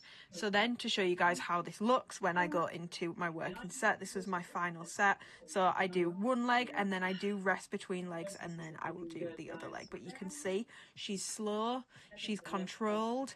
I'm not bouncing off that back foot. I'm lightly tapping it off the floor. I'm not rushing through the reps. I'm really thinking about trying to sit back as far possible as I can to get a good stretch on the glutes. Another really good tip is whether you are doing these dumbbell, whether you are doing these cable, hold the dumbbell or the cable in the opposite hand to the leg that you're working. You'll find that you get a much greater stretch on your glutes when you are doing it like that. So always hold it in the opposite hand to the leg that you're working, and then yes, do rest between legs on your single leg movement. You can rest between legs, and I would highly recommend that you do, because this isn't an endurance contest, and you want to make sure, especially if you've got imbalances, you want to make sure that you are able to give as much energy to your second leg as you are your first. And by the way, if you do have an imbalance, I would highly recommend you go with your weaker side first and then just match reps on the stronger side to start with. Obviously, if the imbalance is more severe, there's other things that you can do, but that would be your first sort of troubleshooting process. But yeah, I'm just finishing off with my other leg, and you can see form is remaining nice and tight. We're not bouncing, we're not rushing through the reps. Everything is slow and controlled, focusing on getting the best stretch on those glutes. Final movement, glute medius kickbacks, and I wanted to show you here, just like get a zoom in of the foot so that you can see the positions and stuff better. So first of all, cable attachment goes down to the bottom. That's where I like to have it, and I do use an ankle attachment cuff because it's a lot easier. So this is a cable kickback. You are just kicking directly back behind you. There's no angle to it. Your toes are facing the cable. There is really nothing crazy to it.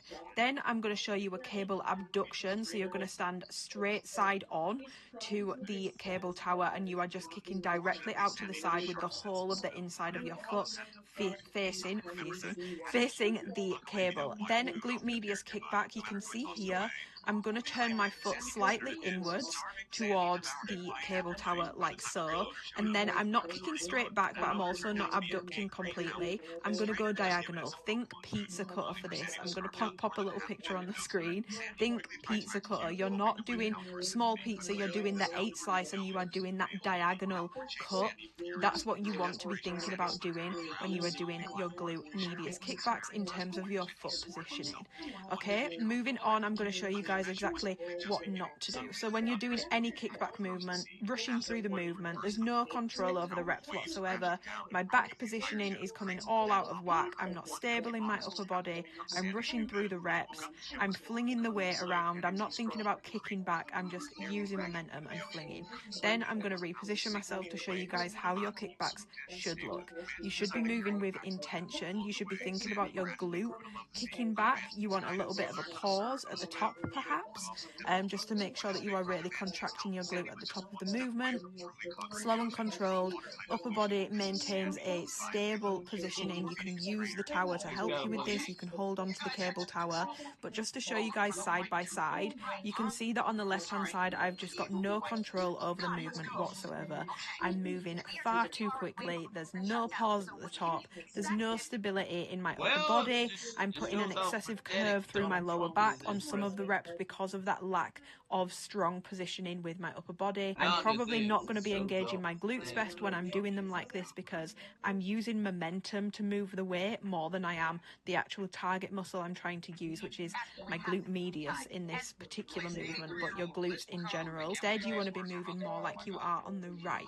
Slow and controlled, a little bit of a pause at the top, nice and stable with your upper body. You can use the cable tower to help you with this. You can hold on for a little bit more balance, but just making sure that you are not rushing through the reps, making sure you're actually using your glute to kick that weight back and you are using the target muscle, not momentum. Remember that, muscle, not momentum. So then to show you guys, I'm just going to go into my working set. This was my final working set, so I'm definitely a little tired, but you can see that as I go through my sets, I do try to maintain form as well as possible. And the other thing that I really want to mention as I'm showing you this is you are going to see my reps slowing down. I feel like with accessory work like kickbacks or back extensions, people forget if you want these to be meaningful, you also need to take these close to failure. They're also much safer movements to be taken close to failure.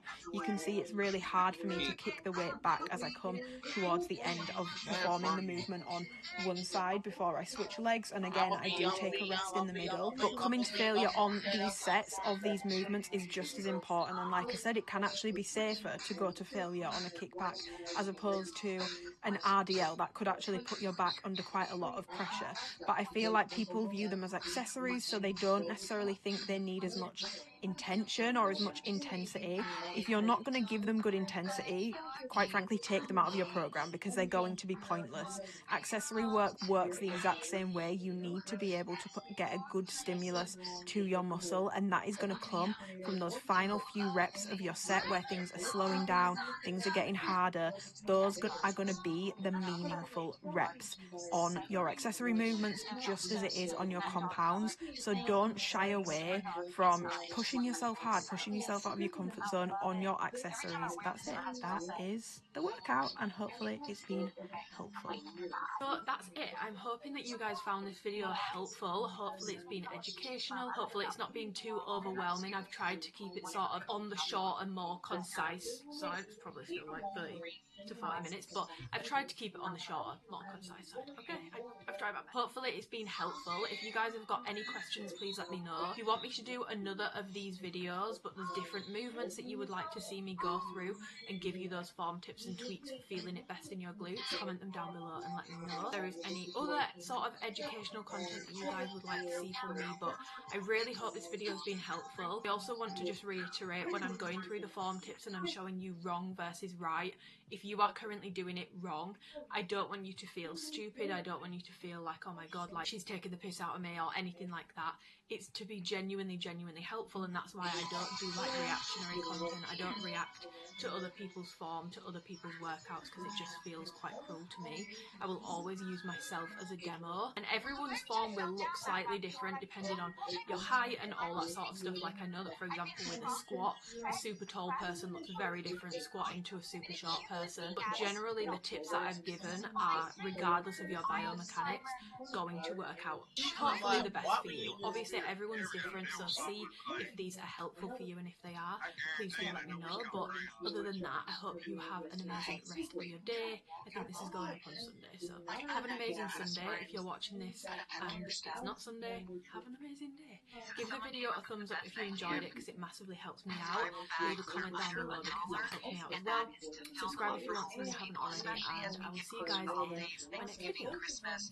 My family and I always did the 25 days of giving, and we found different ways to give. So yes, just some ideas for this, and I just grabbed some things.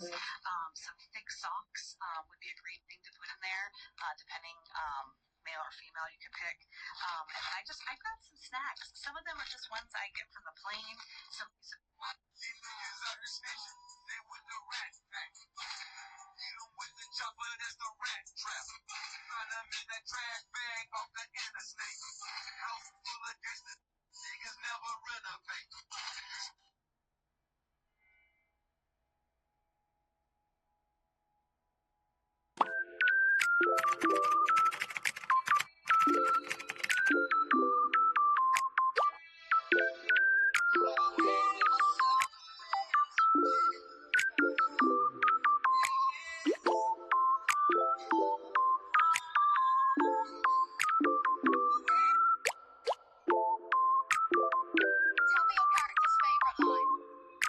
Hello,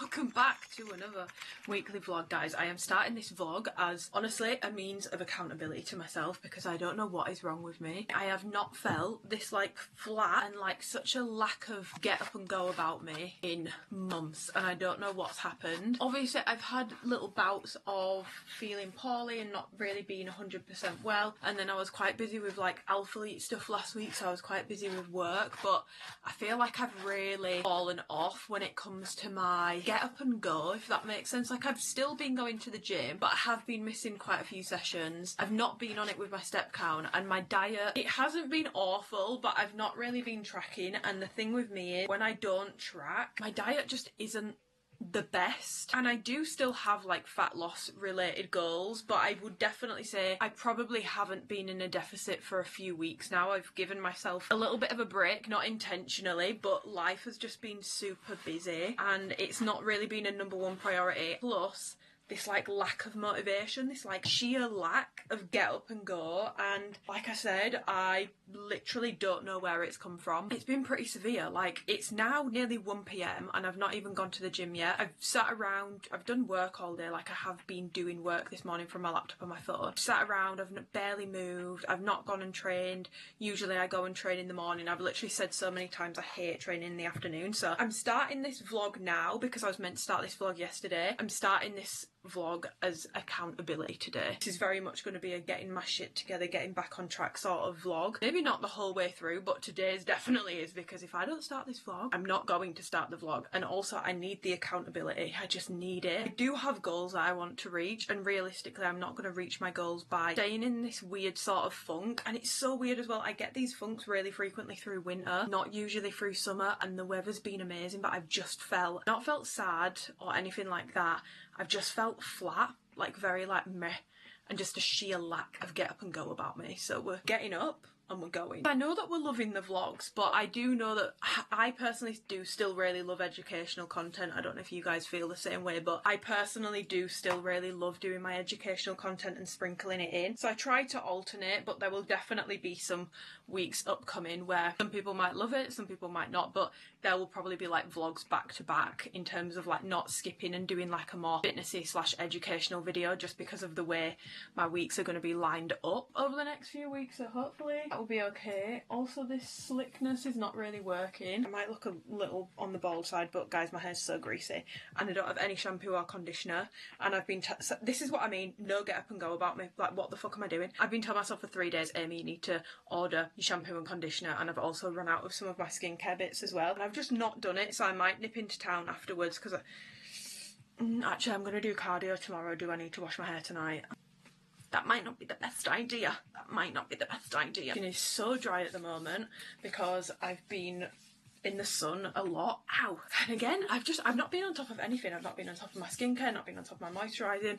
My perioral dermatitis is honestly getting quite bad. I think I'm going to have to go see a dermatologist, because I don't know what it is, but like, I woke up yesterday and I'm not joking, it looked like I just had a huge rash pretty much from here down to here. So it doesn't look as bad today, but I also have makeup on, which is taking the redness out of it. I feel really silly complaining about it because I've been very fortunate to not really struggle with my skin. Like, I've always had pretty good skin, so I feel a bit silly complaining about it, because this is like my first, I'll be honest, it's my first run-in the past 6 months with having like skin issues, like a lot of breakouts. Obviously I had like the rash thing on my eye, I had the like fungal acne stuff. Like, it's my first run-in, but I'm just not used to dealing with it. So I hope that I don't sound tone deaf when I'm talking about it. I'm just not used to it, guys. Like, I've never had to deal with it before. It is actually crazy how much it messes with your confidence. Like, it's actually crazy, especially I feel when it's textural stuff like this. Like, when I have like a little spot or something and I can cover it up, even if it's super red, I don't really mind. But when it's like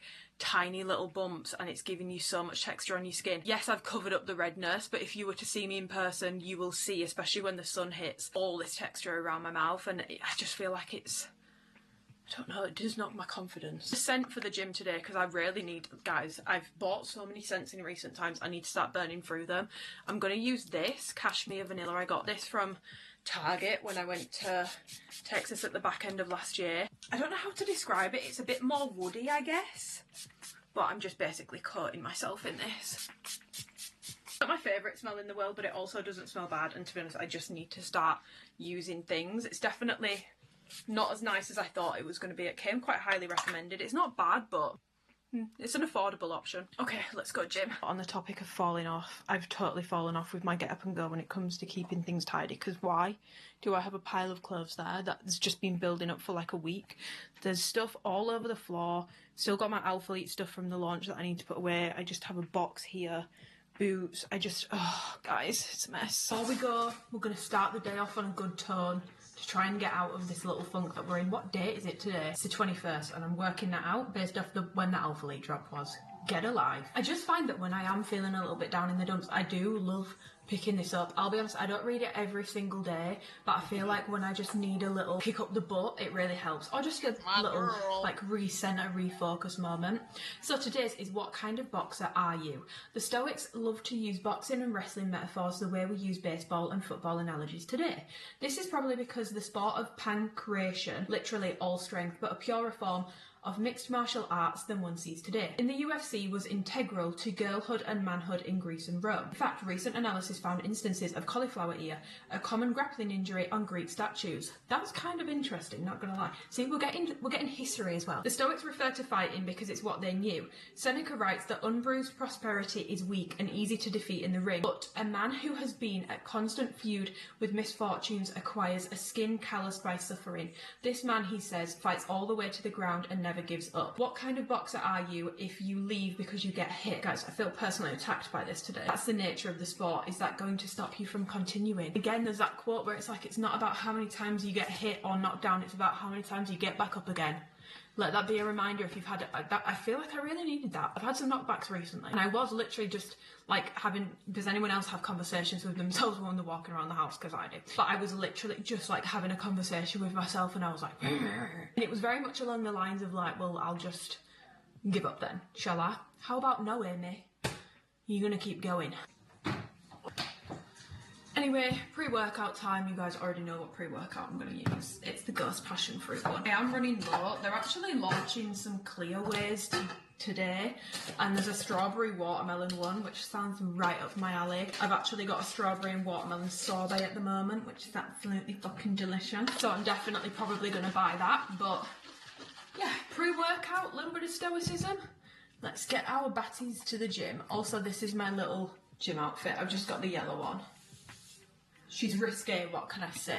Okay, if you want this workout in great depth, last YouTube video, guys.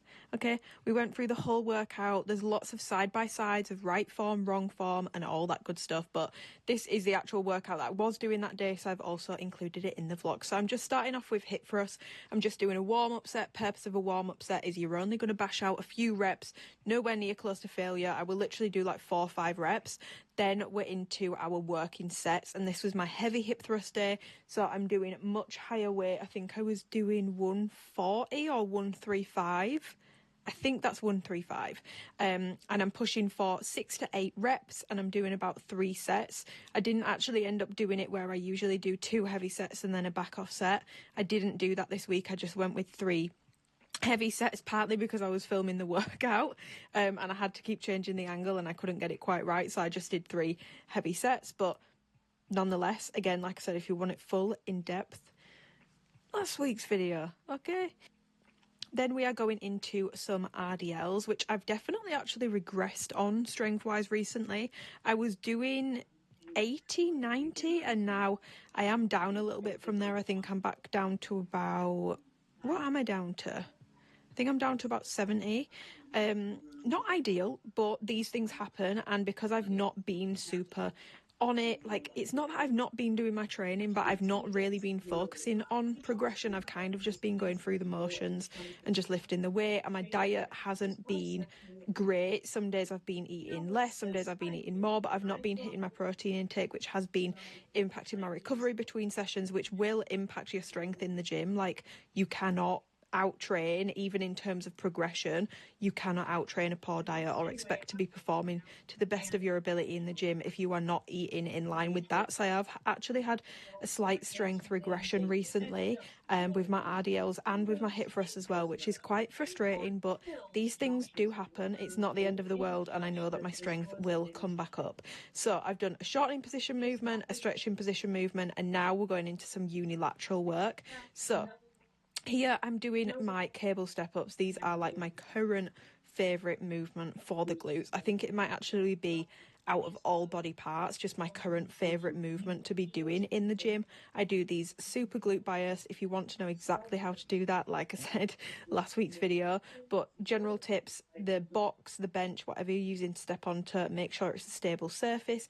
You want it to be about knee height, maybe just below, and then as you're coming down, I don't want you to think about coming up and down. I want you to think about sitting back into the movement, more of a escalator, not an elevator slash lift, because in the UK we call those lifts, not elevators, but escalator, not elevator, does sound better, I'm not going to lie.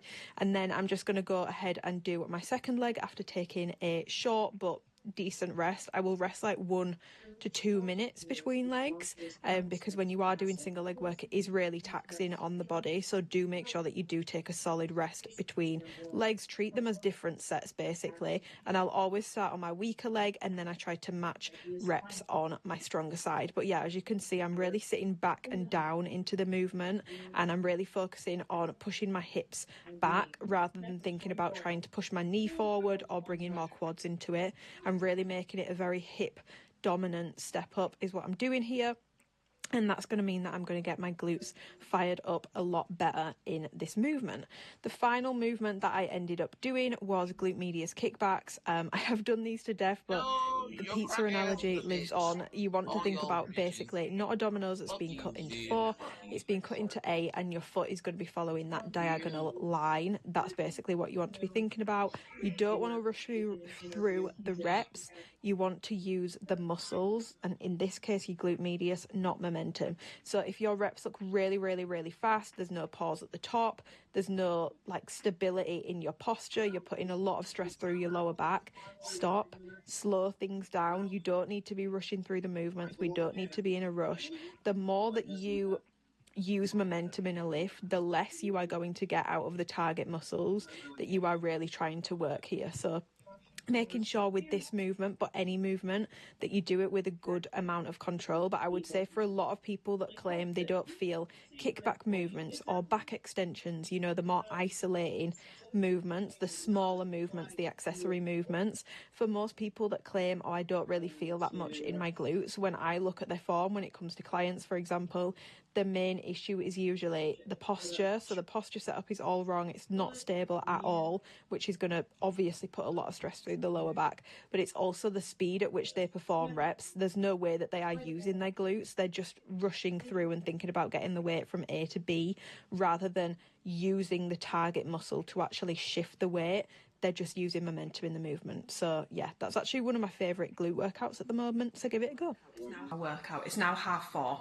I left at 1. I've mentioned it before, I don't know what it is about filming my workouts so much longer, but I was in the gym for probably like 2 hours, 2.5 hours, so I'm going to make my tea early because I've come home at a really awkward time. It's 4:30. I don't really fancy a protein juice right now. I'd rather have actual food, so I'm just going to have my tea early. Also, I am one of those people where, like I said earlier, I've kind of fallen off with things recently, and I feel like if I don't act on this now and make food whilst I'm hungry, I'm going to end up eating some random shit and not hitting my protein goal. So I need to act whilst I have the capacity to act. Does anyone else get like that? Like if I have a thought, no, I need to do it now, because if I don't do it now, I'm going to get a new thought, and then I just hop from thought to thought to thought.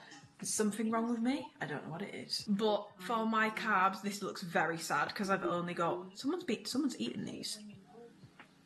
Someone's been eating my flipping potatoes. I made these yesterday. These are the nicest. I got the mini potatoes from Marks and Spencer's, put them in the air fryer on bake 160 for 25 minutes with a bit of olive oil, salt and pepper and some herbs, and they come out so nice. They're like soft but crispy at the same time. I've then got some chicken which is pre-seasoned, so I just need to cook it in the air fryer because I don't do reheated chicken. I think it's nasty. And then I'm going to put some broccoli with it, so I'm going to whip that up now, and then I might actually go for a walk and do my steps, because again, I'm feeling like I've got a burst of energy and we need to act on things immediately. Hi, can I just get a small iced latte with oat milk, please? Any syrup? No, that's it, thank you. It's fine. Anything else today? No, that's it, thank you. Thank you. Barbara, she's done you a medium, love. Oh, it's I'll okay. charge you for the small, don't worry. Okay, thank you. Sorry. No. Thank you so much, have a great day. Thank you. Oh my god. Why would you start saying that? No, because you don't understand. Oh, Andrew. That's so bad. I had to unplug my phone to use my Apple Pay, and as I've unplugged it, obviously the audio's not coming through my car anymore, it's coming through my phone. So I'm trying to pay for the coffee, and this poor man's like, and I just, oh my god, I think I've just been so rude to him because I was panicking, but I was like, oh my god, no. He's gonna think I'm literally insane because you're on the phone going, I'm gonna jizz everywhere, I'm gonna jizz in your bum, Andrew! I'm currently on like 700 steps for the day, so it's now 5:25. I've come down to the canal.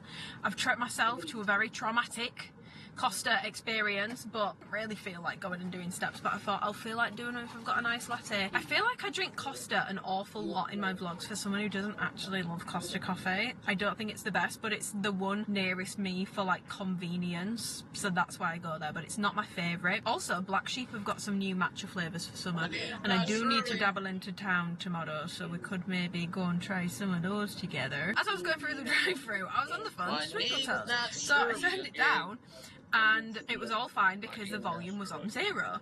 All of a sudden, obviously I need to pay, so I had to unplug my phone. Little did I know, for the past 5 minutes, he's been on the phone saying really dumb sexual stuff. So as I unplug my phone to pay, I'm mortified because I don't even know if I said thank you. I just panicked because all I could hear was this obscene profanity coming through my phone speaker as I literally was thrusting my phone into the window to pay for my coffee. Got it, and we're gonna go and get steps in. I've worked out that I can hit my step count with about an hour of walking. I just basically walk in one direction for half an hour and then turn around. That's how I've been doing my steps lately. Plus, weather's nice. It looks like it's about to take a bit of a dip tomorrow, so I'm making the most of it. Do my steps outdoors, not on a treadmill inside, not on my walking pad. A lot more benefits to being outdoors than just steps. It's good for your brain, it's good for your mental health. Let's go get some steps in. I've got my little fanny pack as well. I love my little belt bag. It's honestly life-changing because I can put my car keys and my little camera in it. So, let's go.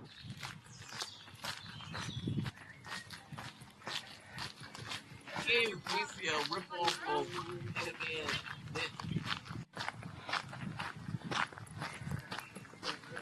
what we did. Guys, steps have been acquired. We've done it. If I show you my weekly average, you can see I've started trying to make more of an effort this week, because last week, diabolical. Yesterday, 7795. Today, 7775. Monday was a little low, but I'm starting it from Monday.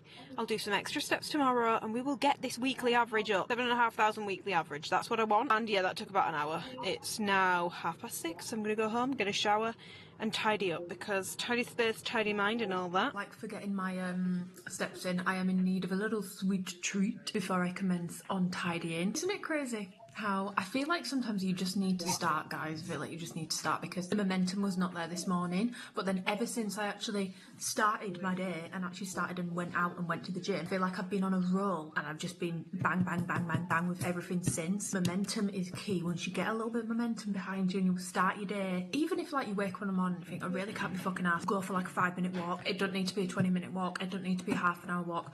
Go outside, do something, get up, brush your teeth, do something. It gets the ball rolling. rolling. Squeaky wheel gets the grease. I think that's what Taylor says. That could be wrong, but I think that's what she says. My favourite sweet tweet is in the freezer. Oh my god. 1, 2, 3. And you know what? I might even have a little bit of each. These sorbets, Morrison's own, are some of the nicest sorbets I have had. This one is my favourite. This one's strawberry and watermelon, and it just tastes like a holiday. It tastes like a slushy sort of thing. Like, that's what it tastes like, and I'm absolutely obsessed with it. I really wanted the strawberry and watermelon Ghost Protein, but I've not actually launched it in England, so what drugs does that have in it that we're not allowed over here, huh? Ghost? Back to ESN I go, because I need another flavour, because I'm getting sick of me strawberry lime. I've come to realise with proteins, it's not that a flavour is bad for me, it's that I get sick of it, and I think I need to keep maybe 2 or 3 in rotation so that I don't get sick of them. But this honestly kind of does give off the strawberry lime vibe as well. It's really nice. We've got the Alfonso mango. Me and my mum eat these, by the way. This is not overconsumption core. This is actually a consumable product. And Deborah likes these as well. We do dabble in them together. So the mango one, delicious. Just tastes like straight up mango. And the textures of them are really, you know, like sometimes when you get a sorbet and it feels like you're eating ice freeze. Like, there's no creaminess to it whatsoever. It's very sharp almost, and the texture is very like crunchy. These are not like that at all, and the Morrison's on the more affordable side. And then raspberry. This is unreal. This has such a strong raspberry flavour. Let me open this so I can show you what it looks like. Look at how rich the colour of this is. Like, look. So yeah, I'm gonna make a bowl. I'm actually gonna put a little of all 3 in. Treat myself. Why the bloody hell not? That looks like a party in my mouth. This is the strawberry watermelon one. The raspberry, like, look at how rich the colours are. I don't know if they're going to show up on camera, but oh, it's just so good. So I'm gonna eat this. It's now Thursday. I'm about to go to the gym. Well, I'm not about to go to the gym. I'm already at the gym. Twinkle Toes is hanging out me. Twinkle Toes is what? No, I didn't get to finish my sentence. He's hanging out my car door, okay? He's hanging out my car door. Clear car door. Car door? Ooh, ice cream. Anyway, I'm gonna go and do some cardio. I was gonna train back, but Andrew, Twinkle Toes, isn't training back. So I'm not. No, I'm not training back. I don't want to. I've now got used to the idea that I'm going to do cardio today, because I've actually not done any of my cardio yet this week, so I'll just do cardio, and then I need to go into town, shampoo, conditioner, moisturiser, and I really want to try the black sheep matcha. But I found this TikTok man yesterday, really good impressions of Ken Barlow, and Twinkle Toes has got a stunning one. I'm not doing it. Oh, please. Okay. Did you ever stop to think about Simon in any of this, Peter? The viewers are getting the money this week, however. Hey, don't say I don't do anything. Yesterday I fried my back. It really hurt my back from yesterday. Did RDLs like 4 wrong ways. I was basically filming a workout to show people how not to do things. You just did it with max weight as well. No, I just did it with the bar, but it really hurt my back. Like, it does make me think, God, if you're doing that with heavy loading, you'll really hurt yourself. Okay, Twinkle Toes isn't going to do his Ken Barlow impression, so that's mine. Peter, did you ever stop to think about Simon in any of this? I don't feel like mine's that good. Tracy, for goodness sake, that's all. Also, we've changed our mind on our holiday again. Now we've decided we're doing the second half just in Mykonos, because it was getting to a point where the second half of that holiday was not going to feel like a holiday. There was too many moving parts, too much moving around, and to be honest, I'm not really that arsed about going to Santorini. Plus, it was the fact that obviously you can't fly home from Paros or Naxos. I mean, you can, but it'll take you about a day because you'll have to get like 3 connections. We'd have to be moving to go to Santorini or Mykonos at the end, but then when I was like, oh, we'll go to Mykonos at the end, I was like, actually, I'd rather just spend the week in Mykonos. Whereas with Santorini, I knew I didn't want to be there for a week. Someone in the gym would make me an iced latte, but with less milk if I asked. Do you think they won't even have oat milk, will they? It's a big market. Is it? So I don't think he knows what a nice latte is. What about if you make me one? I don't think I've got that legal ability. Well, they probably won't have any oat milk. I just really want another coffee. Okay, let's go.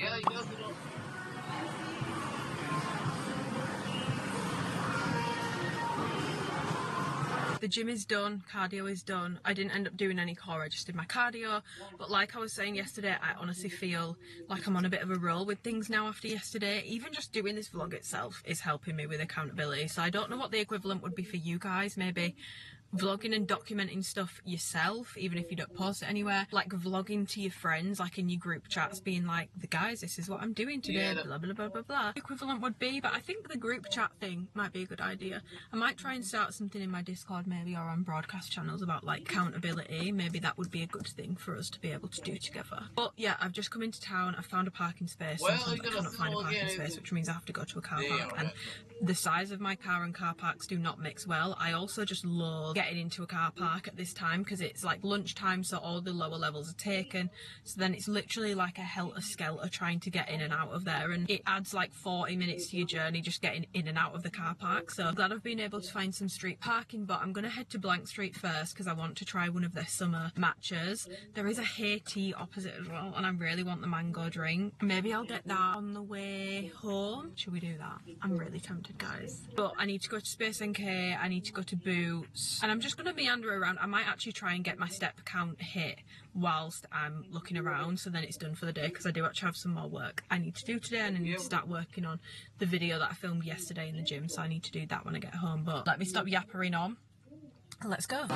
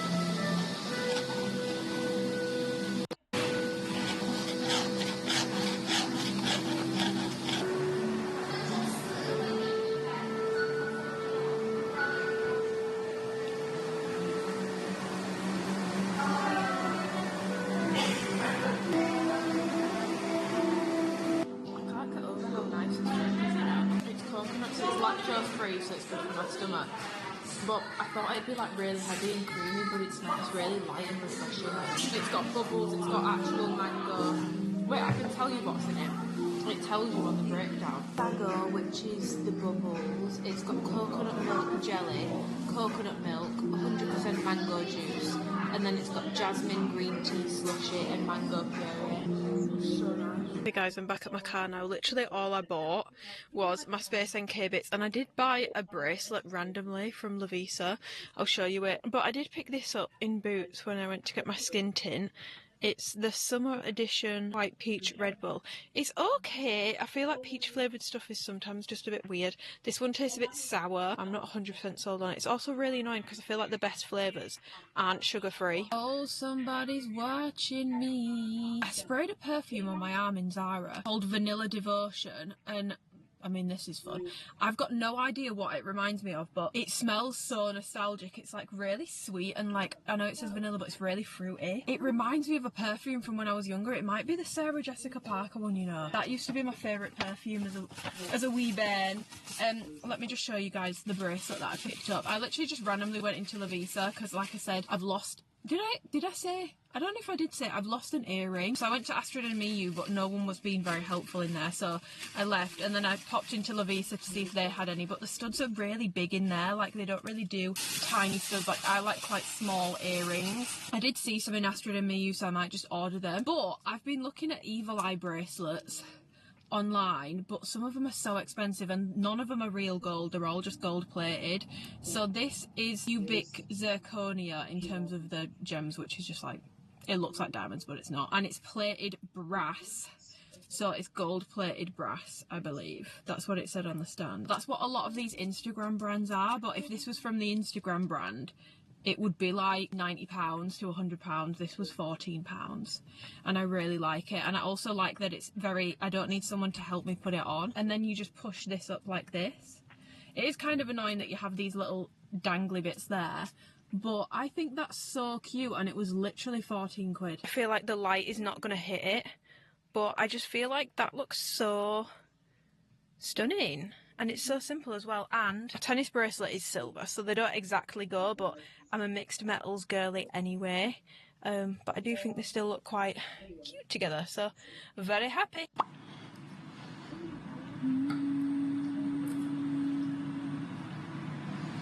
p.m, half 4, nearly half 4. I'm sweating. I've been working all day, but I've just been to charge my car, and then I went to Marks and Spencer's because we're actually going to watch my niece in a show that she's doing tonight. So I wanted to get her some flowers from all of us. So I've picked her up these red roses because fuck, oh my god, I just put a thorn through my thumb. Can you see that?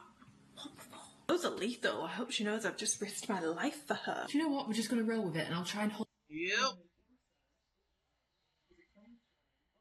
my face here in this strip where there's a shadow. First things first is these crisps, which I mentioned I think in my last vlog, but I need to mention them again. These are probably one of the nicest crisps I've ever had. They sound so weird, but they taste like a holiday in a bag. Taste like a balcony makeup session in a bag. That is the only way I can describe those crisps. They are 10 out of 10. They are lethally good. It's probably like top 5 things in the whole of Marks and Spencer's for me at the moment, and probably top 5 foods at the moment for me as well. Then got some little bits. Oh, I've got some chicken that I need to eat up, but I've run out of salad, and all of the big bags of salad leaves were going to go out of date today, so I'm not buying a big bag of salad leaves because it'll be off by tomorrow.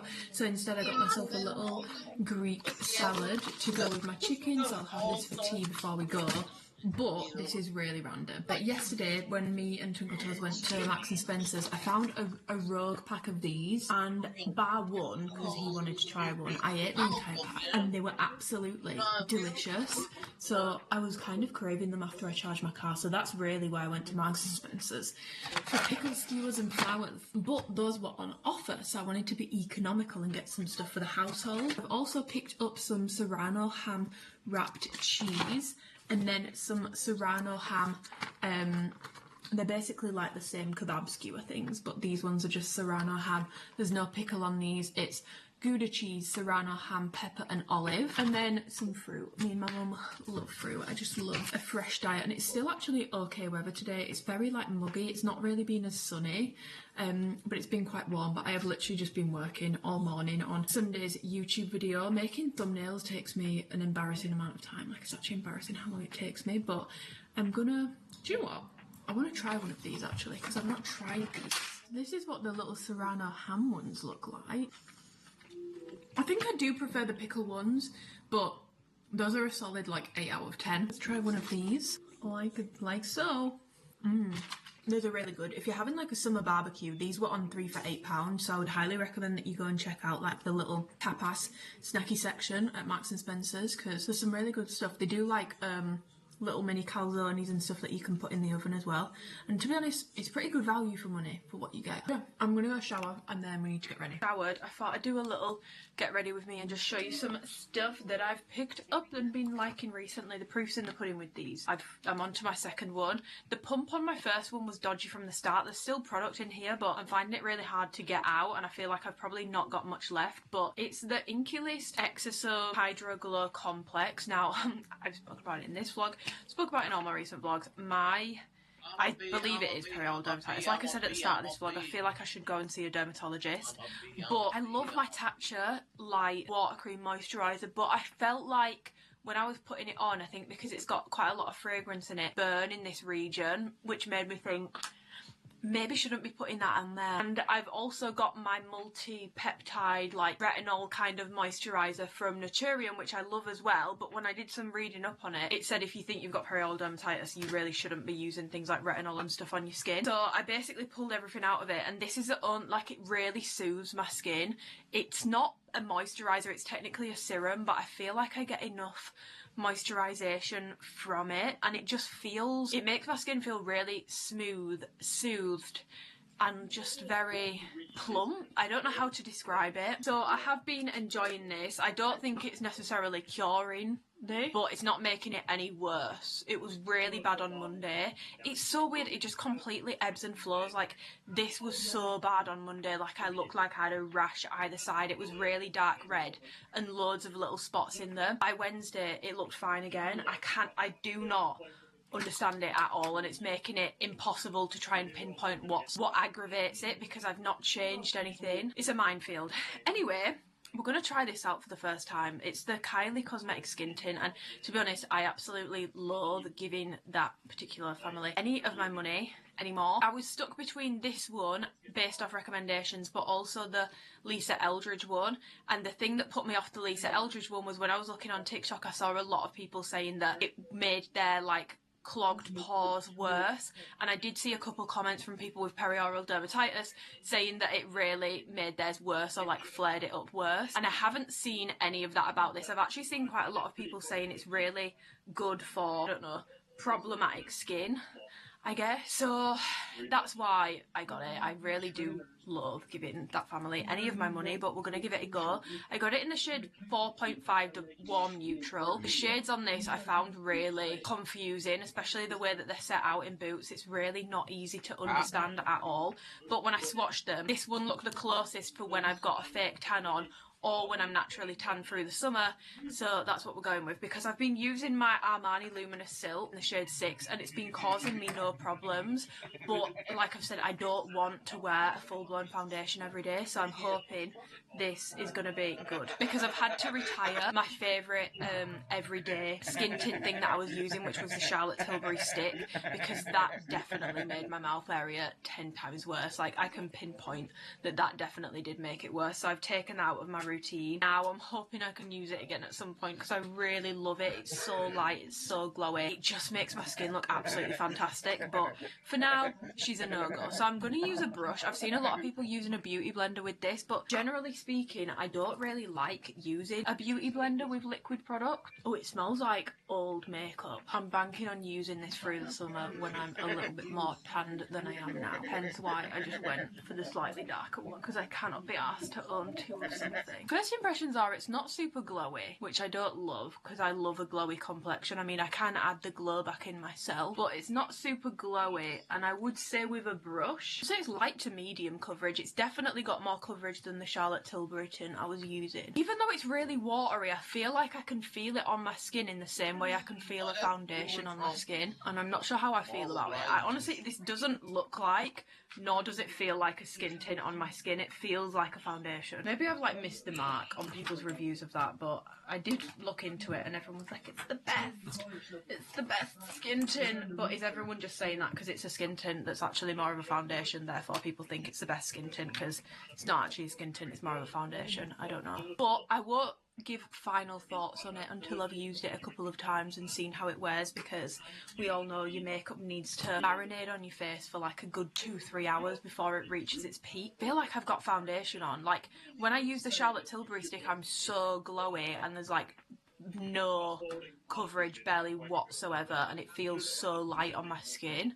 This doesn't feel heavy, but it doesn't feel any different to my Luminous Silk foundation, honestly. Like, I have a dry patch in between my eyebrows and it's definitely clinging to that. I fear I should have got the Lisa Eldridge one and saved supporting that family. Perioral dermatitis comments really put me off it, because it's so weird. Like I was saying at the start of this vlog, because I've never struggled with my skin before, I've never second guessed anything I've put on my skin. I've never thought, oh, maybe I shouldn't use that moisturiser, or oh, maybe I shouldn't use that toner, oh no, maybe I shouldn't use that. The only thing I've consistently never used is NARS, because every single product that I've ever tried from them breaks me out.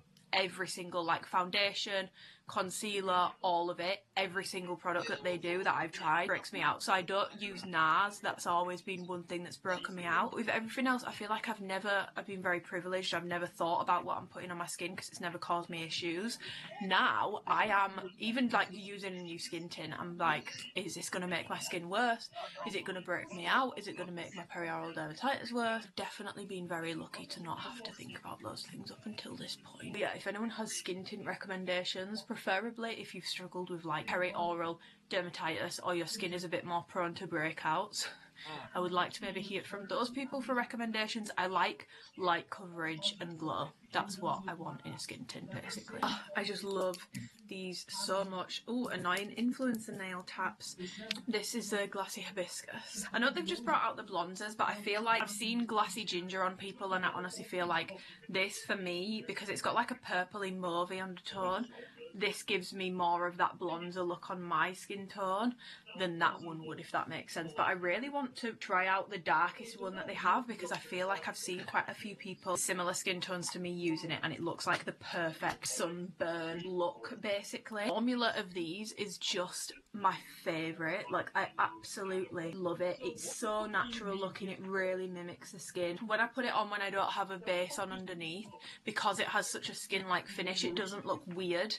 I feel like sometimes when I don't do a base but I use blushes, it can look a little strange if they don't blend into my skin nicely and they just sort of sit on top, because it just looks like a stripe. These blend out so beautifully and they just have such a natural finish that I am obsessed with these. I love them. It just gives like the most natural looking, sun-kissed glow to my skin. But yeah, I really want to try. I think it's called Glassy Clove. My chest has caught so much sun and so has my face, but my neck hasn't at all, so I'm just going to put some bronzer on my neck. I don't know how people tan the neck. Like, what do people do? They just go like that every time they're in the sun, because my neck does not tan, like, ever. I always look insane with how non-tanned my neck is through the summer. I will say all my products have sat really nicely on top of the skin tin. I just can't get over how matte this is for a skin tin, and also how much it looks like a foundation. And I'm not saying it looks cakey, because it doesn't, but it really does just look like a foundation. Like, this is not how my skin looks with other skin tints that I've used. I'm really lacking in glow, so I'm going to put some of this on. You can see I've been burning through this. I really like it. It's the Kapari Sunglaze Sunscreen SPF 50, but it's just got this like glow in it. It's so nice. It doesn't add any like setting, but it's not like a one size or anything like that. Having said that, I've just seen that One Size are bringing out a glowy version of their setting spray, so it's meant to give you 12-hour wear whilst giving you that like marinated makeup look, like when it's melted in and it's got that natural skin glow to it. So I really need to try that out, because that would replace this. One side of me is so much more tan than the other. Can you tell? Be honest, I feel like this side is a lot more tanned. That's kind of crazy. I apologise, I had to run and sort my hair out, so it doesn't look great, but I've just put it half up, half down. I've just got dressed. I've just put on a garage t-shirt real quick and some light wash jeans. I never wear blue jeans. I'm not sure these are the right wash. I don't know if that's going to make sense, but I feel like I do like this wash, but I feel weird in blue jeans now because I always wear black. But then I feel like sometimes I feel weird when I wear black denim shorts. Just wanted to show you the scent that I'm going to put on tonight. So I'm just going to use my Byredo Mojave Ghost in my hair. This is a hair mist. Highly recommend these if you like the Byredo scents but you don't want to pay the price point, because honestly, Byredo is very expensive for a fragrance which doesn't last well, and longevity isn't the be-all end-all, but when you're charging those prices, I just feel like it should be factored in somewhat. But I do absolutely love the scent of Mojave Ghost. I just think it's one of the best scents, to be honest. It's a very like musky skin kind of scent. If you've ever smelled Fleur's Missing Person, it doesn't smell the same, but it's along those lines, like a skin scent. And then for my actual perfume, I'm going to wear my DS and Durga. I don't know what. I got this in a Space NK PR box, but as you can see, I've used quite a lot of it since I got it. Towards the back end of last year, this is like a really herbal, musky, skin clean smell. It smells really like woody and herbally, almost like a gin and tonic. It's really hard to describe. I feel like the name I don't know what makes a lot of sense, because I don't know what this smells like. I just know that it smells really fucking good. I realised because I was sat down, you literally couldn't see my fit at all. So I've just got on my Zara mid-waist wide leg jeans, and then my Garage like heather grey top, which I absolutely love. It's just super thin and lightweight and comfortable and stretchy. That's what I want, because I'm going to be sat down. I kind of matching. Guys, we're bringing Twinkle Toes on this evening's outing to my niece's play. Yes. Are you excited? Yes. Give us an outfit of the day. It's basically the same as your outfit. He's got a white t-shirt on, and yeah. You gotta show off your man's guns, don't you, Amy? And jeans. Yes. This is my outfit of the day. This is what I'm subjected to different. Would you like to give your outfit of the day to me? No, I'm just thinking he can wear what he wants to wear. I'm not bothered. I've got to think about Simon.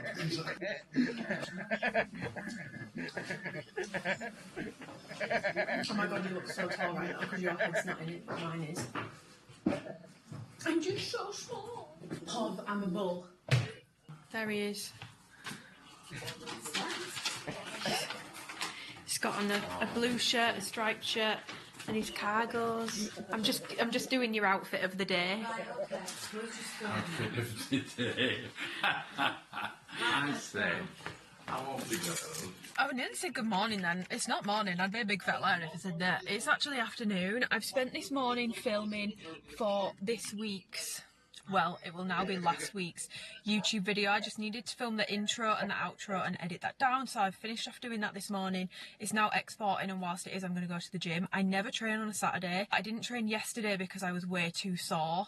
Like, my hamstrings were really torn up after the session that I did on Wednesday. So I didn't end up doing my third session, but like, literally, it's the vlog that's keeping me accountable, because I was like, no, I still have another session to do and I have cardio to do. Plus now I have a completely free afternoon. Usually the gym isn't too bad on a Saturday. It tends to be on the quieter side. So I'm going to go and do that. So I have my final leg day to do. I'm not going to film it because I can't, because I'm actually testing out, not new Alphalete product, but obviously I need to, they have their new pump product coming out in a month, and Christine was posting a bunch of teasers yesterday, and I've not tried it properly yet. I can't wait to be able to try it properly, but I have tried Define. Just because I don't post it doesn't mean I don't try it. I have probably tried most of your guys' favourite activewear pieces, because I take my job very seriously. My bank account cries, but I need to, in my opinion, even though I can't show the stuff, I need to know what else is on the market. Otherwise, how can I say that Alphalete is worth it for the price point if I don't know what else is at the price point? How can I compare quality? If you guys are one size in Honor or Define or Crop Shop Boutique, how can I help you with sizing if I don't know what their sizing is and that's the only sizing you know? It helps so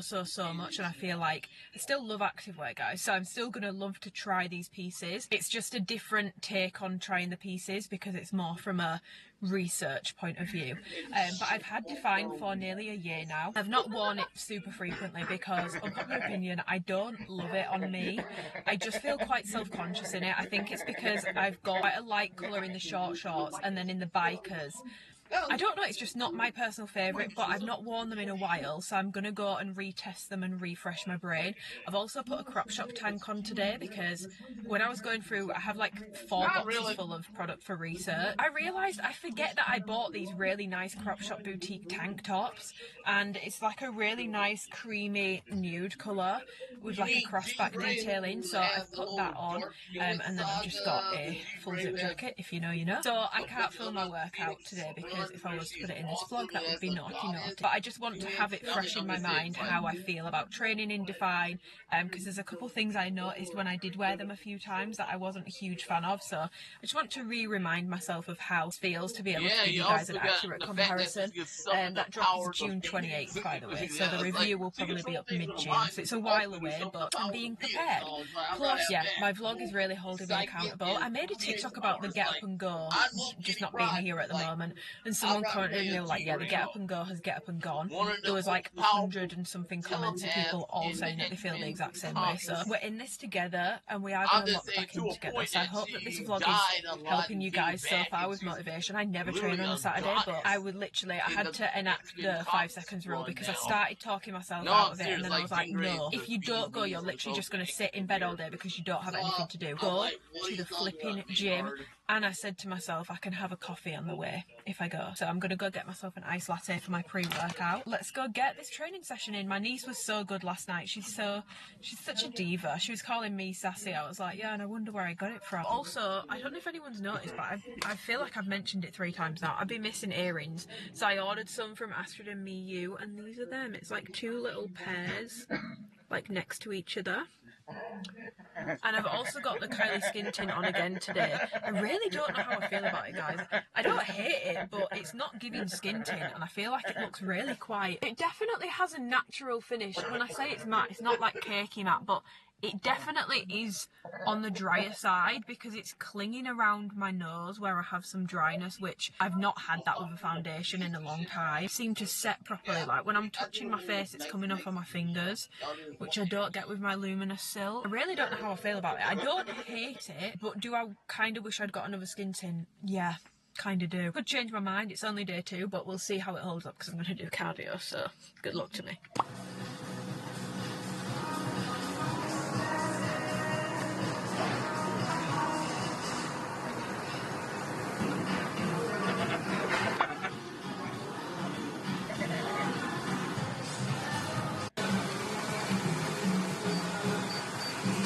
morning, guys. Happy Monday. As you'll have seen, I did take yesterday off vlogging just because me and El Twinkle have not actually had that much quality time recently because he is working quite a lot at the moment, like a lot, which we love. We love a busy man. We love that. But it's sort of been like when we have seen each other, I don't want to say not quality time, I feel like that's the wrong way of putting it, but we've not really been able to go and do anything.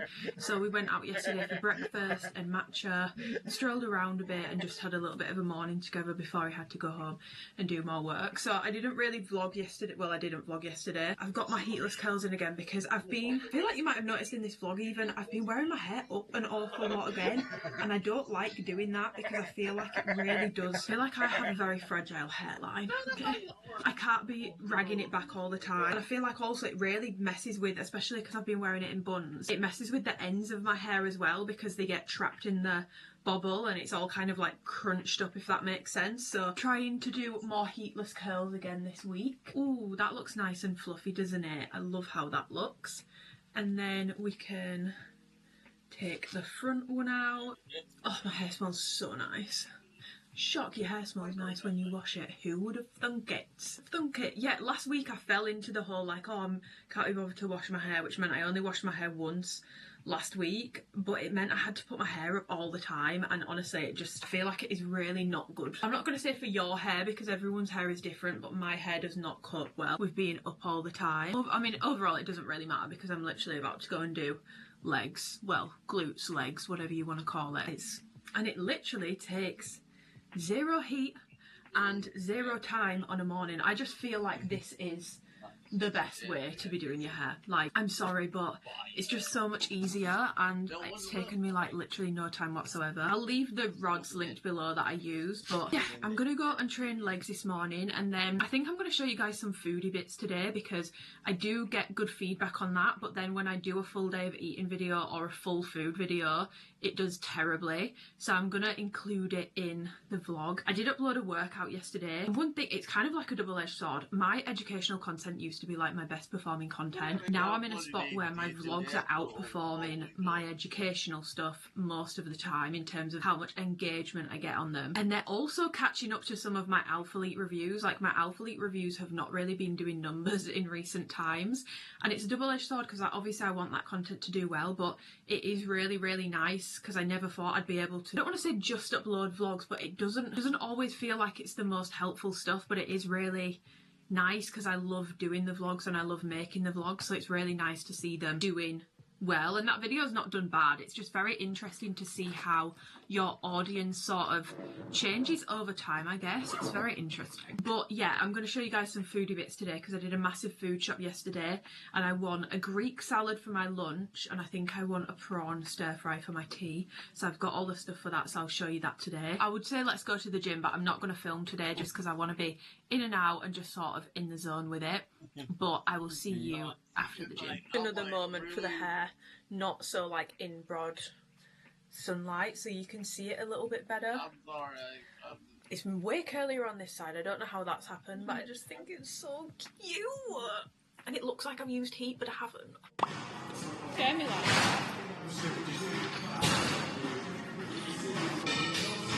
Ooh.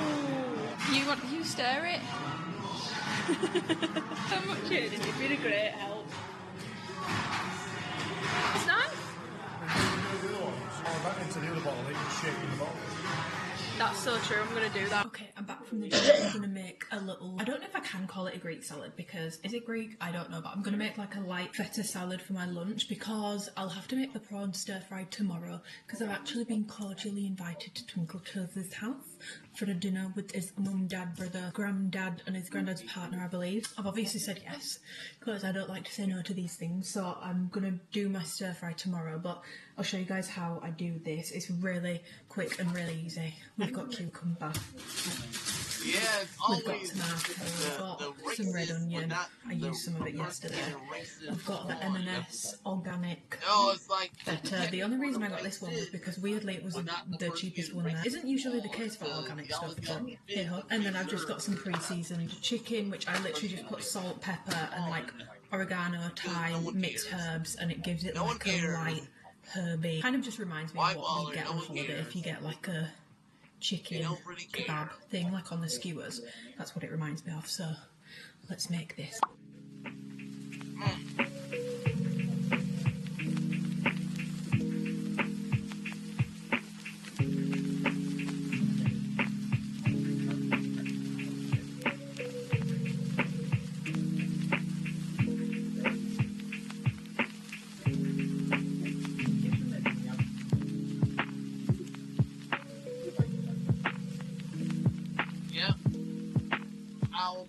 Good morning, guys.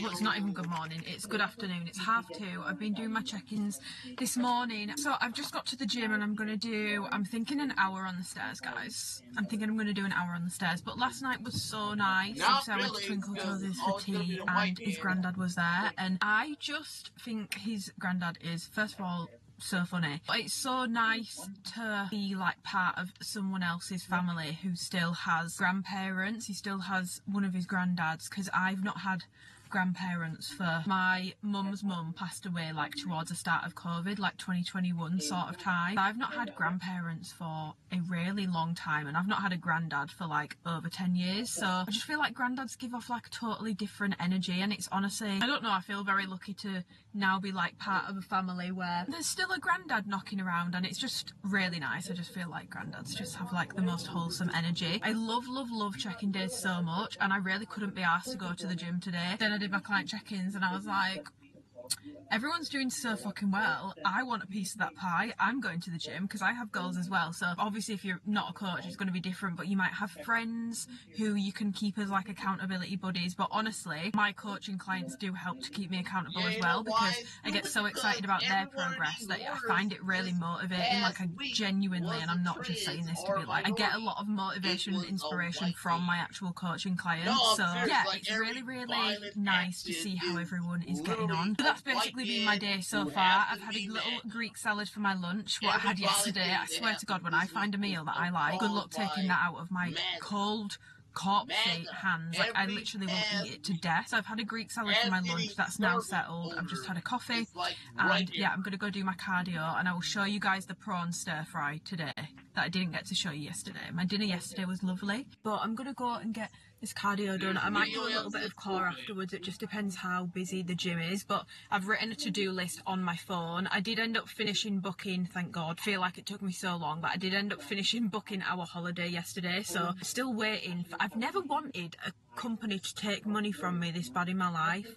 My credit card bill this month has been nothing short of gross, because I said to Twinkle Toes, I'll just put everything on my card and you can just send me half for the holiday, but obviously we've not done that yet because we've not finished booking it, and I was like, just hold off until we've finished booking it. I made a very expensive mistake in booking my Beyonce tickets for the wrong day, and Ticketmaster wouldn't let me exchange them for the right day or refund them, and I'm also not allowed to sell them, so that was more money down the drain. Then I had to, well, I didn't have to, but obviously I really, guys, I've been banging on about Beyonce, and at this point I'd already bought the boots. I really want to go see Beyonce, so I rebought the correct tickets for the right date, so then I've got that on top of it, and it's just eye-watering, but I've come to terms with it. I've taken the money from my savings to wipe it all off my card, but they've not, it's not even in pending yet, like they've not taken the money yet, and I didn't do a pay at the property one, I did like an instant payment one. I think sometimes it takes 24 hours, so I'm waiting for that to come through so I can pay that off, sort some of my accounts out because we're nearing the end of May now, and I have Instagram DMs I need to get back to. Also, this is going to sound really weird and like I treat friendships as like some kind of like box ticking exercise, but it's not that. I have a couple friends that I've not spoken to in a while, so I want to just check in on them and see how they're doing, because some of them have been a little bit more quiet than usual. Just a reminder to check in on your friends if they're a little bit more quiet than usual. You never know, they might just need that gentle nudge. So I'm going to do that as well, and it sounds really weird because it sounds like I'm lumping that in with my admin, but I know I need to do it, and I was like, I'm going to message them today. So yeah, I should probably stop yappering on and go do my cardio. Oh, actually, one more thing before I go. Guys, I'm stuck on my hair, and this vlog's going up on Sunday and I'm not getting my hair done until next week. My bangs, right? I love them, but my hair grows so quick that, and first world problems, I know, but 2 weeks into me having them freshly done and my haircut being freshly done, they're at a really awkward length already. So I only really get like 2 weeks, in my opinion, of like a good haircut. So do I keep committing to the shorter bangs like I have been doing, that are quite a bit shorter? They're like sort of like just below my eye usually when I've just had them done, like quite high cheekbone sort of length. Do I just grow them out a little bit? Because I really can't decide what to do. Please let me know. I'm tempted to keep cutting them in because I just think it makes my hair more interesting, but then I only like it for like a couple of weeks, but then I can just get regular trims. It's really not the end of the world, but I really can't decide what to do. So please sound off in the comments and let me know. I need to stop yappering because it's now 20 to 3 and I've got an hour's cardio to do, and I'm going to hit all the traffic on the way back. It's unavoidable now, but it is what it is. Let's go get this cardio done, guys, because it needs doing.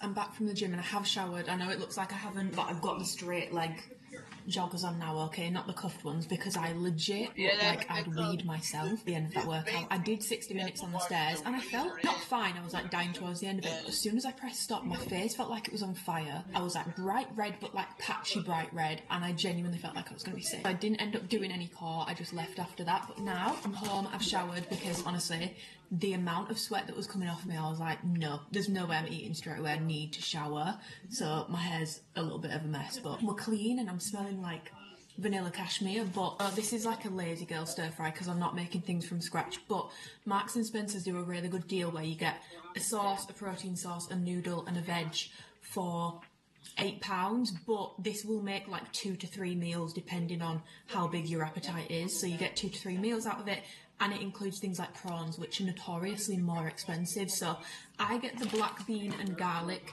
stir fry because I don't like it to be too sweet. I don't really like sweet chili stuff, it's not my favourite. So this is the stir fry sauce that I picked up.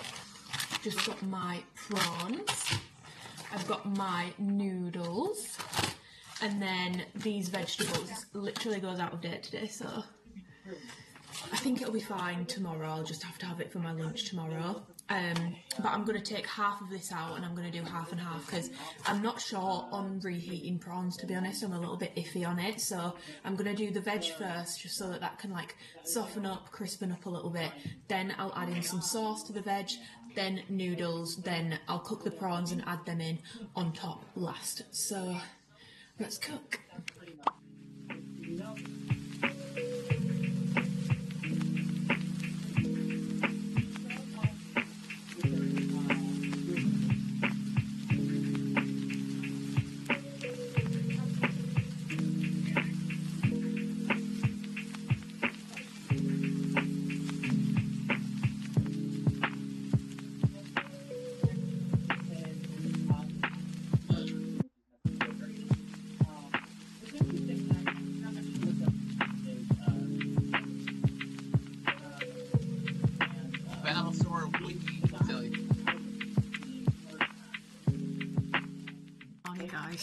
I didn't film at all yesterday. Do you know what? I was really getting in my head about this vlog yesterday because I was like, this vlog is meant to be like me getting back on track, and this week I won't show you outside because I feel like it low-key doxes myself, but it's absolutely teeing it down. The weather's been awful, and yesterday I did get my steps in, but I was meant to go and train yesterday. I didn't go and train.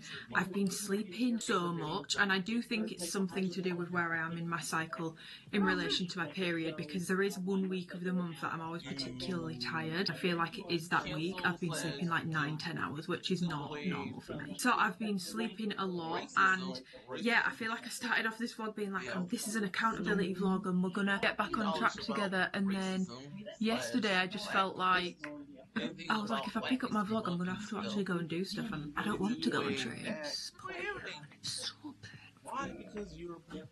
So yeah, I was kind of like, do I just can this whole vlog off because the whole point is I'm meant to be getting back on track, and I don't feel like I am fully back on track. But then I was like, no, because there's a lesson in here somewhere. I'm not exactly sure what the lesson is, but I guess the lesson could be something along the lines of getting back on it doesn't have to mean you go from like 0 to perfection straight away. It's about building small habits. And yes, I didn't train yesterday when I should have and could have, and it means I won't be able to get all my sessions in this week because I have plans this weekend.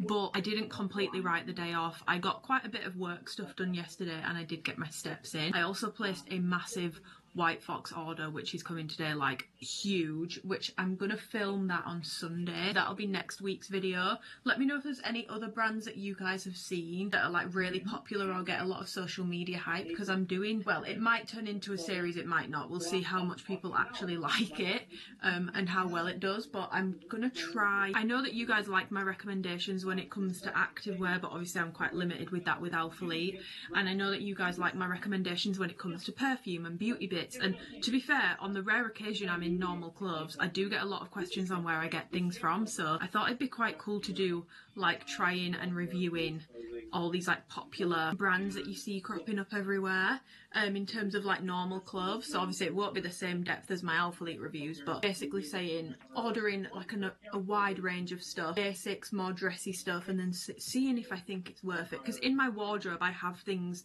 for various different price points. £20 that I've had for years. I've also got things that have cost me £100, £150 that I've had for years. So yeah, do let me know if there's any brands that you particularly would want to see in that. But I placed a massive order yesterday because they had 30% off the entire website, and I was like, right, I'm gonna do it. And to say I had 30% off, I still spent a lot of money, but obviously I'm not buying it with the intention of keeping everything. I'm pretty sure a lot of it will go back. I think I got like 22 items, but just because I wanted to get enough to make a video out of and it not just be like, here's 5 items. I wanted to try like a wide range of stuff, because I also want it to be as fair as possible. Some of the stuff might be rubbish, but they might have some stuff at specific price points that's actually really worth it. So yeah, I also wanted wavy hair today, so instead of doing my heatless curls, I slept with my hair in plaits, braids, whatever you want to call them. But I am going to the gym. Today, so I think I need to put it up. I think I'm going to do like a half up, half down number. And to be honest, I think today will be, what else do I have coming today? I've got a Sephora order coming today. I've got a PSN order coming today that I did. So we'll probably try some supplements together today as well, but it probably will be the last day that I vlog because it's Thursday. And this video needs to go up in 3 days. So I need to start editing this today, to be honest, because I have a really busy weekend. I've also just realised that it dawned on me yesterday, it's my birthday in like a week and a half, and it hadn't even dawned on me. Obviously I've got Beyonce, so you guys might be watching this on Sunday, not this week, next week. My birthday is the 9th, Beyonce's the 12th, my mum's birthday is the 15th. It's well and truly jamming nice season. I don't know what it is. I do get excited for my birthday, but then on my birthday every single year I kind of hate it, and I do cry on my birthday every single year. I get really weirdly emotional about my birthday, and just around birthdays I get quite emotional. Like last night on FaceTime to Twinkle Toes, I was literally like hysterically crying because I was like, no, I feel physically sick at the thought of like all that time is gone and I'll never get it back, and I'll never be a child again with my parents, and my parents will never have me as the small version of me again, and I'm like a full-blown adult now, and it was really like churning my stomach, like it was making me feel sick. So I think I've got something wrong with me, but I do find that my existential crises, I have them a few times a year, but they do tend to fall around Christmas and birthdays, which I feel like makes sense because it's a time of reflection, I guess. Guys, does this look okay? I feel like it looks, honestly, I think it looks a little bit weird. Clean and freshly washed because I washed it yesterday. It's not gonna look super slick or perfect, so I think I'm just gonna roll with it. By the way, this Metallica t-shirt is not mine, it's Twinkle Toes'. I couldn't name a single Metallica song, okay? But yeah, I get so weird around my birthday every year, and that's been hitting me. Also the realisation that it is nearly my birthday and I don't know what I want, and no one knows what to get me, and everyone keeps asking me, and I'm like, guys, I don't know what I want. But then at the same time, it does make me a little bit sad sometimes because people are like, you're so hard to buy for, or like, we don't know what to get you. And I get it from I am very much, if I want something, I'll just get it myself. Like, I don't really ask for many things, but then at the same time, sometimes it does make me sad because I'm like, am I really that hard to buy for, or do we just not know me? I don't know if I'm deep in it too much, but sometimes I just think, but then I get it because you don't want to get someone something that they've already got or that they don't want And if you want to make sure that they want it, I get it, you know? Yeah, I think because I am the person where it's like, if I want something, I'll just buy it, and I would never really ask for things. People don't know what to get me, so I've written my own destiny with that one. I was meant to have another package coming today, which is why it's like nearly 12. It's 5 to 12 and I've not gone to the gym yet because I was waiting in for this parcel, but it says on the way and it's still not moved, so I don't think that parcel's coming today. It's 2 pairs of the new Alphalete pump shorts. They are literally dropping on the 28th of June. Like, they are already ordered. The stock is already in. The colours are already decided. Like, they are launching. I don't know. I think they maybe want me to road test them or like give feedback on them so that they can get ahead of it if they need to make adjustments for future drops. Or I think I was watching Christine's video and he was saying that he needs to decide how much he's ordering of pump for future drops. I think the first 2 to 3 of them are already ordered, but he needs to decide how much to order. But yeah, those were meant to be coming today, so I was waiting because this will be my last leg day of the week now. But yeah, these are not coming today. They're not out for delivery, so I need to decide what I want to wear. But yeah, I just feel like I was so close to cutting this vlog off because I was like, this is meant to be the getting back on track vlog, and I'm not back on track. But this is the point. In the space of a week, especially if you've had a few weeks of inconsistency, it's so rare that you will go from 0 to 100 with no slip-ups, no setbacks, no days where you think I really can't be fucking bothered. And if I'm going to be completely honest, today, equally I really can't be bothered. I could happily sit at home all day and just do stuff that I need to do on my laptop and not go to the gym, but that's not pushing me further towards my goals. It's not helpful. I did that yesterday. At the end of the day, it didn't really make me feel any better. I'm gonna go and I'm gonna get my workout in. I'm not going to be able to film it because I've not charged my big camera. I know that from when I've asked you guys before, a lot of you guys actually don't watch these vlogs for the workouts, which again is really weird to me because I feel like I'm meant to be a fitness person, but I'm not sure I am a fitness person anymore. I don't know what I am. I really don't know what I am. Like, I was saying this on Instagram this week, I was like, kind of like silently quit Instagram. Not like I'll never post again, but I tried to be more consistent with my main feed, and I just realised I don't think the content I like posting or watching, I just don't feel like it lends itself well to Instagram. I prefer to use Instagram for stories every day. I'll be on there happily, DMs, catching up with you guys, my broadcast channels, and then my main feed, I'd rather just use it as like life updates and then keep all my educational stuff on stories or in DMs or on my coaching page or on here, workouts, keep it all on here. I prefer YouTube, and I think I need to stop lying to myself and pretending that I love Instagram in the same way, because stories and DMs and broadcast channels I definitely do enjoy just as much, but main feed, I don't like it, and I don't even really scroll the main feed on Instagram anymore. So I can't sit here and be like, oh, my engagement's gotten really bad on my main feed, because first of all, I'm not consistent with it. Second of all, I don't scroll through my main feed most, so if I'm not, other people probably aren't either. And I did actually click on my insights the other day, and I've lost like, I think I've net lost 200 followers in the past 3 months, but in the past 3 months I've lost like 1,600 followers and gained like 1,400. First of all, that really shocked me because I don't feel like I've gained 1,400 followers at all. Second of all, 1,600, and then it just made me think, oh, I don't like this platform. Like, people unfollow you all the time, and I know that that's just what it is, but I'm like, have I done something? Because that seems like an awful lot of people to be like, peace out. But then also I'm not posting. But then it feels like every time I do post, like in the past 3 months is when I've tried to be a bit more consistent. It's almost like it's just reminding people that they still follow me, and they're like, ew, I hate this bitch. Unfollow. I need to go and pick out a gym outfit because I really need to go to the gym because it's 12, and if I don't go now, I'm going to get stuck in all the school traffic on the way back, so we need to rock and roll. This is the gym outfit that I've gone for. The pump shorts that I was meant to be getting are actually a very similar colour by the looks of things to Grand Central. It's like a creamy nudie looking colour, so this is kind of the fit I was going to be going for today anyway. So I've got my Grand Central contour shorts on, and then I've just got a zip up, a nice full length zip up. Contour shorts are still by far one of the most glute flattering bottoms you can find. Also guys, have I ever shown you? I have so many different capybara memorabilia, but one of them is this. Also, I just went to the toilet, and guess what happened? There was blood. TMI, but I fear this is a canon event. I'm so tired and I don't know why. I just feel so flat, feel so low energy. I can't be bothered to do anything. Is there blood in the toilet? Because there probably will be next time you go. So I always get like spotting before I like fully start bleeding, and that's what it is. So we're gonna go to the gym, but I just thought I'd show you one of my many capybaras. I have a few. My other capybaras. This one is Caprice. Then Caprice has a little baby called Carpuccino. These are both from Build-A-Bear. And then I got Jellycat. This one's called Carl. I'm pretty sure we called this one Carl. This is a Jellycat one, but I'm not going to lie, it really creeps me out because I just think it's quite sinister looking, you know? It's the eyes. The eyes kind of creep me out, I'm not going to lie. It's giving taxidermy. Yeah, there's some my eyes up here. I'm Superman. Okay, I've just got back from the gym. All my parcels have come, and the White Fox order was so big it's actually come in a box.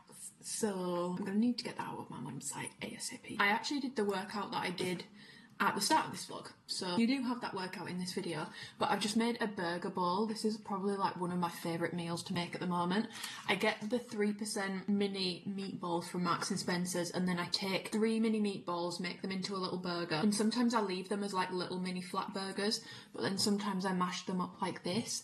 I put it on salad leaves, I've got avocado, I've got pickle, I've got red onion, and then I've just got the M&S burger sauce on top, and it's so nice. And beef in general just cooks so quick. It probably takes me like 5 minutes to make this, and I really enjoy it. So I'm gonna eat this, then I need to take those packages upstairs. I know everyone goes on, myself included, about a crispy Coke Zero, but there's nothing better than a crispy ginger beer. If you watch my last vlog, I got like a diet one from Marks and Spencer's, and then I didn't realise Old Jamaica, that's the brand I was trying to think of, they do a light version, so I'm actually gonna have a glass of this with my lunch.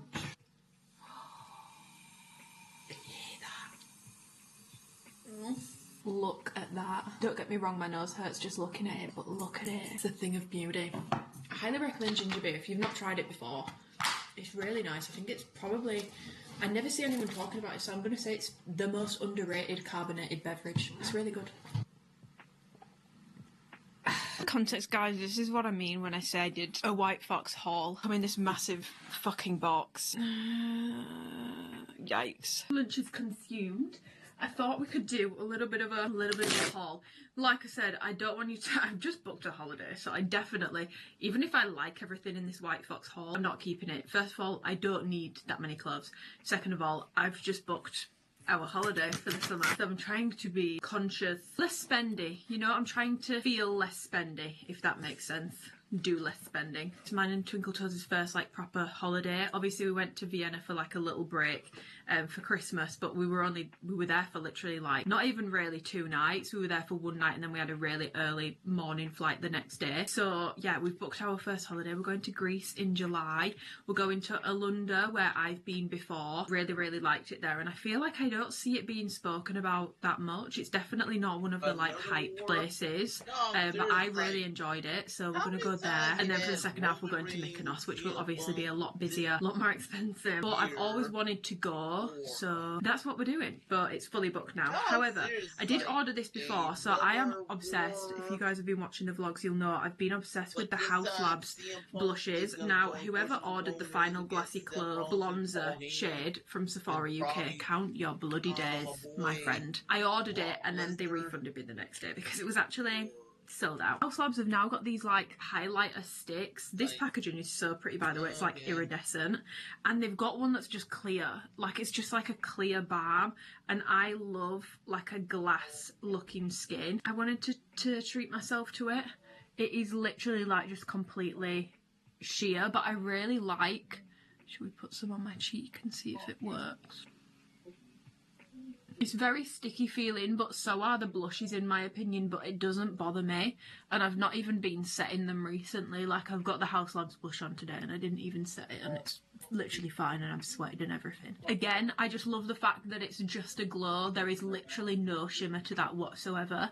I think Makeup by Mario has a similar thing, and I feel like Westman Atelier might have a similar thing as well. I don't know which one is more cost effective, because I'm not gonna lie, I mean I could tell online, but you don't get a lot of product in this. Like it's a tiny tube, so I could imagine you'll probably burn through that really quick, but This camera makes everything look so matte you can never see how nice and glowy something's made you look, but that is honestly really nice, and it's actually not disturbed what's underneath on my skin either. Speaking of glowy skin, One Size have brought out a setting spray, which is obviously the other one is like an aerosol form and it's very mattifying, so if you've seen me use that or the Crayola one, you'll know I do that and then I use like a wet mist afterwards because I don't like looking matte. I much prefer a more natural glowy sort of look to my skin, so I've never used that on its own for that reason, but it is good at making your makeup stay on. Now they've brought out a powder melt glass setting spray which is meant to give you like 12 hours wear,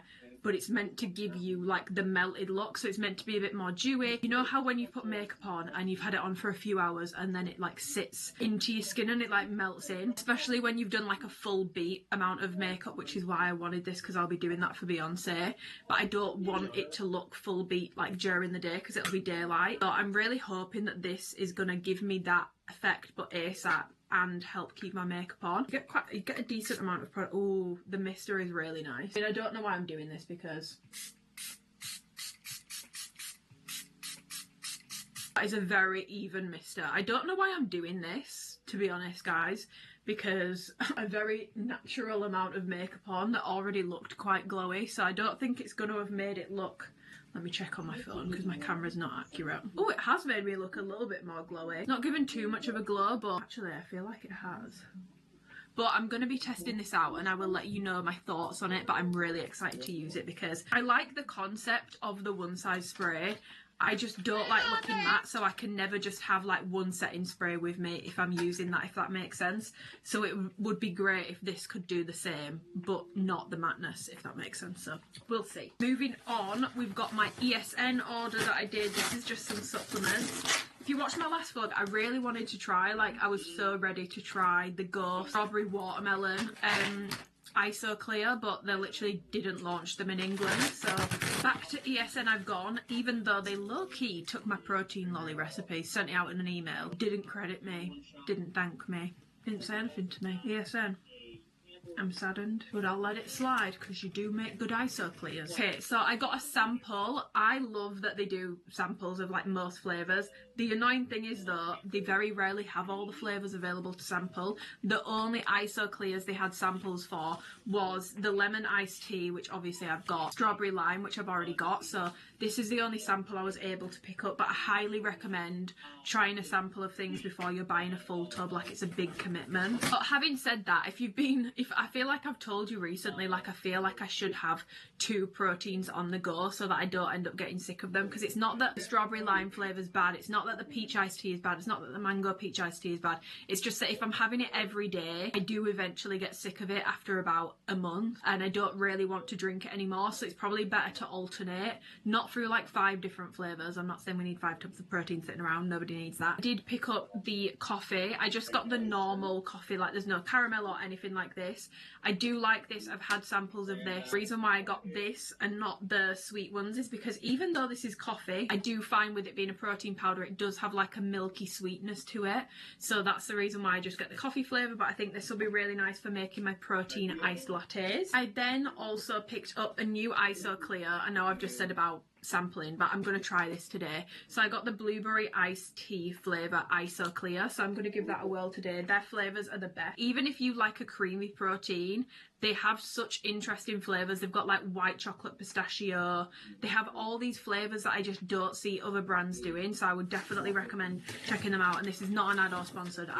You can see my bank account, okay? I spend my own money on ESN. And then I did get a free sample, so they've given me an ESN designer protein bar peanut caramel flavour. I don't want this full thing because I've just eaten lunch, but I will. Oh, I've just opened it and it's oozing.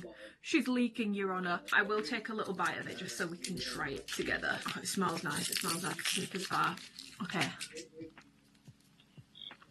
It's not awful, but I also don't love it. I much prefer the chocolate fudge brownie ones of these. Are really, really, really fucking good. It's got a sweetness to it that I feel like it shouldn't have with it being a peanut flavour bar. I know it's got caramel in it, but there's something in it that tastes really artificial and I don't like it. Not my favourite. I much prefer the fudge brownie ones. Then obviously finally I've got this huge White Fox parcel. I'm not going to unbox it because you guys are going to see the haul in a week, and I feel like if I haul it now, it makes the haul a little redundant. Use that for returns.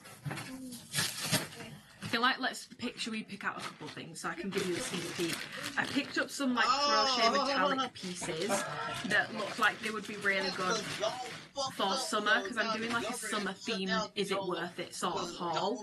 But this on the website, I obviously knew it was going to be metallic, but on the website this looks, I don't know how to describe it, it doesn't look this gold, it looks a bit more bronzed, if that makes sense. I know that metallic stuff will generally be itchy, but I'm probably definitely telling you right now I'm not going to be able to keep this because that's going to be really itchy. It also looks really short. I only ever see short people wearing White Fox, so maybe there's a reason why. I did pick up some basics pieces as well, so I'm just trying some of the lounge bits. And I also, you guys know I love a baby tea. I saw a baby tea that they had, and it was just this lemon with red on it, and I thought this was quite cute. To be honest, this feels really nice. It feels like a really decently thick material. I'm pretty impressed with this, and I think it's quite cute. It does have the dreaded lobster on it though, which I didn't realise, which I feel like is everywhere at the moment. I love how they put designed in Australia.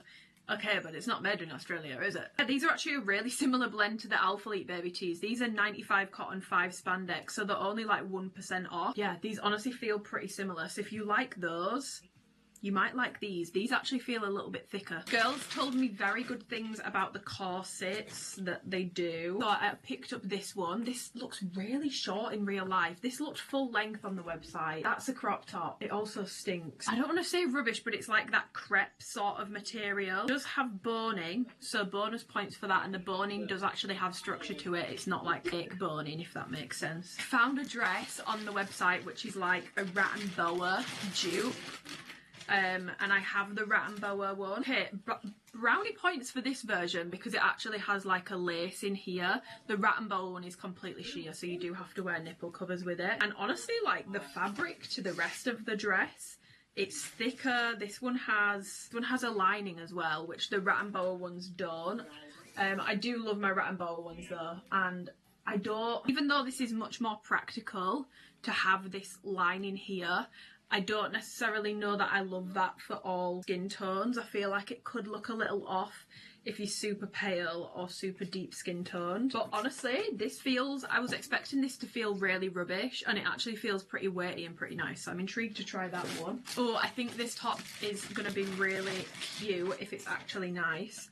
So this is, I love the beaded sort of trend at the moment. You know how beads are just on everything. This is a top which basically, it's like a handkerchief sort of top. It feels silky on the outside and it goes around there like that. And then you basically can push these beads at the end down to here, so you've got like a beaded detail around the neck, which I think is honestly pretty fucking cute. It does really make me laugh that they put designed in Australia on all the pieces, because also some of these pieces, like I found a gold heel. That gold heel, the original is a, I think the original is a Rossi shoe. Every fast fashion website has got that shoe. So when it says designed in Australia, I'm not actually sure how true that claim is. I know they all take inspiration from each other, but I'm not kidding you guys, it's the exact same shoe. It's the same shoe. I did also pick up a bikini top because I thought this was really cute. And fun fact, actually, I don't know if anyone remembers this, White Fox used to be a super small swimwear brand. They did a little bit of clothing, but not much. They weren't like this big, like, fast fashion conglomerate that they are now. They've got like 900 pages on the summer section. I dread to think how many items they actually have on the website. But I've still got swim bottoms from them. They don't fit me anymore, so I should probably get rid of them. But the quality was so good, so I wanted to try. I didn't end up picking up any bottoms, but I wanted to try a bikini top because I never did before, and I thought this print was really pretty. I will say I don't think that this swim is anywhere near as high quality as the pieces that I've had before, but I think they must have been, I don't know if they were, but I think they must have been bought out at some point between then and now, because it's just not the same company. It's just not. Okay, I'm not going to show you everything, I'm going to stop there, but as you can see, I have a box full of stuff. I'm not going to give you that disclaimer because I've already said multiple times that aim isn't to keep all of this stuff. But yeah, I will catch you guys probably when I'm trying the blueberry iced tea. I want to taste test the ISO Clear in the blueberry iced tea flavour. Still don't have my electric whisk because I put it in the bin in a strop, so I'm gonna have to hand whisk it. Smells like a blueberry muffin. 1 scoop. I had every intention of drinking my little drink downstairs, but everyone started piling into the kitchen. So this is what it looks like. I would highly recommend, if you're going to get these ISO clears, I don't know what other ones are like, get an electric whisk, because can't get it to mix perfectly. Like, it has bits on the top. Can't get it to mix quite perfectly.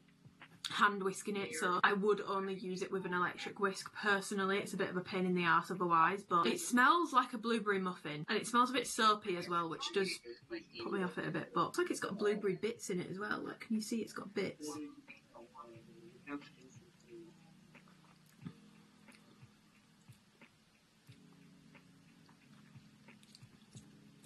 Pretty fucking pleasant. It smells like it's gonna taste like soap, but it doesn't. It does literally taste like blueberry iced tea. I will say this has the most protein aftertaste out of all the ISO clears I've tried, but it's definitely not bad. It just has a little bit more of a strong aftertaste, but I would honestly happily drink this, and I'm not regretting my decision to get a full tub, so that's good news. I don't hate it. I do actually like it. I just don't...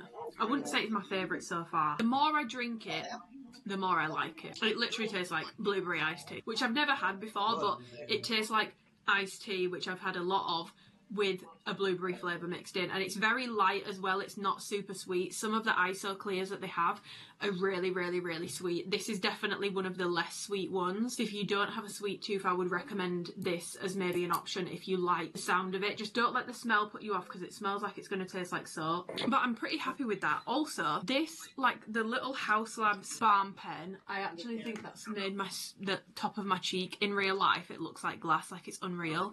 And this, my face didn't look matte at all, but I feel like it's made me look airbrushed, glowy, dewy way. So honestly, I'm very happy with my purchases that I've made today. So yeah, I think I am going to leave this vlog here just because I'm conscious of how long I've been filming this vlog for, and to be honest, I now really need to start editing it in order to get it up in time so you guys have a video for Sunday. So yeah, obviously I started this as a getting back on track vlog. I'm not sure we've ended it as that, but I did get up and go to the gym today when I really truly could not be fucking bothered, and I feel like it's so hard to toe the line of, am I being lazy right now or do I need rest, especially because obviously it's transpired I've started my period, or like I've started spotting for my period, so that's probably why I'm feeling that way. But it is really hard to toe the line, and I would never ever promote the idea of, when you're feeling really run down, you're just being lazy, you're being a bitch, go get shit done. But I also think it's very easy when you follow the listen to your body to not listen to your body, but to go down the route of listen to your brain, and your brain is not always right. I would always say listen to your body. I wouldn't always say listen to your brain, because your brain always wants to take the path of least resistance.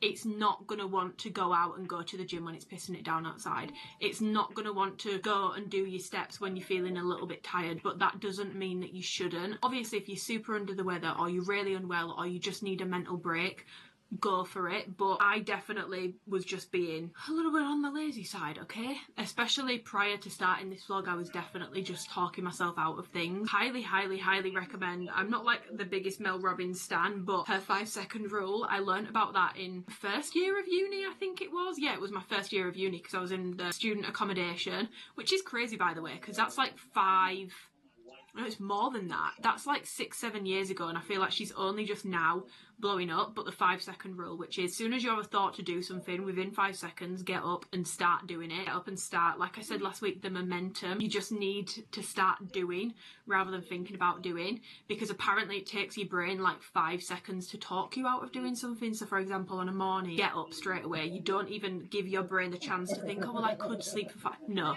you get up straight away. Can't be asked to go to the gym. You're not even going to think about it. You're just going to get dressed, have your outfit ready, go on autopilot.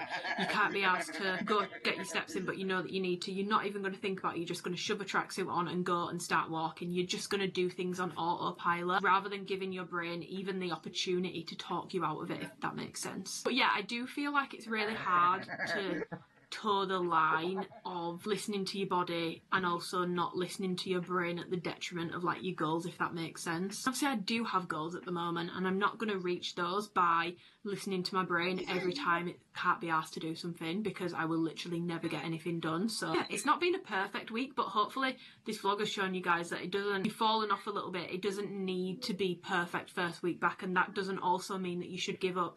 Equally, just like it doesn't mean I should have given up on this vlog and not posted it or canned it or whatever. So yeah, that is my little closing segment, I guess.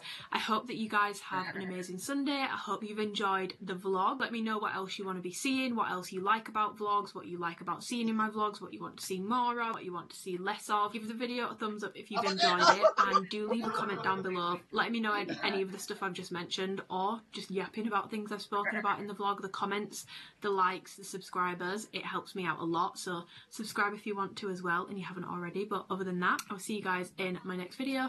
I'm gonna go and finish my blueberry iced tea protein. Goodbye.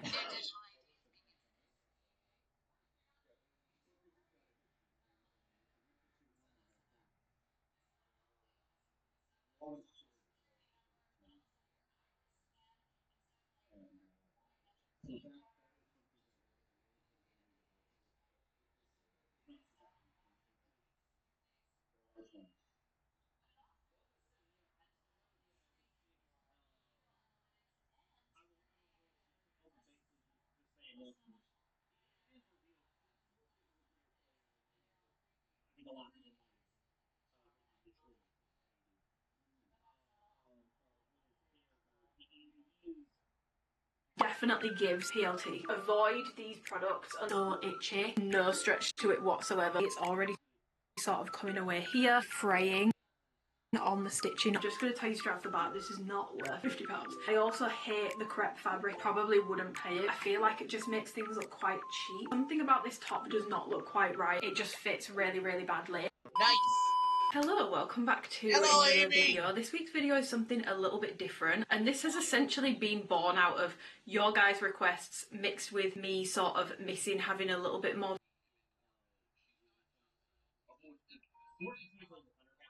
variety when it comes to my hauls. You guys have been super keen in terms of like perfume recommendations, makeup, beauty, and also normal clothes, and I have been on the hunt for some new summer pieces. So I thought, let's mash all these things together and do a like first impressions review of some very popular Instagram brands. I asked on Instagram and White Fox was by a country mile the most requested brand that you guys wanted to see me review. You wanted to see me try the pieces on. Honestly, the inspo behind this video is also the videos that Patricia Bright used to do when she would order from Wish, Shein, all these sorts of different websites and try the pieces out and honestly review them. I used to love watching those videos, and I feel like they're so hard to find, or no one even really does them anymore. So basically taking a little bit of inspiration from that, I have a massive rack of clothes behind me and we're going to try things on. We're going to go through sizing, quality, and also I want to rate things based off like how they look on the website to in person, because sometimes there can be differences. I will leave my measurements in the description box below. I will also pop them on the screen here so that you guys have them as a sizing reference. I also want to make it really clear this video is not sponsored. I didn't get any of this stuff for free. I've paid for it all. And I also want to make it really clear that I would not recommend, nor do I think it's normal, to go and buy like 20 items in one go. You likely don't need 20 items new in your wardrobe, full stop. I just wanted to get like a wide range of pieces so that I could really try things out, because they might flop in some areas and other areas the pieces might be really, really, really worth the money.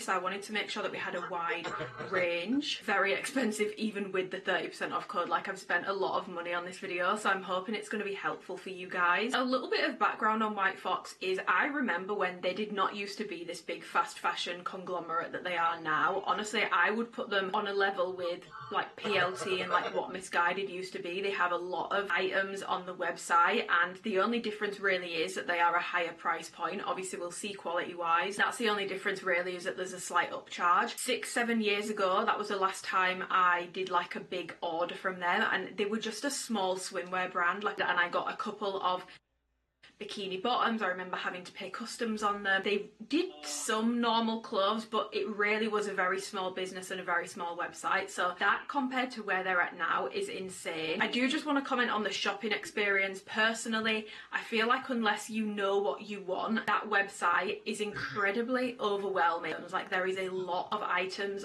on that website, so unless you know what you want, it can be quite overwhelming. And I also feel like from a consumption point of view, that's probably done deliberately, because even when I was shopping for this haul, I kept adding more and more stuff because I was just like, oh, that looks nice, that looks nice, that looks nice, that looks nice. When you're overwhelmed with so many options, it's very easy, especially when they are I would say the pricing is like on the more affordable side. Definitely, it's definitely in line with fast fashion prices, but it's not as affordable as Shein or some PLT pieces and things like that. But when things are on the more affordable side, it's very easy for your brain to just go into, oh well, I can get this amount of items for £300, which is obviously still a lot of money, but if you were buying from a slower brand or a more sustainable brand, you might only be able to get 3 pieces for that amount of money. So I do think there must be like a psychological element in terms of the pricing and how many items they sell. I do think unless you know what you want, it's a very overwhelming shopping experience. Going back to when I ordered from them a very, very long time ago, in my first year of uni, they were super small, Aussie based, and Australia was their only warehouse, so they were customs. Now they have a UK warehouse. Shipping was super fast, it actually came next day. In terms of the US, I've seen that they've just recently opened a US warehouse, so I'm assuming Australia, US and UK, you guys are fine. I'm not sure about Europe, but I know that UK there's no customs and it can literally come next day. US, I'm not sure if it could come next day because the US is a lot bigger than the UK, but they definitely have a US warehouse, and obviously they will have their Australian warehouse as well. So I did go for like a summer theme slash, yeah, basically a summer theme in terms of everything that I You know what I'm talking about. quite summery based. There's a little bit of colour in there. I am more of a neutrals person, but in summer I do like to add a little bit of colour. So, and I did also pick up the sweats because I feel like out of everything from White Fox, when I think of White Fox, I think of the sweats. Even my niece, who's 12, was asking me about the sweats from White Fox, like asking me if I had some. So I think they're probably at this point best known for the sweat sets that they do. I feel like those were everywhere last year in particular, and the sort of loungy stuff that they do, but they're definitely, I would say it's like an even split between the lounge stuff and the like going out dressy sort of stuff. So I've tried to do not really an even split because I've only got one sweat set, but I've done an even split of some more like fancier going out stuff and more casual stuff, some holiday pieces. So yeah, we're going to try them on one by one and we'll go through them. Okay, so this is the first item. I've got the Offstage hoodie in the glacier grey colour. Full price, this is £55. The fabric blend on these hoodies is 65 polyester, 35% cotton. I know everyone has become like an expert in polyester recently. I'm definitely not an expert in polyester, but I do know from the sweats that I own and that I like and that wash the best and that stand up the best over time and that tend to be more worth the money, higher quality. In a tracksuit, you should really be getting more cotton than polyester, in my opinion. Some people might not want 100% cotton because when things are 100% cotton, they do tend to shrink in the wash unless they are selling it to you already pre-shrunk. They've already taken it through that process. So people might want a little bit of a blend, but typically people would want it to be more cotton than it is polyester. But from people who I've spoken to on Instagram who have these hoodies, apparently they don't wash well at all and they turn into cardboard basically after a few washes. The inside is the sort of brushed cottony fleece sort of fabric, so it's very soft on the skin, but I wouldn't say this is heavy or anything like that. It definitely sits with a bit of structure because it does have the dropped shoulder. I'll like zoom you out and show you a little bit better in a second, but I wouldn't say it has incredible structure to it or incredible weight to it. I would say it's like a light to medium weight hoodie. It doesn't really feel any different to when I've bought hoodies from PLT before for like 20 quid. Honestly, it doesn't feel any different to those for me, which is quite surprising because I've seen the hoodies and the sweats in particular get quite a lot of hype, but to me it doesn't seem any different to your run-of-the-mill £20 Fruit of the Loom hoodies, sweats sort of stuff. Okay, I'm going to stand back so that you guys can see a little bit better, but in terms of the colour of this, it's not, because I have the joggers on, which I'll show you in a second, but hopefully you can see. This is more of like a true, I like this shade of grey. This one is the sort of creamy toned, vintagey looking mild grey, and there is a slight mild to it. Branding wise, you've just got White Fox in bubble writing in the green. I do like the creamy grey with the green, which is why I picked it. and then it's big on the back and it just looks like that. However, this hoodie has no pocket, so there's no pockets to this whatsoever. In terms of sizing, I got a medium/large in this, and personally I do feel like sizing wise this is pretty true to size for a medium/large. It's very, very, very, very oversized. It's plenty long enough, like if I pull it down it fully covers my bum, and it's not a straight fit hoodie. It kind of has that cocoon effect, so it does cinch in at the bottom. It's not like a straight fit. I'll give you a 360 so that you can see properly. This is how it looks. You can see how it's sort of got the drop shoulder. It does have a hood. There's no drawstring in it, so if you don't like the drawstring look, which personally I don't love, I do prefer them without. Very happy about that. But yeah, there's no pockets on this whatsoever, and it's just a very sort of balloony sort of fit. I do like the fit of this, but in terms of would I pay full price for this, which thankfully I didn't because there was a discount on it, I definitely would not pay full price for this. It is just not worth £55, and I know that I have a very expensive taste when it comes to hoodie. I love my worst behaviour ones. I want to be clear, I'm not comparing it to that because that's £100 more than this and it's a totally different ball game in terms of quality. I do have other hoodies that are around this sort of price point, and I feel like you can get much better hoodies at this price point from other brands. Sisters and Seekers, the ones that I've tried from them have been much nicer. Both and Reckless do pretty good hoodies as well, and they're all sort of around a similar price point, and I just think, especially after the things I've heard about these sort of shrinking and not maintaining shape well and sort of going like cardboard after a few washes, I just don't see the need to be spending £55 on this when you can get a much better one that's going to hold up a lot better. It's got more cotton to it, it's got a better fabric blend, it's got a pocket, for example, and it's got a little bit more weight to it. I think that's probably going to be where your money's worth, because honestly, this isn't horrific, it's not bad, it's just equally not any different to a PLT £20 hoodie. And I know that people may think because this isn't £20 it means like workers are being treated fairly, but White Fox actually have no information in terms of like the supply chain, the ethics of the supply chain, or anything like that. So whilst you might assume because something costs more it means workers are getting better or getting a better wage, it's not always necessarily the case. So I can't say that that is the case with this. And I'm not saying you should go and buy from Pretty Little Thing or anything like that, but I just don't think this hoodie is personally worth the price tag. You can get better for the same price from other brands. Okay, next item that I'm going to go through is the Core Essentials sweatpants in grey marl. I got these in a size medium, and I believe these were also around the £45 to £50 mark full price. Okay, so this is the joggers up close in terms of the top of them.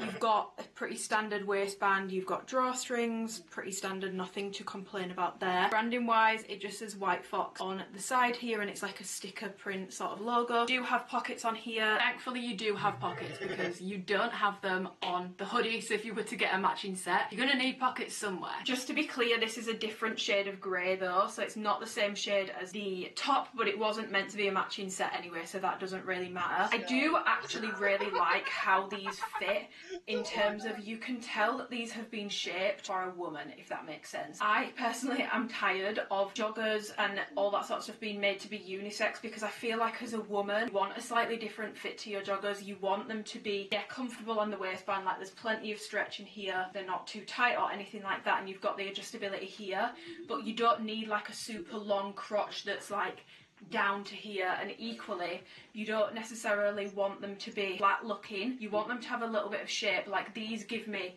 a much better shape than most of my unisex joggers, because you can just tell these have been made with women in mind, because it has this sort of shaping around the hips, which I just find really, really, really flattering, especially if you are more of a like narrower build and you want to give a more hippie illusion. It will really help you to do that. I do really like how these have been fitted. In terms of the fabric, it's the same on the inside, so it's just that brushed sort of cottony feeling, typical sort of sweats fabric. I've heard that these shrink and go like cardboard in the wash, so do be mindful of that. But again, if I just bring you guys down and show you the full length of these joggers and how these sort of look, this is how they look. They're cuffed at the bottom. I've rolled them once. If I unroll them, you can see they're plenty long enough, so if you're on the tall side, they're a really good length. Equally, if you're shorter, they're cuffed, so it doesn't really matter. The length is going to be pretty good, and these do definitely have more weight to them in my opinion than the hoodie that I've just shown you. These feel thicker, and honestly, I actually really do like these joggers. I think these are definitely much better quality and much more worth the money than the hoodie that I've just tried was. They give you a really nice shape. They feel much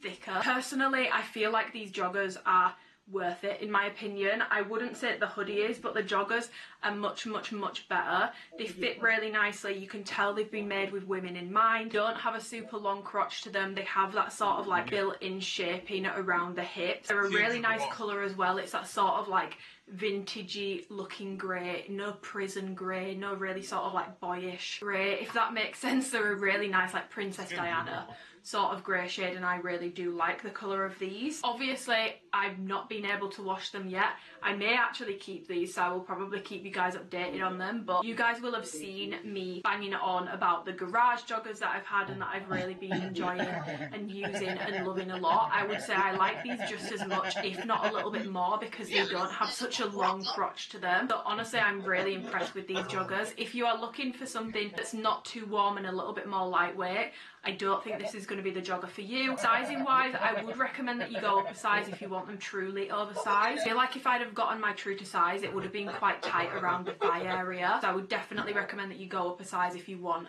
that oversized fit. I wouldn't say they come naturally super oversized in your true to size. I would definitely go up a size if you want that sort of fit. But joggers I definitely really like, and I feel like for the price point it's very much in line with other joggers, if not a little bit better than other joggers. I've tried joggers that are way more expensive than this, that these are way nicer than as well. So the joggers get a tick from me. The hoodie does not. I do not get the hype. Maybe it's a different type of hoodie that I should have got, but I do not get the hype on the hoodies. They feel really cheap. The joggers feel good. I'm very happy with the joggers. Okay, apologies, because I feel like the lighting might have been kind of cooked on those first couple of clips, to the point where I might actually switch things around and put this one first so that you guys don't all click off the video. How dog crap the lighting was. There was something wrong with my camera. But we're on to the next item now. This item is the Vacay Always Baby Tee in lemon, and I got it in a size small. Details wise, it just has the sort of, it's very similar to the Alphalete Baby Tee, to be honest. You just got this neckline around here, not really cap sleeves, it's more like a true short sleeve, but it definitely does flare a little. It says White Fox. You've got like all the classic summer logos that are everywhere at the moment. So you've got the lobster, the sort of seashell, and the starfish. I do like the red and the lemon together. I think it looks really good, and obviously lemon is a very trending colour right now. And then it's literally just comes down to around here. So in terms of height, my belly button is here, and this is where the top sort of comes down to. Then it's just a straight cut, but it does cover my belly button. It's very similar to the Alphalete Baby Tees. If you have tried those, if you like those, you will probably like these. I will say the fabric on these is very similar. It's only 1% off. These are 95 cotton, 5 spandex. The Alphalete ones are 94.6, so there's only a 1% difference. These just feel a little thicker, in all honesty, and a little less stretchy, so I actually wouldn't recommend that you size down in these. I would recommend that you go true to size. They definitely don't have as much stretch to them, and they're a little bit thicker, so I feel like if you size down it might be quite uncomfortable around the armpit region, or it might be quite hard to get on overhead. I feel like this was very reasonably priced. Quality of it feels really nice, even though it's a super light colour. I've not got a bra on with it, I've just got nipple covers on with it, but it looks completely fine. The quality of it, there is nothing wrong with it. Like, I have no notes on this really, and with it being a similar fabric blend to the Alphalete one, it shouldn't shrink in the wash. It should be completely fine. Really nice. So far, this and the joggers are definitely my favourite things I have tried. This gets a tick from me. Okay, next up I've got the, I believe this is the Let Me Adore You ribbed tank top, yes, in black. I got this in an extra small because I do usually size down for my tank top. Fabric blend on this, it's mainly polyester, but it does also have rayon and spandex in it as well, I believe. Mainly polyester for a ribbed cotton tank top is definitely an interesting interesting choice. Definitely not my most comfortable or nice on the skin feeling tank top that I've ever tried. I have ones from Aritzia, I've got Marks and Spencer's ones which were literally like £8, Zara ones, I've got Topshop ones from years ago, and those all have a lot more cotton in the blend of them. I'm pretty sure the Marks and Spencer's one is like mainly cotton. So it's definitely an interesting choice for a cotton looking ribbed tank top to be mainly polyester, but details wise it's just got the very basic sort of, not like completely square neckline, but it's definitely not rounded. I would say it's like a squoval sort of neckline. The straps are a good length. It does cut into my armpit a little bit, but I did size down and I didn't realise, because this looked like a really stretchy tank tops like this usually are very high stretch, which is why I tend to size down in them. This one has no stretch to it whatsoever. Like the seams have no stretch. The fabric has very, very, very little stretch compared to, I literally have my Aritzia one right here, which has a lot of give to it. This one has a lot more stretch to it. And this one is also 94% cotton, 6% elastane. So a much better fabric blend. Obviously Aritzia is a lot more pricey. This is a TNA home stretch, by the way, than White Fox is, but I do think it's a choice to make a cotton rib tank top, and it's mainly polyester. It's a little bit itchy on the skin. I do have sensitive skin, so I can speak to that. It's a little itchy on the skin. It's very restrictive. I actually wouldn't recommend that you size down in this because it has no stretch and it is digging into me here and it's a little bit uncomfortable. It still fits, but it's a little uncomfortable. The pluses it does have on my more cotton tanks, and I don't know if it's because it is polyester, is it's very dense, so it's not see-through at all. I don't know what the white version would be like, but usually even with black tank tops I get sheerness. With this one I have none whatsoever. It's a very solid black tank top and I have no notes in terms of that. If I show you, my belly button is here and it comes down to about the top of my hip sort of height, but again, because of where this height sort of sits on me, I find that when tank tops are this length, as soon as I start walking or move around, or if I crouch down, sit down, it pings up like this and it turns into a crop top. So I personally prefer a little bit more extra length, but I know that this is like the ideal length for what I feel like is their typical customer who likes things to be a little on the cropped side. They'd sell a lot of cropped stuff. Most of their tops, even though they look full length on the website, when I've ordered them, they're all very, very, very cropped. So that's definitely their target sort of customer. In terms of the back, it's not a racer back, it's just a standard tank top back. Nothing to write home about again. Personally, I feel like you can get way better tank top in terms of comfortability, in terms of fabric blend and all that good stuff from even Marks and Spencer's, guys. Like if you're in the UK, you can get stuff from there. The Aritzia ones are a lot nicer than this. It's not the most comfortable, and for me, when I'm wearing a tank top like this, I want to be comfortable, and this has very, very little stretch. So if you are in the market for a tank top that's more on the stiff side, it doesn't have stretch to it, it's not as comfortable, it's a little bit more dense feeling, you'll probably love this. But if you are on the market for what you normally get with your typical ribbed tank top, I think there are way better options. Yeah, whilst this tank top definitely doesn't look bad, personally for me it's not my favourite thing I've ever tried, and it's not something I would be rushing to go out and buy in other colours. Okay, moving on, we're going into some of the more like dressy summer bits. So this is the Not Over It Yet halter top in black, and I got it in a size small. So details wise on this, it's just take on a lot of the stuff I've been seeing cropping up on Revolve all the way like from 2 years ago. Honestly, I feel like this trend sort of started in like 2023, and I'm seeing a lot of like higher end designers push it, but it's sort of putting metal pieces in or building a top around metal pieces. I've even seen some really cool ones that look, you know, it's almost like the top is like a necklace. So it's definitely taking inspiration from that, and it's definitely a current trend, but it's just a plain halter top other than that, and then it has this sort of metal gold detailing. Obviously this is not real gold or anything like that, so I don't actually know how that's going to hold up in a wash. Back, it's obviously just a halter top. Halter does have a lot of stretch to it, so it's actually not uncomfortable on the traps. It has a really good amount of stretch even though it's not adjustable, and around here as well the seams have a lot of give and a lot of stretch, so it's not uncomfortable at the back either. In terms of length on this top, again my belly button is here for reference, and then if I bring it down, it's honestly all these tops are sort of the same length. They sort of hit me just about where my hip bone starts. It's like a long crop. I wouldn't say this is like a full length top for me because I still have a good chunk of my stomach out if I was to wear something on the lower rise side. At the moment I feel like it's so hard to find a true full length top, but I did know when I was ordering it that this wasn't going to be full length. I could tell on the website. And this one is 98% rayon, 2%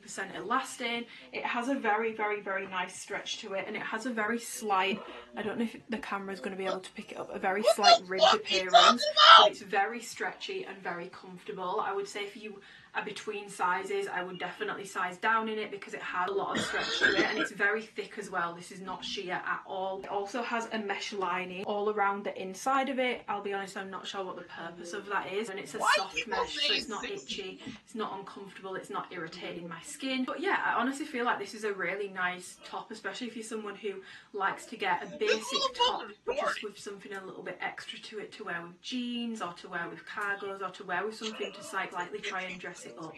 I feel like it's a really good option. It looks really nice, feels really nice on the skin, and it feels thick, not to the point where it's adding width to you or making things really unflattering, but it's just a very comfortable, dense, high quality sort of feeling top, and I honestly think it's really nice. My only concern is obviously this is not going to be real gold. Why would it be? You're not paying those sorts of prices. I don't know how that's going to hold up in the wash. It will probably, I would assume, it will probably tarnish over time, so that's definitely something to be aware of. Sizing wise for this, I would definitely say true to size, and if you are between sizes, I would probably take a size down. I paired this with the Bring Me a Dream, I believe it's called Skirt, in black. I got this in a size small. This is a hard pass from me. Fabric wise on this, it's pretty much entirely polyester. That is the only fabric that is on this, and I feel like it is quite deceiving because it looks online like it's going to be like a really nice linen-y sort of fabric, but it's not. This is pretty much entirely polyester. I'm pretty sure it's like 90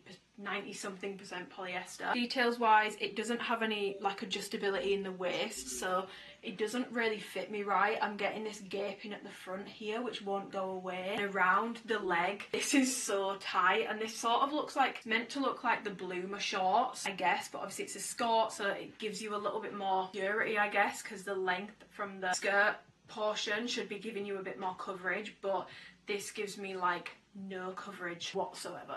Like, I personally would not feel comfortable going out in this, but I feel like that's in general with like the bloomer shorts trend for me. None of them really feel comfortable to be going out in. Maybe for a festival, yes, but even then this wouldn't be my outfit of choice because it just fits really, really badly, and the shorts are the weirdest choice for a lining. Like, it has no stretch to it whatsoever. I don't know what this fabric is, but it's literally has no stretch to it at all cutting into me, and it's really uncomfortable. So the shorts are so tight and so uncomfortable, but then it's loose on the waist. It is just off, and the quality of this, honestly, it feels no different to something you would find again on PLT for a fraction of the price. Yeah, this is definitely not taller girl or larger glute girl friendly. The sizing's off and the quality feels really shitty on this to me, so for me this is a hard pass. Okay, holiday wise, I love a little bit of crochet, and they had some really cute looking glitter crochet pieces, so I picked up Cha Cha Knit mini skirt in raspberry in a size small. I'm not going to rag on sheerness when it comes to crochet pieces because it is in the nature of a crochet piece. Like, that's nothing to do with quality. You bought crochet, babe, of course it's going to be see-through, so I'm not mad about that, but I don't think it looks sheer online. I don't know what they do to it, but just in case it's not obvious, there is no lining. Like, it is completely see-through, so whatever you wear underneath this, you are going to be able to see whatever you've put under it. It's 65% polyester, the rest metallic, whatever that means. I'm assuming that's because of the glitter on it. Obviously, details wise, I'll just show you. It has like an elasticated waistband at the top. The whole thing is pretty stretchy, to be honest, so for sizing it can definitely be interchangeable. You can definitely size down if you wanted to, but if you're on the taller side or you have more glue, I wouldn't recommend that you do that, because even in my true size, this is really pushing it in terms of length. This is really, really short, and then at the bottom it's got this sort of fringe detailing, which is again going to be incredibly delicate, but that's not unique, or that doesn't make it a cheap shitty piece, because all crochet is incredibly delicate. You need to be incredibly careful with any crochet pieces, whether you spend £100, £200, £30, whatever you've spent, you need to be careful with it. And then in terms of the length on this, for me personally, This is just not gym girl friendly, so if you have larger glutes, I think we all know if you have larger glutes it takes away quite a lot of the length in terms of mini skirts. For me personally, this is a little bit too short, and I don't mind things being short, but when the fabric is like this, I find that when I was testing this out, I've been walking around my room, it just completely rides up at the back and it just becomes way too short, to a point where personally I wouldn't feel comfortable wearing this. I do like the colour. I will say on the website it looks a lot more red in my opinion, but in real life it's definitely a lot more pink.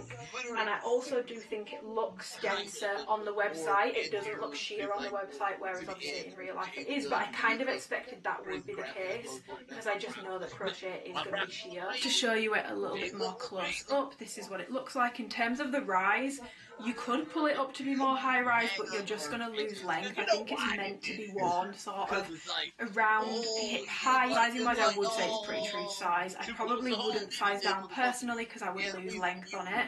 But this is how it looks. It definitely is very flattering in terms of the glutes because it doesn't squish them in at all. Definitely lets the glute gains thrive. My main gripe with this, which I kind of expected to be the case, is it's so itchy. And if it's itchy on non-warm, non-sweaty skin, I cannot imagine the pain and rashes and hives I would be getting if I was to wear this in the heat. That's going to happen with most metallic things, but what you will find with the pricier brands, for that reason they will put some sort of barrier between the fabric and your skin so that you're not coming out in hives and rashes and it's not going to itch you and you are actually going to be able to wear it. Obviously White Fox haven't done that, so for me personally this is a pass because it's just so itchy and so uncomfortable. I like the idea of it, but personally I would rather spend a little bit more, get something with a tiny bit more length and get something that's got a little bit of a lining in it. I don't mind things being sheer, but I would want that barrier between the itchiness of this metallic fabric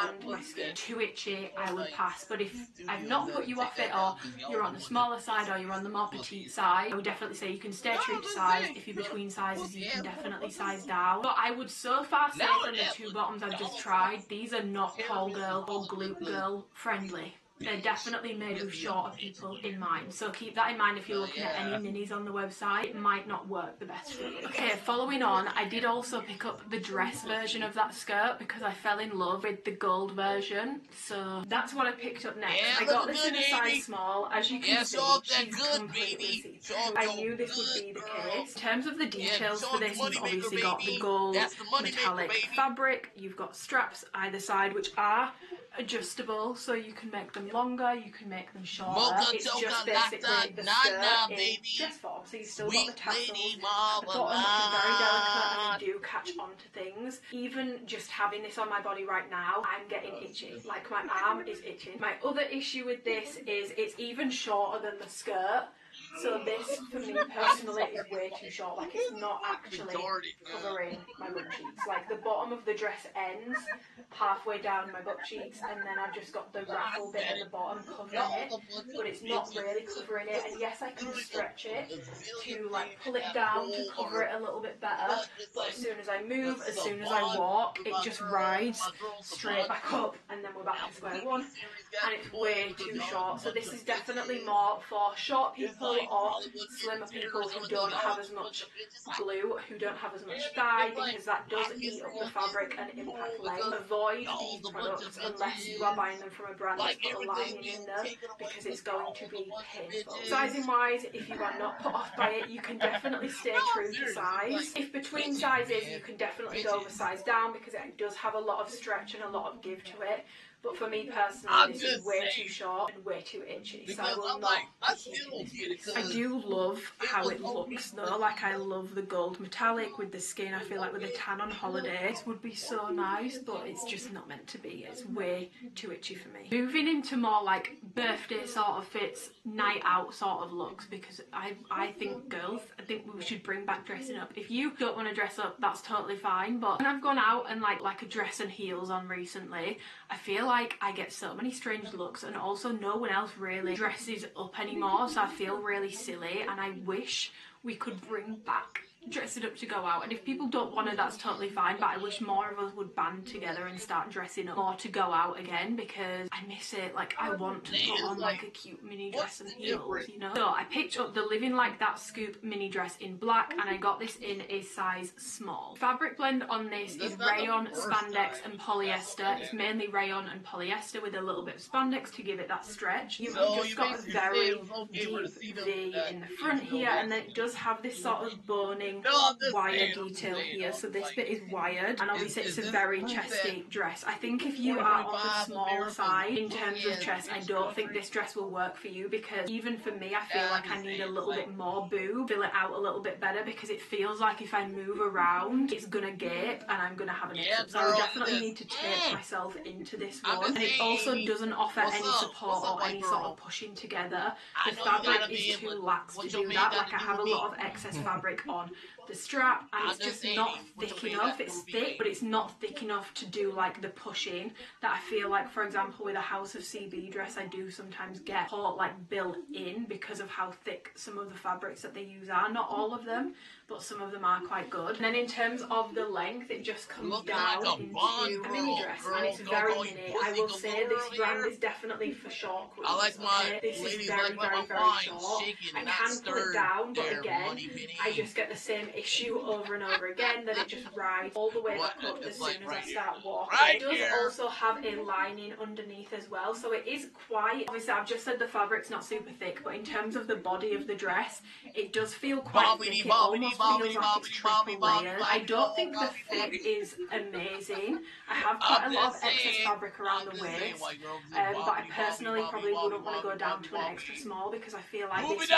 would be in wrist. So I'm not entirely sure who this dress is made for, but I don't think it's me. I just have a lot of excess fabric. It doesn't quite seem to me that the right fabric has been used on this dress, if that makes sense. It feels like it needed something a little bit more and a little bit more fitted around here. The fabric itself, it's basically like t-shirt fabric with a little bit of a shine to it. It's not the slinky material that like Pretty Little Thing and a lot of the websites use. It's not that fabric. It's like a thick t-shirt fabric. It honestly feels like that. Another thing that I'm not a huge fan of, the bottom stitching on the dress, it's sort of giving t-shirt.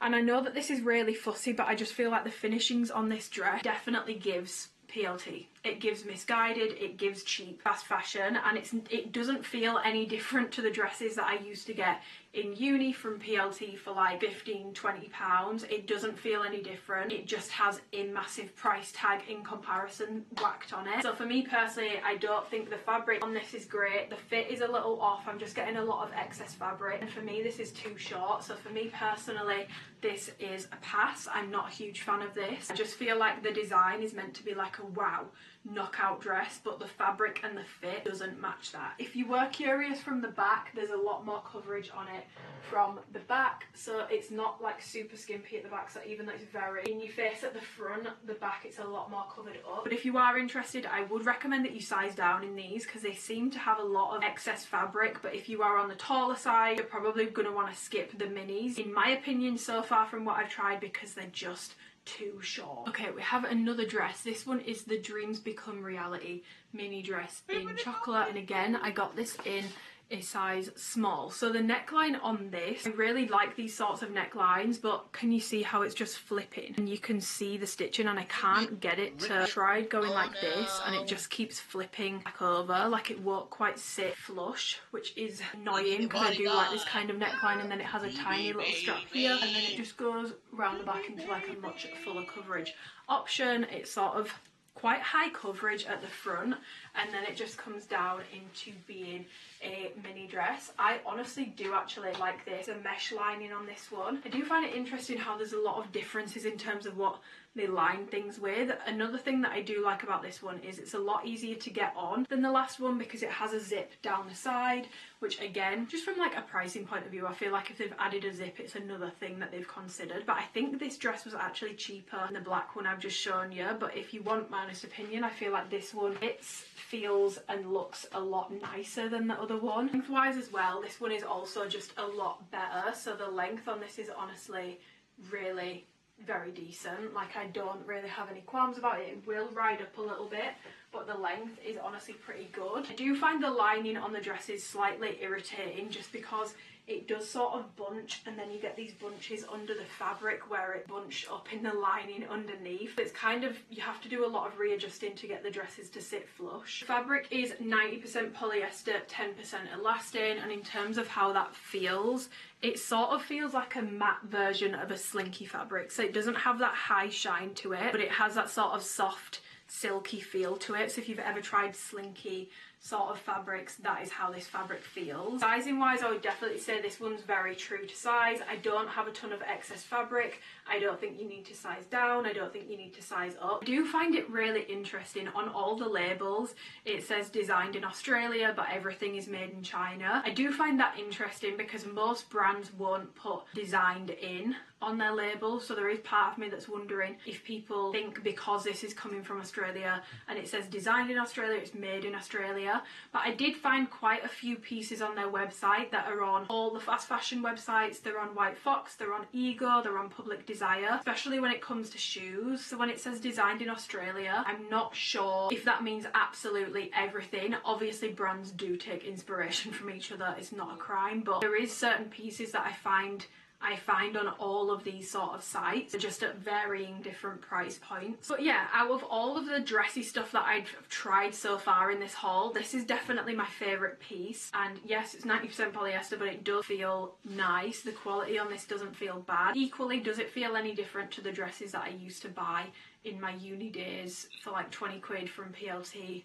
No, it doesn't feel any different to those pieces. So far from everything I've tried, it feels like Pretty Little Thing, Misguided, Ego, all those sorts of websites, just with a surcharge of about £20 to £30 per piece. That's how it seems so far to me. Okay, we're really on to the holiday vacation bits now. This is the Take Me Away set. I got the top and the pants in a size small, and this actually is probably the best in terms of fabric blend so far. It's not 100% linen, but it does have linen in it. So look, unlike the skirt, which looked linen-y, but it's actually 100% polyester, this set is 60% linen, 40% tencel. So fabric-wise, it's definitely warranting a bit of a better price point. This is the top. I'm going to go through the top first. I actually really wanted this set in brown, but it was sold out, so I had to get the white. I just feel like something about this top does not look quite right. It's sort of like a napkin detailing top, but it's very like lax here. I feel like does it need to be tighter? I don't know if that looks any better. Maybe I need to tie it a bit tighter, but it's got this frilly detailing here.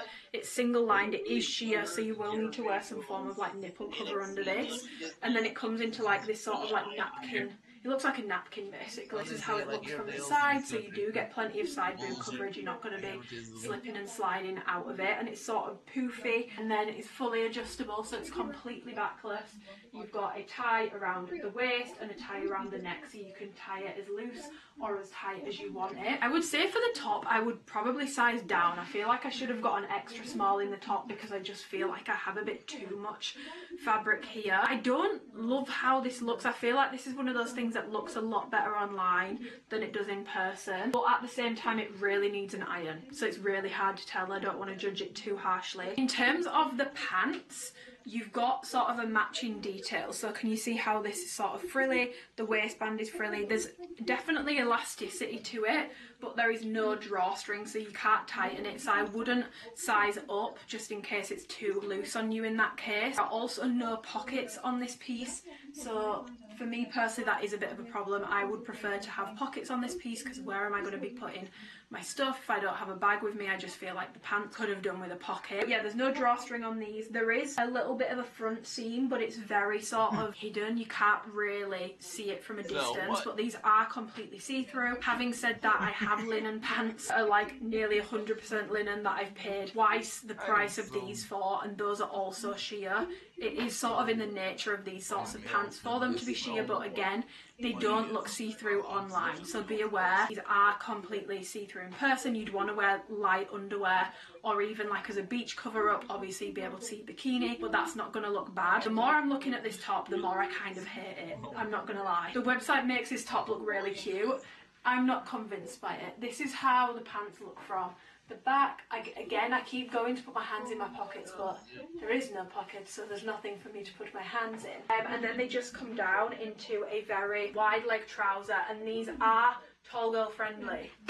Yay, we have a win for the tall girls. The pants are definitely tall girl friendly. Having said that, if you're on the short side, these are going to be way too long, because on me, they are dragging on the floor, but I would probably wear these with a little bit of a heel. So with a little bit of a heel for me, these would be totally fine. In terms of where you wear them, I would say these are sort of like mid to low rise. They're definitely not made to be worn high rise, but obviously you can pull them up however you wish to do so. But yeah, I can't decide how I feel about this set. I can't decide if it's giving pyjamas. Let me know what you guys think. Is it giving pyjamas or not? I'm really not sold on the top. The pants I actually quite like, and I can see myself using these quite a lot on holiday as just like an easy linen pant to put on, because they have so much stretch to them. Let me know, what do you guys think? Is it giving pyjamas or is it giving Greek holiday, because I am going to Greece. Sizing wise, in terms of the pants, I would definitely say you can stay true to size. I don't think you need to size up or down. I think this is probably like one of the more worth it sets that I've tried. I'm not entirely sure it's not giving pyjamas. As soon as I discovered White Fox as a swim brand, I felt like it would be kind of illegal to not get any swim. I decided to just get the top, but this is the Asper bikini top, and this full price is £35. I got it in a size small, and I definitely should have sized up, just because I feel like it sort of just looks kind of bolted onto me. I feel like if I had a bit more coverage, I could probably do a bit more pulling. Details wise, it's got this sort of frill along the triangle, and then it's just a triangle sort of bikini. It looks like it's not because of the frill, but it is a triangle bikini. Like if you take the frill off triangle, it's got this sort of aqua with starfish sort of print on it. I do feel like this looks a lot better on the website than it does in person. I feel like in person it looks a lot more like childish almost, whereas online it looks like a much more well thought out print. I do like the turquoise and the orange together though, and I feel like it would look really good with the tan. You've also got a little charm, which again, obviously you need to be careful with tarnishing, but that's the same with any brand that's using charms. They usually will tarnish, or they might get quite hot in the sun. And then it just ties around the neck and ties around the back, so it's fully adjustable in that regard. I will say, obviously, my first run-in with White Fox was swimming bottoms. I just got like the super tiny ones, and I think they were more expensive per pair than even this top was. The quality of those compared to the quality of this is stark. Like, this does not feel like high quality swim fabric. It feels sort of flimsy and thin and lacking in sort of structure, if that makes sense. Like, and obviously I bought from White Fox before. The swim I got years ago when I was at uni was much nicer than this is. It just feels very flimsy, and again, it's not too dissimilar to bikinis that I bought from PLT for a little bit cheaper than this. I don't know what PLT's prices are right now since the rebrand, I'll be honest, but you all know it's the same stuff. Like, you can put lipstick on a pig, it's still a pig. It's the same stuff. They might have put the prices up, but it's the same stuff. So that's sort of what I'm drawing comparisons to. There are some sort of like quality issues in terms of like where the stitching meets. I just feel like it's not very clean finishes, and you can sort of see fraying on the stitching already, and it's not just on one side, it's literally on both sides. So that's definitely something to be aware of in terms of the swim. But yeah, this is definitely a much lower quality swim piece than the swim pieces I bought back when they were a small swim brand, which is quite sad, because obviously that's how they started out, and they've sort of like descended into being, well, I mean, they've obviously grown a lot, but they've sort of descended into just becoming this like fast fashion conglomerate basically, and it's definitely not the same. So I am sad to see how the swim has sort of developed, but in terms of for the price point, I feel like it's not too dissimilar to other brands that are charging similar prices, but it's definitely not the high quality swim that it used to be, in my opinion. I do like the print and I do like the design. In terms of sizing, I would definitely say you can go true to size. To be honest, I shouldn't have got a small in it. I should have got a medium. I have to get a medium in most triangle tops because I do have a bigger chest, but for other people it's definitely going to be true to size, and it does come with padding. But yeah, I will definitely not be running back to buy any more swim from there anytime soon. It's not what it used to be, nowhere near. Okay, this is definitely another very holiday coded piece. This is the Wanderlust top, I believe. Again, it is almost 100% polyester in fabric blend. I think there's a little bit of elastane to it, but it's almost 100% polyester. It looks In terms of the finish, it looks silky. That's sort of how it looks and how it feels on the skin, but obviously it's not. So just to show you the details wise, it's got these really pretty beads around the neck, and then you tie it like that around the neck and it's completely backless, and then the bottom ties sort of like it's almost like a napkin. It obviously has a very wide cut around here, but it's not too wide to the point where it's too exposed or going to be uncomfortable. I honestly really like this top. I think this top might be my favourite piece out of this entire haul. And then in terms of the front of it, it dips down. It literally is like you're wearing a tablecloth. It dips down into a little V in terms of length. My belly button's here. This is where it comes down to, and honestly it looks quite nice with the linen pants. Those are the pants that I've kept on. I got this in a size small. I would definitely say to stay true to size. If you're between sizes, you can probably go with taking a size down in it, but this obviously almost 100% polyester, so it's not like well made or anything like that. It's not insane fabric, but I do think this looks a lot more expensive than it is. Whereas with a lot of the other pieces I've tried so far, I feel like they look cheaper than what they cost, and they cost like 50 quid, but they look like PLT. Honestly, looks really expensive. In my opinion. In person it looks expensive. I'm not sure how it's picking up on camera, but it looks really expensive. This is really nice. I can see myself getting a lot of use out of this on holiday. It's very comfortable. The beads aren't uncomfortable at all around the neck, and it just feels so like nice. It's very cooling on the skin. It has that sort of cold to touch feel. I would be slightly concerned in terms of snagging and stuff, like catching this on jewellery. You will need to be careful. It'll probably be quite delicate. This is probably the best thing that I've tried out of this entire haul so far. I feel like this looks so much more expensive than it was, and it's such a cute holiday piece, and I'm really into the sort of bead thing at the moment. So yeah, this was like chunky jewellery on holiday in a really nice tan. I feel like this would look really cute, so I'm very, very happy with this piece. Okay, I then ordered two sort of corset looking tops. One of them I've just tried to get on, which was the Forever Feels one, and I literally cannot get it on for the life of me, so I would skip on that one because I literally cannot get it on, or maybe size up in it, I don't know. I did get it in true size, but physically can't get it on. So instead I've put on the Remind Me Again top. These are £45, and these are a clear rip-off of the Reformation tops. I think it's called the Melanie top, which I have actually tried before, but I got the wrong size, so I did end up sending it back, and it is also 3 times the price of this. Those retail for like £140. However, you can get them like second hand for around the same price as this. I've seen a few pop up on Vinted for the same price as this one. Similar in design, but it's nowhere near the same. This one is like completely different in terms of fabric and everything. So you've got two very thin straps which sit a lot wider than typical, but I think that's the right option for this top, because if they're too far in, it doesn't really give like the corset sort of style look. And they are fully adjustable at the back, so you can adjust those. It does also have like a bra clasp at the back, because the bra that sits under it is literally like a bra, so it's got underwiring and everything. So if you find that uncomfortable, you might want to skip on this because it fully has wiring in it. Yeah, it's just like a mesh bra basically, white underneath, and then it has this black layer over it, which again is mesh, but it is a little bit sheer. I would recommend that you wear nipple covers with this, just because even though you've got the white and then the black over it, I feel like it could be quite sheer, especially under very like sunny or very harsh lighting.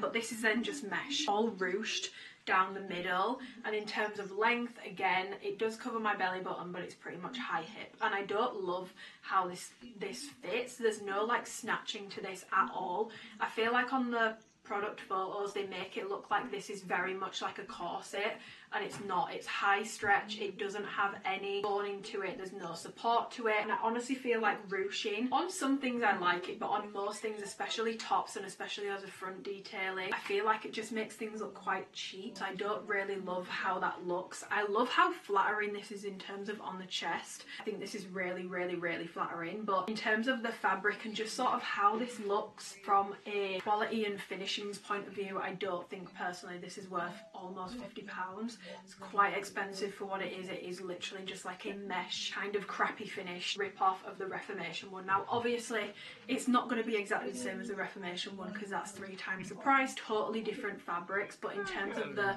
design, that is what the inspiration is taken from. But personally, I don't really love this. I just don't like the ruching, and I feel like the fit just isn't nice. Again, online they do a really good job at making this look like it's going to be really snatching, and it's just not. But sizing wise, I would definitely say to stay true to size. If I'd have sized down, I wouldn't have fit in the cup. So especially if you've got implants or you've just got boobs in general, definitely stay true to size if you are still interested in it. If you're super flat in the chest, it does have a lot of stretch, so you might want to size down in order to not get gaping. But yeah, I think it's a shame because like up here, I do really like how this looks up here, but then when it gets to this part, I just feel like it really lets it down and it doesn't look that cute. So for me personally, this is a pass. Okay, so next we've got the hold out set. I got the top and I also got the maxi skirt, so we'll go through the top first. I got them both in a size small. In terms of the details, I feel like this is like the white linen set that I showed you, just in sort of like a different font. If that makes sense. I feel like they're along the same sort of line. You just have a halter style strap here. It's fully adjustable, so you just tie it however tight or loose you want it at the back, and then it also ties around here. You definitely do have a little bit more side boob on show with this one, and then it's sort of like a squarish neckline. And then up here it is double lined, so there's no sheerness through the bust, but then the bottom bit that just sort of flows underneath, it's just completely flowy. This is single line, so this bit is sheer. Again, all the tops are pretty much the exact same length, so it comes to around top of my hip sort of height, but obviously it's like a napkin handkerchief sort of style top. You just tie it however you want, but it sort of flows from the body. This bit definitely fits the bust, this bit just sort of flows. So sizing wise for the top, I would definitely say to stay true to size. Now in terms of the fabric on this, it's 100% polyester, and it's not the most comfortable in my opinion if you have sensitive skin.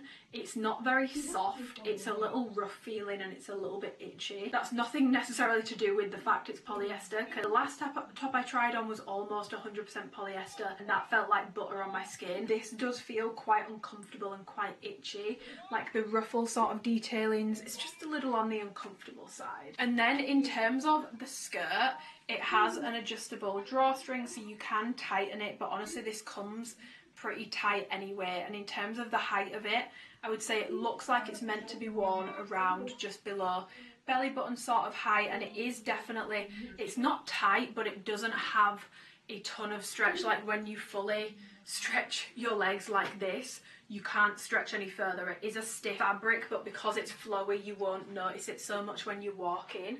But this is sort of how the full set looks together. The length of the skirt is good. Like if you're on the tall side, this length will be pretty fine for you. I think if you're any taller than me, it might be a little on the short side, but if you are 5'6", 31 inches to the floor on the inseam, the length is pretty much perfect. It just about skims the floor, but I would also be fine with this with a heel on. At least it does feel like it's digging into the fat on my hips a little bit, so if you are between sizes for the skirt, I would probably size up. Details wise, it just has the same like continuation of the ruffle sort of detailing. It does also have a lining underneath it on the skirt, which is this sort of stretchy, like slinky sort of material. So I do find that the skirt is a lot more comfortable on my skin as opposed to the top because it has that lining in it. So yeah, just to show you the top again, this is what it looks like, and then from the back as a full set, this is what it sort of looks like. For me personally, this full set together is closing in on almost like £100, if not £100, and I just feel like that's quite steep for what it is and the fabric that's being used. But it just goes to show how hit and miss a website can be, because from the look of this, it looked like it would be sort of like a linen-y sort of fabric, like the white set that I've just showed you, but it's not. It's really like, when my skin rubs up against this from the outside, itchy. It's a very like cheap feeling fabric. So for me personally, at that price point, I probably wouldn't pay it, because again, I feel like this is no different to something you could get from one of the other twin websites. Well, obviously they're not related to each other at all, but from one of the other websites where they all sort of sell basically the exact same thing. I feel like you could get it for much cheaper. It's probably not worth paying the surcharge, considering I think it will probably allegedly maybe be the exact same thing. I think this looks a lot nicer online than it does in real life personally. Okay, moving on to like a dressier dress, and this is actually a dupe of a dress that I wore for my birthday 2 years ago, I think it was now. It's a dupe of the rat and boa dresses, which have been duped a lot. Some of them tend to use, in terms of the dupes, they tend to use like a jersey sort of fabric that's very like high stretch, and I think that looks honestly awful, especially with the print. This one is definitely more similar-ish to the rat and boa fabric, but definitely not the exact same. It is the Beyond the Stars maxi dress in Sangria floral size small. This is definitely one of those pieces where the print differs piece to piece, because the print on this is actually quite different. So details wise, you have this. Now on the rat and boa version, it's completely sheer. This one has a nude sort of skin lining, but it's done very, very poorly. Like, I don't know if you guys can see, it's already sort of coming away here. And on this side, it's like really wide, so it's sort of poking out the side. Whereas on this side, it's not as wide. So it's definitely very poorly done in terms of the lining. I don't think it's a bad idea, but it's very poorly done. But yeah, because you have that lining, it's not sheer.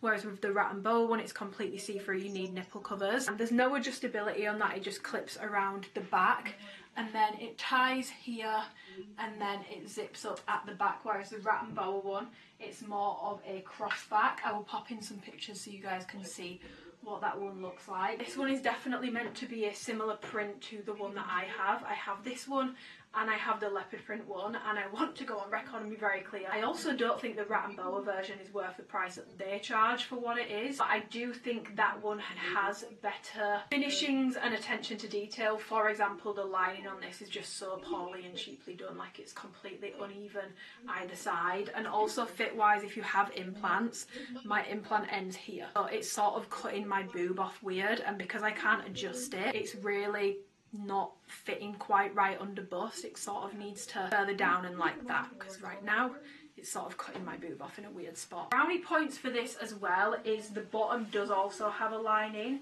So the rat and boa one is completely sheer all the way through. This one has a lining all the way down, and it is that sort of like chiffony sort of mesh, stiff mesh sort of fabric. With this having a lining, it's not sheer at all. It's completely dense, so you don't need to worry about sheerness with this one, whereas with the rat and boa one do. From the back, this is how it looks, and I do find that this is really, really, really flattering. The length on this is also perfect for me. It hits the floor, there's no issues with the length whatsoever, and with a tiny little heel, this would be the perfect length for me. So again, taller girls, it's definitely a taller girl friendly dress. And I would say the bottom half of this dress feels really good in terms of quality. I'm just not super impressed with how poorly the lining has been done up top. I do also find that this one's easier to get on because it has a zip to help you step into it, whereas the rat and boa one doesn't. You sort of just have to like yank it over. Again, this is why when it says designed in Australia, I'm kind of like, how much designing is going on? Because this is a fragrant rip-off of the rat and boa ones, but they're not the only brand to do it. And to be fair, out of the dupes I've seen, this is one of the better ones, because those jersey ones do not look good. They are not it. They look really, really, really bad. So in terms of dupes for the rat and boa version, I don't think this one's bad. I just don't love how poorly done the lining is on this, and it is still £80. It's still 80 Great British pounds, but it's a damn sight cheaper than the rat and boa version. So honestly, if you are cool with maybe the lining being a little bit uneven up here, I would say this is probably one of the best dupes out there for it. And I don't hate this. It will be going back purely because I have the rat and boa one, so I really don't need this one, and I do prefer the rat and boa one because I don't like really the lining on this for me personally. But if you are in the market for a cheaper option, this is nice. Be aware there's no stretch to the fabric on this. It is really stiff, so I would not size down in this at all. I would say to stay true to size, and if you are between sizes, go with a size up. But I would say out of everything I've got in this haul, this is probably one of the better pieces, and it's a pretty good dupe of the rat and boa dress, to be honest. Okay, another holiday piece. I've seen these everywhere, so I wanted to pick them up. This is the Feeling the Heat dress, which I got in a size small. This full price, I think these are about £50. I'm just going to tell you straight off the bat, this is not worth £50. Feels no different to like a £10 PLT dress that you used to be able to get back in the day, which I'm pretty sure you can probably still get now. It's that like slinky sort of, it almost feels like swimwear sort of fabric. It's very soft, don't get me wrong, but there is nothing special about this dress or the fabric, nor is it worth £50, especially considering, like I said, you might make the assumption because they're charging more that it's a much more ethical supply chain. We don't actually know that for certain, so it's worth keeping that in mind. So this is what it looks like. It does have a like squarish sort of typical neckline, spaghetti strap, and then it does have adjustable straps at the back so you can make them longer, make them shorter. I will say the prints that they do are very pretty, they're very striking. It's got this sort of like florally sort of print on, and it is high stretch. Like this dress has a lot of stretch to it. It's very flattering from the back. Like it looks so good on the glutes. It reminds me of how the Skims dresses flatter the glutes. Any tight maxi dress in like a thin fabric is going to be so flattering on your glutes because it doesn't squish them down at all. It just sort of lets them be and sculpts to them without squishing them in any way, shape or form.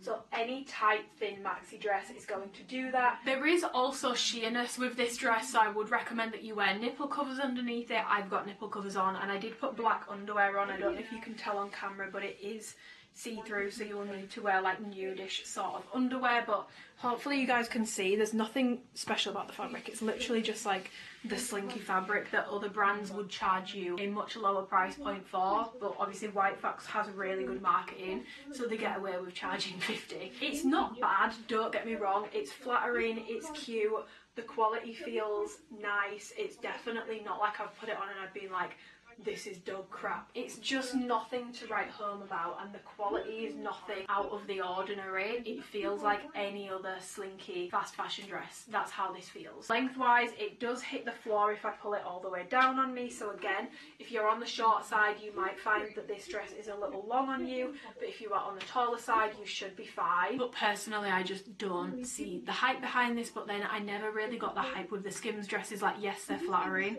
but they are not worth the price point that she's charging for them. And just in case you were curious, the print is not printed on both sides, so it's just plain sort of pink ombre on the other side. It's not printed on both sides. And in terms of the fabric for this, it is 85 nylon, 15 spandex. Again, it really kills me with the designed in Australia because it's not very frequently that a brand would put that on the label, but again I feel like it's, some people would see that but they wouldn't read the made in China part and they will assume this is all made in Australia. By the way, there is nothing wrong with things being made in China. There are plenty of really high quality goods that come from China. It's very outdated and honestly very racist to assume that everything coming out of China must be really bad quality, all that sort of stuff. That's not the assumption I'm making. I just find it an interesting choice that they've put designed in Australia where it would usually say made in XYZ on a label. But yeah, I got this in a size small. Stay true to size. If you're between sizes, it's high stretch, so you can definitely size down, but I definitely wouldn't be running out to get my hands on this. Okay, final item. This is another dress. I got that All My Love or All Your Love dress in white in a size small because I thought this looked really good on the website. Definitely been catfished. It doesn't look drastically different. It's just one of those things where fabric and stuff is not what I was expecting. So the fabric on the body of this dress is that kind of like, in my opinion, it reminds me of old school PLT and Misguided. You know when everyone had those mini skirts with like the little triangle slit and they were that sort of crepe fabric? That's exactly what this fabric is. So it's not the nicest feeling fabric. I think it feels a little on the cheap side. Yeah, it's this like halter neck dress. I will be honest, it's very flattering on the chest for me. It fits really well in terms of the chest and it just sort of clips around the back of the neck like so, so it's very flattering on the back. And then it comes down into this sort of mesh, again ruched. It did look like this on the website, so I guess I can't be mad. I just don't love how this transpires in real life. I feel like it just looks off because it's very tight here and it's so tight around my hips, like it's squishing my glutes, but it's so loose around here. Definitely not very good sizing wise because I couldn't size down in this. It just feels like it's not really giving anything.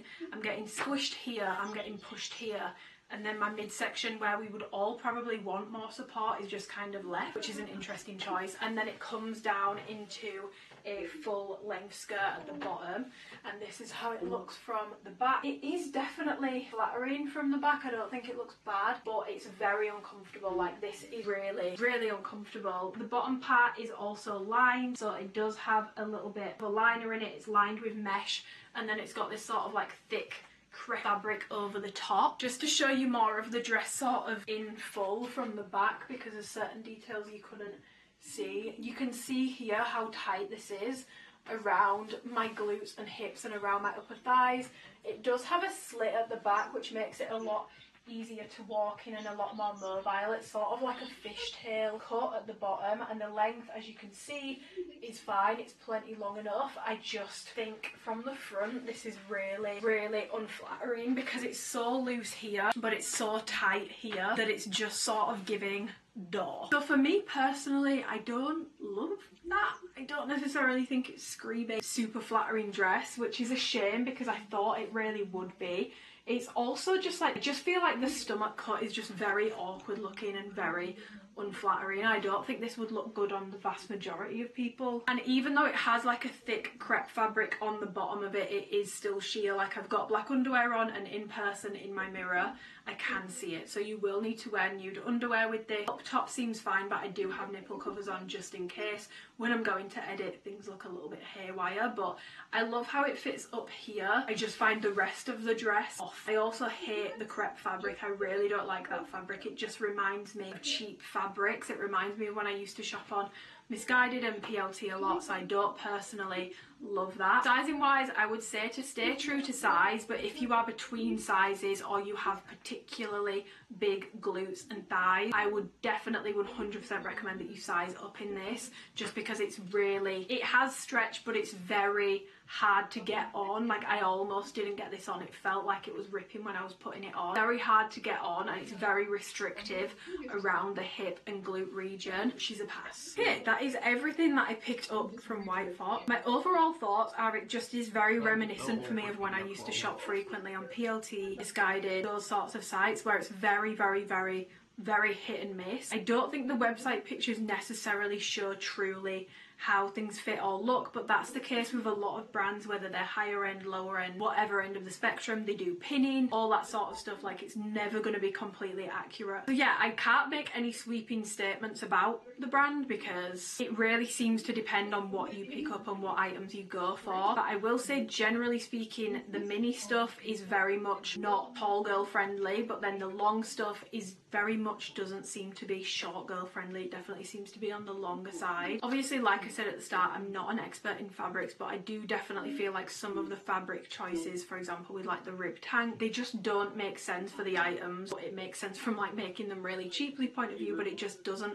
make sense to use mainly polyester for like a cotton ribbed tank. If anyone can explain to me as to why someone would do that, please let me know if there is like a reason why. But yeah, I feel like, again, when you've got that many items on a website, like I said, the summer edit alone is over 900 pages long. When you've got that many items on a website, it's bound to not have like a high level of quality control or being very mindful and intentional about the product that is being put out, because you are pumping out that much product. Like I said, they are definitely up there with your PLTs, what Misguided used to be, all the sort of fast fashion websites. The only difference, in my opinion, between White Fox and PLT is there is a surcharge on the pieces, and White Fox have better marketing. They don't seem to have had the bad press and the bad PR that Pretty Little Thing has had yet, but it seems to me to be a very similar product, very similar quality, very similar fabrics. Like, it really does remind me, like going through these items, it reminds me of when I was at uni and I'd buy like 20 things from PLT. Some of them would be good, some of them would be bad. None of them were really like amazing or great, but it's just very hit and miss because there's just so much stuff on the website. Yeah, in terms of is it worth it, I would definitely say the vast majority of this haul was definitely not worth it. I would say 70 to 80% of this haul is definitely going back. I don't think for the price point it's anything to write home about, because to me it just seems like Pretty Little Thing with a higher price point. Product seems the same, sizing seems the same, fabric choices seem the same, fit issues seem the same. That's what it really reminds me of the most. Just got better PR and marketing. If you guys would like me to do this with any other brands, please let me know. Especially as we're going into summer, I know a lot of people are doing a lot of summer shopping for their summer wardrobe. So if there's any other brands that you would like to see me review, give thoughts on, go over, please let me know and I will place an order and film it for you guys. Let me know in the comments below as well if you've tried White Fox, if you had a similar experience, or maybe polar opposite, maybe everything you've bought has been amazing. Let me know what your experiences have been. The other thing that I did want to note, which I forgot to mention at the start, is just sizing wise. I do find that with the website, sizing offered depends on the piece. Like, not every single piece comes in every single size, but I do find in general it definitely skews more towards the more petite side. A lot of the items will go down to like 3 extra small, but they won't go above an XL. So from like a sizing point of view, it's definitely not the most inclusive option out there, especially if you are looking for those bigger sizes. There's a couple pieces that come in like the double XL, the triple XL, but there really isn't many. But there's quite a lot of pieces that come in the triple extra small. So just to be aware of like sizing and inclusivity, it's definitely not that inclusive, but most pieces on the website just run extra small to extra large, which isn't that out of the ordinary. I just find it interesting that when they are offering those extended ranges in pieces, they tend to go for more of the smaller size than the bigger sizes, if that makes sense. But yeah, I hope you guys enjoyed the video. Let me know if you did. Give the video a thumbs up if you enjoyed it, subscribe if you want to and you haven't already, and I will see you guys in the next video. Execution of Andy and of her was one of the things that made it very difficult to believe him. So again, it seems a character something that might potentially hurt current victims in the gay community. She insists written, I hope people can understand that when I took Jimmy off to Jordan/Andy and the neighbors, I wasn't as strong as I am now. I was still very, very angry at him and still afraid of him too. I admit that. It wasn't my most graceful or compassionate action, sending an anonymous letter to Janine. And I admit that too. Janine jumped on this information from Abby's tip. Immediately, she alerted 911. These were Janine's I knew these were recorded tips. I took her as well. Maybe Andy Charles documents of Andy's compromised connection and the heart. Take care of her, son.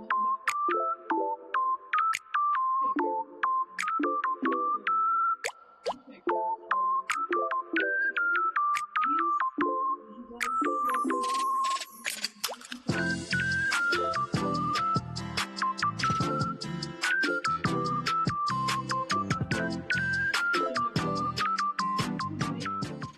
Good afternoon, welcome back to another weekly vlog. We've got a little bit of birthday prep, we've got Beyonce, I've got my birthday in this vlog. I've actually got an interesting week. I don't like saying that because I know that a lot of people might find my life interesting, but honestly sometimes, guys, it baffles me that you can watch an hour and a half. I feel like sometimes I'm just yapping. I love my life, but it's so monotonous. I do the same thing. I don't get it. But it's Thursday today. Today is step 1 of my birthday / Beyonce prep because my nails are incredibly grown out. These are my real nails, by the way. I get builder gel. So yeah, my nails are incredibly grown out, so I need to go get these fixed. But this morning I've just been dropping my mum and dad off at the train station because they're going to London for the weekend. They come back on Sunday. I've just dropped them off at the train station and now I'm going to do cardio because it's 11:15. My nails are at 12:15, so hopefully I have time to have a quick shower afterwards, but if I don't, I'm just have to cover myself in perfume because I am a little bit later than I expected to be coming to the gym. But I'm gonna do like 45 minutes to an hour of something. Stairs, maybe. Have a really nice evening tonight. I've got movie night with my 2 best friends and my sister. Movie night is kind of a myth at this point. We never watch a movie, we just end up talking, but it's got us in the habit of booking a date in like every single month to see each other so that we're not going too long without seeing each other. We're all very busy and we all have very different schedules. To be honest, most of my friends are a lot more busy than I am, but we all have very different schedules and they very frequently will not line up. So I highly recommend doing that. Even if you don't end up watching a film, just start something monthly that you and your friends can do and you set the date ahead of time. Everyone commits to it, and our rule is we will not leave a movie night without committing to the next date. So let's go get this cardio done. The time jump, not gonna lie, it's now almost 5 p.m, but I was in such a rush, so I did my cardio. I did 45 minutes on the stairs, showered, went to go get my nails done, so my nails are now nice Nice and clean, nice and fresh. I just went with the same again. It's milky pink. If you were curious on the colour that I get, it's milky pink. And then I just get a white French, but like not a super skinny one, pretty much just like a classic. And it's just easy. It goes with everything. There will be an Alphalete launch coming up during the time in which I will have this set on. So it makes it easy from like a content point of view as well, because I don't have like a colour on my nails. It's going to clash with all the colours. I got stuck in all the school traffic on the way back, so I didn't get home until like 4. Then I've needed to wash my hair, dry my hair. I'm going to my sister's for movie night tonight. I needed to eat my lunch. I needed to cook some chili as well, because the beef that I bought the other day was going to go off. So I was like, let me actually cook it and make chili, and then I can reheat it. By the way, when I say was going to go off, I don't mean like imminently. I mean like tomorrow or the day after it was going to go off. So I was like, let me cook it today. And also, I think chili is so much nicer when it's been left for a bit and then you reheat it. So I'm looking forward to that tomorrow. I'll show you actually, because I've literally done it. This is how the chili be looking. Yum. But yeah, my hair is freshly washed, so if it looks a little on the frizzy side, that's why. I'm actually getting my hair done tomorrow, so washing it feels so wasteful, but my hair was so greasy and sweaty, and my scalp was getting really itchy. And I don't know if anyone else is like this, I don't like going to the hairdressers with a dirty head of hair. Like, I know the point is that they're gonna wash it, but I feel really grim going with dirty hair, so I've given it a fresh clean, and then I just blasted it with the hairdryer. I've not really styled it, so it looks a little bit of a mess. I wanted to actually, I'm gonna have to go in a second, but before I go, this came yesterday. I've got a L'Oreal package. I know that to L'Oreal this is literally nothing, like it won't cost them barely anything to send it out, and they'll send it to so many people. I don't want this to come off as though I think I'm really special or anything like that. It's more a genuine like what the fuck like confusion, because first of all, I wasn't expecting it. Second of all, why have I got this? I just think it's crazy, especially because I know it's such a big brand, like a brand that I literally see on TV being advertised all the time. It's always on YouTube adverts, and now I have a box of their stuff and they've just sent me it. There was 2 other things in it, but I've already taken them out and given them to my mum. Mascara, because I won't use it. A can of Elnet hairspray, because that is the hairspray my mum has used forever. That's the hairspray that she's always used. Like, when I was little, I was saying this on Instagram yesterday, because I was like, what the fuck, why have I got this? If I was poorly or I'd had a nightmare, I'd go and get in with my mum and dad, and in the morning, my mum would obviously be getting ready to go to school, to go to work, and I'd wake up to like being choked out by the smell of Elnet, because it's really strong hairspray. It just reminds me of my mum, and I just think it's so iconic, and she's used it for years, so it was really nice that I was able to give that to her. The L'Oreal Infallible 3-second setting mist, 36 hours no transfer. A lot of girls have messaged me on Instagram saying that's mist is incredible, so I'm excited to try that. Got the L'Oreal Lumi Glotion, which is like a face highlighter, body highlighter. You can use it anywhere. It's sort of multi-purpose. I've got it in medium glow, so it might actually be a little on the tan side, but I feel like when I'm tanned on holiday, that will look so pretty. Actually seen Melissa's wardrobe talking about this recently, so I'll be trying that out, because anything that she says is good. Girl could sell me a wet paper towel. And then they've sent me their vitamin C range, so I've got the SPF 50. This came in the box. I've got cleanser. This also came in the box. And I've got the vitamin C tone serum, which also came in the box. So thank you very much, guys. That's very, very, very kind, and I'm very, very, very, very grateful. And if I don't end up getting around to using the stuff, I will always give it to friends and family. Just because with skincare at the moment, perioral dermatitis, whatever's going on around my mouth, I'm really fussy about what I'm putting on my skin at the moment. Not in the sense that I think that's going to be bad, but vitamin C is quite like an active ingredient, and I feel like it could irritate my skin. Let me know, guys, if you have perioral dermatitis, is vitamin C going to irritate me? Because if it is, I will give this stuff away to friends. But yeah, I just thought that's so exciting and so fucking cool. Like, this is such a big brand. I'm very, very, very grateful. So yeah, I need to dish up, well, not dish up, but put the chili Tupperware box and then put it in the fridge, and then Vicky should be here, so I will be off for my movie night, so I'll probably catch you guys tomorrow. By the way, if you are ever in need of a laugh, and like a proper laugh, I think he's called Caleb, this guy here, Caleb Heron, I think that's what he's called. He is so fucking funny. Like, the way that he delivers jokes, there's not many people that can make me cry with laughter.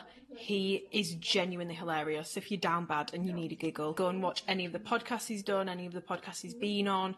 Look him up on TikTok. The story about Cooper and the cologne is really, really fucking funny. 10 out of 10 recommend. This bit's really funny on the podcast as well.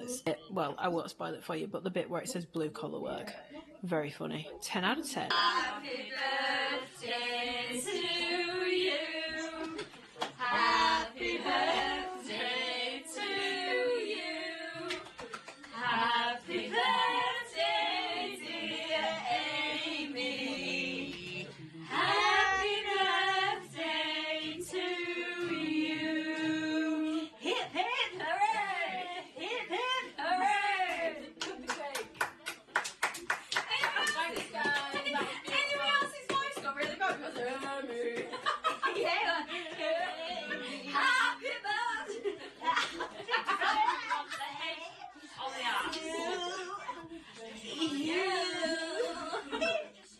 just finished up at the gym.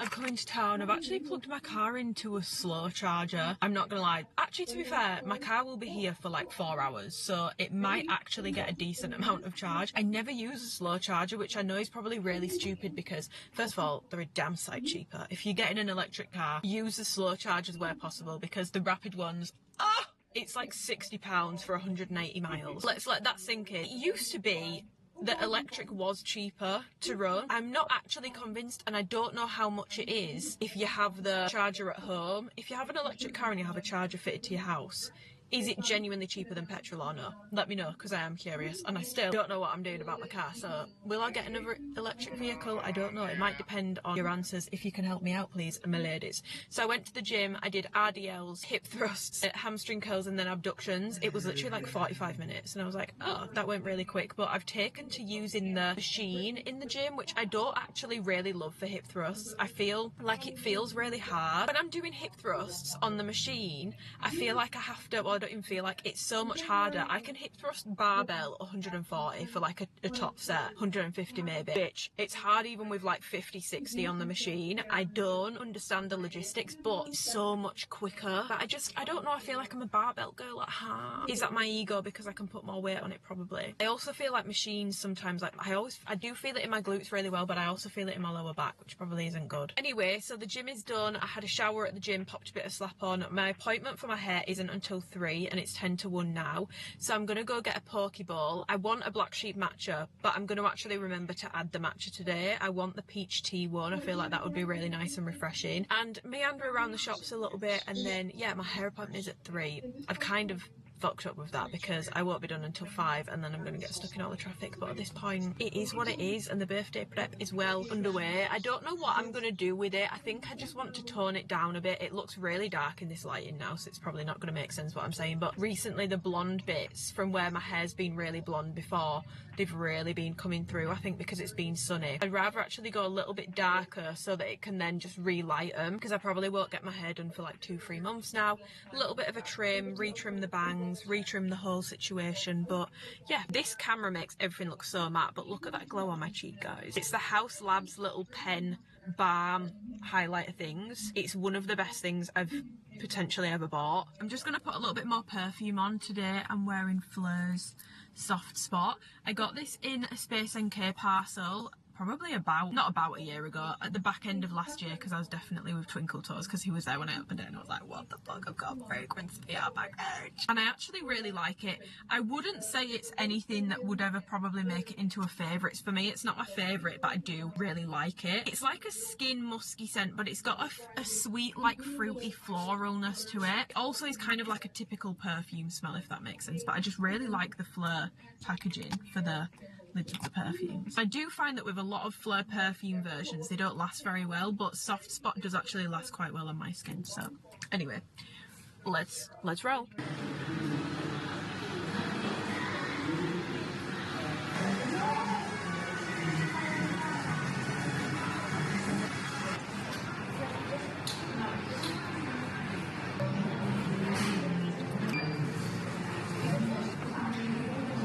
I forgot that Noops have actually got a collaboration with Genki at the moment, and they're doing an iced white chocolate matcha, so I've gone for this instead of a black sheep.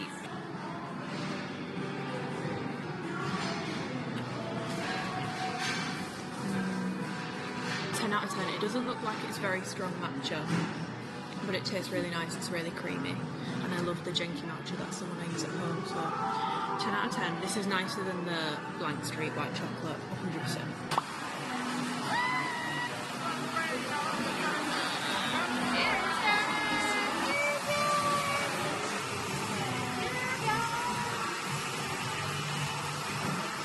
I'm back from my hair appointment.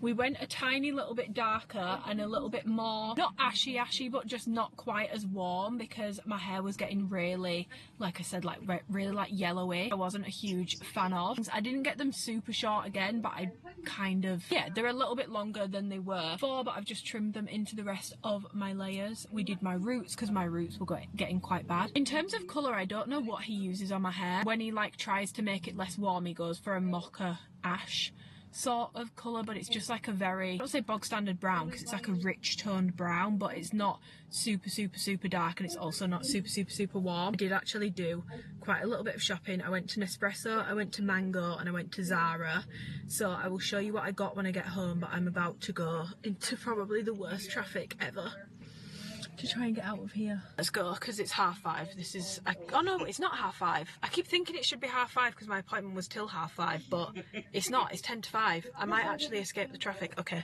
that's even more reason to leave now. I'm going home now, so I'm going to show you what I picked up, but I've just realised I didn't show you my balloons. Last night when I got to my sister's, they'd actually throw me like a little surprise. I thought it was just standard movie night. It was actually a surprise little birthday shindig. So we got a Chinese takeaway, some balloons, I got some cake. I'll show you the cake. I got, in the UK you'll know about Colin the Caterpillar. I didn't get a Colin the Caterpillar, I got a Morrison's version. I got Macy the Caterpillar. Do you guys have these in America? Like is a caterpillar cake like a big thing over there as it is in the UK? Because I don't know if it is. It's basically a log cake with a caterpillar's face at the front. We didn't eat a ton of it, so I have quite a lot left. Yeah, I love balloons. I was literally saying earlier, I feel like when you get older, or if it's not like a 21, 18, 30, 40, like if it's not like a big birthday, no one ever gets you balloons, but I personally love balloons, especially the number balloons. Obviously I love these as well. I also really love number balloons, and I think it's really sad that you don't get number balloons if it's not a big birthday, because I personally think every birthday is a big birthday because it means the opportunity to experience another year. But that's just my soppy take on it. So yeah, I've got a pink sparkly one, a green love heart, and then my little happy birthday thing. Anyway, let me show you what I picked up, because I don't know what came over me when I was meandering, but I bought a lot of shit, okay? Okay, Jason gave me a little goodie bag for my birthday, so I'll show you what he's put in here. I've got some samples, so I've got the Shu Umaira Ultimate Reset Mask, Bumble and Bumble Illuminated Colour Shampoo and Conditioner. I've got Bumble and Bumble Hairdresser's Invisible Oil Shampoo and Conditioner. I used to use Bumble and Bumble, like I've used it a little bit when I was little. Bumble and Bumble. He's then given me a tailored treat to a personalised hair transformation with a complimentary Fusio Dose treatment, which is valid until September. So it's so cute. Guys, there's so many little samples in here. I've got a 111 Skin Day Cream sample. I've then got some Swede, I've never seen this brand before, Swede lip liner. I've got some more Kerastase goodies in here, and then I've got a Kiuni shampoo and conditioner. I've never heard of this brand before, but I'll happily try it out. So those are all my little freebies that Jason gave me at the hairdressers. He's so cute. We love Jason. We love Jason. I feel like I couldn't imagine having a hairdresser now that I don't like, not that you don't get on with, but that you don't feel comfortable just yapping to, because you're in there for quite a while. Like I was in there for 2 hours and we literally just talked so much fucking rubbish. Like I couldn't we don't talk about anything really of substance. I then went to Nespresso because Miss Chinsia is the best influencer ever, quite frankly, and she'd used a tumbler to make an iced matcha, and I've told myself if I get this, because it's leak proof apparently, I won't buy iced coffee or iced matcha out anymore. So that's what I've told myself. But yeah, and it's in a green colour as well. So this, I'm gonna have to make quite a big matcha to make that work. But yeah, if you're curious, it's the travel tumbler, and these are made for with iced drinks in mind. So I then went to Mango, and I've been wanting a pair of like really simple mules, and Melissa's Wardrobe posted about the Louboutin ones actually being really comfortable and really good, but then I remembered I don't have Melissa's Wardrobe money, I don't have Stormzy's Stylist money, so I found these in Mango, and they were obviously a fraction of the price. These were £36. So they're not the exact same, but I think they're really nice. They're not as high either, which probably makes them a lot more wearable for me, but I don't actually have a cream shoe. I feel like sometimes I don't always want a black heel on, and I just feel like these are so simple. You can dress them up, you can dress them down. I will say, guys, we are in an epidemic. We need to bring sexy back, okay? And this isn't me forcing it on other people. I'm not saying you need to go out in skin-tight clothes, or you must go out in sexy clothes, or you need to dress sexy for every meal, but there isn't even the fucking option to if I wanted to. Every shop, it's either, it looks like workwear, it's like waistcoats and tailored pants, which fine, I'm not saying anything bad about these styles. Like, no one I feel like it's just a sign. Clearly they're not making it anymore because no one's doing it, but no one's dressing up anymore, guys. We need to band together to bring sexy back. We need to start dressing up again. The people that it matters to, if we stand together, brands will have to start accommodating for it because there will be the demand for it again. Like, I'm begging. I love a casual fit as much as the next person, but when I want those really like hot, sexy outfits, I can't find them. And the only brands that do them are the shit fast fashion websites, and they look awful because they just look cheap. It's either office workwear looking stuff or cottagecore. And do you know what? I love the cottagecore stuff for the girlies it works for. I look ridiculous in it. It doesn't suit me at all, and I don't feel comfortable in it. I was looking for something to wear for my birthday meal on Sunday, and I was just like, shit, like there's actually barely anything. I found a couple pieces, so I will show you those, but there's literally like, we were really scraping the arse end of the barrel. House of CB literally this week brought back their bandage dresses because people have been saying like, all you guys do is like farm girl outfits now, where like you don't make sexy clothes anymore. So they brought back bandage, and everyone's like, oh my god, like yeah, like they're listening to us. I'm like, did you want them to bring back bandage? Because I didn't. I just wanted like up to date, nice, well fitted, sexy going out options. I don't want to wear a bandage dress. If I'm gonna be honest, I think the bandage dresses they've released look awful. All the seams look wonky on every single picture and video that I've seen so far. Swing and a miss, and everyone's really hype about it, and I'm just like, are we actually really hype about this? Because they don't look good. And it feels like House of CB are being like, see, you asked for it, so we brought it back. No, that's not. Was anyone asking for the bandage back? I don't think they were. Maybe they were.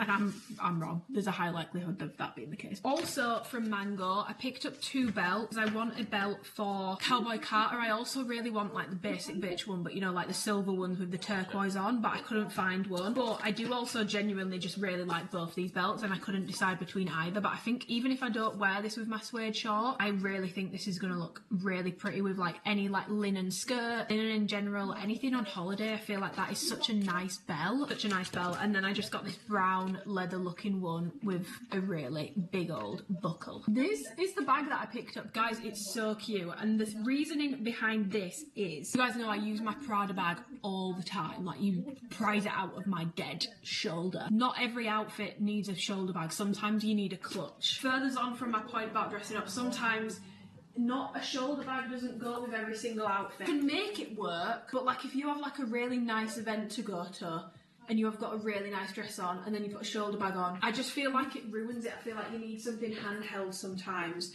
and I feel like that's sort of my thoughts with a lot of holiday outfits. I think this is really pretty, and I think it looks a lot more expensive than it was. So yeah, I've got this, and it's plenty big enough. It fits my phone in, it'll fit a lip gloss in, and that's all you really need, girl. Tampon as well, perhaps. I then just went to Urban Outfitters. I've been wanting some bangles, and I was looking for some all day, and then I came across these, and I was like, you know what, those are pretty bloody perfect.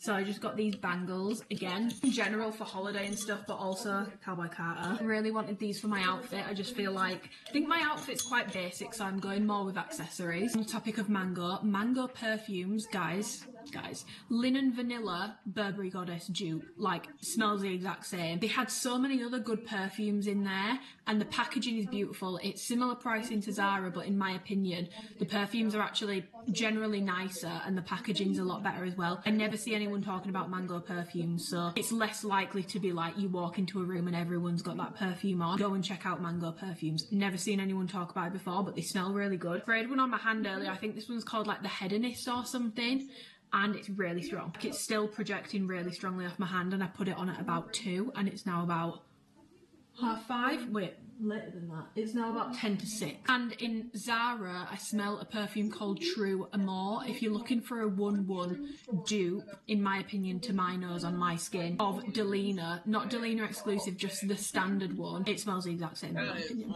Like, the exact same. Anyway, I went into Zara. I found these 2 basics. I got this one, honestly, more to show Alphalete, because I've been sketching ribbed tank tops, like designs of ribbed tank tops where they sort of like naturally kind of curve under bust, because I love wearing my loose tops, but I'll roll them into my strappy bra so they've got the curved appearance underneath. I've been asking, like, can we get some tight ones for women that are fitted and they curve under bust like that? And then I found this in Zara today, and it was £8, and I thought, I'm gonna buy it. So then I've literally got a clear example of what I mean. Then I'm a sucker for that shade of grey, and they had it in a bodysuit, and I just feel like can't really go wrong with a bodysuit. I'll wear it to death. So I picked that up as well. And I was like, I need to probably try this stuff on.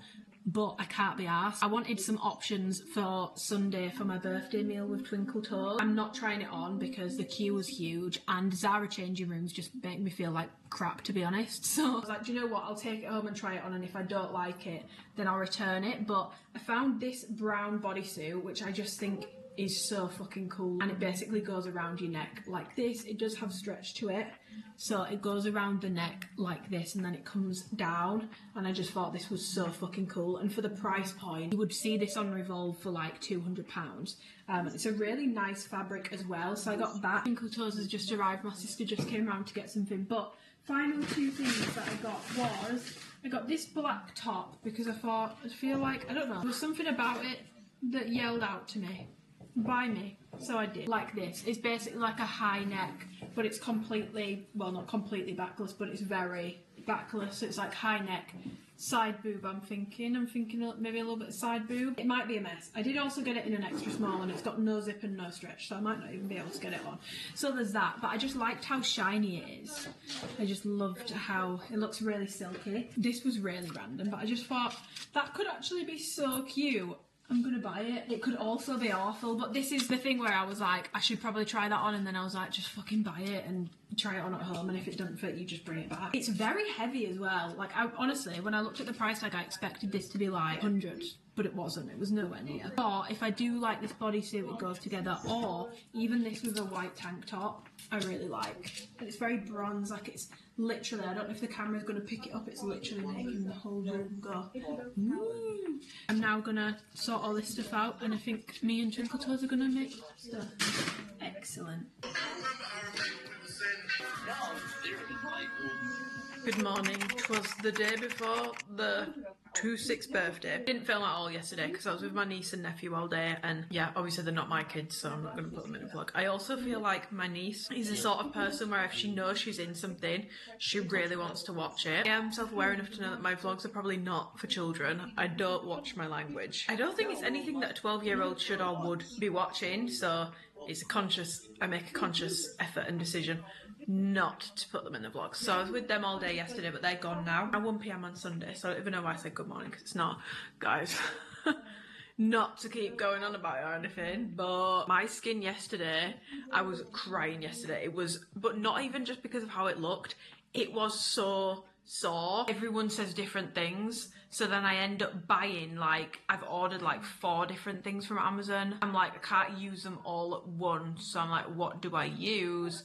When realistically, should I probably just go to the dermatologist again? Probably. And I know that some people will be like, go to the doctors, but I feel like with skin, I would rather just pay and go see a dermatologist, because I love doctors, I love GPs, but every time I've ever been with a skin issue when I've had them, they're not helpful. And that's not me saying none of them are helpful, but in my experience, they've not been helpful. All the things that they've given me haven't worked. So I'm just sat here, I've had Molly May's vlog on in the background, and I've just been sat doing some work. Obviously I've got wet hair, I've showered, me and Twinkle Toes are going out to a Mexican place in Leeds tonight. It's quite new, it's called Tea. There are a couple Mexican places, but we don't have many like fancy Mexican places over here, not near me anyway.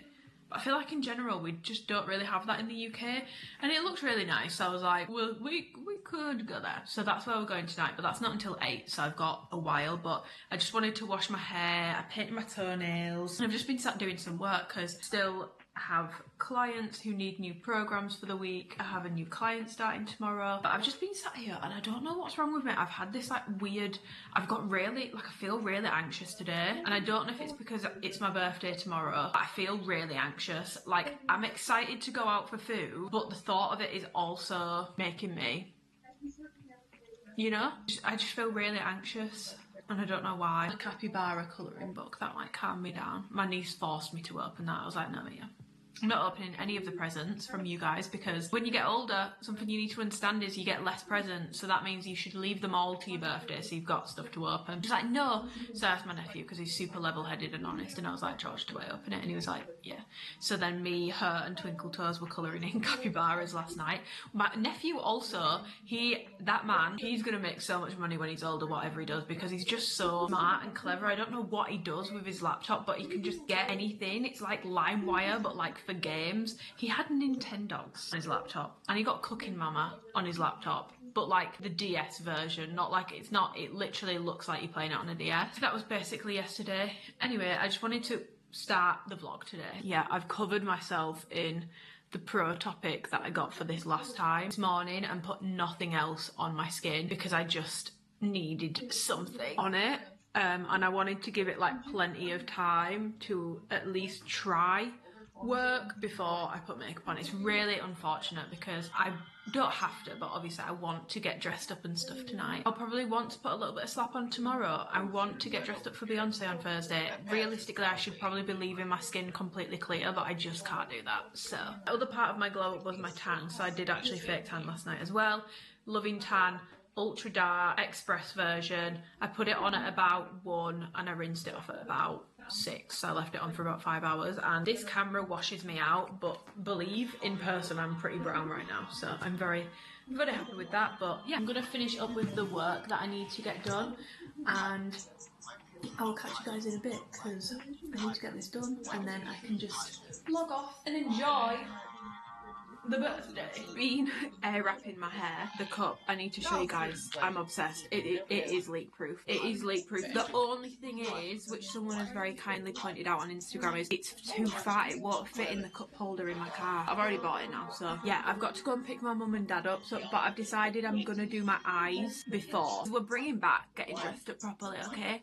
I'm going the whole hog. When I used to do that, like when I was like going out when I was like 16, 17, 18, I'd always do my eyes first and then skin. Just thinking about the pro topic, I just want to be able to leave it on as long as possible without covering it up. Plus, I am going to try a 3/4 lash again this evening. It's the Eyeliner number 2s. I do love them. So that's going to take me probably ages to actually get it stuck to my eye properly. So it feels time effective because the table is 8 PM. I have air wrapped my hair. I didn't film it because I have filmed it before, but I do 3 sections along my head and each section I split into 2. Pin curls either side, 1, 2, 1, 2, 1, 2. I've got 12 total, and then my bangs, which are just done away. But when I was tidying up this morning, I actually found some family pictures which I just thought was so cute and I wanted to show them to you. So this is me when I was a baby, so cowboy coded babes, and that's actually my dad's dad, who I posted a lot of photos of my mum's parents because I spent a lot more time with them. They lived closer and also they not lived longer, but they were different in age. So my granddad died when I was in reception and I don't really remember him much because they lived in Hartlepool. But yeah, this is me and him. I put it on Instagram and someone said that he literally looks like my dad, copy and pasted. What do you think, guys? This one shows you guys all my parents and grandparents. So this is my mum's mum. This is my mum. This is my dad. That's my mum's dad. These are my dad's parents. Ralph, Esme, Celia, but she was actually called Laura Celia, but she went by Celia pretty much her whole life. Roy, and then Debs and Gar. From this morning, I've not actually seen these pictures before. I found them when I was putting the bed away for my nephew. I do feel a lot better. I don't feel quite as anxious. I just feel like birthdays make me feel really emotional, and I feel like in recent years birthdays just hit different. Like I was saying the other day, I feel like it's a massive shame that people only really see birthdays as a big deal if it's like a big number, like an 18, a 21, 30, 40, 50, 60. A massive shame, and I'm not just saying that because I'm turning 26 and it's a nothing birthday, but I just feel like a birthday is quite a big deal, and this is coming from someone who doesn't really love birthdays. Like I cry every single year, but birthdays are a big deal. Like you have been lucky enough to experience another year of living, which not everyone gets to do, and I feel like as you get older you probably have a bit more gratitude for that, but people my age feel like we definitely don't always have the most like gratitude for it. It's something I've obviously massively changed my viewpoint on after Jensen passed away last year. I feel like that was just a massive wake-up call for me because we kept messaging each other being like, oh, we should go for coffee, we should go for coffee, yeah, we'll go for coffee, yeah, and I just assumed we would have the time to go for coffee and we never did. And I just feel like I'm never gonna take birthdays or even like time, especially time with loved ones, never gonna take it for granted ever again. Like I was explaining this to Uncle Toes the other day. I was talking about my sister and I was like, no, I'm actually really lucky to have my sister because it was after Thursday night with my friends and my sister. I was like, I'm just so lucky to have them. I'm so lucky to have my sister, and I really am lucky to have my sister. Like, no offense if you have a sister, but I fear I have the best sister in the world. Like, last year she made my birthday so special. She did my capybara, sip and paint, not alcohol, but like we painted baras together, me, her and Jack, and she set out like loads of snacks and drinks, and it's honestly probably one of my favourite birthdays ever, purely for that reason. I just think my sister is she's just the best. Like, we should all be a little bit more that way. I find birthdays overwhelming in a good way. I'm not going to cry on here because that's really embarrassing, and I think my skin might actually set on fire if I cry right now, so we're not going to do that. The eyes are done. These are the lashes, by the way. It's the number 2 eyelashes. There's a tripod leg in the way, but my skin is done. I've tried to, obviously, this is what I mean when I say perioral dermatitis, or anyone who has like anything that brings texture to your skin, I feel for you, because when you put makeup on, it doesn't cover it, and honestly sometimes I feel like I don't think it looks worse. I hate how it looks with makeup on. But other than that, I think my makeup looks pretty bloody good. I'm 6, so I need to decide what I want to wear. You guys are gonna laugh, because you're gonna laugh. Capri pants, and then a corset, like an all black outfit. And then shoes wise, I really want to wear my lubes that I got last year, but they're really uncomfortable, and last time I wore them, like, they were actually giving me pain in my feet. Like, I know that heels are uncomfortable, most heels are uncomfortable, but the pain that those give me, that's not a normal shoe pain. That is actually, it feels like I need to get it off my foot or I'm about to do permanent damage. By the way, I don't know what the lighting's doing, but I promise I'm not like, it looks like my forehead isn't blended. I promise it is. The lighting just seems to be reflecting weird off of it. But I love that shoe. It's like the sexiest looking shoe. I don't know, I would wear my new mules, but they're not black. But then I feel like sometimes an all black look with a cream shoe vibe, I don't know. Anyway, I will try this on and we'll see what we think, guys. This is the fit. I've not decided on shoes yet, but it's like a corset with a bra built into it. I do wish that the corset was actually like a little tighter, like a bit more like, but there is like a waist belt in it. I just feel like it needs one more adjustability. I just realised the waist belt is twisted, so I need to fix that. These are the capris. Very random from me, and I know that I've been on a tirade against like office attire. I feel like this outfit obviously doesn't give office attire. Twinkle Toes has now arrived, but I wanted to show you how the pin curls look when I take them out versus when I brush them through. But I've had them in for a good few hours, so I'm just gonna brush. This is a scalp massager, but I've not used it as a scalp massager because I don't find it like intense enough because it's very like thick. But because it's thick and the bristles are really spread apart, I'm able to brush through my curls without wrecking them. And I'm trying to keep my hair behind me because I've just put moisturiser on because I can't stand it when I go out and my skin looks crusty, dusty. The hair looks when you brush it through. It's just very voluminously curly. I'm going to put it like up, but I actually think I'm going to leave it down. I think I prefer it down. We've put them on. Also, no one laugh at my toes. I think it's quite clear. There's a little bit of a squeeze going on in here. I just love them so much. I just think they look so nice. This is how it looks all together with my shoes on. I think it looks pretty cute for an outfit that I just spawned out of this brain, this little noggin. Is what we've gone for. Corset, capri, lube. I just love how they look. Like, guys, they're so uncomfortable. Ruined as well. Like, look. I've worn them twice. Not worth the money. They do look incredibly good, in my opinion. Over the top of my moisturiser, I've just put this. It's the Patrick Tart Body Balm Glow, and it's the best thing ever for body glow product. 10 out of 10. I've had this like a year and a half, and I use it every single time I'm going anywhere. And then for my perfume, I've gone Delina exclusive, and I think I've just used the last of it, which is really sad, but this has lasted me almost 3 years, and this was also my signature scent for like 6 months, so I used it a lot. It's a classic. People will call it basic, but it's loved for a reason.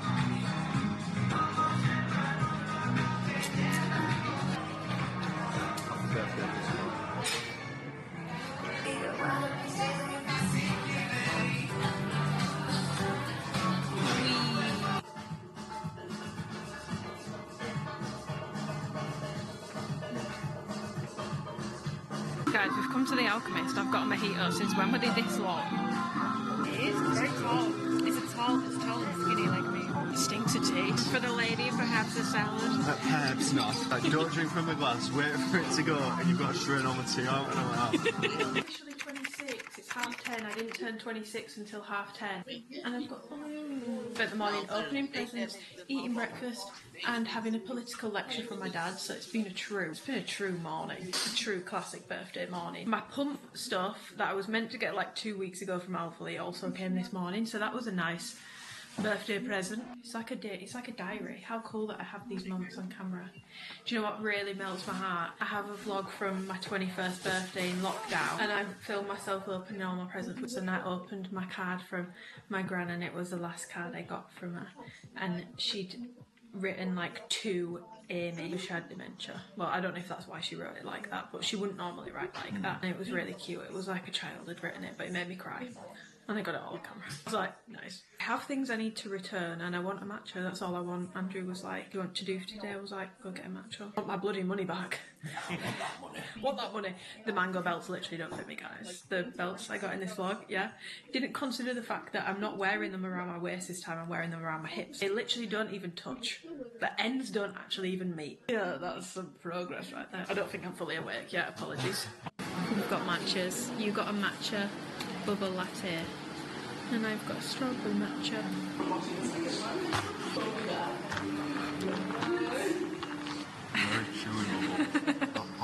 Morning. I know I said I was gonna like vlog my birthday and stuff, but yesterday I honestly just had such a nice day, and I just wanted to be in the moment, and I feel like I struggle to do that at the best of times, and I kept thinking to pick up my camera, and then I was like, no, enjoy it. And as much as I would have loved to have taken you guys through my day yesterday, I just wanted to be in the moment, and I think that's fine. We will still have Beyonce in this vlog, but it's Tuesday today, and I'm straight back into work. So this morning, oh my god guys, I could not sleep last night. We got the Alphalete launch brief at about 11 PM, so I was got out of bed to go and do my order because it never works on my phone. Went downstairs onto my laptop, and then I couldn't sleep until 2:30. I fell asleep watching The Cruel Life of Egyptian Pharaohs or something like that. I always put Egyptian stuff on, it helps me sleep. Don't know why, because I find it really interesting, but it just sends me to sleep like that. 3-hour-long videos on YouTube. Finally got to sleep, and then I was up at like 6:30, 7, started my check-ins. My check-ins are now done for the day because I'm kind of in a bit of a tizzy and a bit of a rush because obviously I'm away in London from tomorrow till Friday. But I knew that I needed to train today because I got my pump stuff yesterday, which was such a good birthday present for Alphalete, but not my full order. They just sent me some stuff out ahead of time, so I've got push tanker bra, a jacket and 2 shorts. So I'm going to go and test those out today. I'm going to go and do glutes. I will film my workout so then I can show you guys the pump and the jacket in action. Also, it's helpful to see it in action for myself because I can't see how it looks when I'm lifting. Yeah, I will film my workout, but I honestly had the best birthday. I did cry a few times. I was saying on Instagram yesterday, it's honestly crazy because this time last year my birthday was very different. I find it really hard to talk about. It's not that I've ever come onto YouTube or come onto Instagram and lied. Like, I wouldn't say I'm someone who was living a lie online for years, or who was, you know, putting something forward that's not true. I was just withholding a lot of stuff. That makes sense. I'm sure that you guys can probably connect the dots. I was just withholding and hiding a lot of stuff because it quite frankly like wasn't appropriate to share, and I'm not sure it ever will be appropriate to share. But thinking about where I was this time last year on my birthday, I was so anxious. I was getting to a point where situations I was in and how I was feeling, and I genuinely feel like certain situations ended up making me physically unwell. Like, if you'll remember, this time last year I got incredibly sick. I started on my birthday and I was sick for like 2.5 weeks. I lost my voice. It was insane how poorly I got, and I genuinely do believe I made myself physically unwell just with stress and anxiety and stuff. So to have such a nice chill birthday where I'm not having, like, I can just enjoy my day, I'm not having to like walk on eggshells or try and regulate someone else's emotions or try and make my day about them, if that makes sense. I can just enjoy my day. I don't need to be conscious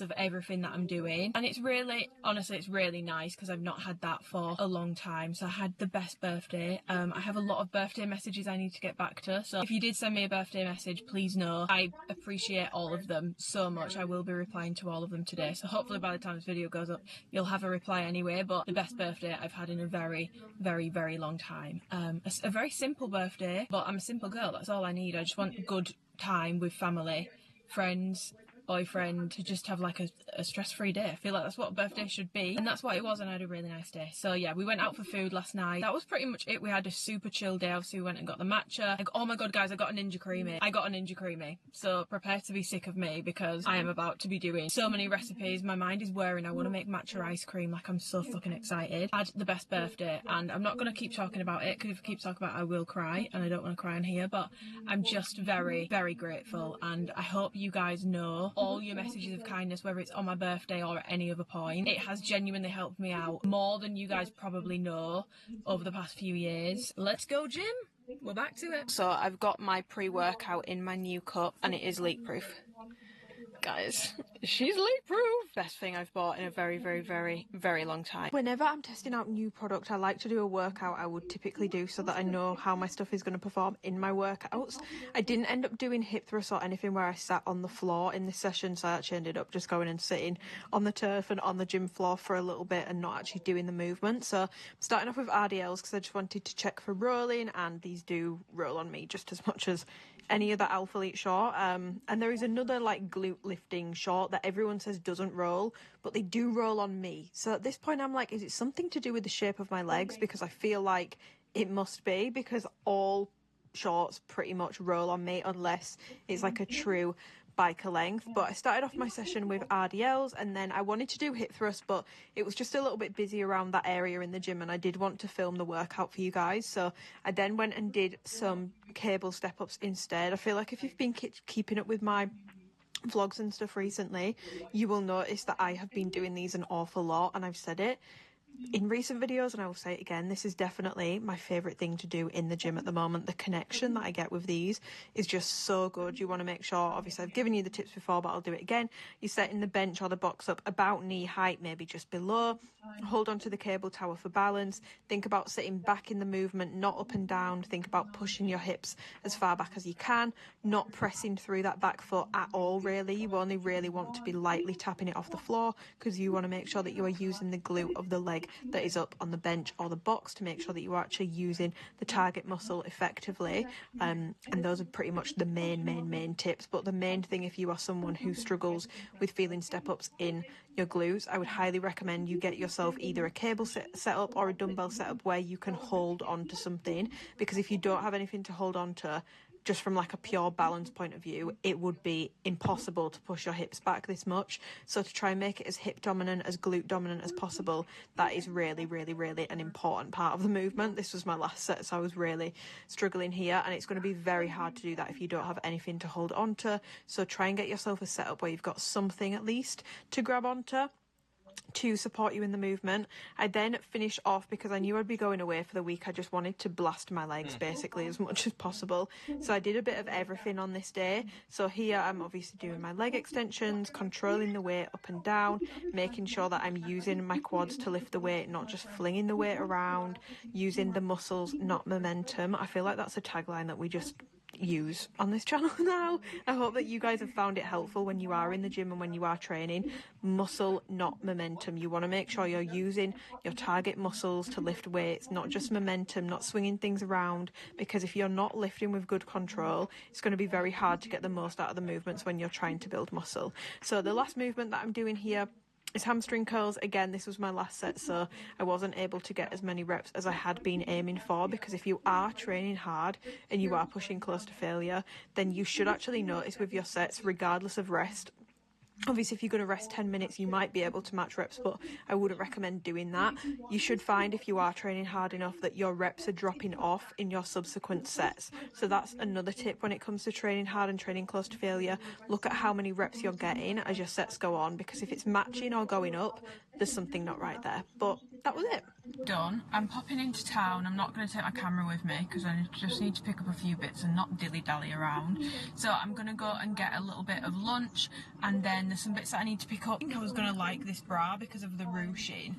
Guys, if you need like a boob lift, this may be the bra for it, because my boobs look voluptuous, but I definitely need a size up. Like, it's definitely running small. I don't know who they're fitting on, but it tends to be getting like tighter and tighter, especially like for bras and stuff. Back of this is so tight, so I'm glad that I've ordered some mediums. And the pump, guys, yesterday, you should have seen it when I put it on yesterday, it looks horrific. My arse crack was giving baboon. My arse crack looked so wide because the scrunch seam thing would not go in my glutes at all. I'm happy to report back, and hopefully you guys will have been able to see anyway. It does go up my glutes a little bit more, we get a little bit more separation. Personally, it's still a little bit chunky for my liking, but it doesn't look anywhere near as bad as it did yesterday, because yesterday even Twinkle Toes was like, nah, that looks really bad, and he never says anything bad. He was like, that looks bad. And then the jacket, it's okay. I do prefer it to the Aura because it's not as like bulky or as like chunky, but again, I don't know who they're fitting on. They must have tiny arms, because size small, I wouldn't say it's like overly snatching around the waist, it's just kind of like a body fit. Arm area is so fucking tight, and I do have a medium as well, and I tried that on, and I do prefer how the medium fits on my arms and my chest. Even the small on the waist, I'm like, it's not like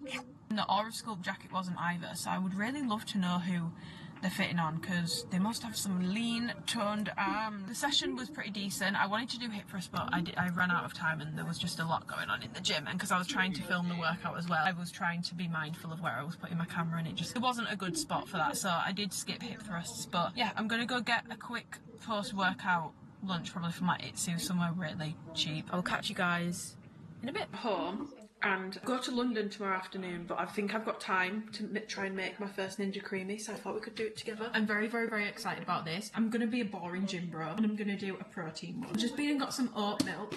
This is my first rodeo, guys, I'm going to be real. I have no idea what I'm doing. All I know is I need to get my mix and freeze it. Protein.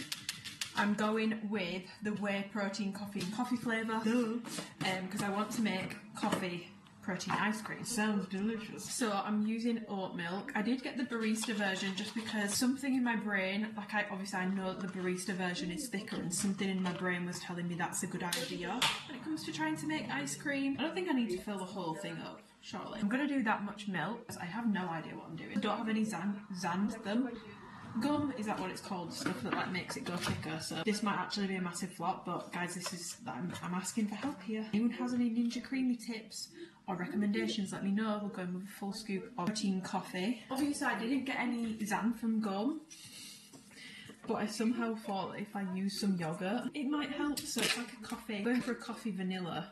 Oh god, oh no, actually to be fair, the yogurt is quite thick. Lactose free, and this whole thing is lactose free. The ESN protein is lactose free. Mixing that together, to be fair, it feels quite thick. It says freeze fill. Does that mean that I'm meant to fill it to there? Because I'm not. Hope that helps. Ow. It smells so nice, I just want to drink it. I just feel like this is so liquidy, but then I have to freeze it for 12 to 24 hours. Okay, that's my mix, guys. I'm gonna put it in the freezer. I'm really excited about this. I'm not expecting great things from my first ever Creami, because I just feel like there's a lot of things that could go wrong. She goes, she's going in the freezer. I have just been getting my steps in and replying to everyone's lovely birthday messages. That was like one thing I really wanted to do today. Make sure I reply to everyone, because I just feel like, honestly insane to me how many people took time out of the day to wish me a happy birthday yesterday. Like, I'm so grateful. I don't want to keep harping on about it and getting soppy, because I feel like it's really fucking boring to listen to, but genuinely, it blows my mind a little bit. Like, you guys you're always so kind, but I just feel like birthdays, I'm always really shocked by how many people actually wish me a happy birthday. So yeah, I've been getting back to everyone on that, getting some steps in and doing a little bit more work on my phone, some coaching messages that I had to get back to. But I thought I would show you guys what I got for my birthday. I don't know, I like seeing what people get for their birthday. So obviously I got my Ninja Creami. That was my like big present, and it was actually shared between my sister, her partner, and my mum and dad. They went 4 ways on it. So I have my Ninja Creami, and I'm so excited. I didn't actually ask for it. I think I've just mentioned in passing about wanting a Ninja Creami, and I had actually said that I wasn't going to get one because I thought my mum would kill me for buying something when realistically we don't have that much room for it, and it should be something that I get when I move out and get my own house. So even the fact that like my mum's got me one, yes, incredible, but also the fact that my mum's made that sacrifice sacrifice because I know that she doesn't want it in the house. She's just the best. But yeah, my Ninja Creami. I don't know if I've vlogged since I bought this, but we took my niece shopping last week and her Bank of Amy thing that she got was a Build-A-Bear.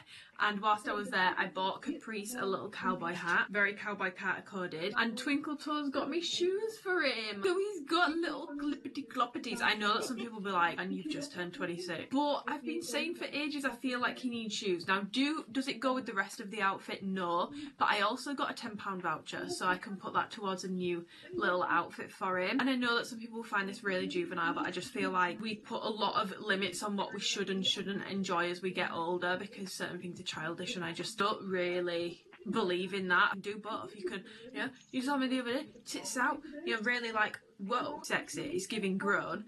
And you can also like a bloody capybara. Do you know what I mean? On the topic of capybaras, my brother got me a capybara. So different. It's from Chester Zoo and it looks more like a lion. I've not got one of my things here. One of my friends got me a white company candle, which smells incredible. I did get some flowers sent over from Alphalete. Then my friend Kennedy got me like a box of goodies. She got me a body moisturising yogurt. She just put like a load of like beauty bits in and they're so nice. She got me the L'Oreal Elvive Dream Lengths mask, which I've heard such good things about, so I'm really excited to try. She got me the Rituals body scrub, which smells incredible. Like, this smells so good. She then got me a Marks and Spencer's perfume. Guys, Marks and Spencer's perfume, in terms of like longevity and stuff, they're not the best, but in terms of the scents, they've got really good ones. The Apothecary Warmth scent, such a good dupe for Santal 33 by Le Labo. I have it in my car because it's like my car scent. But Santal 33 is more of a like home scent than I do a body scent. But she got me After Sun Snooze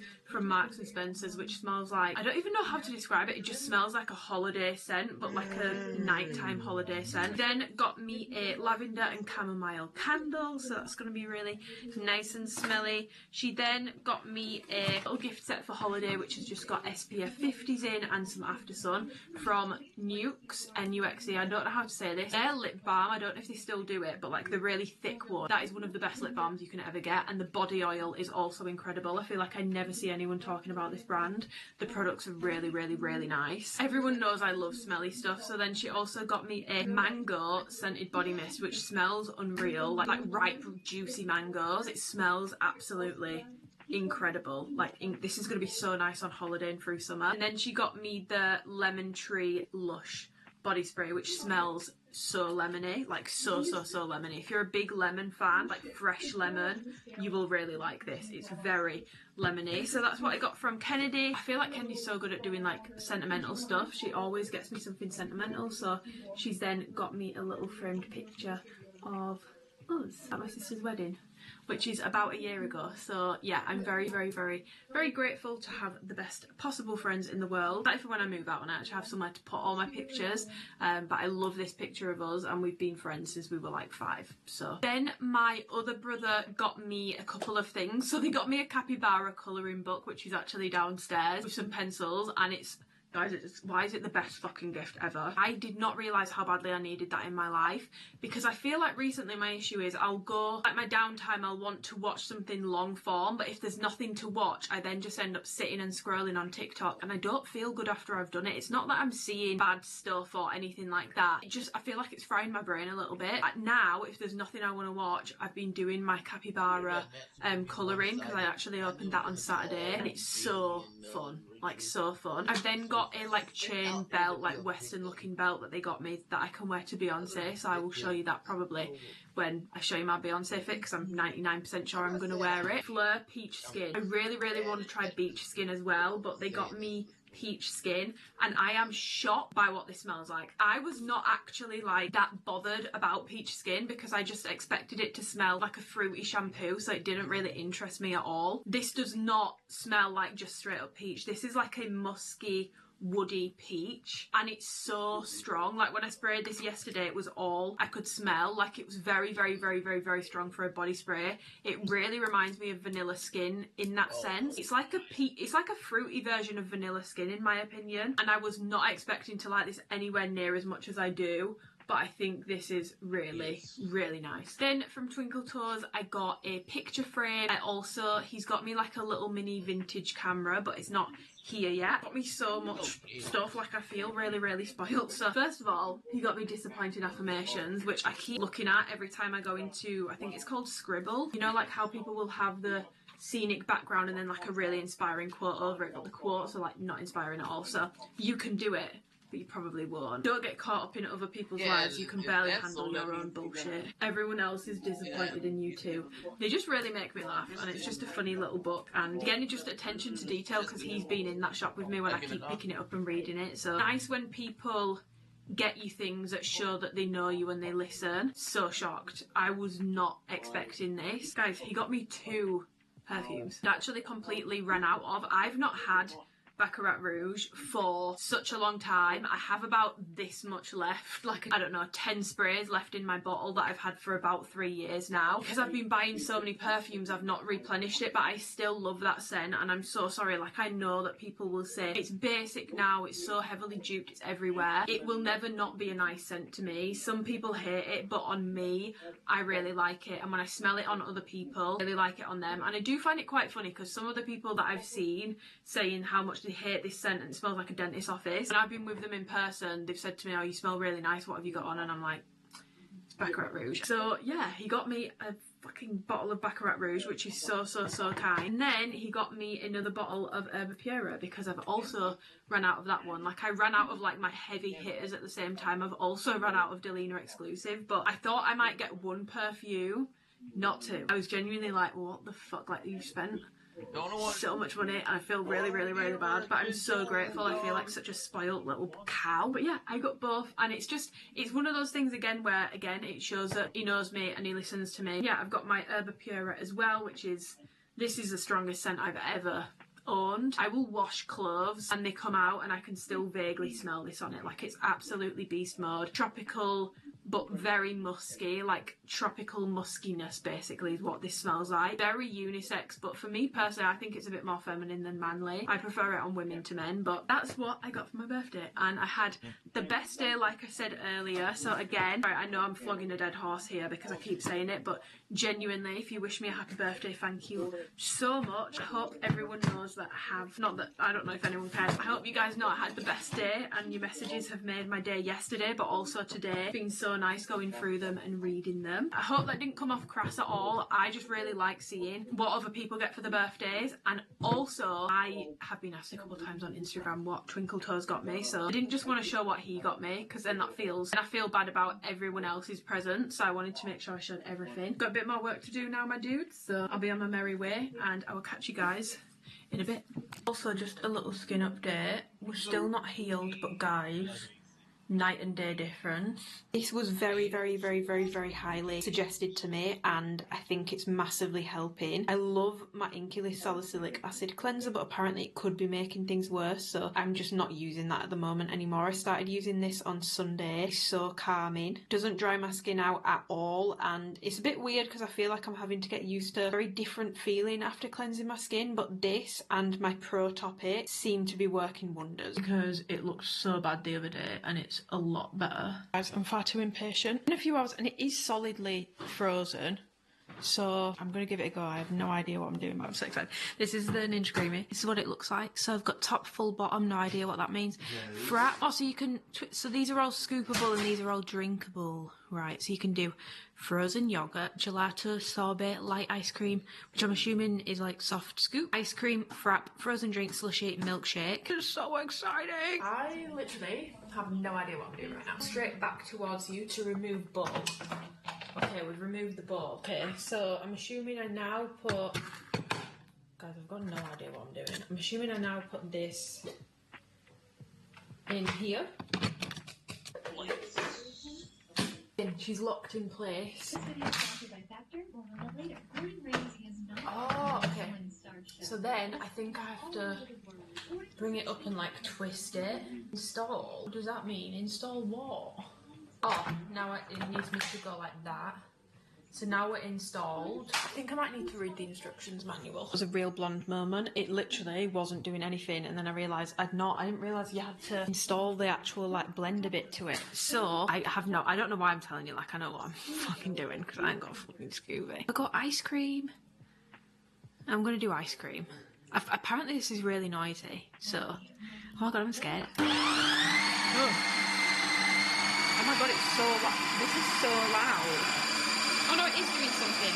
It was working its way down. It's working, guys, it's working.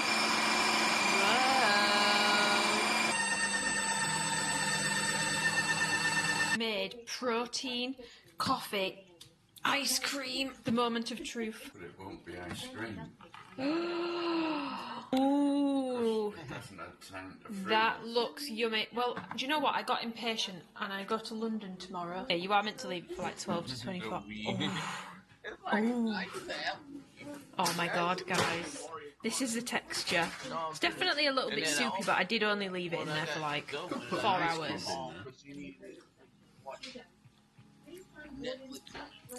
We discovered something.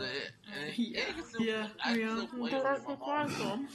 No, I don't want thing with protein in. Ultra processed. No, thank you. You won't know. Just try it.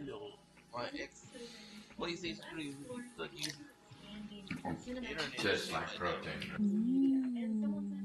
Morning, it's London Day. We're going down to London today to see Beyonce, but we've got up early because I did want to go and get some cardio in. This holiday is fast approaching, so I don't want to be skipping sessions.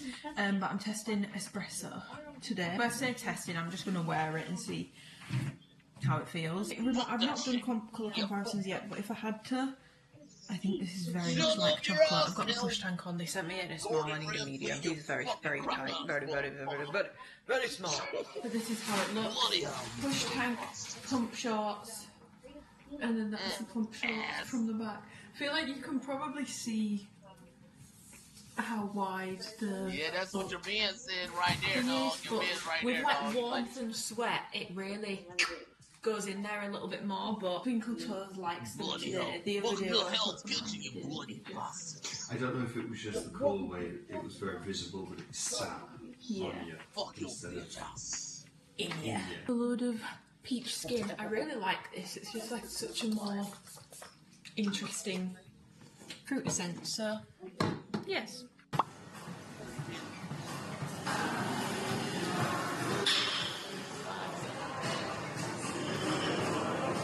And I have another ninja creation, but today I'm going to try and make a slushie. So I've got the blueberry iced tea ESN for like my post cardio protein, and if it's not blueberry enough, if it's too watery, I do have blueberry syrup. So let's give it a whirl. I know this looks really haphazard, but it's just because my kitchen is so full of appliances, so I do just have to chop it on the side where it sits.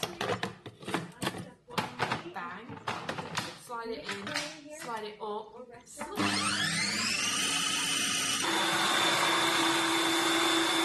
How it's come out, guys. It's not really giving slushy, but I also didn't read the instructions on how to make a slushy. I don't know what this is. This did not work.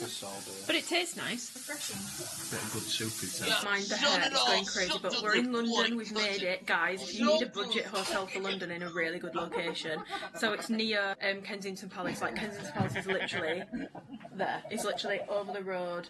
I'll show you the room. It's a Central Park Hotel in London. I'm not gonna lie, they do have awful reviews online, but I feel like that's before they've done this refurb, so we do have a topless Twinkle Toes there.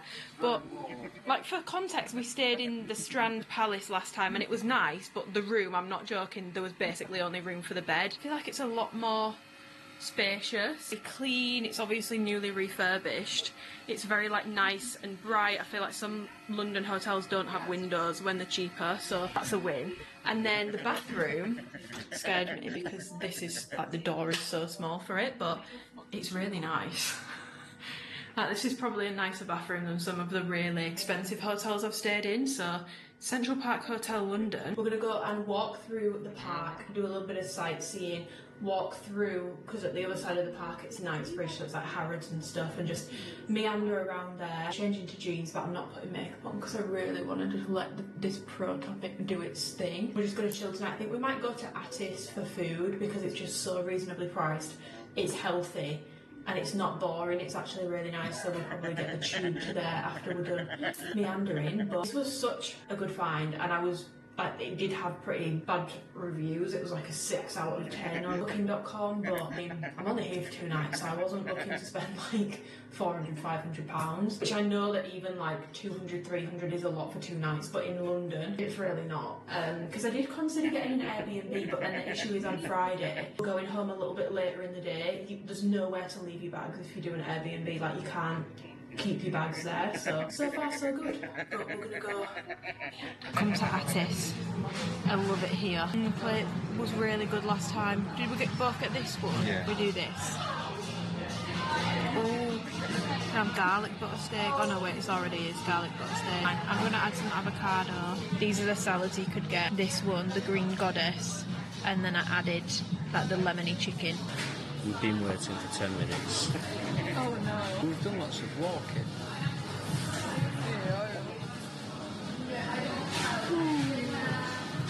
And this is a potato salad.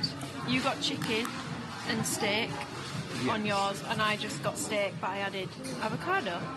I got some feta cheese on mine as well. Oh yeah. We're back. Can I get a time check, please? 9:55. It's 9:55. We've showered. I've just put some fake tan on, so I'm going to leave that on for like 2 hours and then rinse it straight before I go to bed. We're all ready for bed, but we went to Whole Foods. I didn't film after we went to Attis just because when we were in Attis, they actually had things up being like we've been notified of an increase in phone theft. So like when it comes to walking down the street, I just thought maybe not, because I've filmed nearly an entire vlog on this memory card. Forget the camera, the vlog would be finished. Okay, so I was at the forefront of my brain. Also, an update on the hotel room. Still lovely, but we have realised the bed is actually tiny, and also the shower. It's like obviously you saw it earlier, but the surface is like so flat that it doesn't really. It does drain properly, but we basically flooded the bathrooms. But we went to Whole Foods, so I wanted to give you guys a little haul of some of the stuff that we got. I found these pickle crisps, which I just think, yeah, unreal. And I've had this brand before with the truffle ones. Why is this camera so high? I've had this brand before with the truffle ones, and they're absolutely delicious, so I'm excited to give these a little bit of a whirl. Uncle Toes picked up these ones. I don't really love lentil chips, but chili and lemon. Found these manchego and green olive, which sounds like such a random flavour, but I was very intrigued, so I picked these up. The whole point of Whole Foods, if you've never been before, it's all like healthy-ish. Rubbish. There is one shop in Leeds.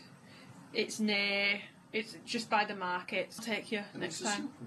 It's like a mini mart. They do like, it's all organic, like you can go and refill oat milk in there and stuff. And this is obviously isn't for the trip, but we've got these to take home. Protein overnight oats. I really wanted frozen whole bananas. They're covered in dark chocolate that Shinsia always talks about. And I also really wanted the overnight porridge pot that Sophia always talked about.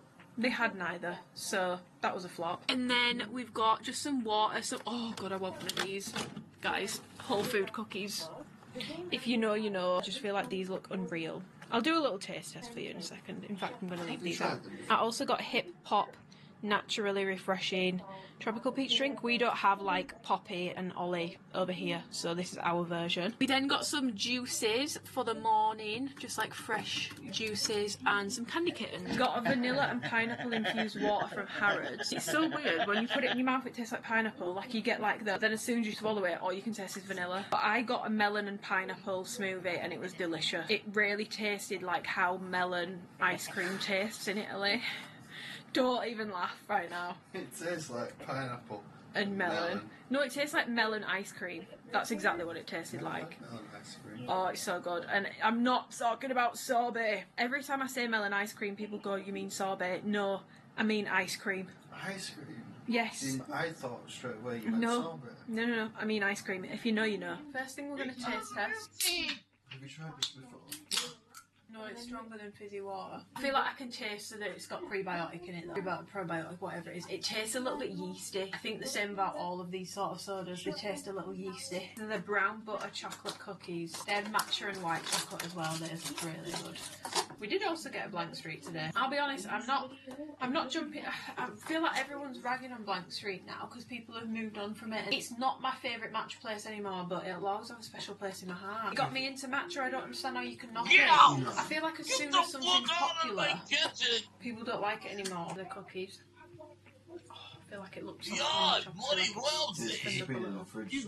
Oh, it's been in the fridge, that's why. Outside. But, so good. 8 out of 10. They're better not refrigerated, but they're a healthier version. Saying this, I actually don't know if they are. Whole Foods have just got really good marketing. It's like a soft Maryland cookie. It's got the same taste. Which is soft, which I like. You need to tell them. We love artists, but they took the piss today. They did take a while, but I don't want to rag on them too much. They were really busy. I'm not going to do this. I did it the first time I went, but now I've realised you can order on a screen. I'm not going back from that. I've got social anxiety, babes. Like, what do you want me to do? Actually talk to someone? No, how do you mean I've got to actually verbalise what I want? And that, I'm sorry, but that kind of situation, this is why I've only had Subway once in my life ever. And I got like, it was when they did a Caesar wrap, and I just said Caesar wrap. It's my worst nightmare. Like, you go to somewhere and you have to just pick everything, especially if you don't know what the fuck you're doing. So we did it on the screens in Ice, and it took so long. And I saw a lady come in like 10 minutes after us, but she did the whole like, you go, you pick what you want. Obviously, it's quicker. They literally follow you down, and then you just pay for your food at the end. Pickle chips. They smell good though. You don't understand, this brand of crisps is phenomenal. It's up there with the Marks and Spencer Serrano ham ones. You know how they're like a little bit oily but super crispy? Because weirdly they're a little bit sweet. You know, like when you get pickles and they're a little bit sweet. These are... Pickle flavour crisp in your description is, you know, when you get pickled and a little bit sweet, it tastes like a sweet pickle, doesn't it? This could taste like pickled onion Monster Munch. It doesn't. It tastes like a burger pickle. Kind of tastes like prawn cocktail in a way. Final thing, and then I'm loving you and leaving you because God knows how long this pod's going to be. I'm not doing the lentil chips. I'm not really bothered about those, and I don't want them to go stale for you. Oh. What's that one? Manchego, cheese and olive. They just taste like cheese and onion. Devastated about me chucking bananas and me overnight oats, but guess we'll have to actually go and get breakfast somewhere and maybe like talk to someone. Let's practice for tomorrow. I've told Twinkle Toes there's only one thing we need to do tomorrow. During the show, where she says, welcome to the Renaissance, and it's like a little snippet of what she did on the Renaissance before, right? And then energy comes on. How dare you ruin my health? And then when she says, look around everybody, I'm you. What do you do? I stay quiet and smile. Yes. Let's practice it. Make loads of noise. Look around everybody, I'm you. And even when the rats start making noise because they don't know that they're meant to be quiet, you stay quiet. I can't see myself screaming with excitement. Okay. If you're boring, just say that. I'm filming this for the Americans because I feel like you guys will love this street. Sadly, I feel like this is what people think all the streets in England look like. It's not, but this street is so nice. So nice. And these apartments, we looked them up yesterday. For a one bed, it's 2.1 million. It's very expensive. If I had infinite money, I would like to live in London for like a year. But I don't have London money. I don't know how I feel about it because I just feel like the commuting and everything's just a bit of a ball ache. Like Leeds, if you want to just go somewhere, you can just get to it. I think it's so easy to get places down here. It's just not easy to drive, but you don't need to because you've got the tube. Yes. Like, think about how quick we were whizzing around yesterday. Yeah, I suppose you can get from one side to the other in like 5 minutes, can't you? We've come to Notting Hill. What did you think of the blue door? It was exactly what I wanted. It still had a blue door. I'll insert a picture because I don't think we're walking back that way. Also, we've come to Joe and the Juice, and then I've literally realised there's a dishoom there, and I really wanted to try the bacon roll. I got a Joe and the Juice when I came to London with Alphalete, but I didn't get a coffee, so... The coffee's actually really nice. No, it tastes... So, you know when a coffee tastes like an independent coffee? Yeah. That's what it tastes like. And I've got an avocado sandwich. Which is crazy for me because I don't like sandwiches. I don't know. I've never had a Joe and the Juice sandwich. Everyone raves about these. So, they better not be lying. ooh, amen. Whoa. I got a chicken cub with a side of steak. I like avocado. mozzarella. It's pretty good actually. Yeah. This is Portobello Road, guys. It's very cute. We went in the bookshop. It was bitterly disappointing. It was just a travel shop. Are you sure that that's the actual real one though? I don't know. They could just be branding themselves to look like the one from the film, but they're not. Please let me know in the comments if you're more clued up on that. Is that the actual one? Because if it is, that's so sad. Because it's not a bookshop, it's just tourism stuff. Oh, there's all these stalls with really cute tiny watches. Whoa. There's loads of cute little jewellery shops as well. We just found a hat shop, and they had cowboy hats, because I would like one. I'm thinking cowboy hat or a scarf, but I can't find the scarf that I really liked from the other day anymore. Ooh, Turkish coffee and Turkish tea. Yeah, we found a hat shop that sold like proper cowboy hats. Tell me why the one I was like, yeah, I really like that one actually. How much is it? £120. How about no? Don't say anything, but if you know, you know. Should we get them? No, I'm keeping a big secret, guys. A big secret. Oh, so nice.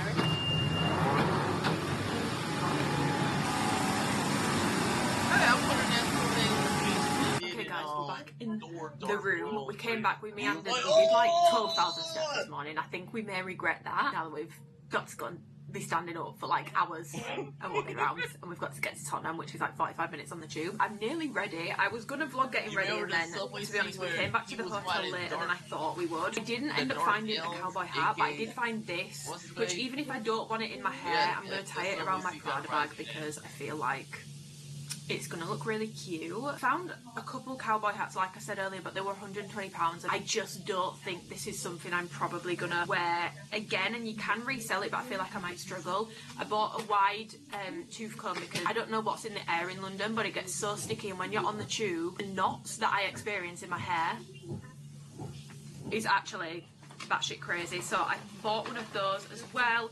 I then got some more jewellery bits and a bell. This bell is literally exactly what I've been looking for. I couldn't find like the right brown bell.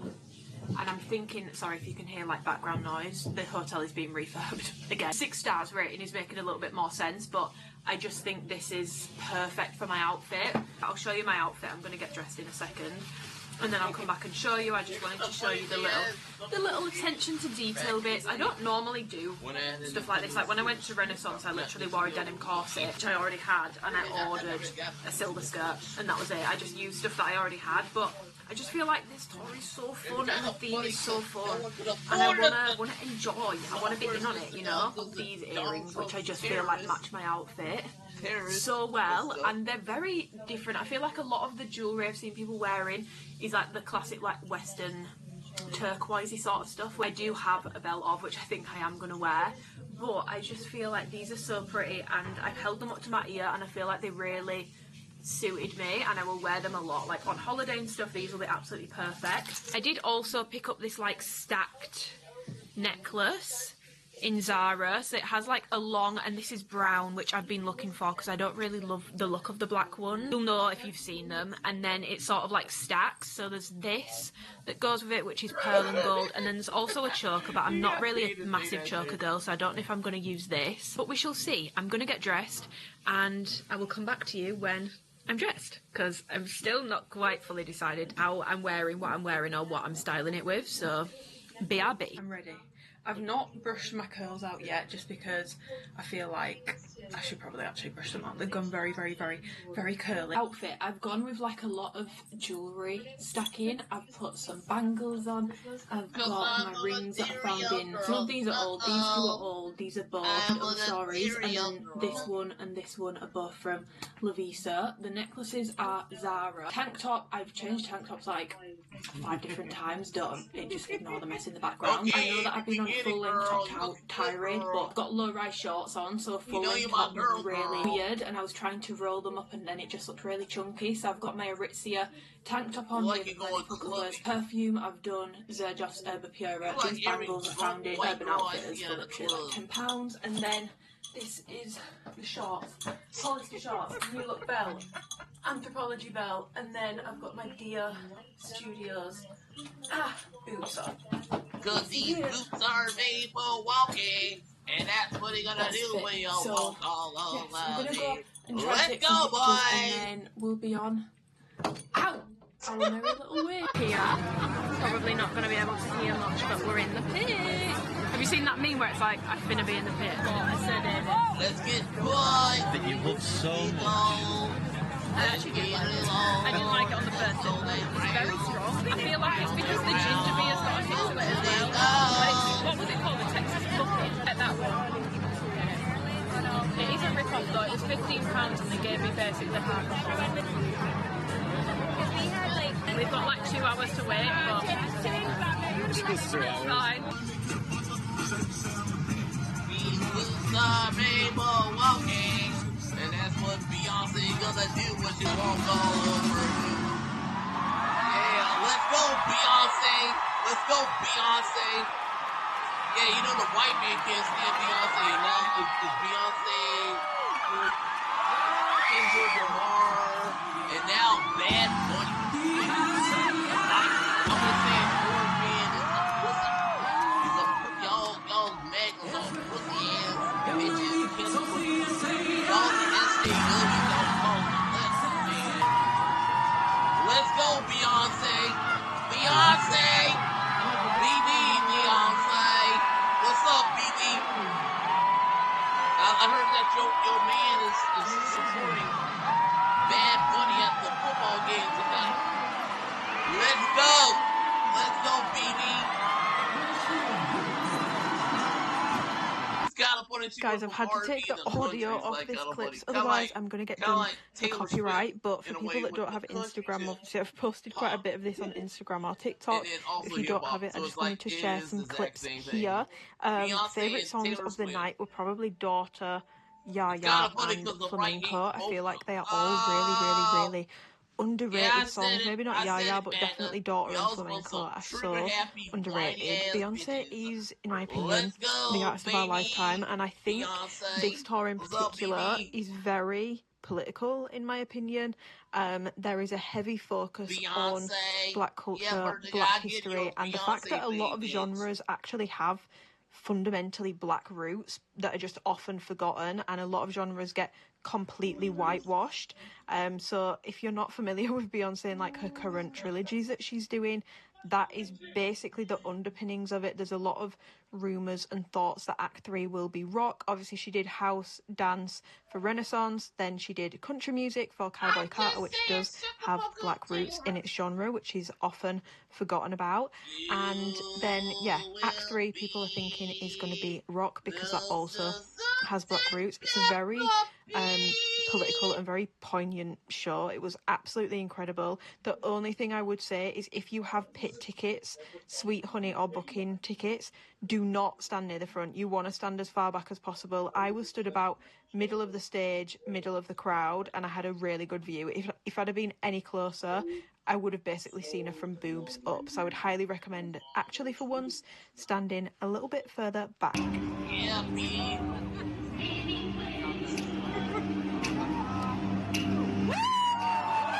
It's kind of funny she went from Destiny Child to R&B single to now country. I'm a survivor, survivor, cause my body too delicious for you, baby. I like how she just from Beyonce by Home on the like, Hotel. Like my voice is slightly coming back now, but my voice was completely fucked. Like my voice was so gone. I am so tired, but we had the best night ever. Like the best night ever. My only thing is I need people to bring back arena tours because I don't love stadium tours. I never have. People that I want to go and see now do stadium tours, and I just don't love them purely because I feel like, I don't know if anyone else feels like this, it doesn't feel anywhere near as intimate, and no matter how good your ticket is or how good your seat is or how good your spot is for standing, in, it feels like you're missing out on things, or it feels like, no, I just feel like in a stadium it's not as intimate, so that's my only gripe. But other than that, we had an amazing time. I get it, if birthday you've girl. got I a pit get it, ticket birthday but you've girl. not had your show yet, stand towards the back. If you go towards the front, I that is the love only Beyonce, pit experience I've ever experienced where people were like wanting to be at the back. It was almost like people were trying to move further back rather than move further forward, which is polar opposite for any concert I've ever been to. So if you're too close because the stage is so high, you won't really be able to see much. 10 out of 10. Artist of our lifetime. I feel like I'm converting Twinkle Toes. She's just 10 out of 10. If you've seen her live, you know. But I also feel like it was a very political tour, which I don't personally mind because I don't think that's necessarily a bad thing. But I think there's probably will be a lot of things that have gone over people's heads, or people I feel like casual fans might not get, if that makes sense. But I feel like it was a good show because when I went to Renaissance, she didn't really do any throwback songs, whereas this tour she's obviously got the section where she's doing If I Were a Boy, Irreplaceable, so I feel like it's good for everyone, you know. But I'm gonna take all this makeup off, have a shower and get into bed, and I'll catch you in the morning. Oh, I don't know if you guys can be able to see me, but it's the morning after Beyonce. We've come to Kensington for Joe and the Juice, and we want to, well, I'm saying we, I want to try and go to Inside and the Tribe because Sophia and Chincy have launched their matcha today, but fear it might be very busy. If there's a massive queue, we'll just go, because I'm not waiting for it, because they're going to launch it in Manchester in like a week. I'm back to Joe and the Juice because I've been craving this avocado sandwich again since yesterday. Concert blues. I want to go again. So good. And it wasn't actually, I don't know if I can't remember what I said last night and what I didn't say, but it honestly wasn't that bad. Coming back, we walked like 10 minutes up the road. We've got a taxi, but we just had one taxi cancel. And then got another one, and I thought it would take ages, but it didn't. It took about an hour in the Uber, but when I looked at a non-peak time, it was about an hour in an Uber anyway. I think we spent 10 minutes in like crap traffic. Yeah. Factors is always the factor because you put on the details. Sitting in the stadium, it's fine. Yeah. Agree. But this is what we for breakfast. I've still got my thing on my bag. I've also got my matcha life pack. It's really nice. The hotel literally behind me is where I stayed when I came with Alphalete. Yeah, take it down. Okay, I'm gonna eat. I'm like, what? We can't make fun of y'all. They also gave us a cookie. And you can get one what was wrong with strawberries and cream. I'm like, literally wrong. It tastes like a sweet, and I can't think what it is. I mean, that makes sense as strawberry. I'm just saying, Yeah. It's sweet. Eat it! I'm back home now. The way that this vlog just keeps going should be studied. I actually have to round it up when I get back because I'm actually about to, in like 5 minutes, I need to leave my house. I'm going to my first ever Pilates class. What a week. First Pilates class, Beyonce, my birthday. I'm just putting some moisturiser on so that I don't look all like dry and crusty in there. Yeah, I'm actually going to a Pilates class. I've never done it before. I'm not doing, what's the thing called with like the machines? I'm not doing that. It's actually a mat class because it's a hot Pilates class. Throwing myself in at the deep end here because I know that mat Pilates doesn't get a lot of love, but from what I've seen when I've looked online, really quite difficult. And we're doing it hot. I'm going to a place called, I think it's called Outsculpted. They do have like a machine studio, but they've recently opened up like a hot one. By the way, this is not an Arrow sponsored. I paid for it, and there was like a first class deal on, so it was like £7 because it's my first class. I'm going with my friend Vicky. I'm not gonna lie, I'm really nervous. Classes make me incredibly nervous, especially when it's something I've not done before, especially with Pilates. I'm going to be honest, like, no offense to people that do Pilates, but I feel like from what I've seen online, and again this is probably just from what I've seen online, I don't know, it gives off like a bit of a cliquey vibe, so I'm hoping it's not like that and that people are really nice and like welcoming, because yeah, classes make me really nervous because I don't know what I'm doing. I've never done Pilates before, I'm completely new to it, and I'm doing it in front of other people, but I just have to remind myself it's like the gym. Everyone is probably focusing on themselves, and there'll probably be other people there that have not done it before who are also just trying to make sure that they're doing things right. So I need to remind myself of that, but I do get really nervous about doing classes, not gonna lie. It's just so nerve-wracking, but I don't want to be going in there all crusty dusty, so just getting a little bit of moisturiser on. And yeah, I'm not going to put the rest of my rings back on, I'll just leave my aura ring. I did actually, so yesterday I ended up actually getting a piercing. I got a hidden helix on this ear. Fun fact, this is actually the earring that I wanted this time. When I got that done, but I panicked. It worked out quite well because I feel like I've now started work on this ear, which this one's pretty full. I maybe want something here, but I really need to start working on this one because I feel like this looks really full in comparison to this one and I don't want them even.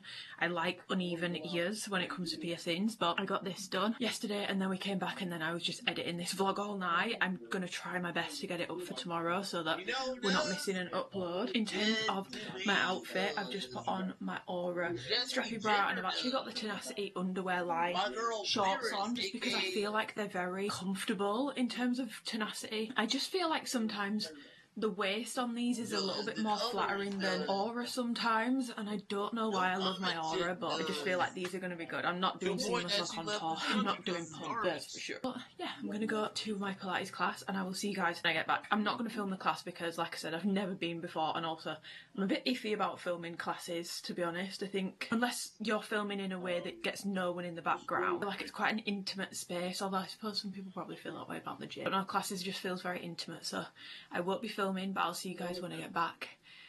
And we'll that's why I did a new I channel wanted to where it's document all because I've never done Pilates before, let alone a hot version. It's literally 5 minutes after I filmed that clip. My friend's just messaged me saying that she's not feeling well, so she doesn't want to go, and to be honest, I've never done it before, and I'm just like, I was literally just saying I get really anxious about classes. I have just debated, I'm like, why am I doing that? So I have just cancelled it.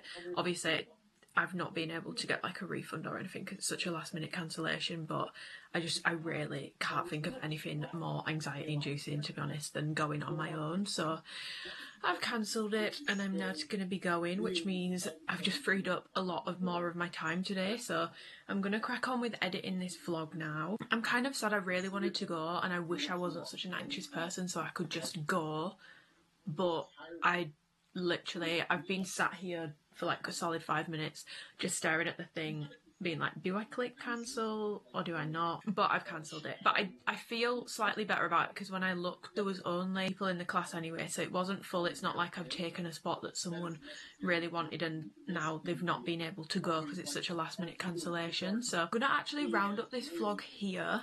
Thank you so much for spending my birthday, Beyonce, and just a very like jam-packed week with me. I've honestly had the best week. I feel very tired, to be honest. I feel like I'm getting a little bit sick, but that's probably just because I've been big crowds around lots of people, but I've had the best time. So I hope that this vlog has been enjoyable. I know it's been something a little bit different and a lot more on the go, so let me know if you guys have enjoyed it. Not that I can make every week like this week because I can't, I don't have that much of a life. Thank you for all the birthday wishes, and also just thank you so much for being the best bunch, because even down to Beyonce, I would not be able to go to things like that if it wasn't for you guys supporting me. Like all the things that I get to do, the holidays I get to do, the concerts I get to attend, the things I'm able to get for myself or get for family members, presents I'm able to buy people, it is purely because of you guys. So genuinely thank you so much, because I'm so grateful. I was saying this on Instagram the other day, I was legit like a 4-year-old on Christmas Eve at Beyonce. I just feel very fortunate that I'm able to go and do these things and have these sort of experiences. So genuinely thank you so much. I'm gonna cozy up in my Cowboy Carter tour hoodie. I'm not actually usually like a merch sort of person, but this doesn't look like merch, it's just a nice hoodie, and it's 100% cotton, so it's really nice quality as well. So I'm going to cozy up in this and finish editing this vlog. If you enjoyed the video, give it a thumbs up, subscribe if you want to and you haven't already, and I'll see you guys in my next vlog. Bye birthday girl. Hope y'all enjoyed that one. Follow me on Instagram and TikTok at GeekPrimeX on both Instagram and TikTok as well. I'm out. And I'm your boy GeekPrimeX 499 on here as well. So I'm out.